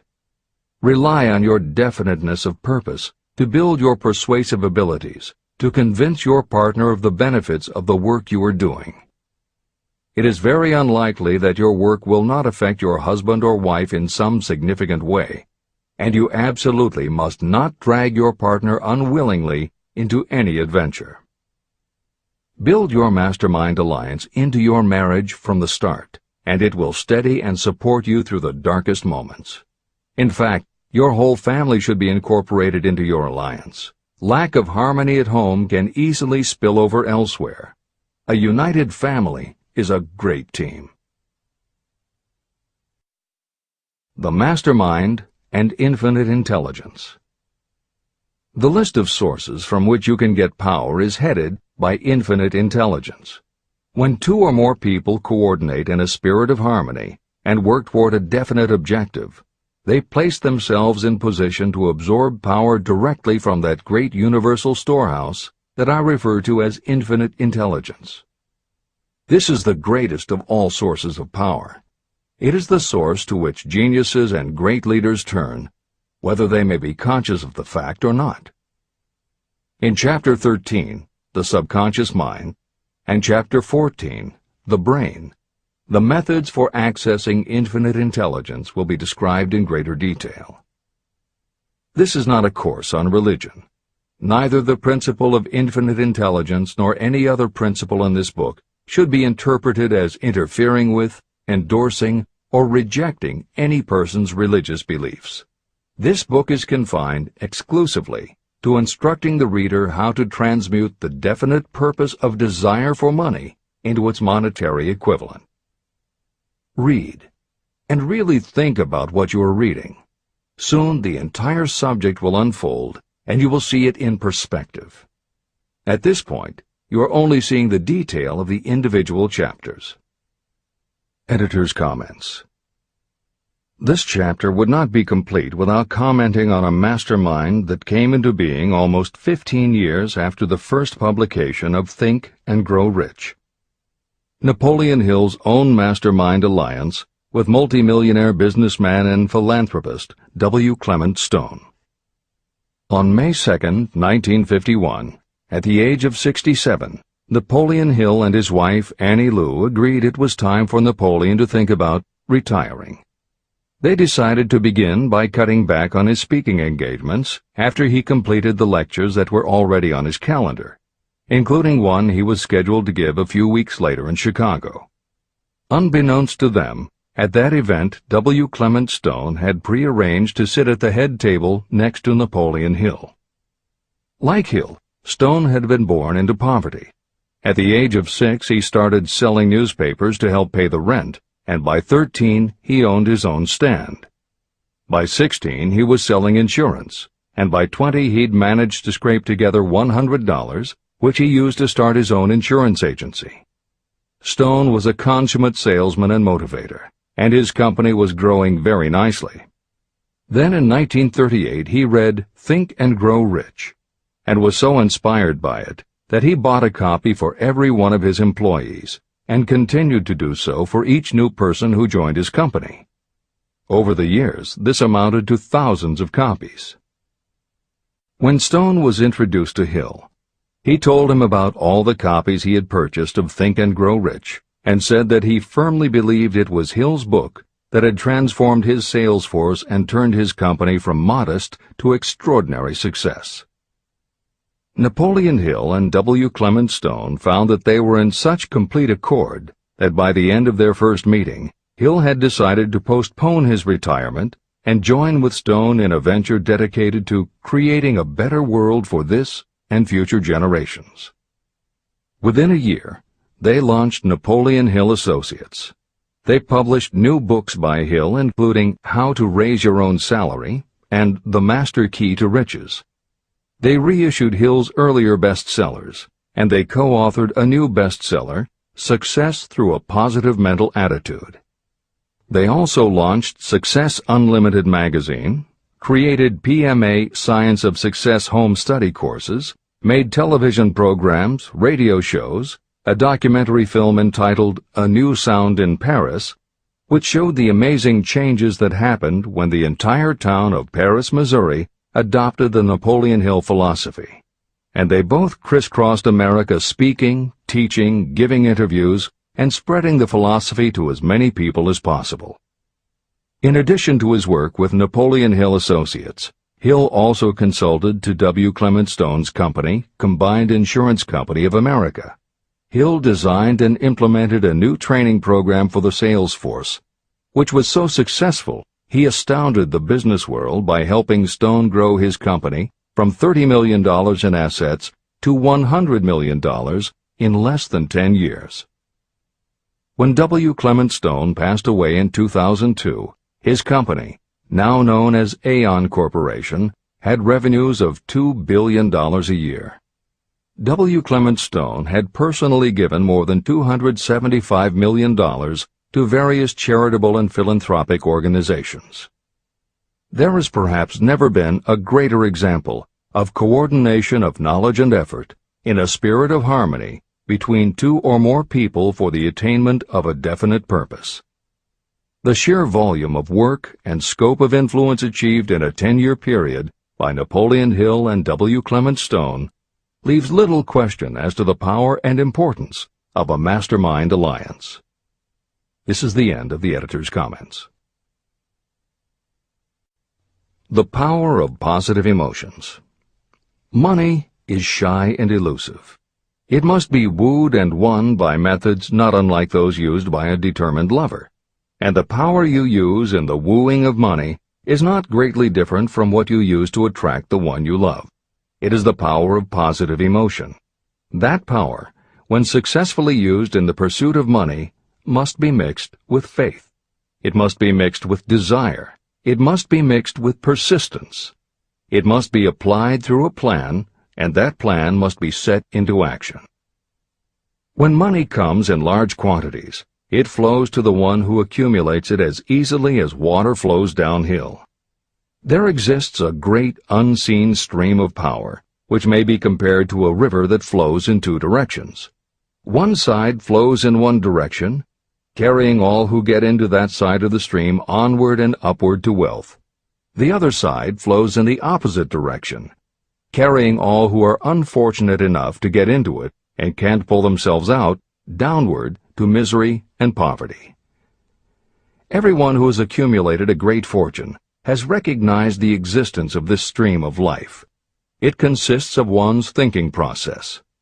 Positive emotions form the side of the stream that carries you to fortune. Negative emotions form the side that carries you down to poverty. This is a point of great importance to the person who is following this book with the object of accumulating a fortune. If you are caught in the side of the stream of power that leads to poverty, this book will serve as an oar by which you may propel yourself over into the other side of the stream. but it can serve you only through application and use. Merely reading and passing judgment on it, either one way or another, will be of no benefit to you. Poverty and riches can change places, but when riches take the place of poverty, the change only happens through well-conceived and carefully executed plans. The same is not true of poverty. Poverty needs no plan. It needs no one to help it because it is bold and ruthless. Riches are shy and timid. They have to be attracted. More gold has been mined from the thoughts of men than has ever been taken from the earth. Chapter 12. Sexuality, Charisma, and Creativity. The 10th step toward riches. Editor's comments. What motivates human beings is the subject of continuing scientific research and philosophical debate. There is general agreement that the prime motivators are the basic human needs for food and water, shelter and clothing, and safety. Beyond these basic life-sustaining needs, however, there are other factors that motivate people to action. It is the definition of the other factors and their order of importance that continues to be open to interpretation. Perhaps the most widely known theory is psychologist Abraham Maslow's hierarchy of human needs, which lists 8 levels of motivational forces, starting with the basic physiological and safety needs, then ascends through belonging and love, esteem, understanding, aesthetics, self-actualization, and transcendence.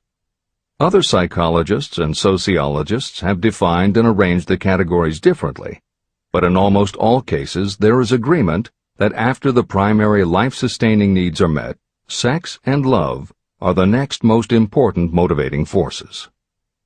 Napoleon Hill also compiled a hierarchy of what he referred to as mind stimuli. Like Maslow and other researchers, Hill identified sex and love as the most powerful non-life-sustaining factors in human motivation, but his focus was not on sex and love as they pertain to procreation. Hill was intrigued by the theory that if sex and love are such powerful forces in driving humans to action, there might be a correlation to outstanding achievement or material success. And if such a relationship exists, can the motivating force be intentionally channeled to this purpose? In the original edition of the following chapter, Hill used terms such as sex emotion and sex energy in his analysis of these motivating forces as they relate to attitude and personality. In this context, the use of the word sex was not meant to have the physical connotation that it often has today. Today these concepts would be conveyed by words such as sexuality, passion, or charisma. In this edition, where appropriate, the editors have opted for the modern usage of these and similar terms. This is the end of the editor's comments. Charisma. The world is ruled, and the destiny of civilization is established by the human emotions. People are influenced more by feelings than by reason. Your creativity is set into action entirely by emotions, and not by cold reason. The human mind responds to stimuli, through which it may be keyed up in such a way that it takes on characteristics such as enthusiasm, creative imagination, and intense desire. The stimuli to which the mind responds most freely are 1. The desire for sexual expression, 2. Love, 3. A burning desire for fame, power, or financial gain, money, 4. Music, 5. Close friendship and or admiration, 6. A mastermind alliance based upon the harmony of 2 or more people who ally themselves for advancement, 7. Mutual suffering, such as that experienced by people who are persecuted, 8. Autosuggestion, 9. Fear, 10. Alcohol and drugs. The desire for sexual expression comes at the head of the list of stimuli that step up the mind and start the wheels of physical action. The emotions associated with a human sexual drive bring into being a state of mind. When motivated by this desire, People often show courage, willpower, persistence, imagination, and creative ability that they don't normally have.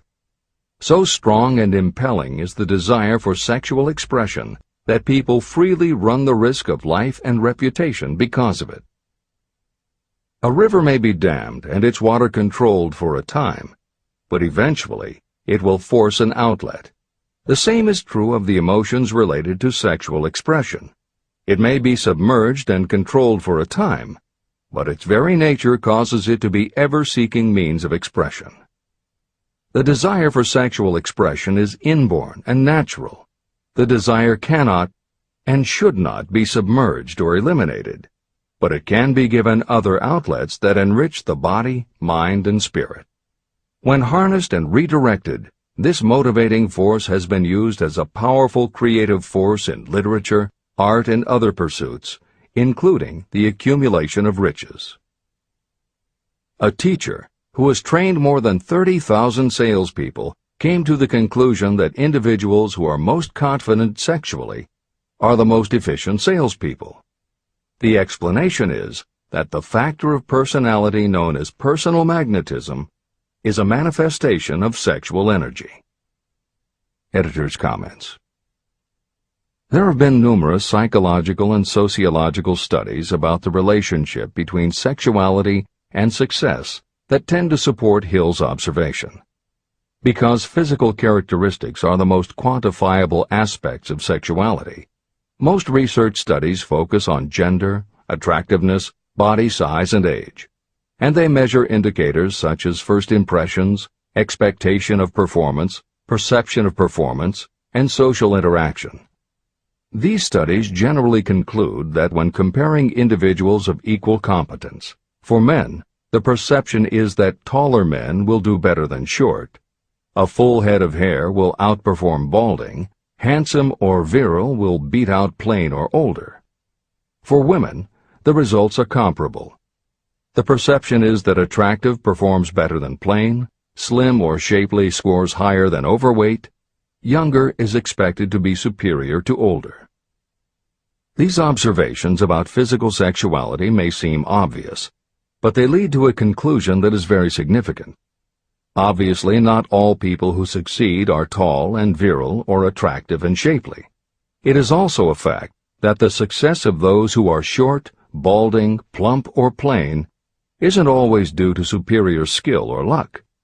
Clearly, there is another kind of attractiveness that often supersedes physical appeal. This other kind of attractiveness is connected to human sexuality, but it is not what would usually be referred to as sexy. People who have this quality are often said to have chemistry, personality, charm, or appeal. Hill called this kind of attraction personal magnetism. Today, the more common term is charisma. This is the end of the editor's comments. When employing salespeople, a good sales manager looks for personal magnetism or charisma as the first requirement. People who lack this kind of sexual energy will never become enthusiastic, nor inspire others with enthusiasm. And enthusiasm is one of the most important requisites in salesmanship, no matter what you're selling. The public speaker, preacher, lawyer, or salesperson who is lacking in charisma is a flop as far as being able to influence others is concerned. That, plus the fact that most people are influenced through an appeal to their emotions, should easily convince you of the importance of charisma as a part of the salesperson's ability. Master salespeople attain mastery in selling because they either consciously or unconsciously transmute charisma, sexual energy, into sales enthusiasm. That statement explains the actual, practical meaning of sexual transmutation. The meaning of the word transmute is, in simple language, the changing or transferring of one element or form of energy into another. The transmutation of sexual energy means switching the mind from thoughts of physical expression to thoughts of some other nature. Salespeople who know how to turn on charisma have acquired the art of sexual transmutation, whether they know it or not. The majority of salespeople who transmute their sexual energy do so without being aware of what they are doing or how they are doing it. You can cultivate and develop this quality in your dealings with others. Through cultivation and understanding, this vital motivating force may be drawn upon and used to great advantage in relationships between people. This energy may be communicated to others in the following ways. The handshake. The touch of the hand indicates instantly the presence of charisma or the lack of it. The tone of voice. Charisma or sexual energy is the factor with which the voice may be colored or made musical and charming. Posture and carriage of the body. People with charisma move briskly and with grace and ease. The vibrations of thought. People with charisma project sexuality through their personality in a way that influences those around them. Clothing and style. People who are charismatic are usually very careful about their personal appearance. They usually select clothing of a style becoming to their personality, physique, complexion, etc. Editor's comments. Having established a link between sexuality and success in the form of charisma, in the following section Napoleon Hill explores how sexuality might also be a motivating factor in success by enhancing creativity. To illustrate the connection, Hill draws upon the biographies of historical figures who exhibited both charisma and exceptional creativity. In the time since Hill conducted his research, many women have risen to positions of power and influence. Their accomplishments have been well documented and are readily available in bookstores and libraries. However, when Hill was assembling his data, the majority of historical biographies available were about successful men. Further, the successful industrialists and political leaders he had personally studied during the previous 30 years were also men. Because of this limitation, Hill does not theorize about the role men might play in motivating the success of women. This issue is addressed in a later editorial comment. This is the end of the editor's comments. Creativity. It seemed quite significant to me when I made the discovery that practically every great leader I had the privilege of analyzing was a man whose achievements were largely inspired by a woman. In most instances, the woman was a wife, of whom the public had heard little or nothing. In a few of the cases I studied, the source of inspiration was the other woman. The pages of history are filled with the records of great men whose achievements may be traced directly to the influence of women who aroused the creative faculties of their minds. Napoleon Bonaparte was one of these. When inspired by his first wife, Josephine, he was irresistible and invincible. When his better judgment or reasoning faculty prompted him to put Josephine aside, he began to decline. His defeat and exile to St. Helena were not far distant. Abraham Lincoln was a notable example of a great leader who achieved his greatness through the discovery and use of his faculty of creative imagination. It is noted in practically every book written about Lincoln that he discovered and began to use this faculty as the result of the love that he experienced when he met Anne Rutledge. This is more than an interesting historical fact. It is of significance in connection with the role sexuality plays in the study of the source of genius. Following is a list of famous men of outstanding achievement: George Washington, Napoleon Bonaparte, William Shakespeare, Abraham Lincoln, Ralph Waldo Emerson, Robert Burns, Thomas Jefferson, Elbert Hubbard, Elbert H. Gary, Woodrow Wilson, John H. Patterson, Andrew Jackson, Enrico Caruso. Wherever there was evidence available in connection with the lives of these men of achievement, it indicated most convincingly that each possessed a highly developed sexual nature. An analysis of the information taken from biographies and historical writings leads to the following conclusions. 1.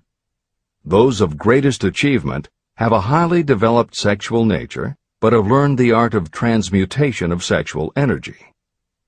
2.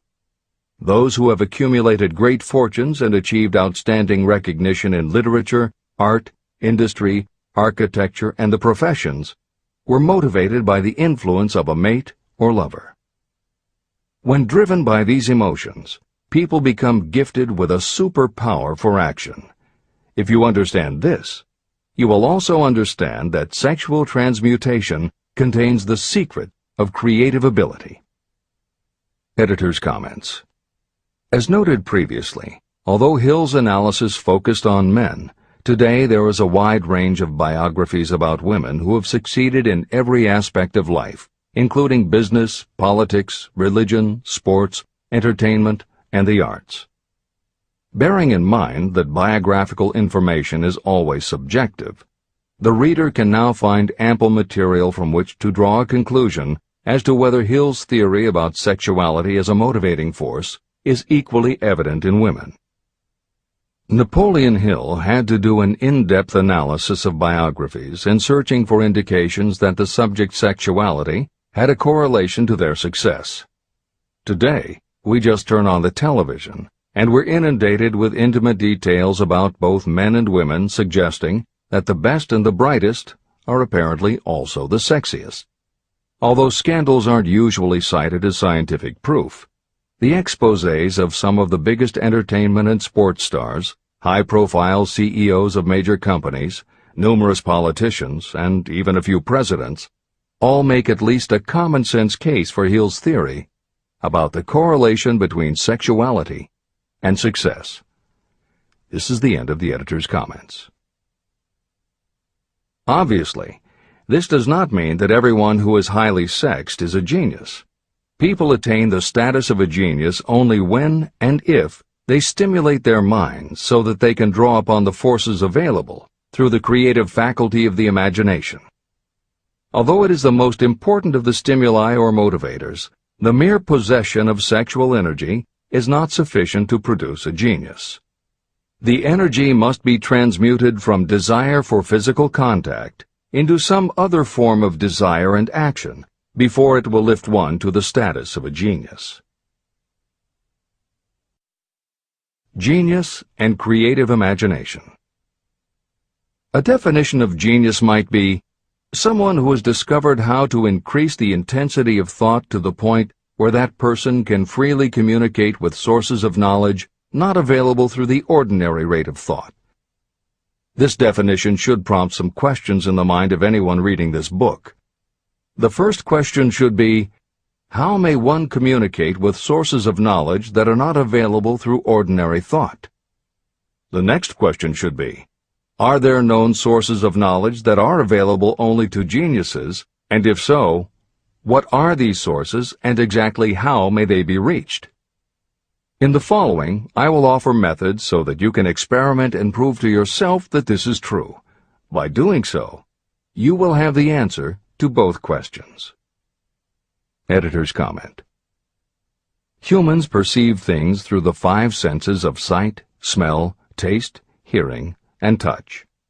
Another kind of perception, as when you have a feeling about something, was discussed in the chapters on desire, faith, and autosuggestion. This kind of perception is often referred to as the 6th sense, and in the following Hill explores the relationship between sexuality, motivation, creative imagination, and the 6th sense. This is the end of the editor's comment. The reality of a 6th sense has been fairly well established. This 6th sense is creative imagination. The faculty of creative imagination is something the majority of people never use during an entire lifetime, and if they do use it, it usually happens by mere accident. Only a small number of people deliberately use their creative imagination for a specific purpose. Those who do use this faculty voluntarily and with understanding of its functions are geniuses. Creative imagination is the direct link between your finite mind and what I have termed infinite intelligence. All revelations and all discoveries of basic or new principles in the field of invention take place through the faculty of creative imagination. When ideas, concepts, or hunches flash into your mind, they can only have come from one or more of the following sources. 1. from the mind of some other person who has just released the thought, idea, or concept through conscious thought. 2. Your subconscious mind, which stores every thought and impression that ever reached your brain through any of the 5 senses. 3. From another person's subconscious storehouse. 4. Infinite intelligence. There are no other possible sources from which inspired ideas or hunches may be received. When brain action has been stimulated through one or more of the 10 mind stimulants listed at the beginning of this chapter, it has the effect of lifting you far above the horizon of ordinary thought. It permits you to envision distance, scope, and quality of thoughts not available on the lower plane, such as when you are solving routine problems of business. When you are lifted to a higher level of thought through mind stimulation, it is as though you have taken off in an airplane. You can now see over and beyond the horizon that limits your vision when you are on the ground. Not only that, but while you are on this higher level of thought, you are not even aware of such things as the problems of gaining the 3 basic necessities of food, clothing, and shelter. You are in a world of thought in which the ordinary workaday thoughts have been removed, just as the hills and valleys that obstruct your vision on the ground don't interfere when you are in an airplane. While on this exalted plane of thought, the creative faculty of the mind is given freedom for action. The way has been cleared for the 6th sense to function. It becomes receptive to ideas that could not reach the individual under any other circumstances. The 6th sense is the faculty that marks the difference between a genius and an ordinary individual. Developing your creative imagination. A mind stimulant is any influence that will either temporarily or permanently increase the intensity of thought. The previously mentioned 10 major stimulants are those most commonly resorted to. Through these sources you may commune with infinite intelligence, enter the storehouse of your subconscious mind, or perhaps even that of another person. That is all there is to genius. The more you use your creative faculty, the more alert and receptive it becomes to factors originating outside your conscious mind. And the more this creative faculty is used, the more you will rely upon it for your thoughts and ideas. This faculty can be cultivated and developed only through use. What we generally refer to as our conscience operates entirely through the faculty of the 6th sense. The great artists, writers, musicians, and poets become great because they acquire the habit of relying upon the still small voice that speaks from within, through their creative imagination. Anyone with a keen imagination knows that some of their best ideas come through so-called hunches. One of the best-known public speakers admits that his speeches are only really great when he closes his eyes and begins to rely entirely upon the faculty of creative imagination. When asked why he closed his eyes just before the climax of his speech, he replied, "I do it because then I speak through ideas that come to me from within."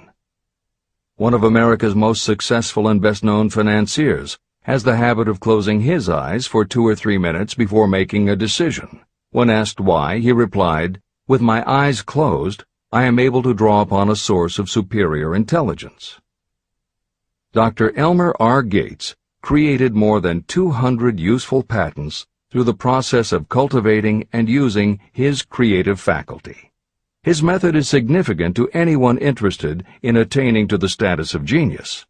Dr. Gates was one of the really great, though less publicized, scientists of the world.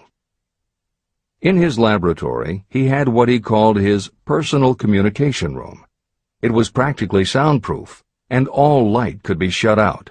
It had a small table on which he kept a pad of writing paper. In front of the table, on the wall, was a light switch. When Dr. Gates desired to draw upon the forces available to him through his creative imagination, he would go into this room, seat himself at the table, shut off the lights, and concentrate on the known factors of the invention he was working on. He would stay in that position until ideas began to flash into his mind in connection with the unknown factors of the invention. On one occasion, ideas came through so fast that he was forced to write for almost 3 hours. When the thoughts stopped flowing, he examined his notes and found they contained a minute description of principles that had no parallel in the known data of the scientific world.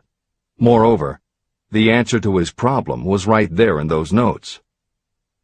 Dr. Gates earned his living by sitting for ideas. He did it for individuals and corporations, and some of the most sensible people and largest traditional corporations in America paid him to do it. The part of your mind that you generally use for reasoning may be faulty, because it is largely guided by your accumulated experience. Not all knowledge that you have learned through experience is accurate. Many times your creative ideas are much more reliable because they come from sources that are more reliable than those available to the reasoning faculty of the mind. Methods used by geniuses are available to you. The major difference between the genius and the ordinary inventor is that the genius makes use of both the synthesized and the creative faculties of imagination. For example, the scientific inventor begins an invention by organizing and combining the known ideas or principles accumulated through experience through the synthesized faculty, the reasoning faculty. If the inventor finds this accumulated knowledge is insufficient, the scientist then draws upon the sources of knowledge available through the creative faculty. The method by which the inventor does this varies with the individual, but this is the essence of the procedure. 1. The inventor stimulates his or her mind so that it functions on a higher-than-average plane through one or more of the mind stimulants. 2. The inventor then concentrates on the known factors, the finished part of the invention, and creates in his or her mind a perfect picture of the unknown factors, the unfinished part of the invention. The inventor holds this picture in mind until it has been taken over by the subconscious, then relaxes by clearing his or her mind of all thought and waits for the answer to flash into mind. Sometimes the results are both definite and immediate. At other times the results are negative, depending on the state of development of the sixth sense or creative faculty. Thomas Edison tried out more than 10,000 different combinations of ideas through the synthetic faculty of his imagination before he tuned in through the creative faculty and got the answer that perfected the incandescent light bulb. His experience was similar when he produced the phonograph. Editor's comments. Synchronicity, precognition, intuition, flashes of insight, hunches, gut feelings, symbolic dreams. These are all aspects of the phenomenon Napoleon Hill was describing in his two correlated terms, creative imagination and infinite intelligence. And the fact that Hill made a serious study of this function of the mind puts him in exceptional company. The fathers of modern psychology, Sigmund Freud and Carl Jung, recognized and tried to explain this sixth sense. Jung's concept of the collective unconscious, which is the very basis of Jungian psychology, is in many ways identical to Hill's concept of infinite intelligence. Scientists from Archimedes to Newton to Einstein to the team of Watson and Crick, who determined the structure of DNA, all conceded that intuition was instrumental in their discoveries. Duke University created a department for the sole purpose of studying these phenomena under scientific conditions. Many scientists admit to using personalized techniques similar to Hill's method for accessing intuition and creativity. These include Friedrich Kekule, who discovered the molecular structure of benzene through a dream symbol; physiologist Otto Loewi, who had a hunch followed by a dream that won him the Nobel Prize in Medicine; and as mentioned above, James Watson's breakthrough in the structure of DNA. Mozart, Shelley, Coleridge, Huxley, Descartes, Robert Louis Stevenson all claimed intuition played a role in their creations. William Blake learned the secret to a copper engraving process from a dream. British Prime Minister Winston Churchill firmly believed a premonition saved him from being killed by a bomb during the Blitz of London. As was noted earlier, psychiatry, clinical hypnosis, and affirmations all had to overcome considerable skepticism before they were accepted. That is also true of those phenomena Hill terms infinite intelligence. However, in the 1970s and 80s, the public's interest was piqued by well-researched books such as The Intuitive Edge by Philip Goldberg, Creative Dreaming by Patricia Garfield, and The Right Brain Experience by Mary Lee Zdenek. Though these anomalies of the mind still defy laboratory proof, contemporary researchers continue to publish tantalizing results. This is the end of the editorial comments. Nature has equipped the human brain and mind with internal stimulants that safely trigger the mind to tune in to fine and rare thoughts. No satisfactory substitute for nature's stimulants has ever been found. However, history is not lacking in examples of people who rose to the status of genius as the result of using artificial mind stimulants. Edgar Allan Poe wrote The Raven while under the influence of alcohol, dreaming dreams no mortal ever dared to dream before. Samuel Taylor Coleridge wrote Kubla Khan during an opium-induced dream, and Robert Burns wrote best when intoxicated. For auld lang syne, my dear, we'll take a cup of kindness yet for auld lang syne. It is true that these and others who are known as geniuses relied upon artificial mind stimulation. But a more important lesson to remember is how many of these people destroyed themselves through the use of those stimulants. Editor's comments. In more contemporary terms, Hill's point about the dangers of artificial mind stimulants was never better made than it was in the television series Behind the Music, which began running on VH1 in the late 1990s. The series was meant to chronicle the lives of rock stars and celebrate their hits, but after viewing 2 or 3 of the shows, they all began to look the same. Young singer and band have a hit record, make millions of dollars, plunge into the sex, drugs, and rock and roll lifestyle, everyone gets addicted, and they blow all of the money. By the end of the show, at least one band member overdoses, the band breaks up, the singer hits the skids, meets someone who inspires him or her to go into rehab, the ex-star makes an anti-drug TV spot and professes newfound faith and family values while announcing a comeback tour. Although the shows played like a bad parody of themselves, the fact that the stories were so similar, that so many talented singers and songwriters who depended on drugs ended up burning out, should be telling you something, especially if you don't just want to succeed, but want to keep and enjoy your success. This is the end of the editor's comments. Every intelligent person knows that stimulation in excess through alcohol or drugs is a destructive form of intemperance. For some, overindulgence in sexual expression may become just as destructive. A sexually obsessed person is not essentially different from a person addicted to drugs or alcohol. Both have lost control over their faculties of reason and willpower. Human sexuality is a mighty urge to action, but its forces are like a cyclone, almost impossible to completely control.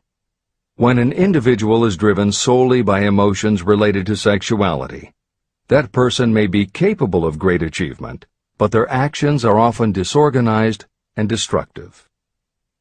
It is true that a person may pursue financial or business success by harnessing the driving force of sexual energy without self-control. But history is filled with evidence that such people likely have certain traits of character that rob them of the ability to either hold or enjoy their fortunes. Ignorance of this potential pitfall has cost thousands of people their happiness, even though they possessed riches. From my analysis of over 25,000 people, I found that those who succeed in an outstanding way often do not hit their stride until they are beyond the age of 40 or 50. This fact was so astounding that it prompted me to go into the study of its cause most carefully. My investigation disclosed that the major reason why many people do not succeed early in life is their tendency to dissipate their energies through overindulgence. The majority of people never learn that sexual energy has possibilities other than physical expression. And many of those who make this discovery only do so after having wasted many years during the time when their sexual energy was at its height. Most people come to the realization by accident, and many don't even know they have tapped into this power.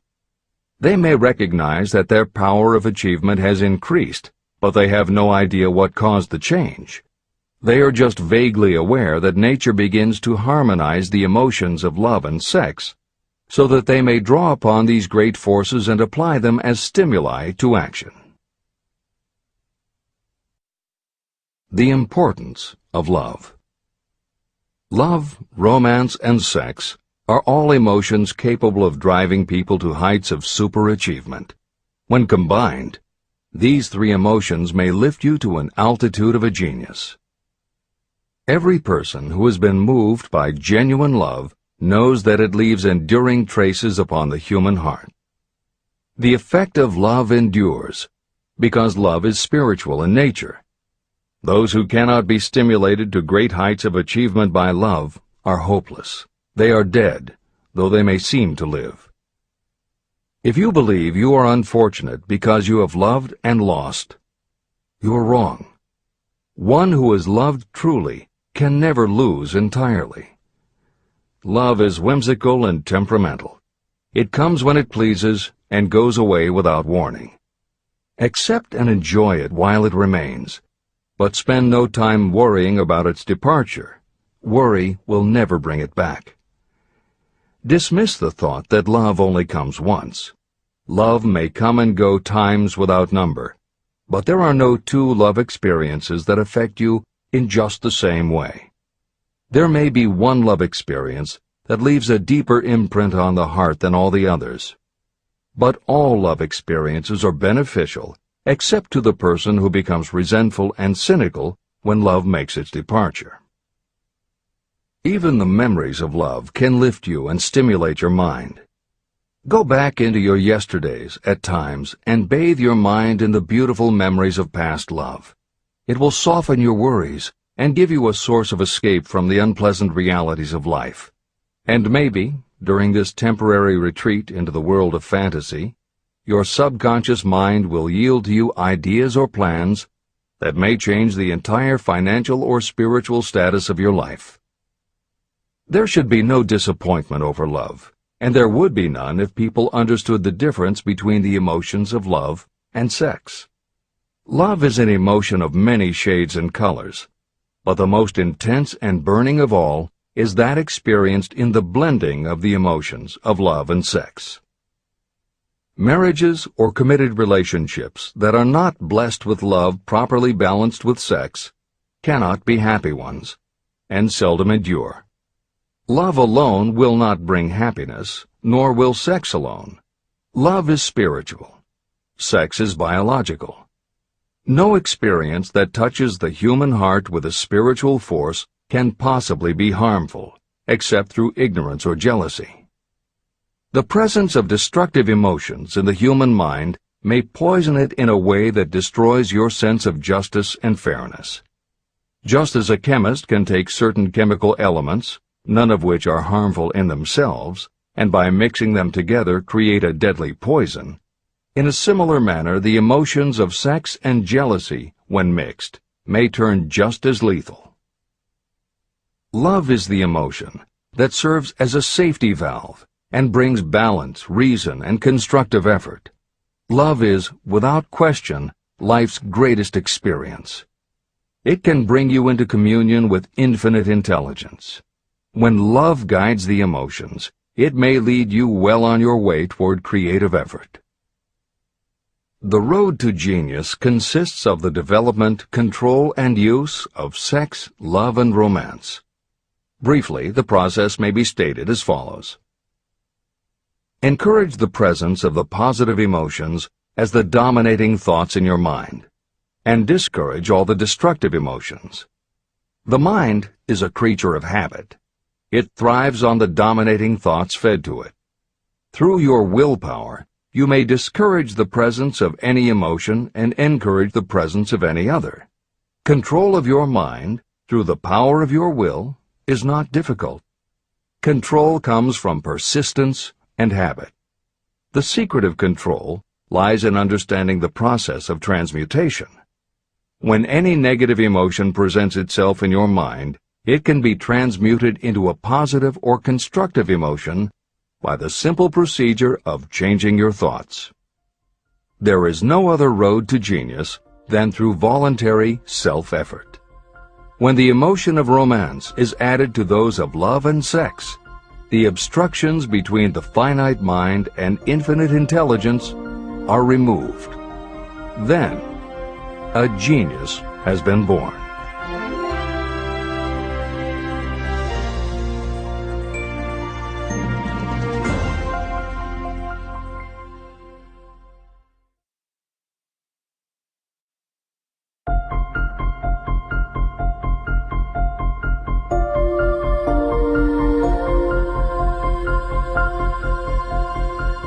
Success requires no explanations. Failure permits no alibis. Chapter 13. The Subconscious Mind. The Connecting Link. The 11th step toward riches. The subconscious mind consists of a field of consciousness, in which every impulse of thought that reaches the conscious mind, through any of the five senses, is classified and recorded. The subconscious receives and files sense impressions or thoughts regardless of their nature. You can plant in your subconscious mind any plan, thought, or purpose that you desire to translate into its physical or monetary equivalent. Those desires that have been mixed with emotional feeling and faith in your ability are the ones that are strongest. Therefore, they are the first to which the subconscious responds. The subconscious mind works day and night, and in some way which is not fully understood, the subconscious seems able to draw upon the forces of infinite intelligence for the power to transmute your desires into their physical equivalent. And it does it in the most straightforward and practical way.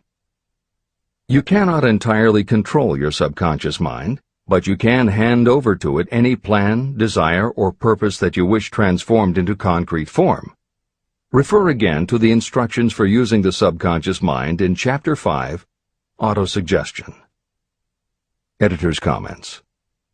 In the chapter on autosuggestion, the four primary methods for planting and reinforcing suggestions in your subconscious are: 1. The formulation and writing out of your desire. 2. The repetition of positive affirmations. 3. The creative visualization of your goal. And 4. By acting as though the goal is already yours. This is the end of the editor's comment. From my research, I have concluded that the subconscious mind is the connecting link between the finite mind of man and infinite intelligence. It is the intermediary through which you may draw upon the forces of infinite intelligence. From my research, I have concluded that the subconscious mind is the connecting link between the finite mind of man and infinite intelligence. It is the intermediary through which you may draw upon the forces of infinite intelligence. Only the subconscious mind contains the process by which mental impulses, thoughts, are modified and changed into their spiritual, energy, equivalent. It alone is the medium through which prayer, desire, may be transmitted to the source capable of answering prayer, infinite intelligence. How to energize your subconscious mind for creative effort. The possibilities of what you can do when you connect creative effort with the subconscious mind are stupendous. They inspire me with awe. I never approached the discussion of the subconscious mind without a feeling of littleness and inferiority, due to the fact that man's entire stock of knowledge on this subject is so pitifully limited. First, you must accept as a reality the existence of the subconscious mind and what it can do for you. This will enable you to understand its possibilities as a medium for transmuting your desires into their physical or monetary equivalent. And then, you will comprehend the full significance of the instructions given in Chapter 3, Desire. You will also understand the importance of making your desires clear and putting them in writing. You will understand as well the necessity of persistence in carrying out instructions. The 13 principles that are the basis of this book are the stimuli with which you acquire the ability to reach and to influence your subconscious mind. Do not become discouraged if you cannot do this on your first attempt. Remember that the subconscious mind can be directed only through habit. You have not yet had time to master faith. Be patient. Be persistent. Editor's comments. There are two aspects to Hill's theory of the subconscious mind. There are two aspects to Hill's theory of the subconscious mind. One is the concept of the subconscious as the storehouse of all information and thoughts that you have ever experienced. The second is the concept of the subconscious as the gateway to infinite intelligence. In this chapter, Hill focuses primarily on the subconscious as a storehouse. Expanding on the editorial comment about the subconscious mind that appears in the chapter on autosuggestion, proof that the subconscious is a storehouse of information is confirmed in the use of hypnotherapy by psychiatrists. Through hypnosis, psychiatrists are able to help patients open the door to their subconscious so that they can retrieve information about traumatic situations that have been filtered out or repressed by the conscious mind.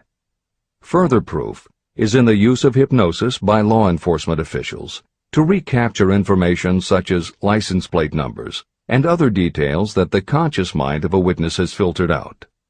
Although results vary from person to person, there is no doubt that the subconscious has access to information that the conscious mind does not.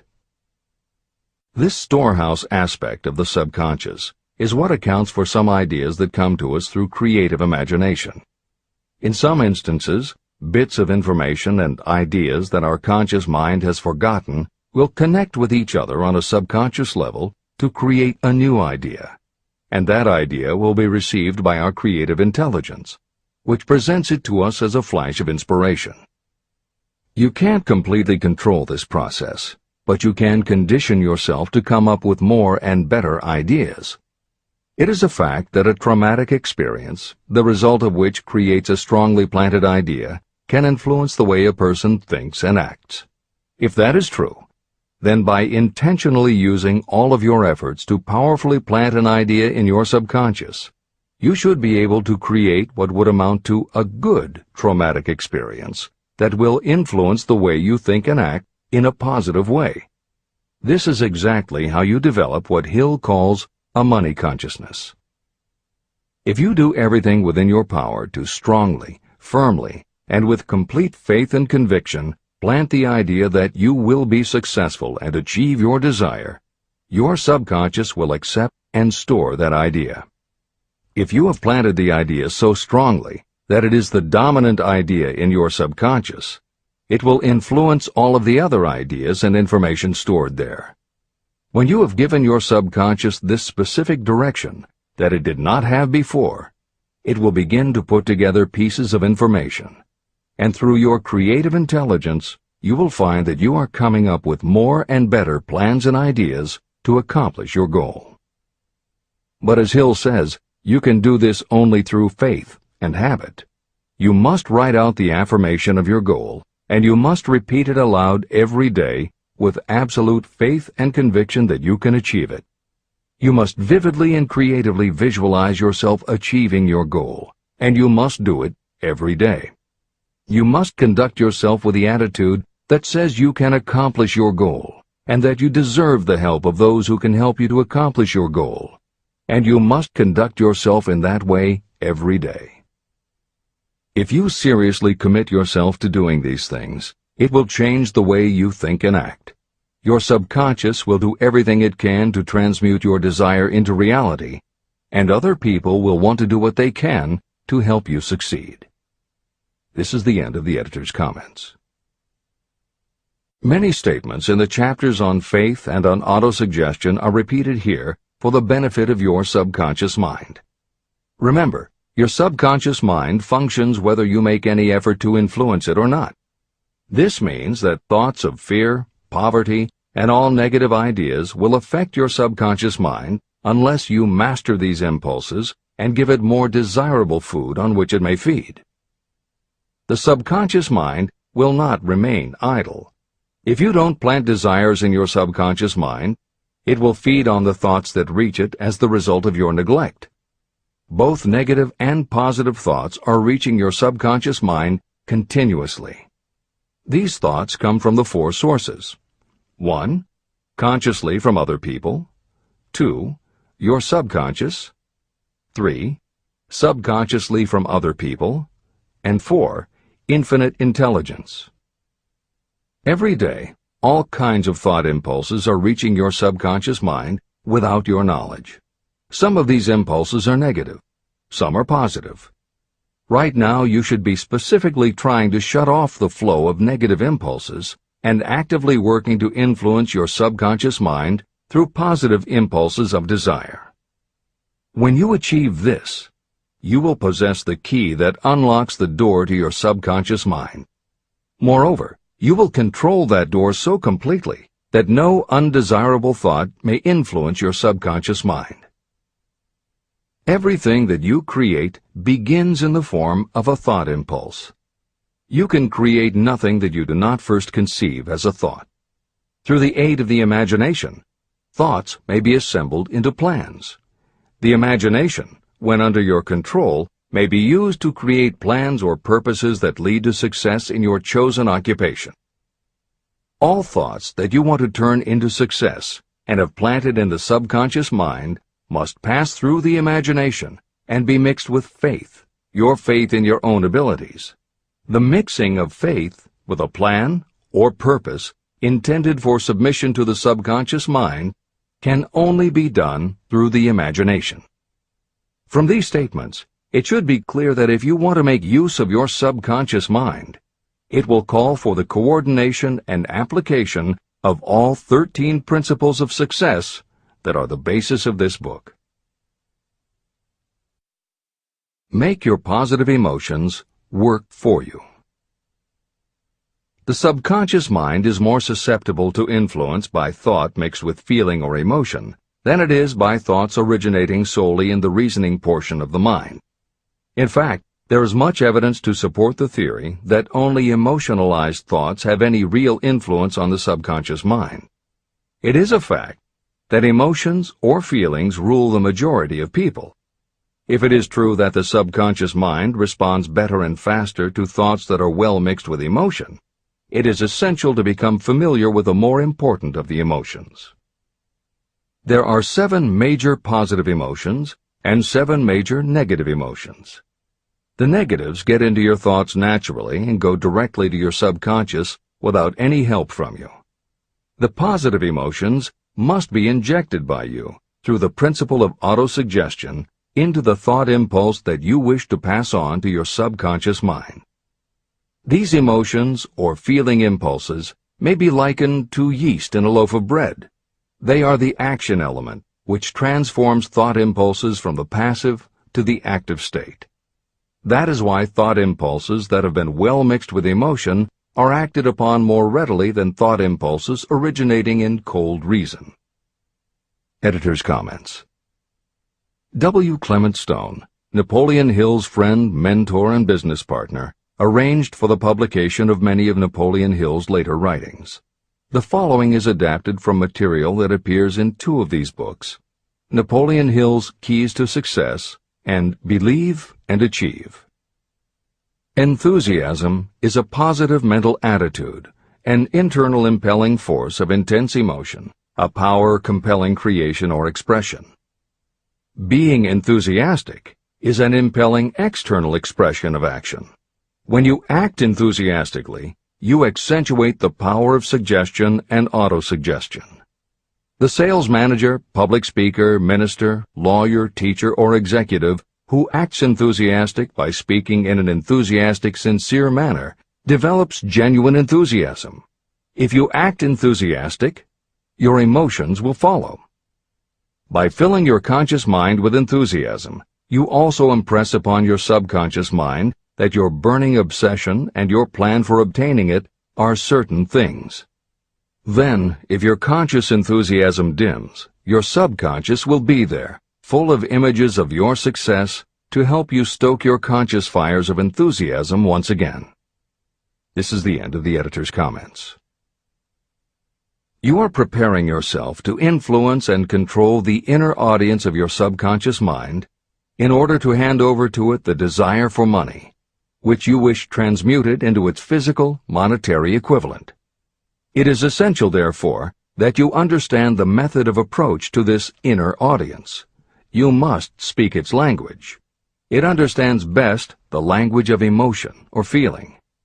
Following are the 7 major positive emotions and the 7 major negative emotions. I am listing them here so that you may draw upon the positives and avoid the negatives when giving instructions to your subconscious mind. The 7 major positive emotions. The emotion of desire, the emotion of faith, the emotion of love, the emotion of sex, the emotion of enthusiasm, the emotion of romance, the emotion of hope. There are other positive emotions, but these are the 7 most powerful and the ones most commonly used in creative effort. Master these 7 emotions. They can be mastered only by use, and the other positive emotions will be at your command when you need them. Remember that you are studying a book that is intended to help you develop a money consciousness by filling your mind with positive emotions. The 7 major negative emotions to be avoided. The emotion of fear, the emotion of jealousy, the emotion of hatred, the emotion of revenge, the emotion of greed, the emotion of superstition, the emotion of anger. Positive and negative emotions cannot occupy the mind at the same time. One or the other must dominate.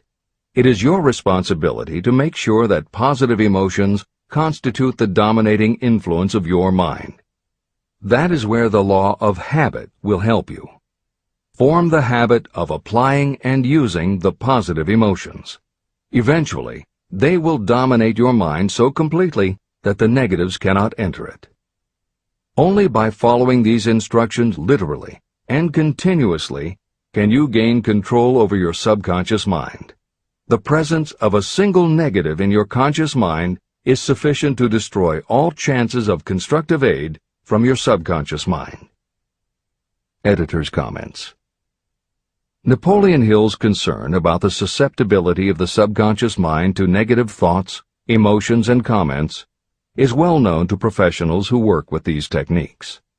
In clinical hypnotherapy, there is an axiom referred to as the law of reversed effect, which states that whenever there is a conflict between imagination and willpower, the imagination wins. When you attempt to plant an idea, if the subconscious already harbors a negative, trying to force the new idea has the reverse effect, because the subconscious becomes obsessed with defending its established negative idea. And the harder you try to do something, the more the subconscious resists, and the more difficult it becomes. Even the use of the word try is warned against, because it gives the suggestion to the subconscious of a preconceived failure. The concept of trying implies an ongoing effort. You don't want to try. You want to succeed. If you ask your subconscious to help you try, it may do just that. It may help you try, but it will prevent you from succeeding. Because if you did succeed, then it could no longer help you try, which is what you asked it to do. The cautionary note about using the word try is just one example of the care that should be taken when formulating affirmations and using autosuggestion. The following are some other rules of thumb that most modern experts agree on. 1. Affirmations should always be stated as a positive. Affirm what you do want, not what you don't want.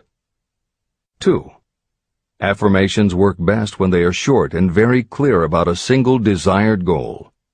Take the time to write, rewrite, and polish your affirmation until you can express your desire in a short statement of precise and well-chosen words. 3. Affirmations should be specific about the desired goal, but not about how to accomplish it. Your subconscious knows better than you what it can do and how it can do it. 4. Do not make unreasonable time demands. Your subconscious can't make anything happen suddenly or now. 5. Just saying the words will have little effect. When you affirm your desire, you must do it with such faith and conviction that your subconscious becomes convinced of how important it is to you. As you affirm your desire to yourself, visualize it in your mind's eye as big as a billboard. Make it big, powerful, and memorable. 6. Repetition of your emotionalized affirmation is crucial. At this time, it is your habit to think one way. By repeating your affirmation often every day, your new way of thinking will begin to be your automatic response. Keep reinforcing it until it becomes second nature to you, and your habit will have become to think the new way, the way you want to think. This is the end of the editor's comments. We form habits based on the degree of reinforcement we receive. Habits make no moral judgments. They can be either good or bad. Both are formed through repetition. If we try something and like the results, we repeat the action. You can replace negative thoughts with positive ones. You can replace inaction with action, and you can form any habit you choose. Your thoughts are the only thing that you can completely control if you choose to do so. You can control your thoughts to control your habits. The secret of effective prayer. Most people resort to prayer only after everything else has failed, or else they pray by a ritual of meaningless words. And because most people who pray do so only after everything else has failed, they go to prayer with their minds filled with fear and doubt. Because fear and doubt are the emotions that are mixed with their prayer, these are the emotions the subconscious mind passes on, and these are the emotions that infinite intelligence receives and acts upon. If you pray for a thing, but as you pray you have fear that you may not receive it, or that your prayer will not be acted upon by infinite intelligence, your prayer will have been in vain. Prayer does sometimes result in the realization of that for which one prays. If you have ever had the experience of receiving something for which you prayed, go back in your memory and recall your actual state of mind while you were praying, and you will know for sure that the theory here described is more than a theory. The method by which you may communicate with infinite intelligence is very similar to the way the vibration of sound is transmitted by radio waves. Sound cannot be transmitted through the atmosphere until it has been changed into a very high rate of vibration. The radio station takes the sound of the human voice and modifies it by stepping up the vibration millions of times. Only in this way can the energy of sound be sent over distances. After this transformation has taken place, the energy, which originally was in the form of vibrations of sound, is broadcast or transmitted as a radio signal. When a radio set receives the high-speed transmission, it then reconverts that energy back to its original slower rate of vibration. And when it is stepped down to its original rate, it vibrates the diaphragm of the speaker, which reproduces the original sound of the voice. The subconscious mind is the intermediary that translates prayers or desires into terms that infinite intelligence can receive. The answer comes back to you in the form of a definite plan or idea for procuring the object of your prayer. When you understand this principle, you know why mere words read from a prayer book cannot serve as an agency of communication between the mind of man and infinite intelligence. Do not expect troubles, as they have a tendency not to disappoint. Chapter 14. The Brain. A broadcasting and receiving station for thought. The 12th step toward riches. It was while I was working with the late Dr. Alexander Graham Bell and Dr. Elmer R. Gates that I first proposed the idea that every human brain is both a broadcasting and receiving station for the vibration of thought. In some way similar to the principle behind the operation of a radio receiver, every human brain is capable of picking up vibrations of thought that are being released by other brains. These are received as hunches and flashes of intuition. As was explained in previous chapters, it is your creative imagination that is the receiving set of your brain, which receives thoughts from your subconscious and, under certain circumstances, receives thoughts released by the brains of others. Your creative imagination is the interconnection between your conscious or reasoning mind and the four sources from which you receive thought stimuli. 1. Consciously from other people. 2. Your subconscious. 3. Subconsciously from other people. And 4.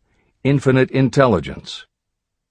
When stimulated or stepped up to a high rate of vibration, the mind becomes more receptive to thoughts that reach it from outside sources. This stepping up process takes place through either the positive emotions or the negative emotions. Through the emotions, the vibrations of thought may be increased. The brain that has been stimulated by emotions functions at a much more rapid rate than it does when that emotion is quieted or absent. The result is the increase of thought to such a pitch that the creative imagination becomes highly receptive to ideas. On the other hand, when the brain is functioning at a rapid rate, it also gives to your own thoughts the emotional feeling that is essential before those thoughts will be picked up and acted upon by your subconscious mind. The subconscious mind is the sending station of the brain, through which vibrations of thought are broadcast. Autosuggestion is the medium by which you may put into operation your sending station. The creative imagination is the receiving set through which the energies of thought are picked up. Editor's comments. The following combines the above concept with the related materials from previous chapters to provide a step-by-step recap of Napoleon Hill's view of the process. 1. The brain is simultaneously both a broadcaster and a receiver. 2.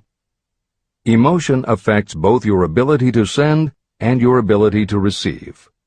When under the effect of strong emotion, the more powerfully you can send thoughts. When under the effect of strong emotion, the more receptive you are to receiving thoughts. 3. When you send thoughts, to where do you send them? You send them to your subconscious by using autosuggestion. 4. When you receive thoughts, where do they come from? They come from your subconscious and you receive them through your creative imagination. 5. Your subconscious mind has two aspects. Your subconscious is a storehouse of information, as explained in the previous chapter. Your subconscious is your connection to infinite intelligence. 6.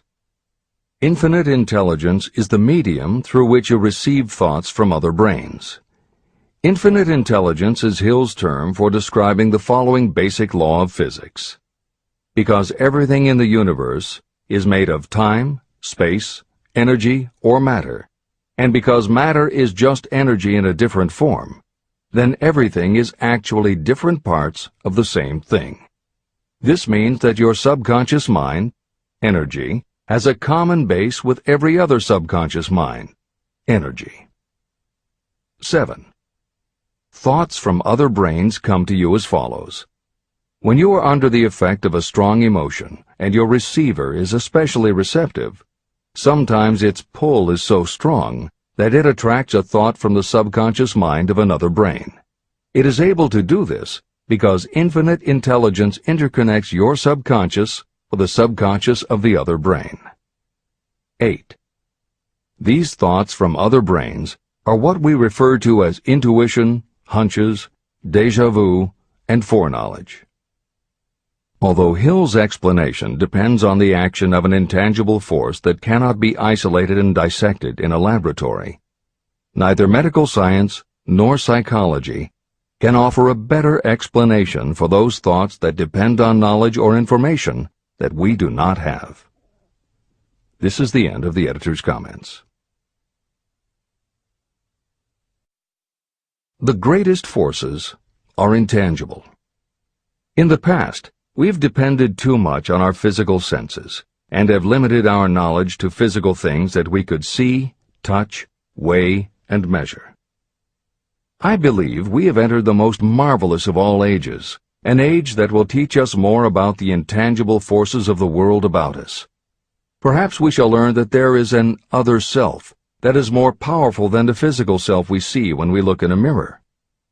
Many people do not take seriously such intangibles, the things that they cannot perceive through any of their five senses.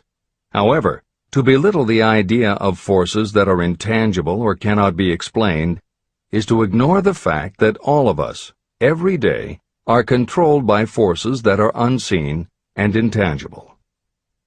The whole of mankind has not the power to cope with nor to control the intangible force wrapped up in the rolling waves of the oceans. We still do not fully understand the intangible force of gravity, which keeps this little Earth suspended in space and keeps us from falling from it, much less have the power to control that force. We are entirely subservient to the intangible force that comes with a thunderstorm, and we are just as helpless in the presence of the intangible force of electricity.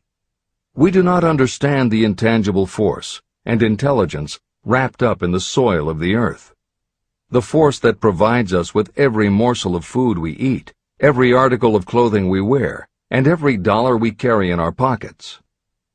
Last but not least, with all of our culture and education, we still understand little or nothing of the greatest of all the intangibles, thought. However, we have begun to learn a good deal about the intricate workings of the physical brain, and the results are stunning. We know that the central switchboard of the human brain, the number of lines that connect the brain cells to each other, is written as the figure 1, followed by 15 million zeros. Dr. C. Judson Herrick of the University of Chicago says, "The figure is so stupendous that astronomical figures, dealing with hundreds of millions of light years, become insignificant by comparison. It has been determined that there are from 10 billion to 14 billion nerve cells in the human cerebral cortex, and we know that these are arranged in definite patterns. These arrangements are not haphazard.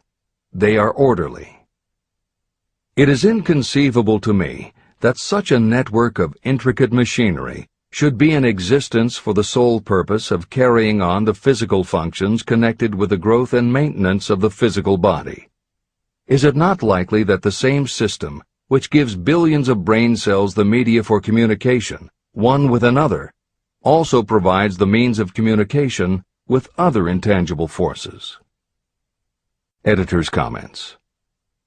In the time since Hill wrote the above comments, we have learned a great deal more about the physical brain and how it operates. We understand much about the chemistry of the brain. We can measure the energies it releases. We know which areas control the various functions of the body and which areas affect memory, emotions, reasoning, and many other subtleties related to the thinking process. Through surgery, medication, and other techniques, we know how to prevent the brain from having certain kinds of thoughts. And we know how to encourage the brain to produce certain other kinds of thoughts when we want it to. For instance, a specific area can be stimulated, and you will have pleasurable thoughts. But we cannot yet control what those pleasurable thoughts will be, and we have no idea what the bits and pieces of information are that go into your pleasurable thoughts. With all of our advanced knowledge about the physical brain, we still don't know how to make it have a specific thought or idea, especially not an original thought or a creative idea. And medical science offers no better theory than Hill's as to how we could have an intuition or hunch made up from information that we don't have and were never exposed to. In short, the physical properties of the brain confirm that it is where the thinking process takes place. But it does not offer the answer to the question of how it happens, or how thoughts from one brain might travel to another. In previous commentaries, we pointed to the laws of physics as they relate to Hill's theory about the interconnectedness of all things. And although this is not meant to be a science lesson, it may reassure you to know that the work of renowned scientists lends support to the idea. Quantum theory deals with subatomic particles so minuscule that they are almost at the level of the basic stuff from which everything is made. Albert Einstein developed what is called the EPR effect, Einstein, Podolsky, and Rosen, and Irish physicist John Stuart Bell proposed Bell's theorem, both of which pertain to the concept that when two linked subatomic particles are separated from each other, when a change is made to particle A, the same change will instantly happen in particle B, even though the two are distant from each other. Another related concept is called the holographic brain or holographic universe, and is named after an unusual quality of holograms. It is a fact that if you cut a hologram in half, you don't get two halves of a picture. You get two separate but complete pictures. Cut either one of those in half, and you get another two complete pictures. Cut other pieces, and again you get whole images. Every part of a hologram has the whole of the information in the original. In the 1970s, Carl Pribram, a neurophysiologist at Stanford University, announced the results of his studies which suggest that memory is not in a specific part of the brain, but is spread throughout the brain like the image on a holographic plate. At almost the same time, renowned physicist David Bohm proposed that the workings of the universe were like a holographic image, that among all things there is total interconnectivity, and that all things influence all other things. In effect, every part of the universe contains the whole of the universe. That is probably more than enough science for most readers. The point is, Hill was not alone in his conclusion that through some intangible force, your subconscious shares interconnectivity with everything else in the universe. Previously, the example was given of the folds and bumps in a tablecloth, all being different, but all still tablecloth. Here's another way to envision the intangible interconnection of all things. Suppose you were to drill 5 holes in a wall, and have someone outside the room put their fingers and thumb through the holes and wiggle them. If you then bring into your room someone who only believes in tangible things that he or she can see, that person will see 5 separate objects that can move independently of each other. You may tell the person that behind the wall the objects are connected and all part of the same hand, but because they cannot see the connection and disbelieve anything they don't understand, the person will not be convinced. Neither modern medicine, nor psychiatry, nor technology can yet conclusively show us behind the wall.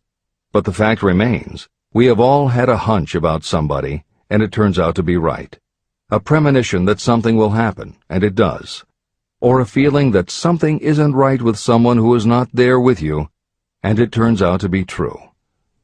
How does this information come to us? As mentioned previously, psychologist Carl Jung called the intangible connection the collective unconscious, also called universal subconscious. Others call it the totally unified theory, the great first cause, the universal mind, or spirit, and some see it as another way of describing God.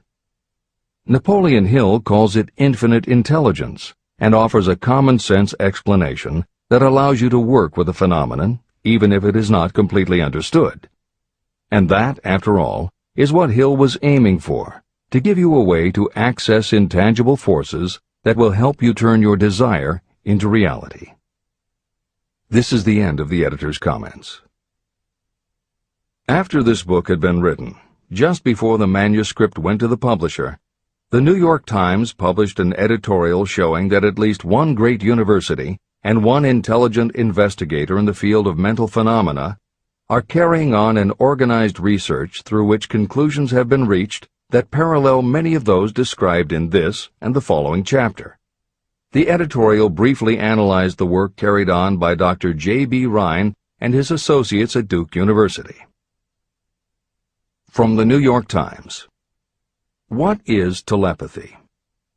A month ago, we cited on this page some of the remarkable results achieved by Professor Rhine and his associates in Duke University from more than 100,000 tests to determine the existence of telepathy and clairvoyance. These results were summarized in the first two articles in Harper's Magazine.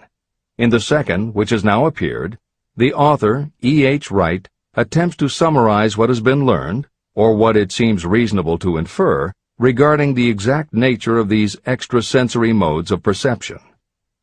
The actual existence of telepathy and clairvoyance now seems to some scientists enormously probable as the result of Rhine's experiments. Various percipients were asked to name as many cards in a special pack as they could without looking at them and without other sensory access to them. About a score of men and women were discovered who could regularly name so many of the cards correctly that there was not one chance in many a million of their having done their feats by luck or accident. But how did they do them? These powers, assuming that they exist, do not seem to be sensory. There is no known organ for them. The experiments work just as well at distances of several hundred miles as they did in the same room.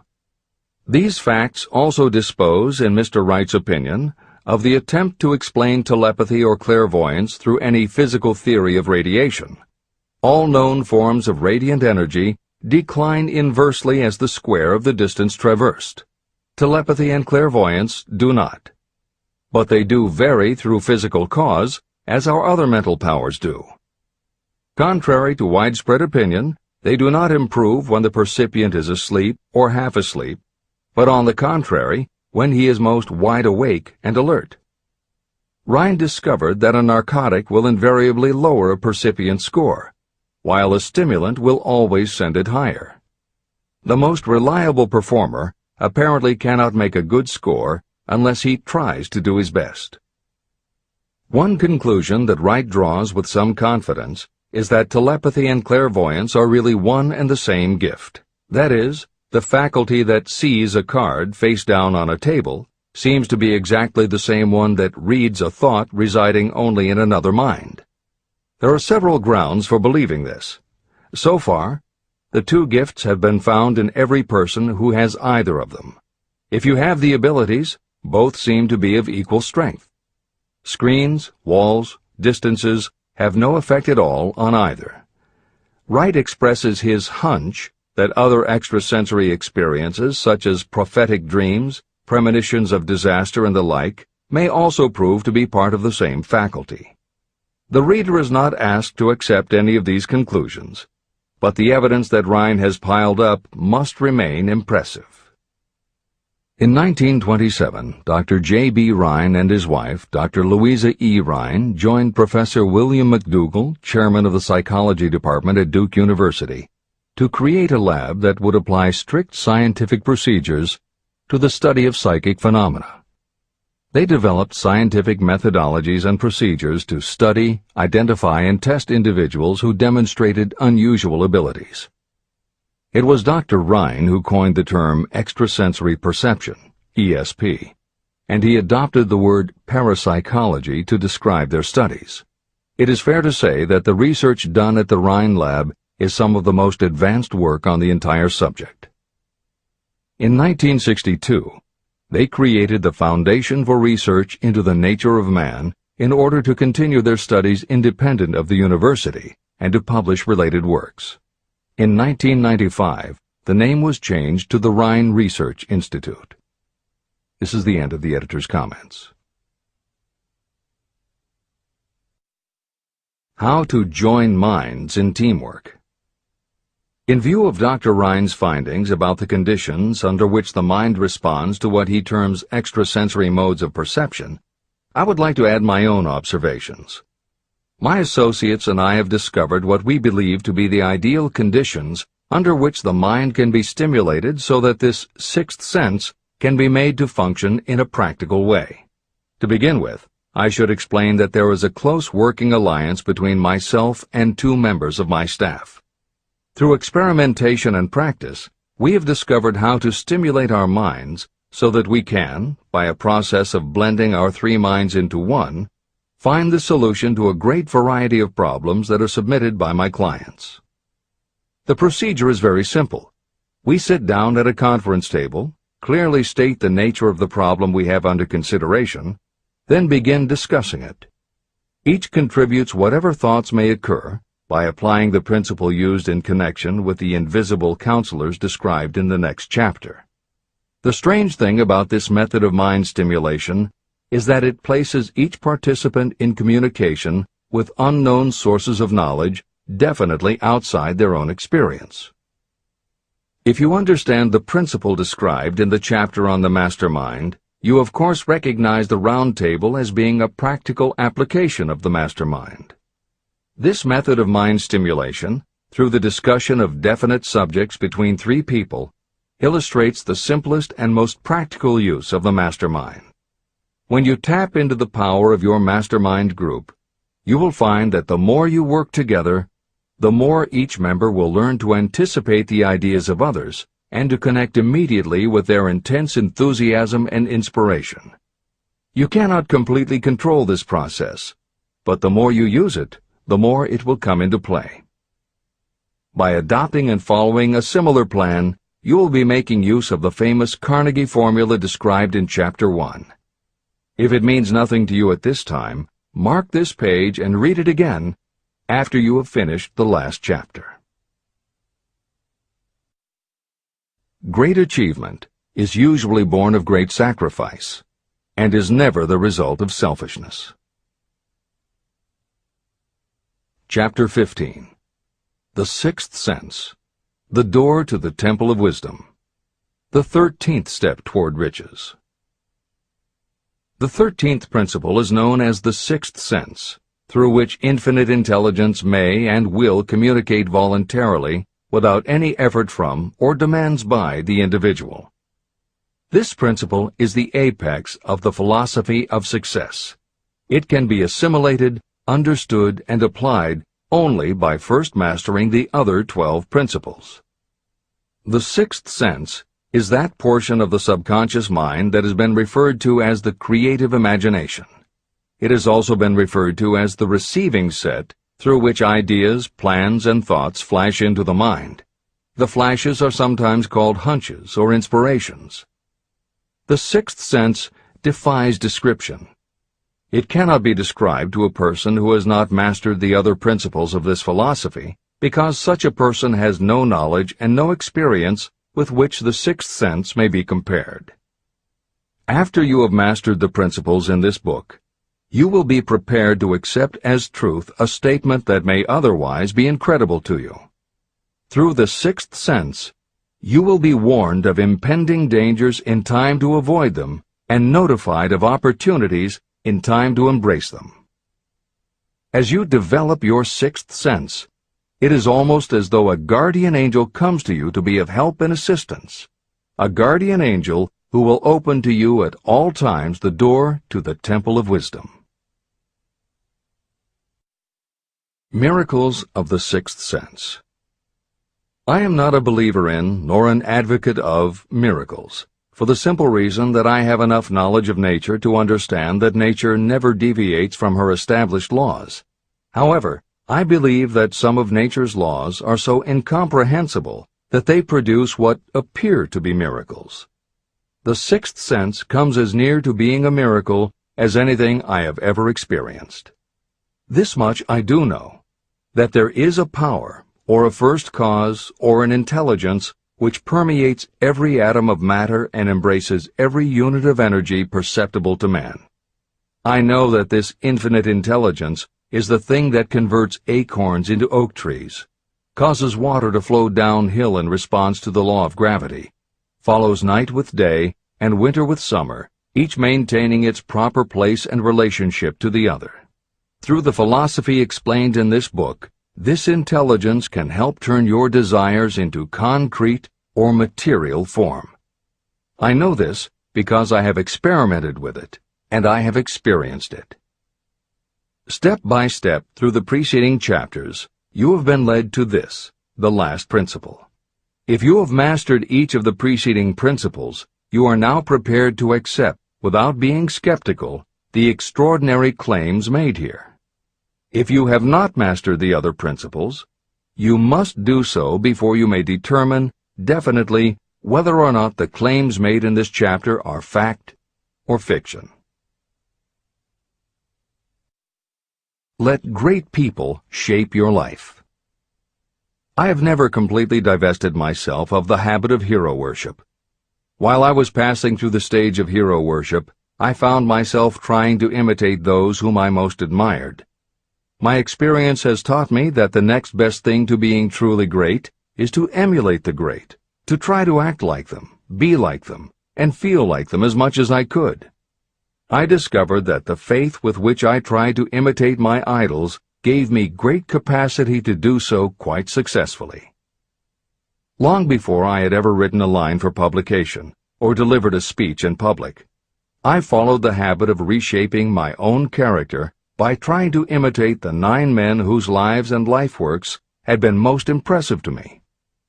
These 9 men were Emerson, Paine, Edison, Darwin, Lincoln, Burbank, Napoleon, Ford, and Carnegie. Every night, over a long period of years, I held an imaginary council meeting with this group, whom I called my invisible counselors. This is how I did it. Just before going to sleep at night, I would shut my eyes and see, in my imagination, this group of men seated with me around my council table. Here I had not only an opportunity to sit among those whom I considered to be great, but I actually dominated the group by serving as the chairman. I had a very definite purpose in using my imagination in this way. My purpose was to rebuild my own character, so it would become a composite of the characters of my imaginary counselors. Realizing that I had to overcome the handicap of being born and raised in an environment of ignorance and superstition, I deliberately assigned myself the task of voluntary rebirth through the method I have described above. Building character through autosuggestion. I knew, of course, that we all become what we are because of our dominating thoughts and desires. I knew that every deeply seated desire causes a person to find a way to turn that desire into reality. I knew that self-suggestion is a powerful factor in building character. In fact, it is the sole principle through which character is built. With this knowledge of how the mind works, I was fairly well armed with the equipment needed to rebuild my character. In these imaginary council meetings, I called on my cabinet members for the knowledge I wished each to contribute. I would even speak out loud to each of them as follows. Mr. Emerson, I desire to acquire from you the marvelous understanding of nature which distinguished your life. I ask that you impress upon my subconscious mind those qualities you possessed that enabled you to understand and adapt yourself to the laws of nature. Mr. Burbank, I request that you pass on to me the knowledge that enabled you to so harmonize the laws of nature that you caused the cactus to shed its thorns and become an edible food. Give me access to the knowledge that enabled you to make 2 blades of grass grow where but 1 grew before. Napoleon, I desire to acquire from you the marvelous ability you possess to inspire men and will rouse them to greater and more determined spirit of action. I desire also to acquire the spirit of enduring faith, which enabled you to turn defeat into victory and to surmount staggering obstacles. Mr. Paine, I desire to acquire from you the freedom of thought and the courage and clarity with which to express convictions which so distinguished you. Mr. Darwin, I wish to acquire from you the marvelous patience and ability to study cause and effect without bias or prejudice, so exemplified by you in the field of natural science. Mr. Lincoln, I desire to build into my own character the keen sense of justice, the untiring spirit of patience, the sense of humor, the human understanding, and the tolerance that were your distinguishing characteristics. Mr. Carnegie, I wish to acquire a thorough understanding of the principles of organized effort, which you use so effectively in the building of a great industrial enterprise. Mr. Ford, I wish to acquire your spirit of persistence, the determination, poise, and self-confidence that have enabled you to master poverty and to organize, unify, and simplify human effort so I may help others to follow in your footsteps. Mr. Edison, I wish to acquire from you the marvelous spirit of faith with which you have uncovered so many of nature's secrets, the spirit of unremitting toil with which you have so often wrested victory from defeat. The startling power of imagination. My method of addressing the members of my imaginary cabinet would vary according to the traits of character I was most interested in acquiring. I studied the records of their lives with painstaking care.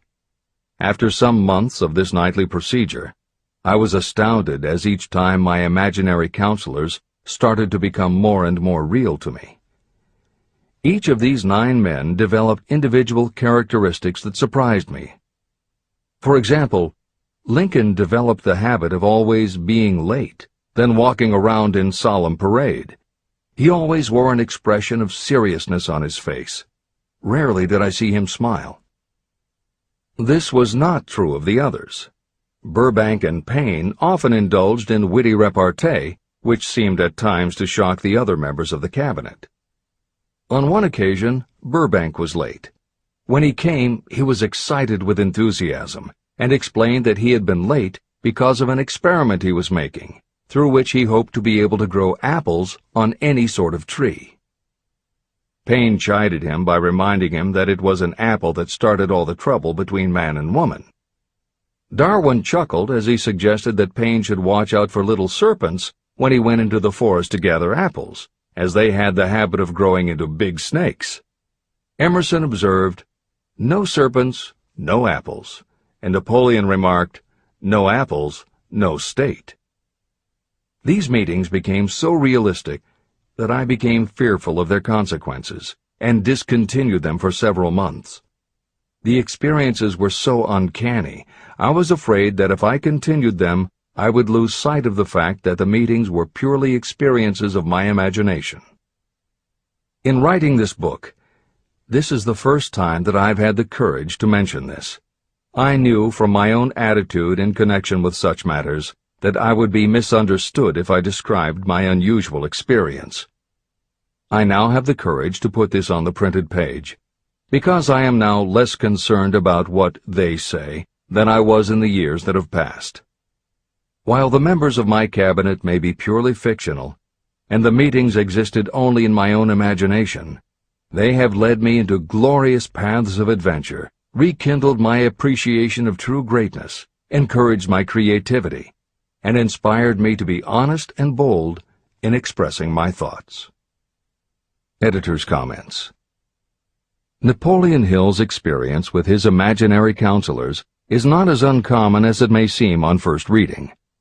In fact, it happens to novelists all the time. As an author proceeds with the writing of a book, there will come a point when the characters in the novel become so well defined in the author's mind that the personalities of the characters themselves begin to suggest plot points and dialogue that the author never planned. Often the thoughts that come to the author when he or she is in the character are completely original, and in real life would never have occurred to the author. Psychiatrists, therapists, and motivational experts also use this phenomenon when they work with role-playing. The usual procedure is to ask 2 people to act out a scenario as if they were in each other's shoes. If this is done in a situation where the participants do not feel embarrassed or self-conscious, and if the people will allow themselves to become submerged and seriously try to become the other person, the results can be stunning. Depending on the faith with which you approach it, you can get not just a general sense of what the other person is going through, but also have flashes of insight, actually feel what the other person feels, and gain a real understanding about the reactions or motivations of others. Why it works is just as much a mystery as why you get hunches. It may be simply that when your imagination creates a character, it doesn't give the character inhibitions, so when you think through the character, your mind is less restricted. Regardless, the fact is that by using your imagination to project yourself into other characters, you can open yourself to ideas that you don't normally have access to, and you can use this mental phenomenon as one of the tools that will help you turn your desire into success. This is the end of the editor's comments. Tapping the source of inspiration. Somewhere in the cell structure of the brain is something that receives the vibrations of thought ordinarily called hunches. So far, science has not discovered where this sixth sense is located, but this is not important. The fact remains that human beings do receive accurate knowledge through sources other than the physical senses. Generally, such knowledge is received when the mind is under the influence of extraordinary stimulation. Any emergency that arouses the emotions and causes the heart to beat more rapidly may bring the sixth sense into action. Anyone who has experienced a near accident while driving knows that the sixth sense often comes to your rescue and by split seconds helps to avoid the accident. I mention this as background to the following statement of fact. On many occasions when I have faced emergencies, some of them so grave that my life was in jeopardy, I have been miraculously guided past these difficulties through the influence of my invisible counselors. My original purpose in conducting council meetings with imaginary beings was solely to use autosuggestion to impress upon my subconscious mind certain characteristics that I wanted to acquire. In more recent years, my experimentation has taken on an entirely different trend. I now go to my imaginary counselors with every difficult problem that confronts me and my clients. During my meetings with these invisible counselors, I find my mind most receptive to ideas, thoughts, and knowledge that reach me through the sixth sense. The results are often astonishing, although I do not depend entirely on this form of counsel. The sixth sense is not something that one can take off and put on at will. Ability to use this great power comes slowly, through application of the other principles outlined in this book. No matter who you are, or what may have been your purpose in reading this book, you can profit by it even if you don't fully understand how or why the principle described in this chapter works. This is especially true if your major purpose is that of accumulation of money or other material things. This chapter on the sixth sense was written because the book is designed to present a complete philosophy by which individuals may unerringly guide themselves in attaining whatever they ask of life. The starting point of all achievement is desire. The finishing point is the kind of knowledge that leads to understanding. Understanding of yourself, understanding of others, understanding of the laws of nature, and the recognition and understanding of happiness. Full understanding of this comes only through familiarity with and use of the principle of the sixth sense. In reading this chapter, you may have found yourself lifted to a high level of mental stimulation. Splendid! Come back to this again a month from now, read it once more, and observe that your mind will soar to a still higher level of stimulation. Repeat this experience from time to time, giving no concern as to how much or how little you learn at the time. Eventually, you will find yourself in possession of a power that will enable you to throw off discouragement, master fear, overcome procrastination, and draw freely upon your imagination. Then you will have felt the touch of that unknown something that has been the moving spirit of every truly great thinker, leader, artist, musician, writer, or statesman. Then you will be in a position to transmute your desires into their physical or financial counterpart as easily as you may lie down and quit at the first sign of opposition.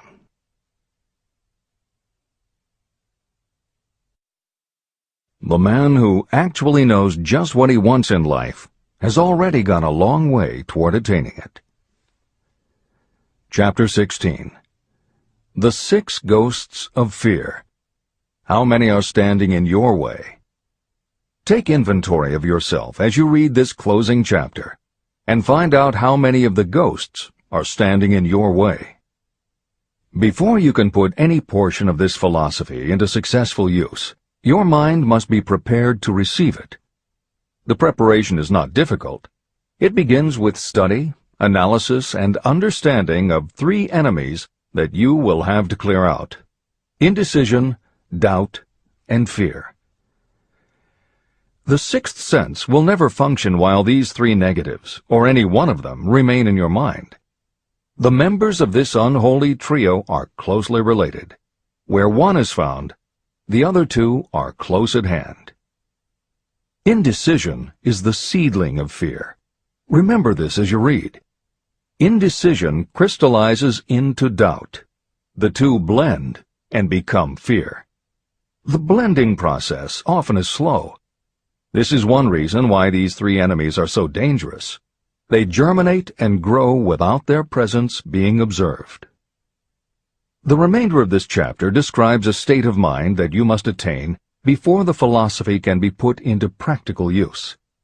This chapter also analyzes a condition that has reduced huge numbers of people to poverty, and it states a truth that must be understood by all who accumulate riches, whether measured in terms of money or in terms of a state of mind that may be of far greater value than money.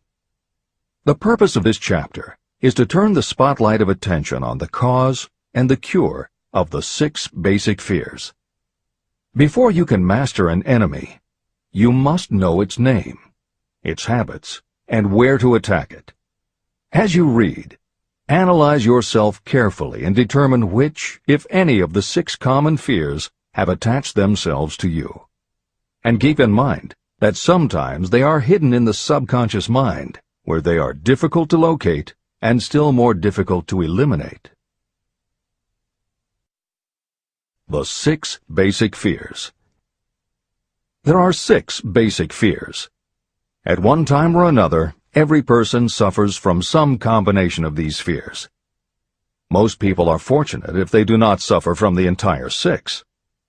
Named in the order of their most common appearance, they are the fear of poverty, the fear of criticism, the fear of ill health, the fear of loss of love of someone, the fear of old age, and the fear of death.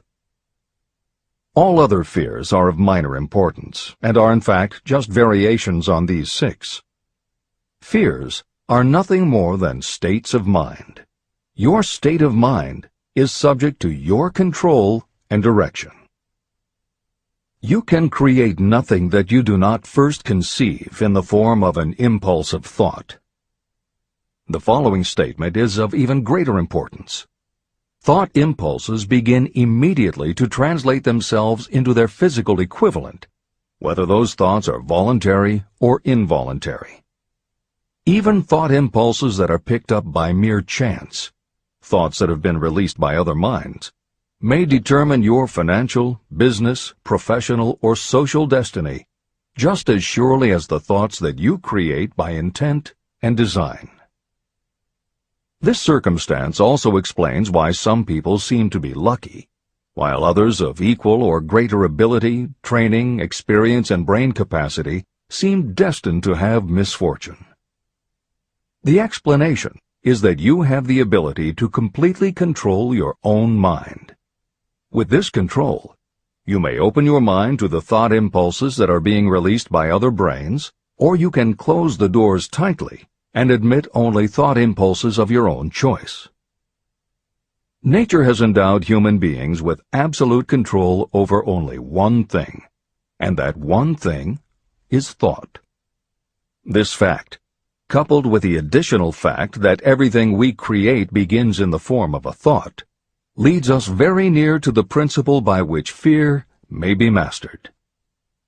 If it is true that all thought has a tendency to clothe itself in its physical equivalent, and this is true beyond any reasonable room for doubt, it is equally true that thought impulses of fear and poverty cannot be translated into terms of courage and financial gain. The first basic fear. The fear of poverty. There can be no compromise between poverty and riches.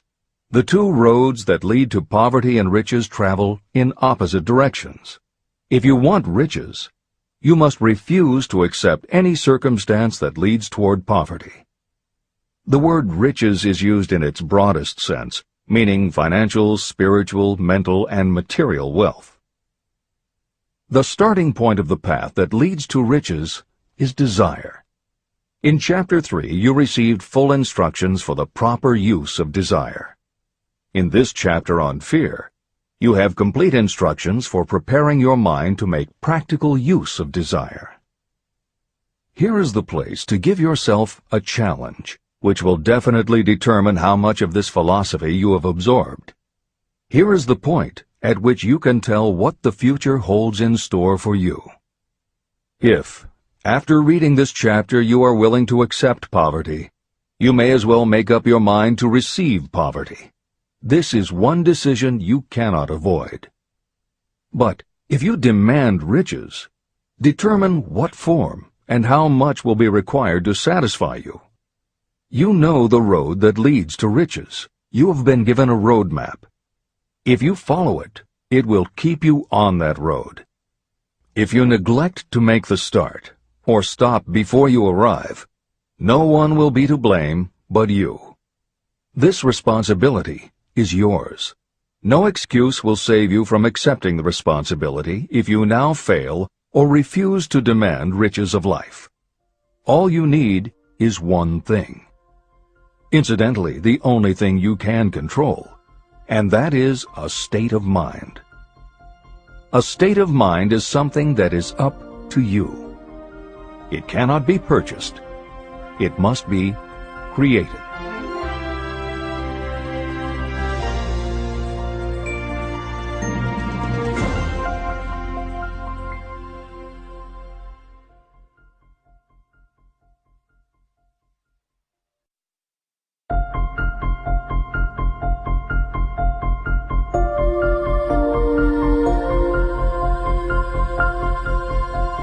The most destructive fear.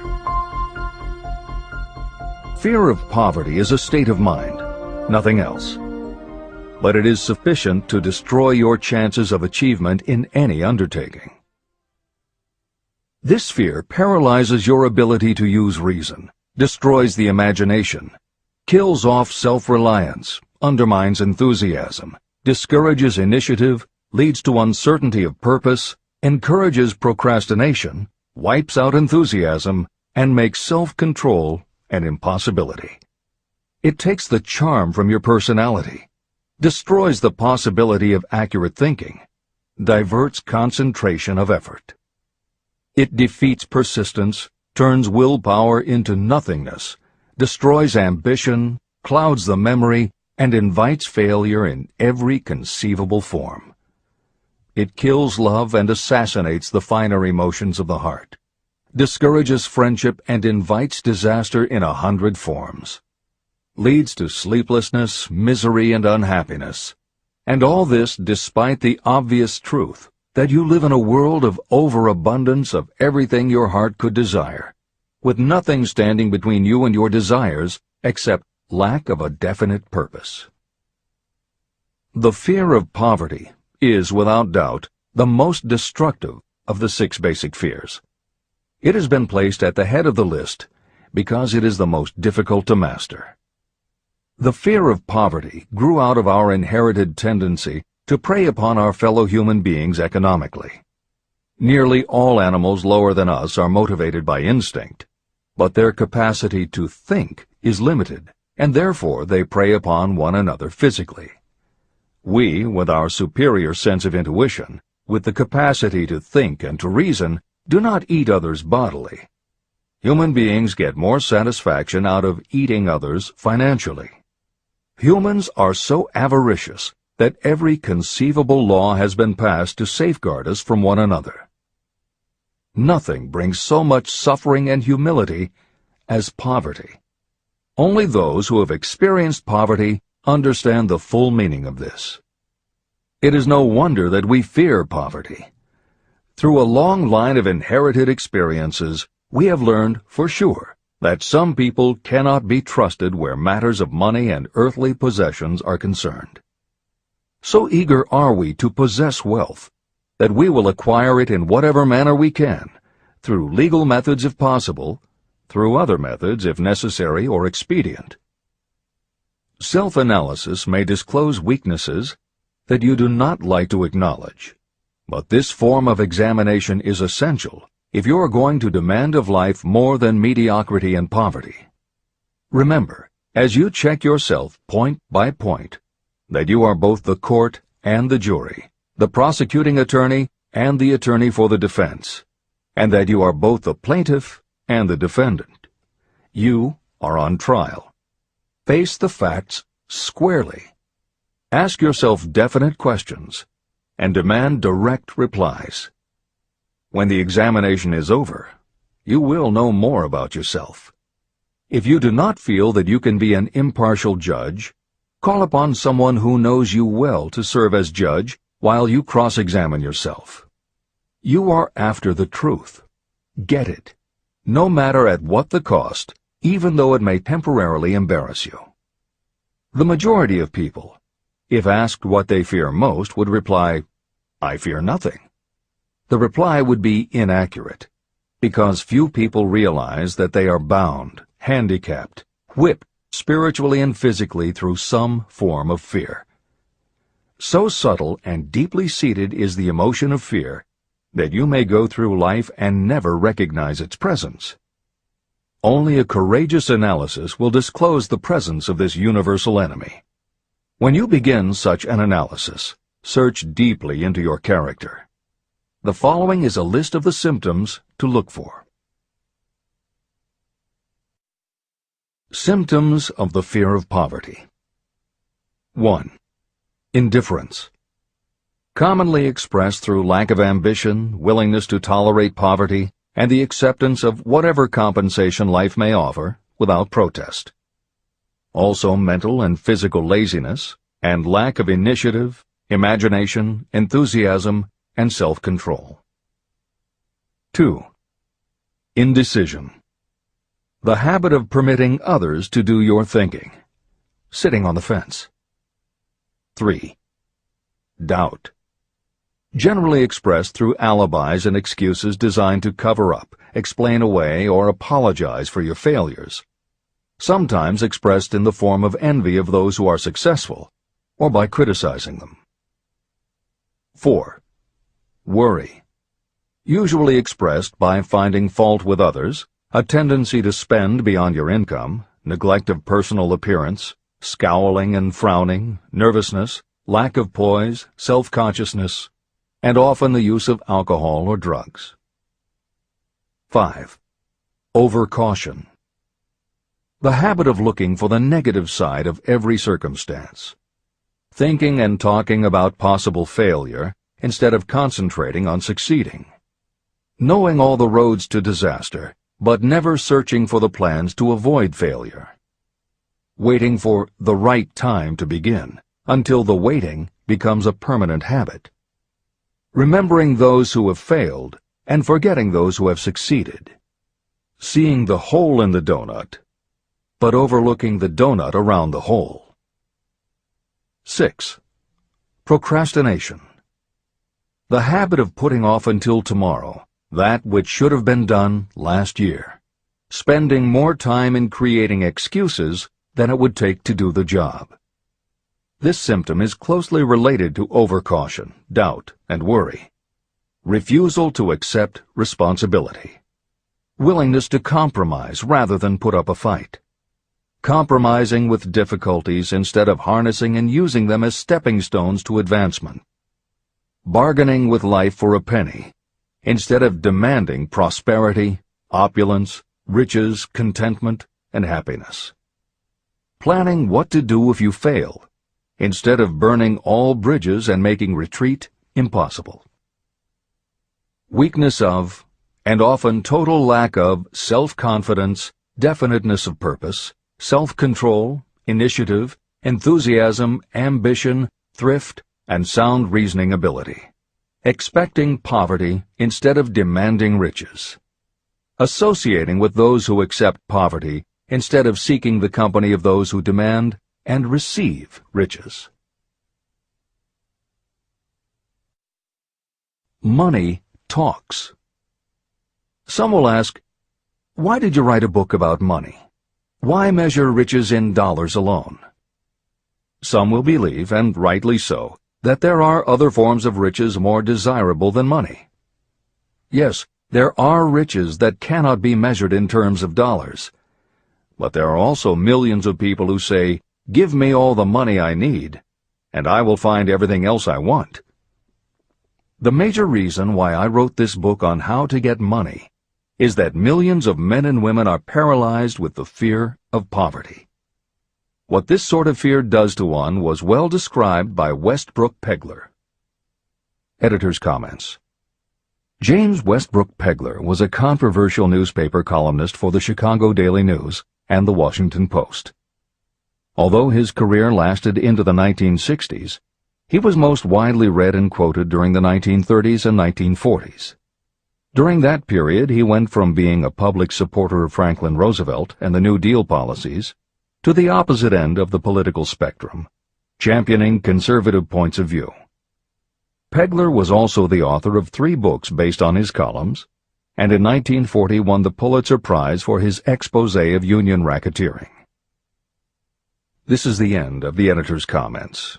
We continue with the article by Westbrook Pegler. Money is only clamshells or metal discs or scraps of paper, and there are treasures of the heart and soul which money cannot buy. But most people, being broke, are unable to keep this in mind and sustain their spirits. When a man is down and out and on the street, unable to get any job at all, something happens to his spirit, which can be observed in the droop of his shoulders, the set of his hat, his walk, and his gaze.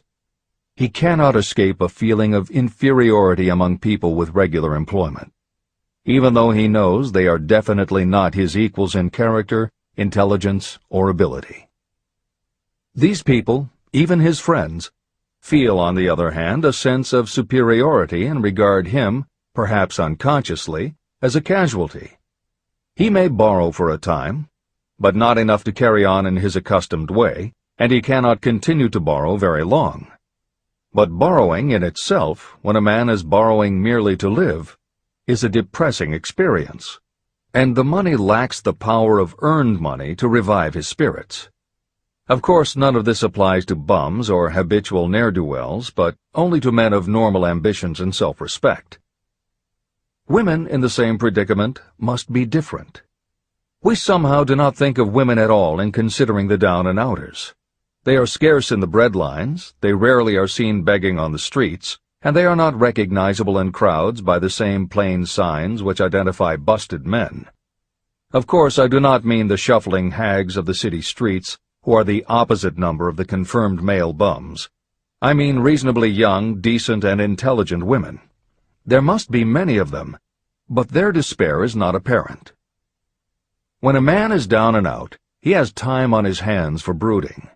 He may travel miles to see a man about a job and discover that the job is filled, or that it is one of those jobs with no base pay, but only a commission on the sale of some useless knick-knack which nobody would buy except out of pity. Turning that down, he finds himself back on the street with nowhere to go, but just anywhere.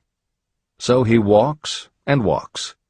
He gazes into store windows at luxuries which are not for him, and feels inferior and gives way to people who stop to look with an active interest. He wanders into the railroad station, or puts himself down in the library to ease his legs and soak up a little heat. But that isn't looking for a job, so he gets going again. He may not know it, but his aimlessness would give him away even if the very lines of his figure did not. He may be well dressed in the clothes left over from the days when he had a steady job, but the clothes cannot disguise the droop. He sees thousands of other people, bookkeepers or clerks or chemists or wagon hands, busy at their work, and envies them from the bottom of his soul. They have their independence, their self-respect and manhood, and he simply cannot convince himself that he is a good man too, though he argue it out and arrive at a favorable verdict hour after hour. It is just money which makes this difference in him. With a little money, he would be himself again. This is the end of the article by Westbrook Pegler. The second basic fear, the fear of criticism. Just how we originally came by this fear, no one can say definitely, but one thing is certain: we have it in a highly developed form.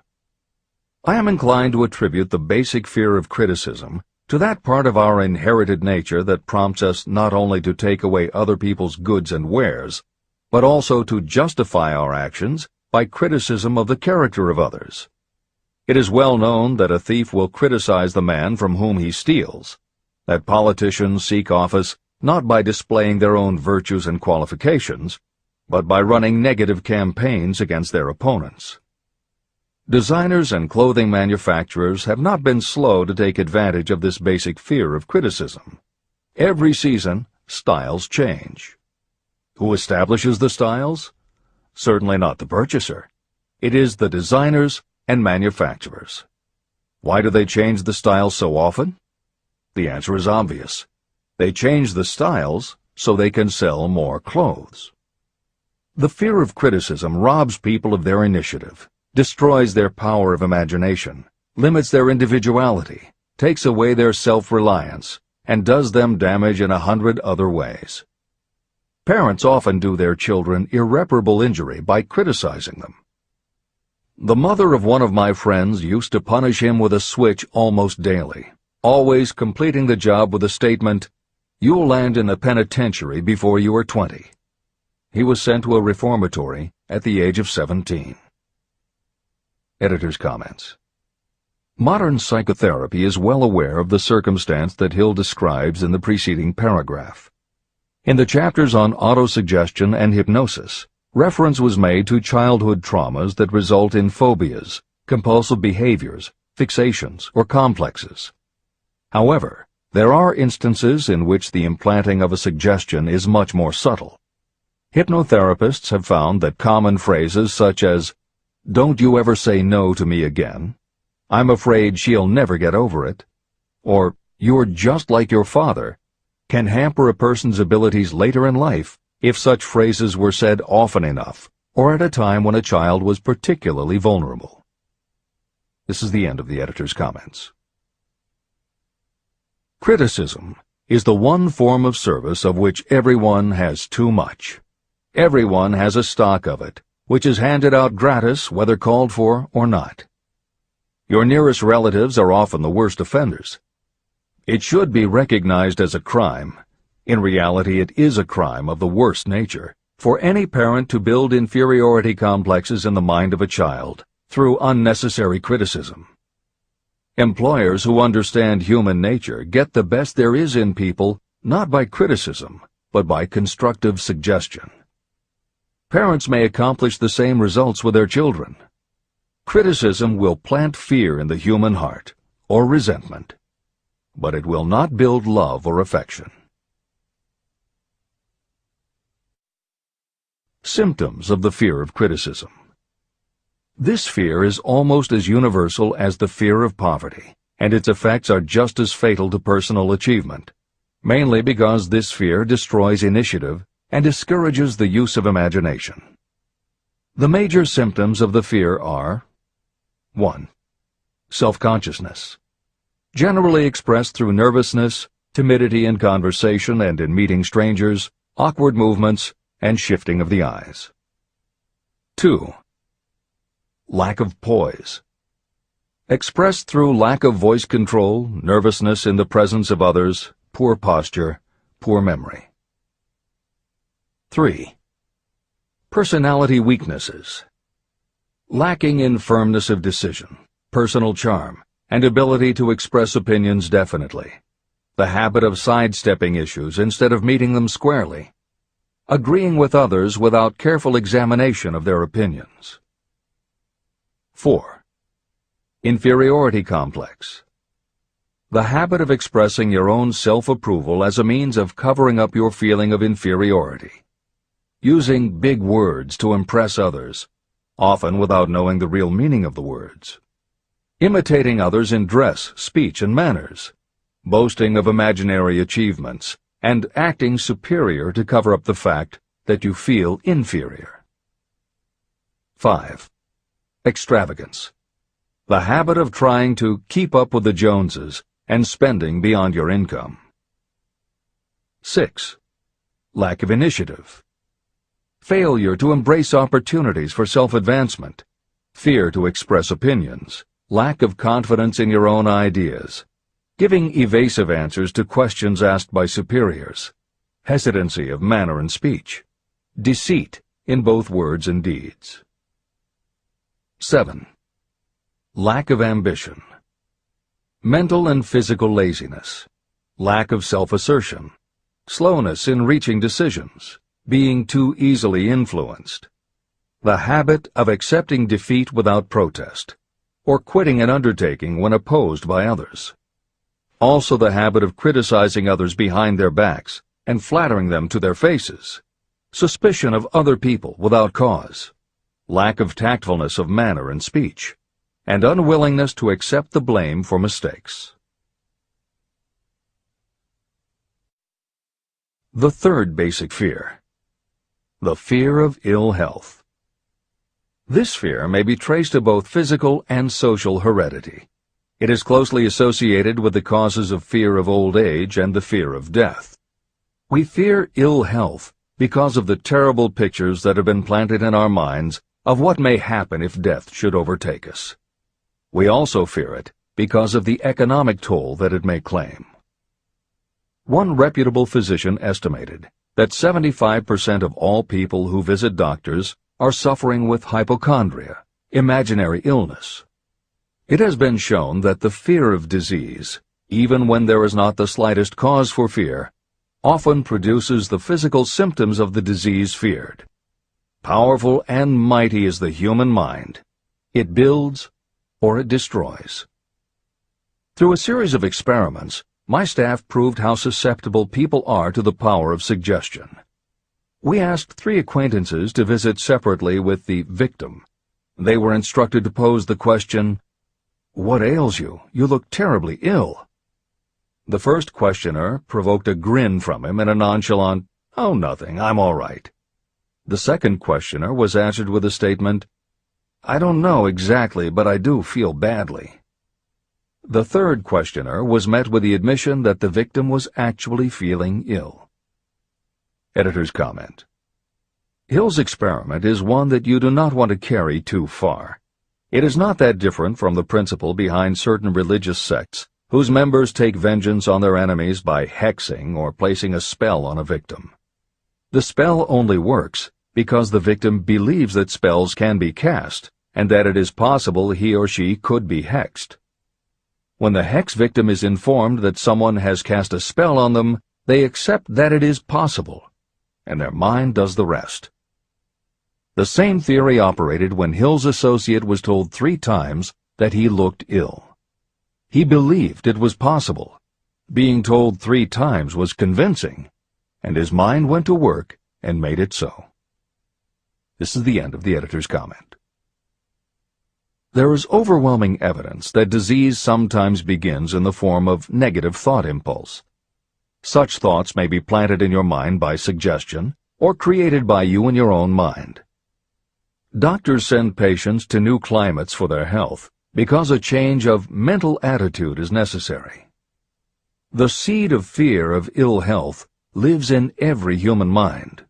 Worry, fear, discouragement, or disappointment can cause this seed to germinate and grow. Symptoms of the fear of ill health. The symptoms of this almost universal fear are 1. Autosuggestion. The habit of negative use of self-suggestion by looking for and expecting to find symptoms of all kinds of disease. Enjoying your imaginary illness and speaking of it as being real. The habit of trying fads and isms recommended by others as having therapeutic value. Talking to others of operations, accidents, and other forms of illness. Experimenting with diets, physical exercises, weight loss systems without professional guidance. Trying home remedies, patent medicines, and quack remedies. 2. Hypochondria, a medical term for imaginary disease. The habit of excessively talking about illness, and by concentrating the mind on disease you begin to expect it to happen to you. Nothing that comes in bottles can cure this condition. It is brought on by negative thinking, and nothing but positive thought can cure it. Hypochondria is said to do as much damage on occasion as the real disease might do. 3. Exercise. Fear of ill health often interferes with proper physical exercise and results in overweight. 4. Susceptibility. Fear of ill health breaks down your natural resistance, which makes you susceptible to real disease. The fear of ill health is often related to the fear of poverty, especially in the case of the hypochondriac, who constantly worries about the possibility of having to pay doctor's bills, hospital bills, etc. This type of person spends much time preparing for sickness, talking about death, saving money for cemetery plots, burial expenses, and such. 5. Self-coddling. The habit of seeking sympathy. The habit of feigning illness to cover your laziness, or to serve as an alibi for lack of ambition. People often resort to this trick to avoid work. 6. Intemperance. The habit of using alcohol or drugs to destroy pain instead of eliminating the cause. 7. The habit of reading about illness and worrying over the possibility of being stricken by it. The fourth basic fear. The fear of loss of love. Jealousy and other similar forms of neurosis grow out of our fear of the loss of love of someone. This fear is the most painful of all the 6 basic fears. It probably plays more havoc with the body and mind than any of the other basic fears. Editor's comment. By way of introduction to each of the 6 basic fears, Napoleon Hill usually postulates how the fear originated in humans. In the original edition of this book, he suggested that the fear of loss of love may have started with prehistoric man's habit of stealing his neighbor's mate and taking liberties with her whenever he could. Though amusing, this theory does not take into account that women fear the loss of a love just as profoundly as men do, and both men and women fear losing the love of not just their mates, but also of family members and others with whom they are close. How the emotion of love originated may remain a mystery, but there is no mystery about how we feel when we lose it. This is the end of the editor's comment. The fourth basic fear. The fear of loss of love. Jealousy and other similar forms of neurosis grow out of our fear of the loss of love of someone. This fear is the most painful of all the 6 basic fears. It probably plays more havoc with the body and mind than any of the other basic fears. Editor's comment. By way of introduction to each of the 6 basic fears, Napoleon Hill usually postulates how the fear originated in humans. In the original edition of this book, he suggested that the fear of loss of love may have started with prehistoric man's habit of stealing his neighbor's mate and taking liberties with her whenever he could. Though amusing, this theory does not take into account that women fear the loss of a love just as profoundly as men do, and both men and women fear losing the love of not just their mates, but also of family members and others with whom they are close. How the emotion of love originated may remain a mystery, but there is no mystery about how we feel when we lose it. This is the end of the editor's comment. Symptoms of the fear of loss of love. The distinguishing symptoms of this fear are 1. Jealousy. The habit of being suspicious of friends and loved ones. The habit of accusing wife or husband of infidelity without grounds. General suspicion of everyone and absolute faith in no one. 2. Fault-finding. The habit of finding fault with friends, relatives, business associates, and loved ones upon the slightest provocation, or without any cause whatsoever. 3. Gambling. The habit of gambling, stealing, cheating, and otherwise taking hazardous chances to provide money for loved ones, in the belief that love can be bought. The habit of spending beyond your means, or incurring debts to provide gifts for loved ones in order to make a good impression.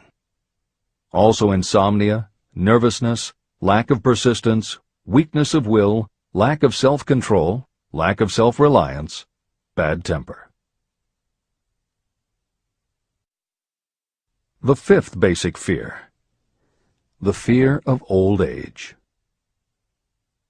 In the main, this fear grows out of two sources. First, the thought that old age may bring with it poverty. Second is the concern that many have for what may await them in the world beyond. The most common cause of fear of old age is associated with the possibility of poverty. Poorhouse is not a pretty word.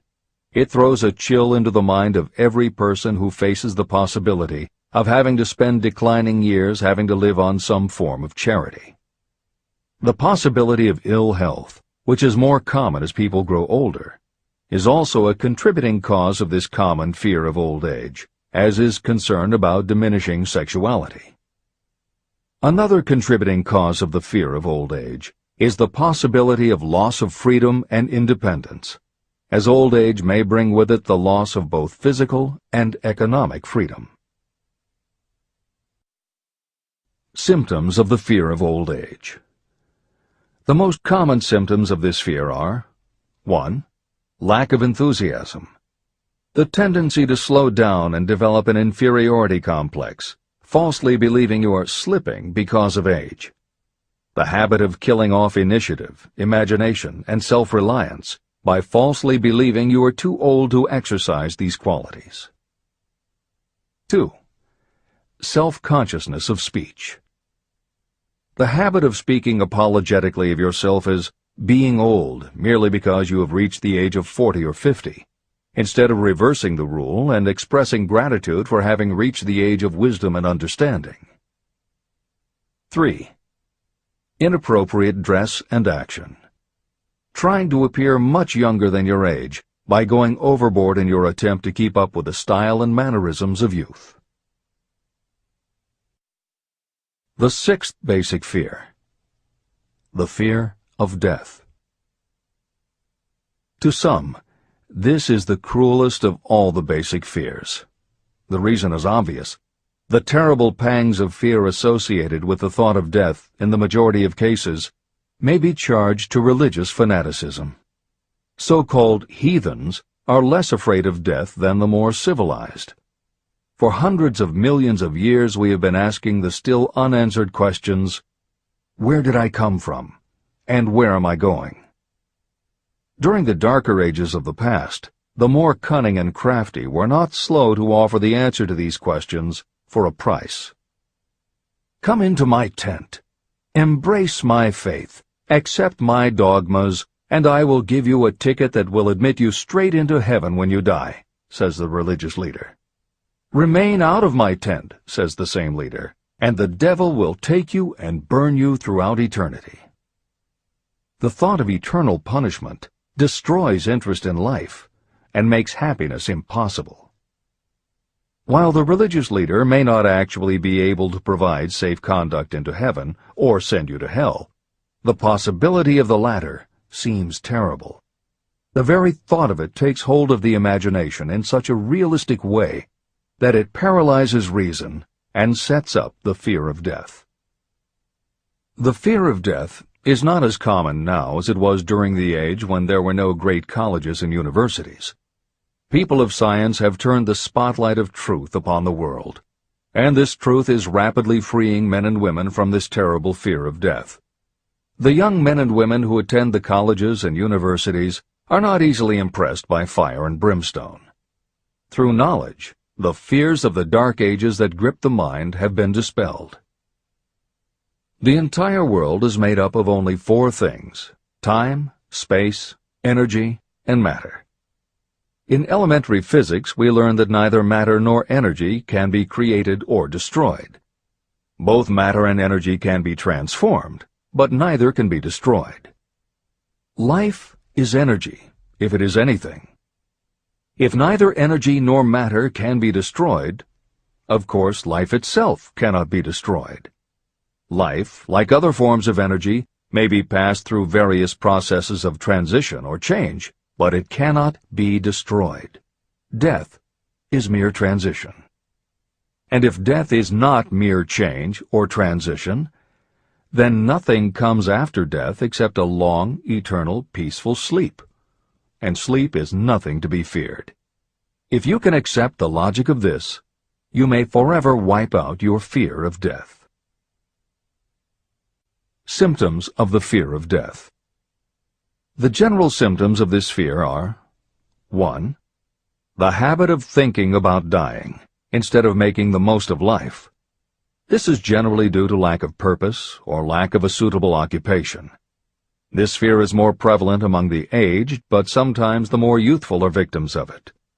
The greatest of all remedies for the fear of death is a burning desire for achievement, backed by useful service to others. A busy person seldom has time to think about dying. A busy person finds life too thrilling to worry about death. 2. Sometimes the fear of death is closely associated with the fear of poverty, where death would leave loved ones poverty-stricken. 3. In other cases, the fear of death is caused by illness and the breakdown of physical body resistance. 4. The most common causes of the fear of death are ill health, poverty, lack of appropriate occupation, disappointment over love, insanity, and religious fanaticism. The disaster of worry and destructive thinking. Worry is a state of mind based upon fear. It works slowly but persistently. It is insidious and subtle. Step by step, it digs itself in until it paralyzes the reasoning faculty and destroys self-confidence and initiative. Worry is a form of sustained fear caused by indecision. Therefore, it is a state of mind that can be controlled. An unsettled mind is helpless. Indecision makes an unsettled mind. Most individuals lack the willpower to reach decisions promptly and to stand by them after they have been made. We do not worry over conditions once we have reached a decision to follow a definite line of action. I once interviewed a man who was sentenced to be electrocuted 2 hours later.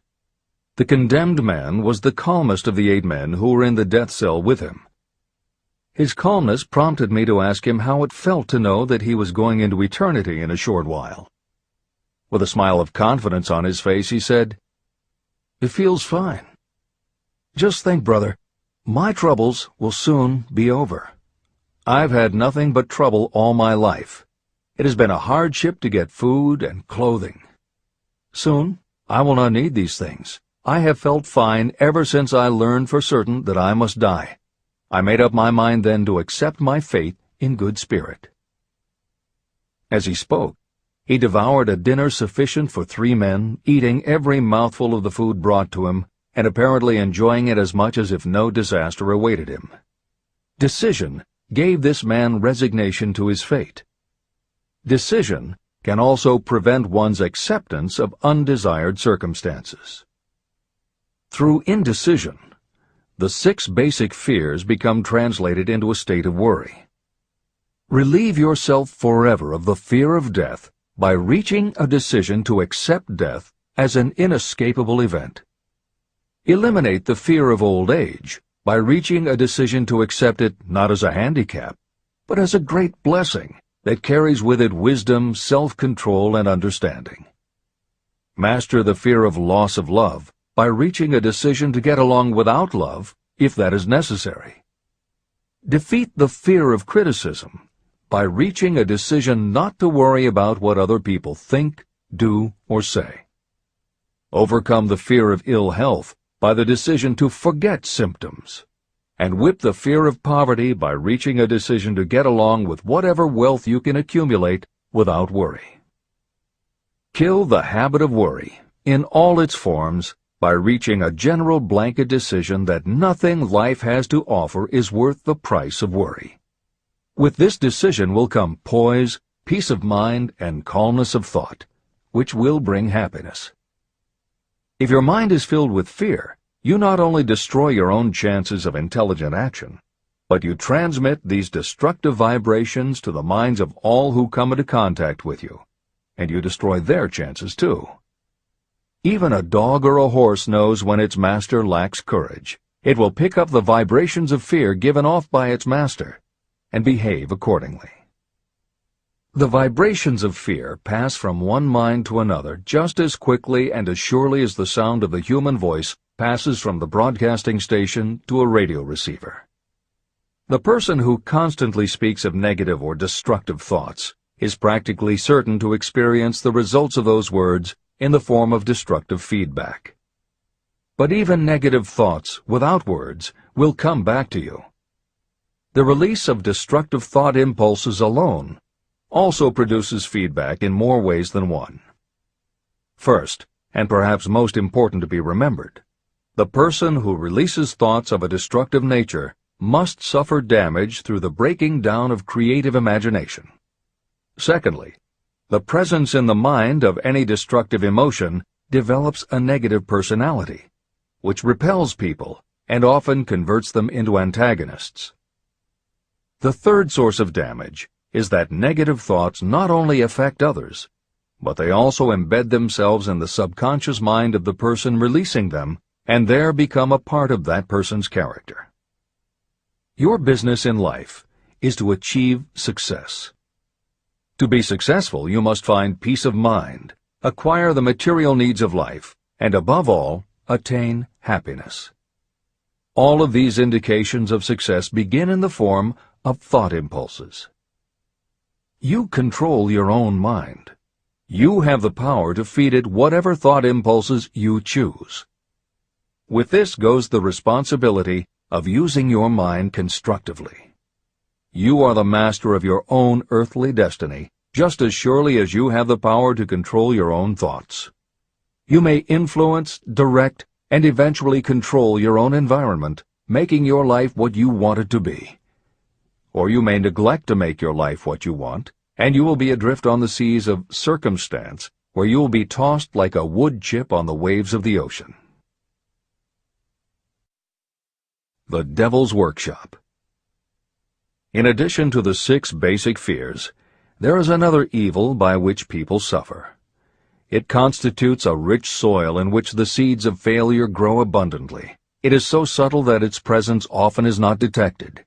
It is more deeply rooted and more often fatal than all of the 6 fears. For want of a better name, let us call this evil susceptibility to negative influences. Those who accumulate great riches always protect themselves against negative influences. The poverty-stricken never do. Those who succeed in any calling must prepare their minds to resist such influences.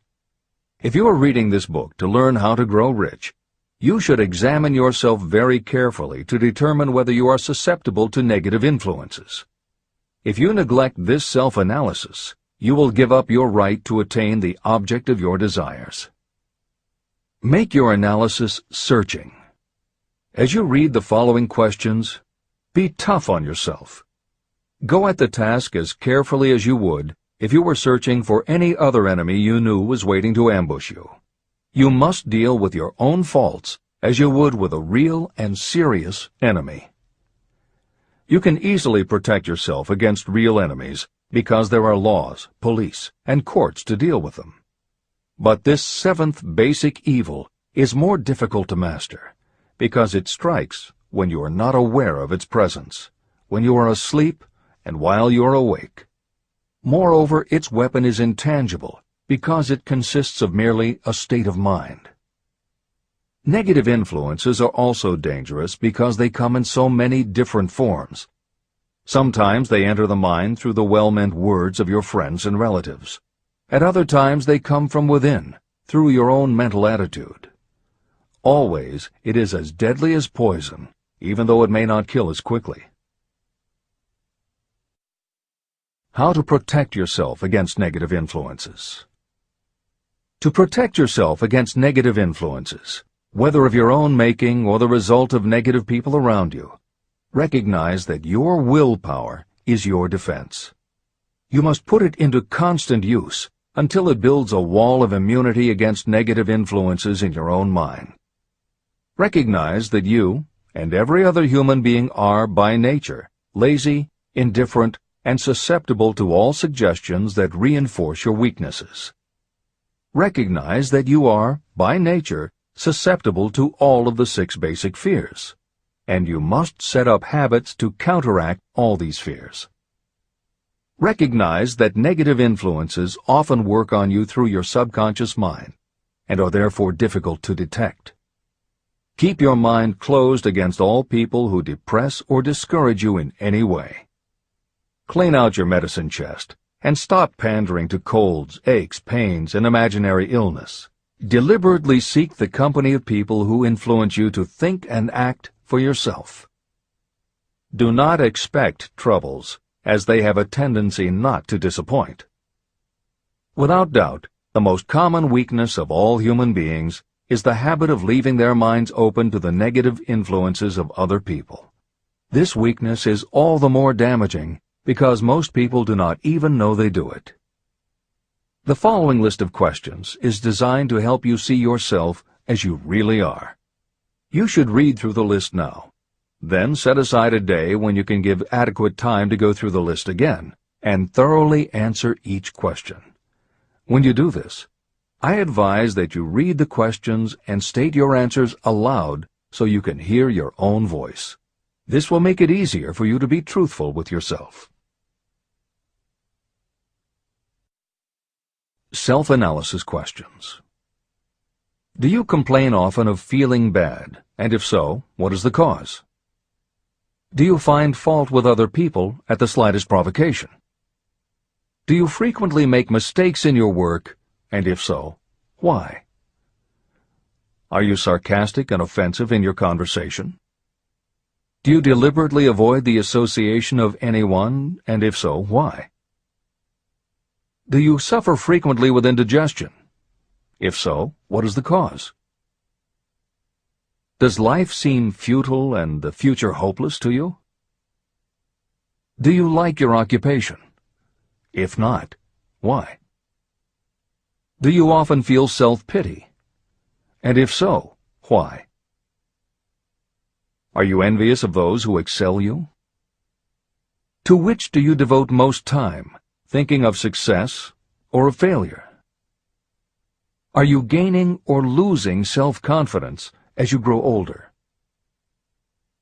Do you learn something of value from all mistakes? Are you permitting some relative or acquaintance to worry you? If so, why? Are you sometimes excited about life, and at other times in the depths of despondency? Who has the most inspiring influence upon you, and for what reason? Do you tolerate negative or discouraging influences that you could avoid? Are you careless of your personal appearance? If so, when and why? Have you learned how to ignore your troubles by being too busy to be annoyed by them? Would you call yourself a spineless weakling if you permitted others to do your thinking for you? How many preventable disturbances annoy you, and why do you tolerate them? Do you resort to alcohol, drugs, cigarettes, or other compulsions to quiet your nerves? If so, why do you not try willpower instead? Does anyone nag you, and if so, for what reason? Do you have a definite major purpose? And if so, what is it, and what plan do you have for achieving it? Do you suffer from any of the 6 basic fears? If so, which ones? Have you developed a method to shield yourself against the negative influence of others? Do you use autosuggestion to make your mind positive? Which do you value most, your material possessions or your privilege of controlling your own thoughts? Are you easily influenced by others against your own judgment? Has today added anything of value to your stock of knowledge or state of mind? Do you face squarely the circumstances that make you unhappy, or do you sidestep the responsibility? Do you analyze all mistakes and failures and try to profit by them, or do you take the attitude that this is not your duty? Can you name 3 of your most damaging weaknesses? What are you doing to correct them? Do you encourage other people to bring their worries to you for sympathy? Do you choose from your daily experiences lessons or influences that aid in your personal advancement? Does your presence have a negative influence on other people as a rule? What habits of other people annoy you most? Do you form your own opinions, or do you permit yourself to be influenced by other people? Have you learned how to create a mental state of mind with which you can shield yourself against all discouraging influences? Does your occupation inspire you with faith and hope? Are you conscious of possessing spiritual forces of sufficient power to enable you to keep your mind free from all forms of fear? Does your religion help to keep your mind positive? Do you feel it your duty to share other people's worries? If so, why? If you believe that birds of a feather flock together, what have you learned about yourself by studying the friends whom you attract? What connection, if any, do you see between the people with whom you associate most closely and any unhappiness you may experience? Could it be possible that some person whom you consider to be a friend is, in reality, your worst enemy because of his or her negative influence on your mind? By what rules do you judge who is helpful and who is damaging to you? Are your intimate associates mentally superior or inferior to you? How much time out of every 24 hours do you devote to your occupation, sleep, play and relaxation, acquiring useful knowledge, plain wasted time? Who among your acquaintances encourages you most, cautions you most, discourages you most? What is your greatest worry? Why do you tolerate it? When others offer you free, unsolicited advice, do you accept it without question, or do you analyze their motive? What, above all else, do you most desire? Do you intend to acquire it? Are you willing to subordinate all other desires for this one? How much time daily do you devote to acquiring it? Do you change your mind often? If so, why? Do you usually finish everything you begin? Are you easily impressed by other people's business or professional titles, college degrees, or wealth? Are you easily influenced by what other people think or say about you? Do you cater to people because of their social or financial status? Whom do you believe to be the greatest person living? In what respect is this person superior to yourself? How much time have you devoted to studying and answering these questions? At least one day is necessary for the analysis and the answering of the entire list. If you have answered all these questions truthfully, you know more about yourself than the majority of people. Study the questions carefully. Come back to them once each week for several months, and be astounded at the amount of additional knowledge of great value to yourself you will have gained by the simple method of answering the questions truthfully. If you are not certain about the answers to some of the questions, seek the counsel of those who know you well, especially those who have no motive in flattering you, and see yourself through their eyes. The experience will be astonishing. The one thing over which you have absolute control. You have absolute control over only one thing, and that is your thoughts. This is the most significant and inspiring of all facts known to humans. It reflects our divine nature. This ability to control your thoughts is the sole means by which you may control your own destiny. If you fail to control your own mind, you may be sure you will control nothing else. Your mind is your spiritual estate. Protect and use it with the care to which divine royalty is entitled. You were given your willpower for this purpose. Unfortunately, there is no legal protection against those who, by design or through ignorance, poison the minds of others with negative suggestion. Those with negative minds tried to convince Thomas A. Edison that he could not build a machine that would record and reproduce the human voice, because, they said, no one else has ever produced such a machine. Edison did not believe them. He knew that the mind could produce anything the mind could conceive and believe. That knowledge was the thing that lifted the great Edison above the common herd. Men with negative minds told F.W. Woolworth he would go broke trying to run a store on 5 and 10-cent sales. He did not believe them. He knew that he could do anything within reason if he backed his plans with faith. Exercising his right to keep the negative suggestions of others out of his mind, he piled up a fortune of more than $100 million.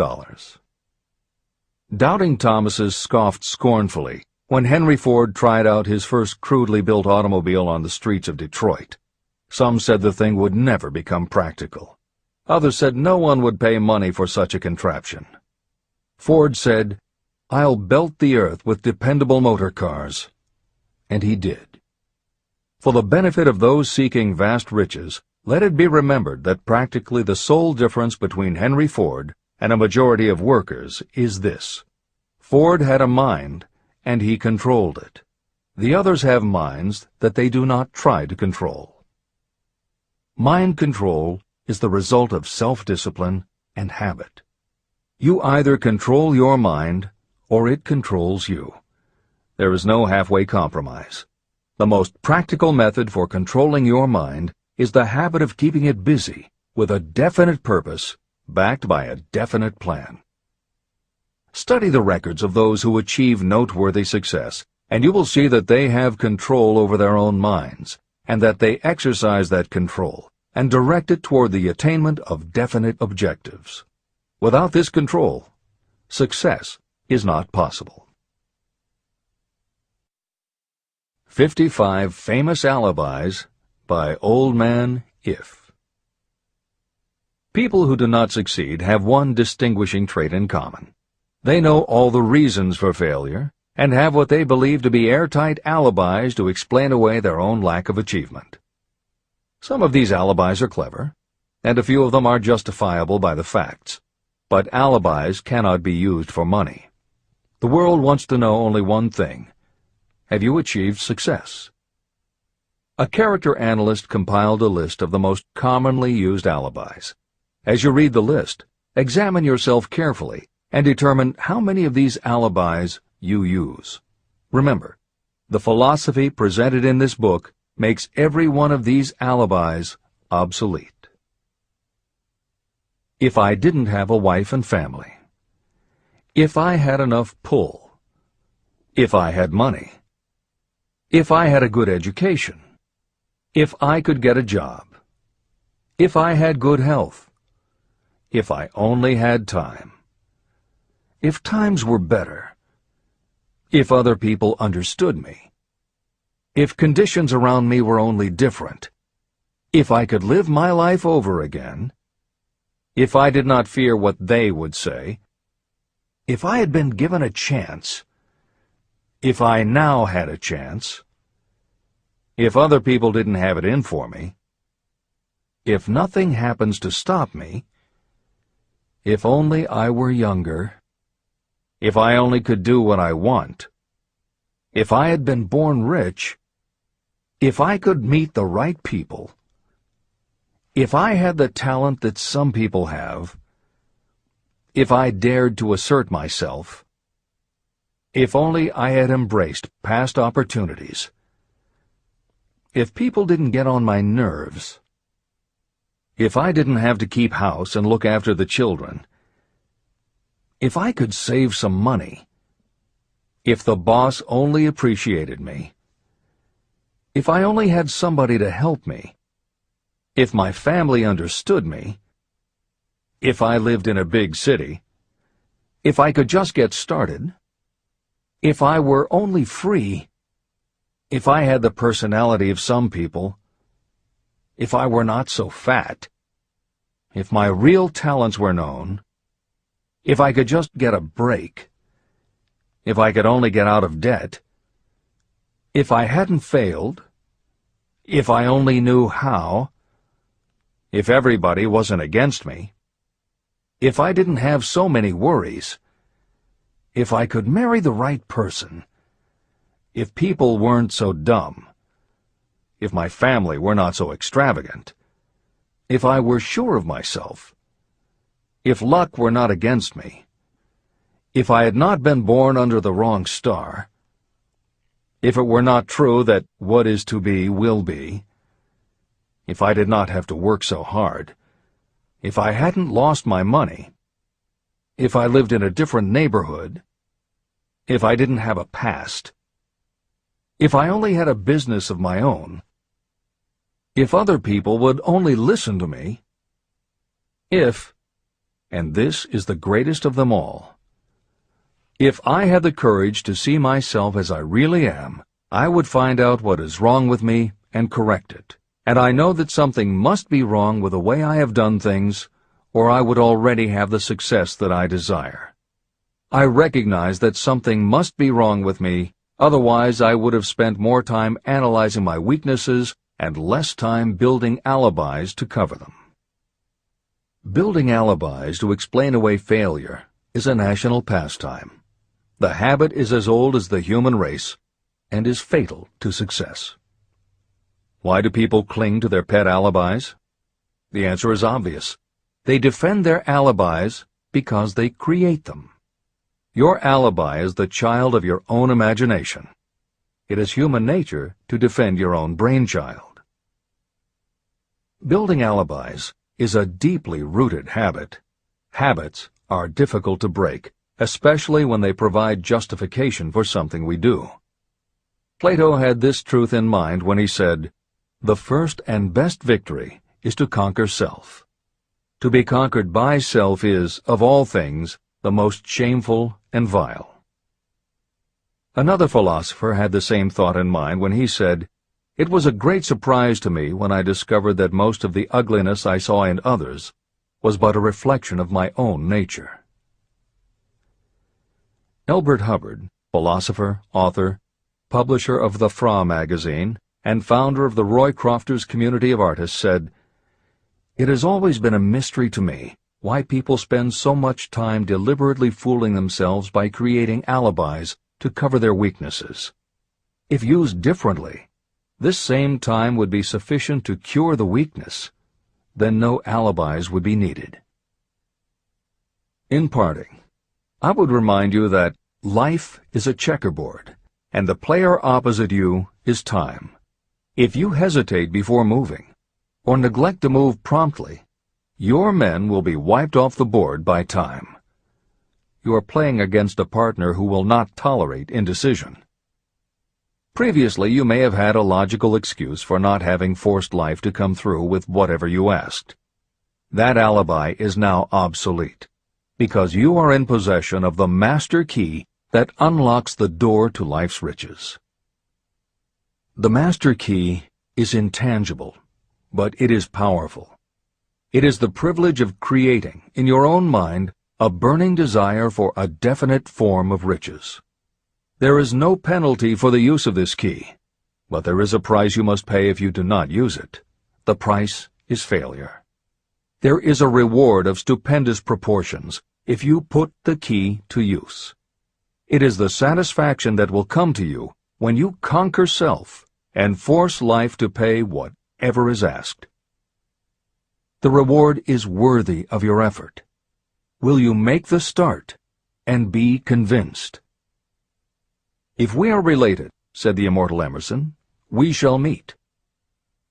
In closing, may I borrow his thought and say, if we are related, we have, through these pages, met.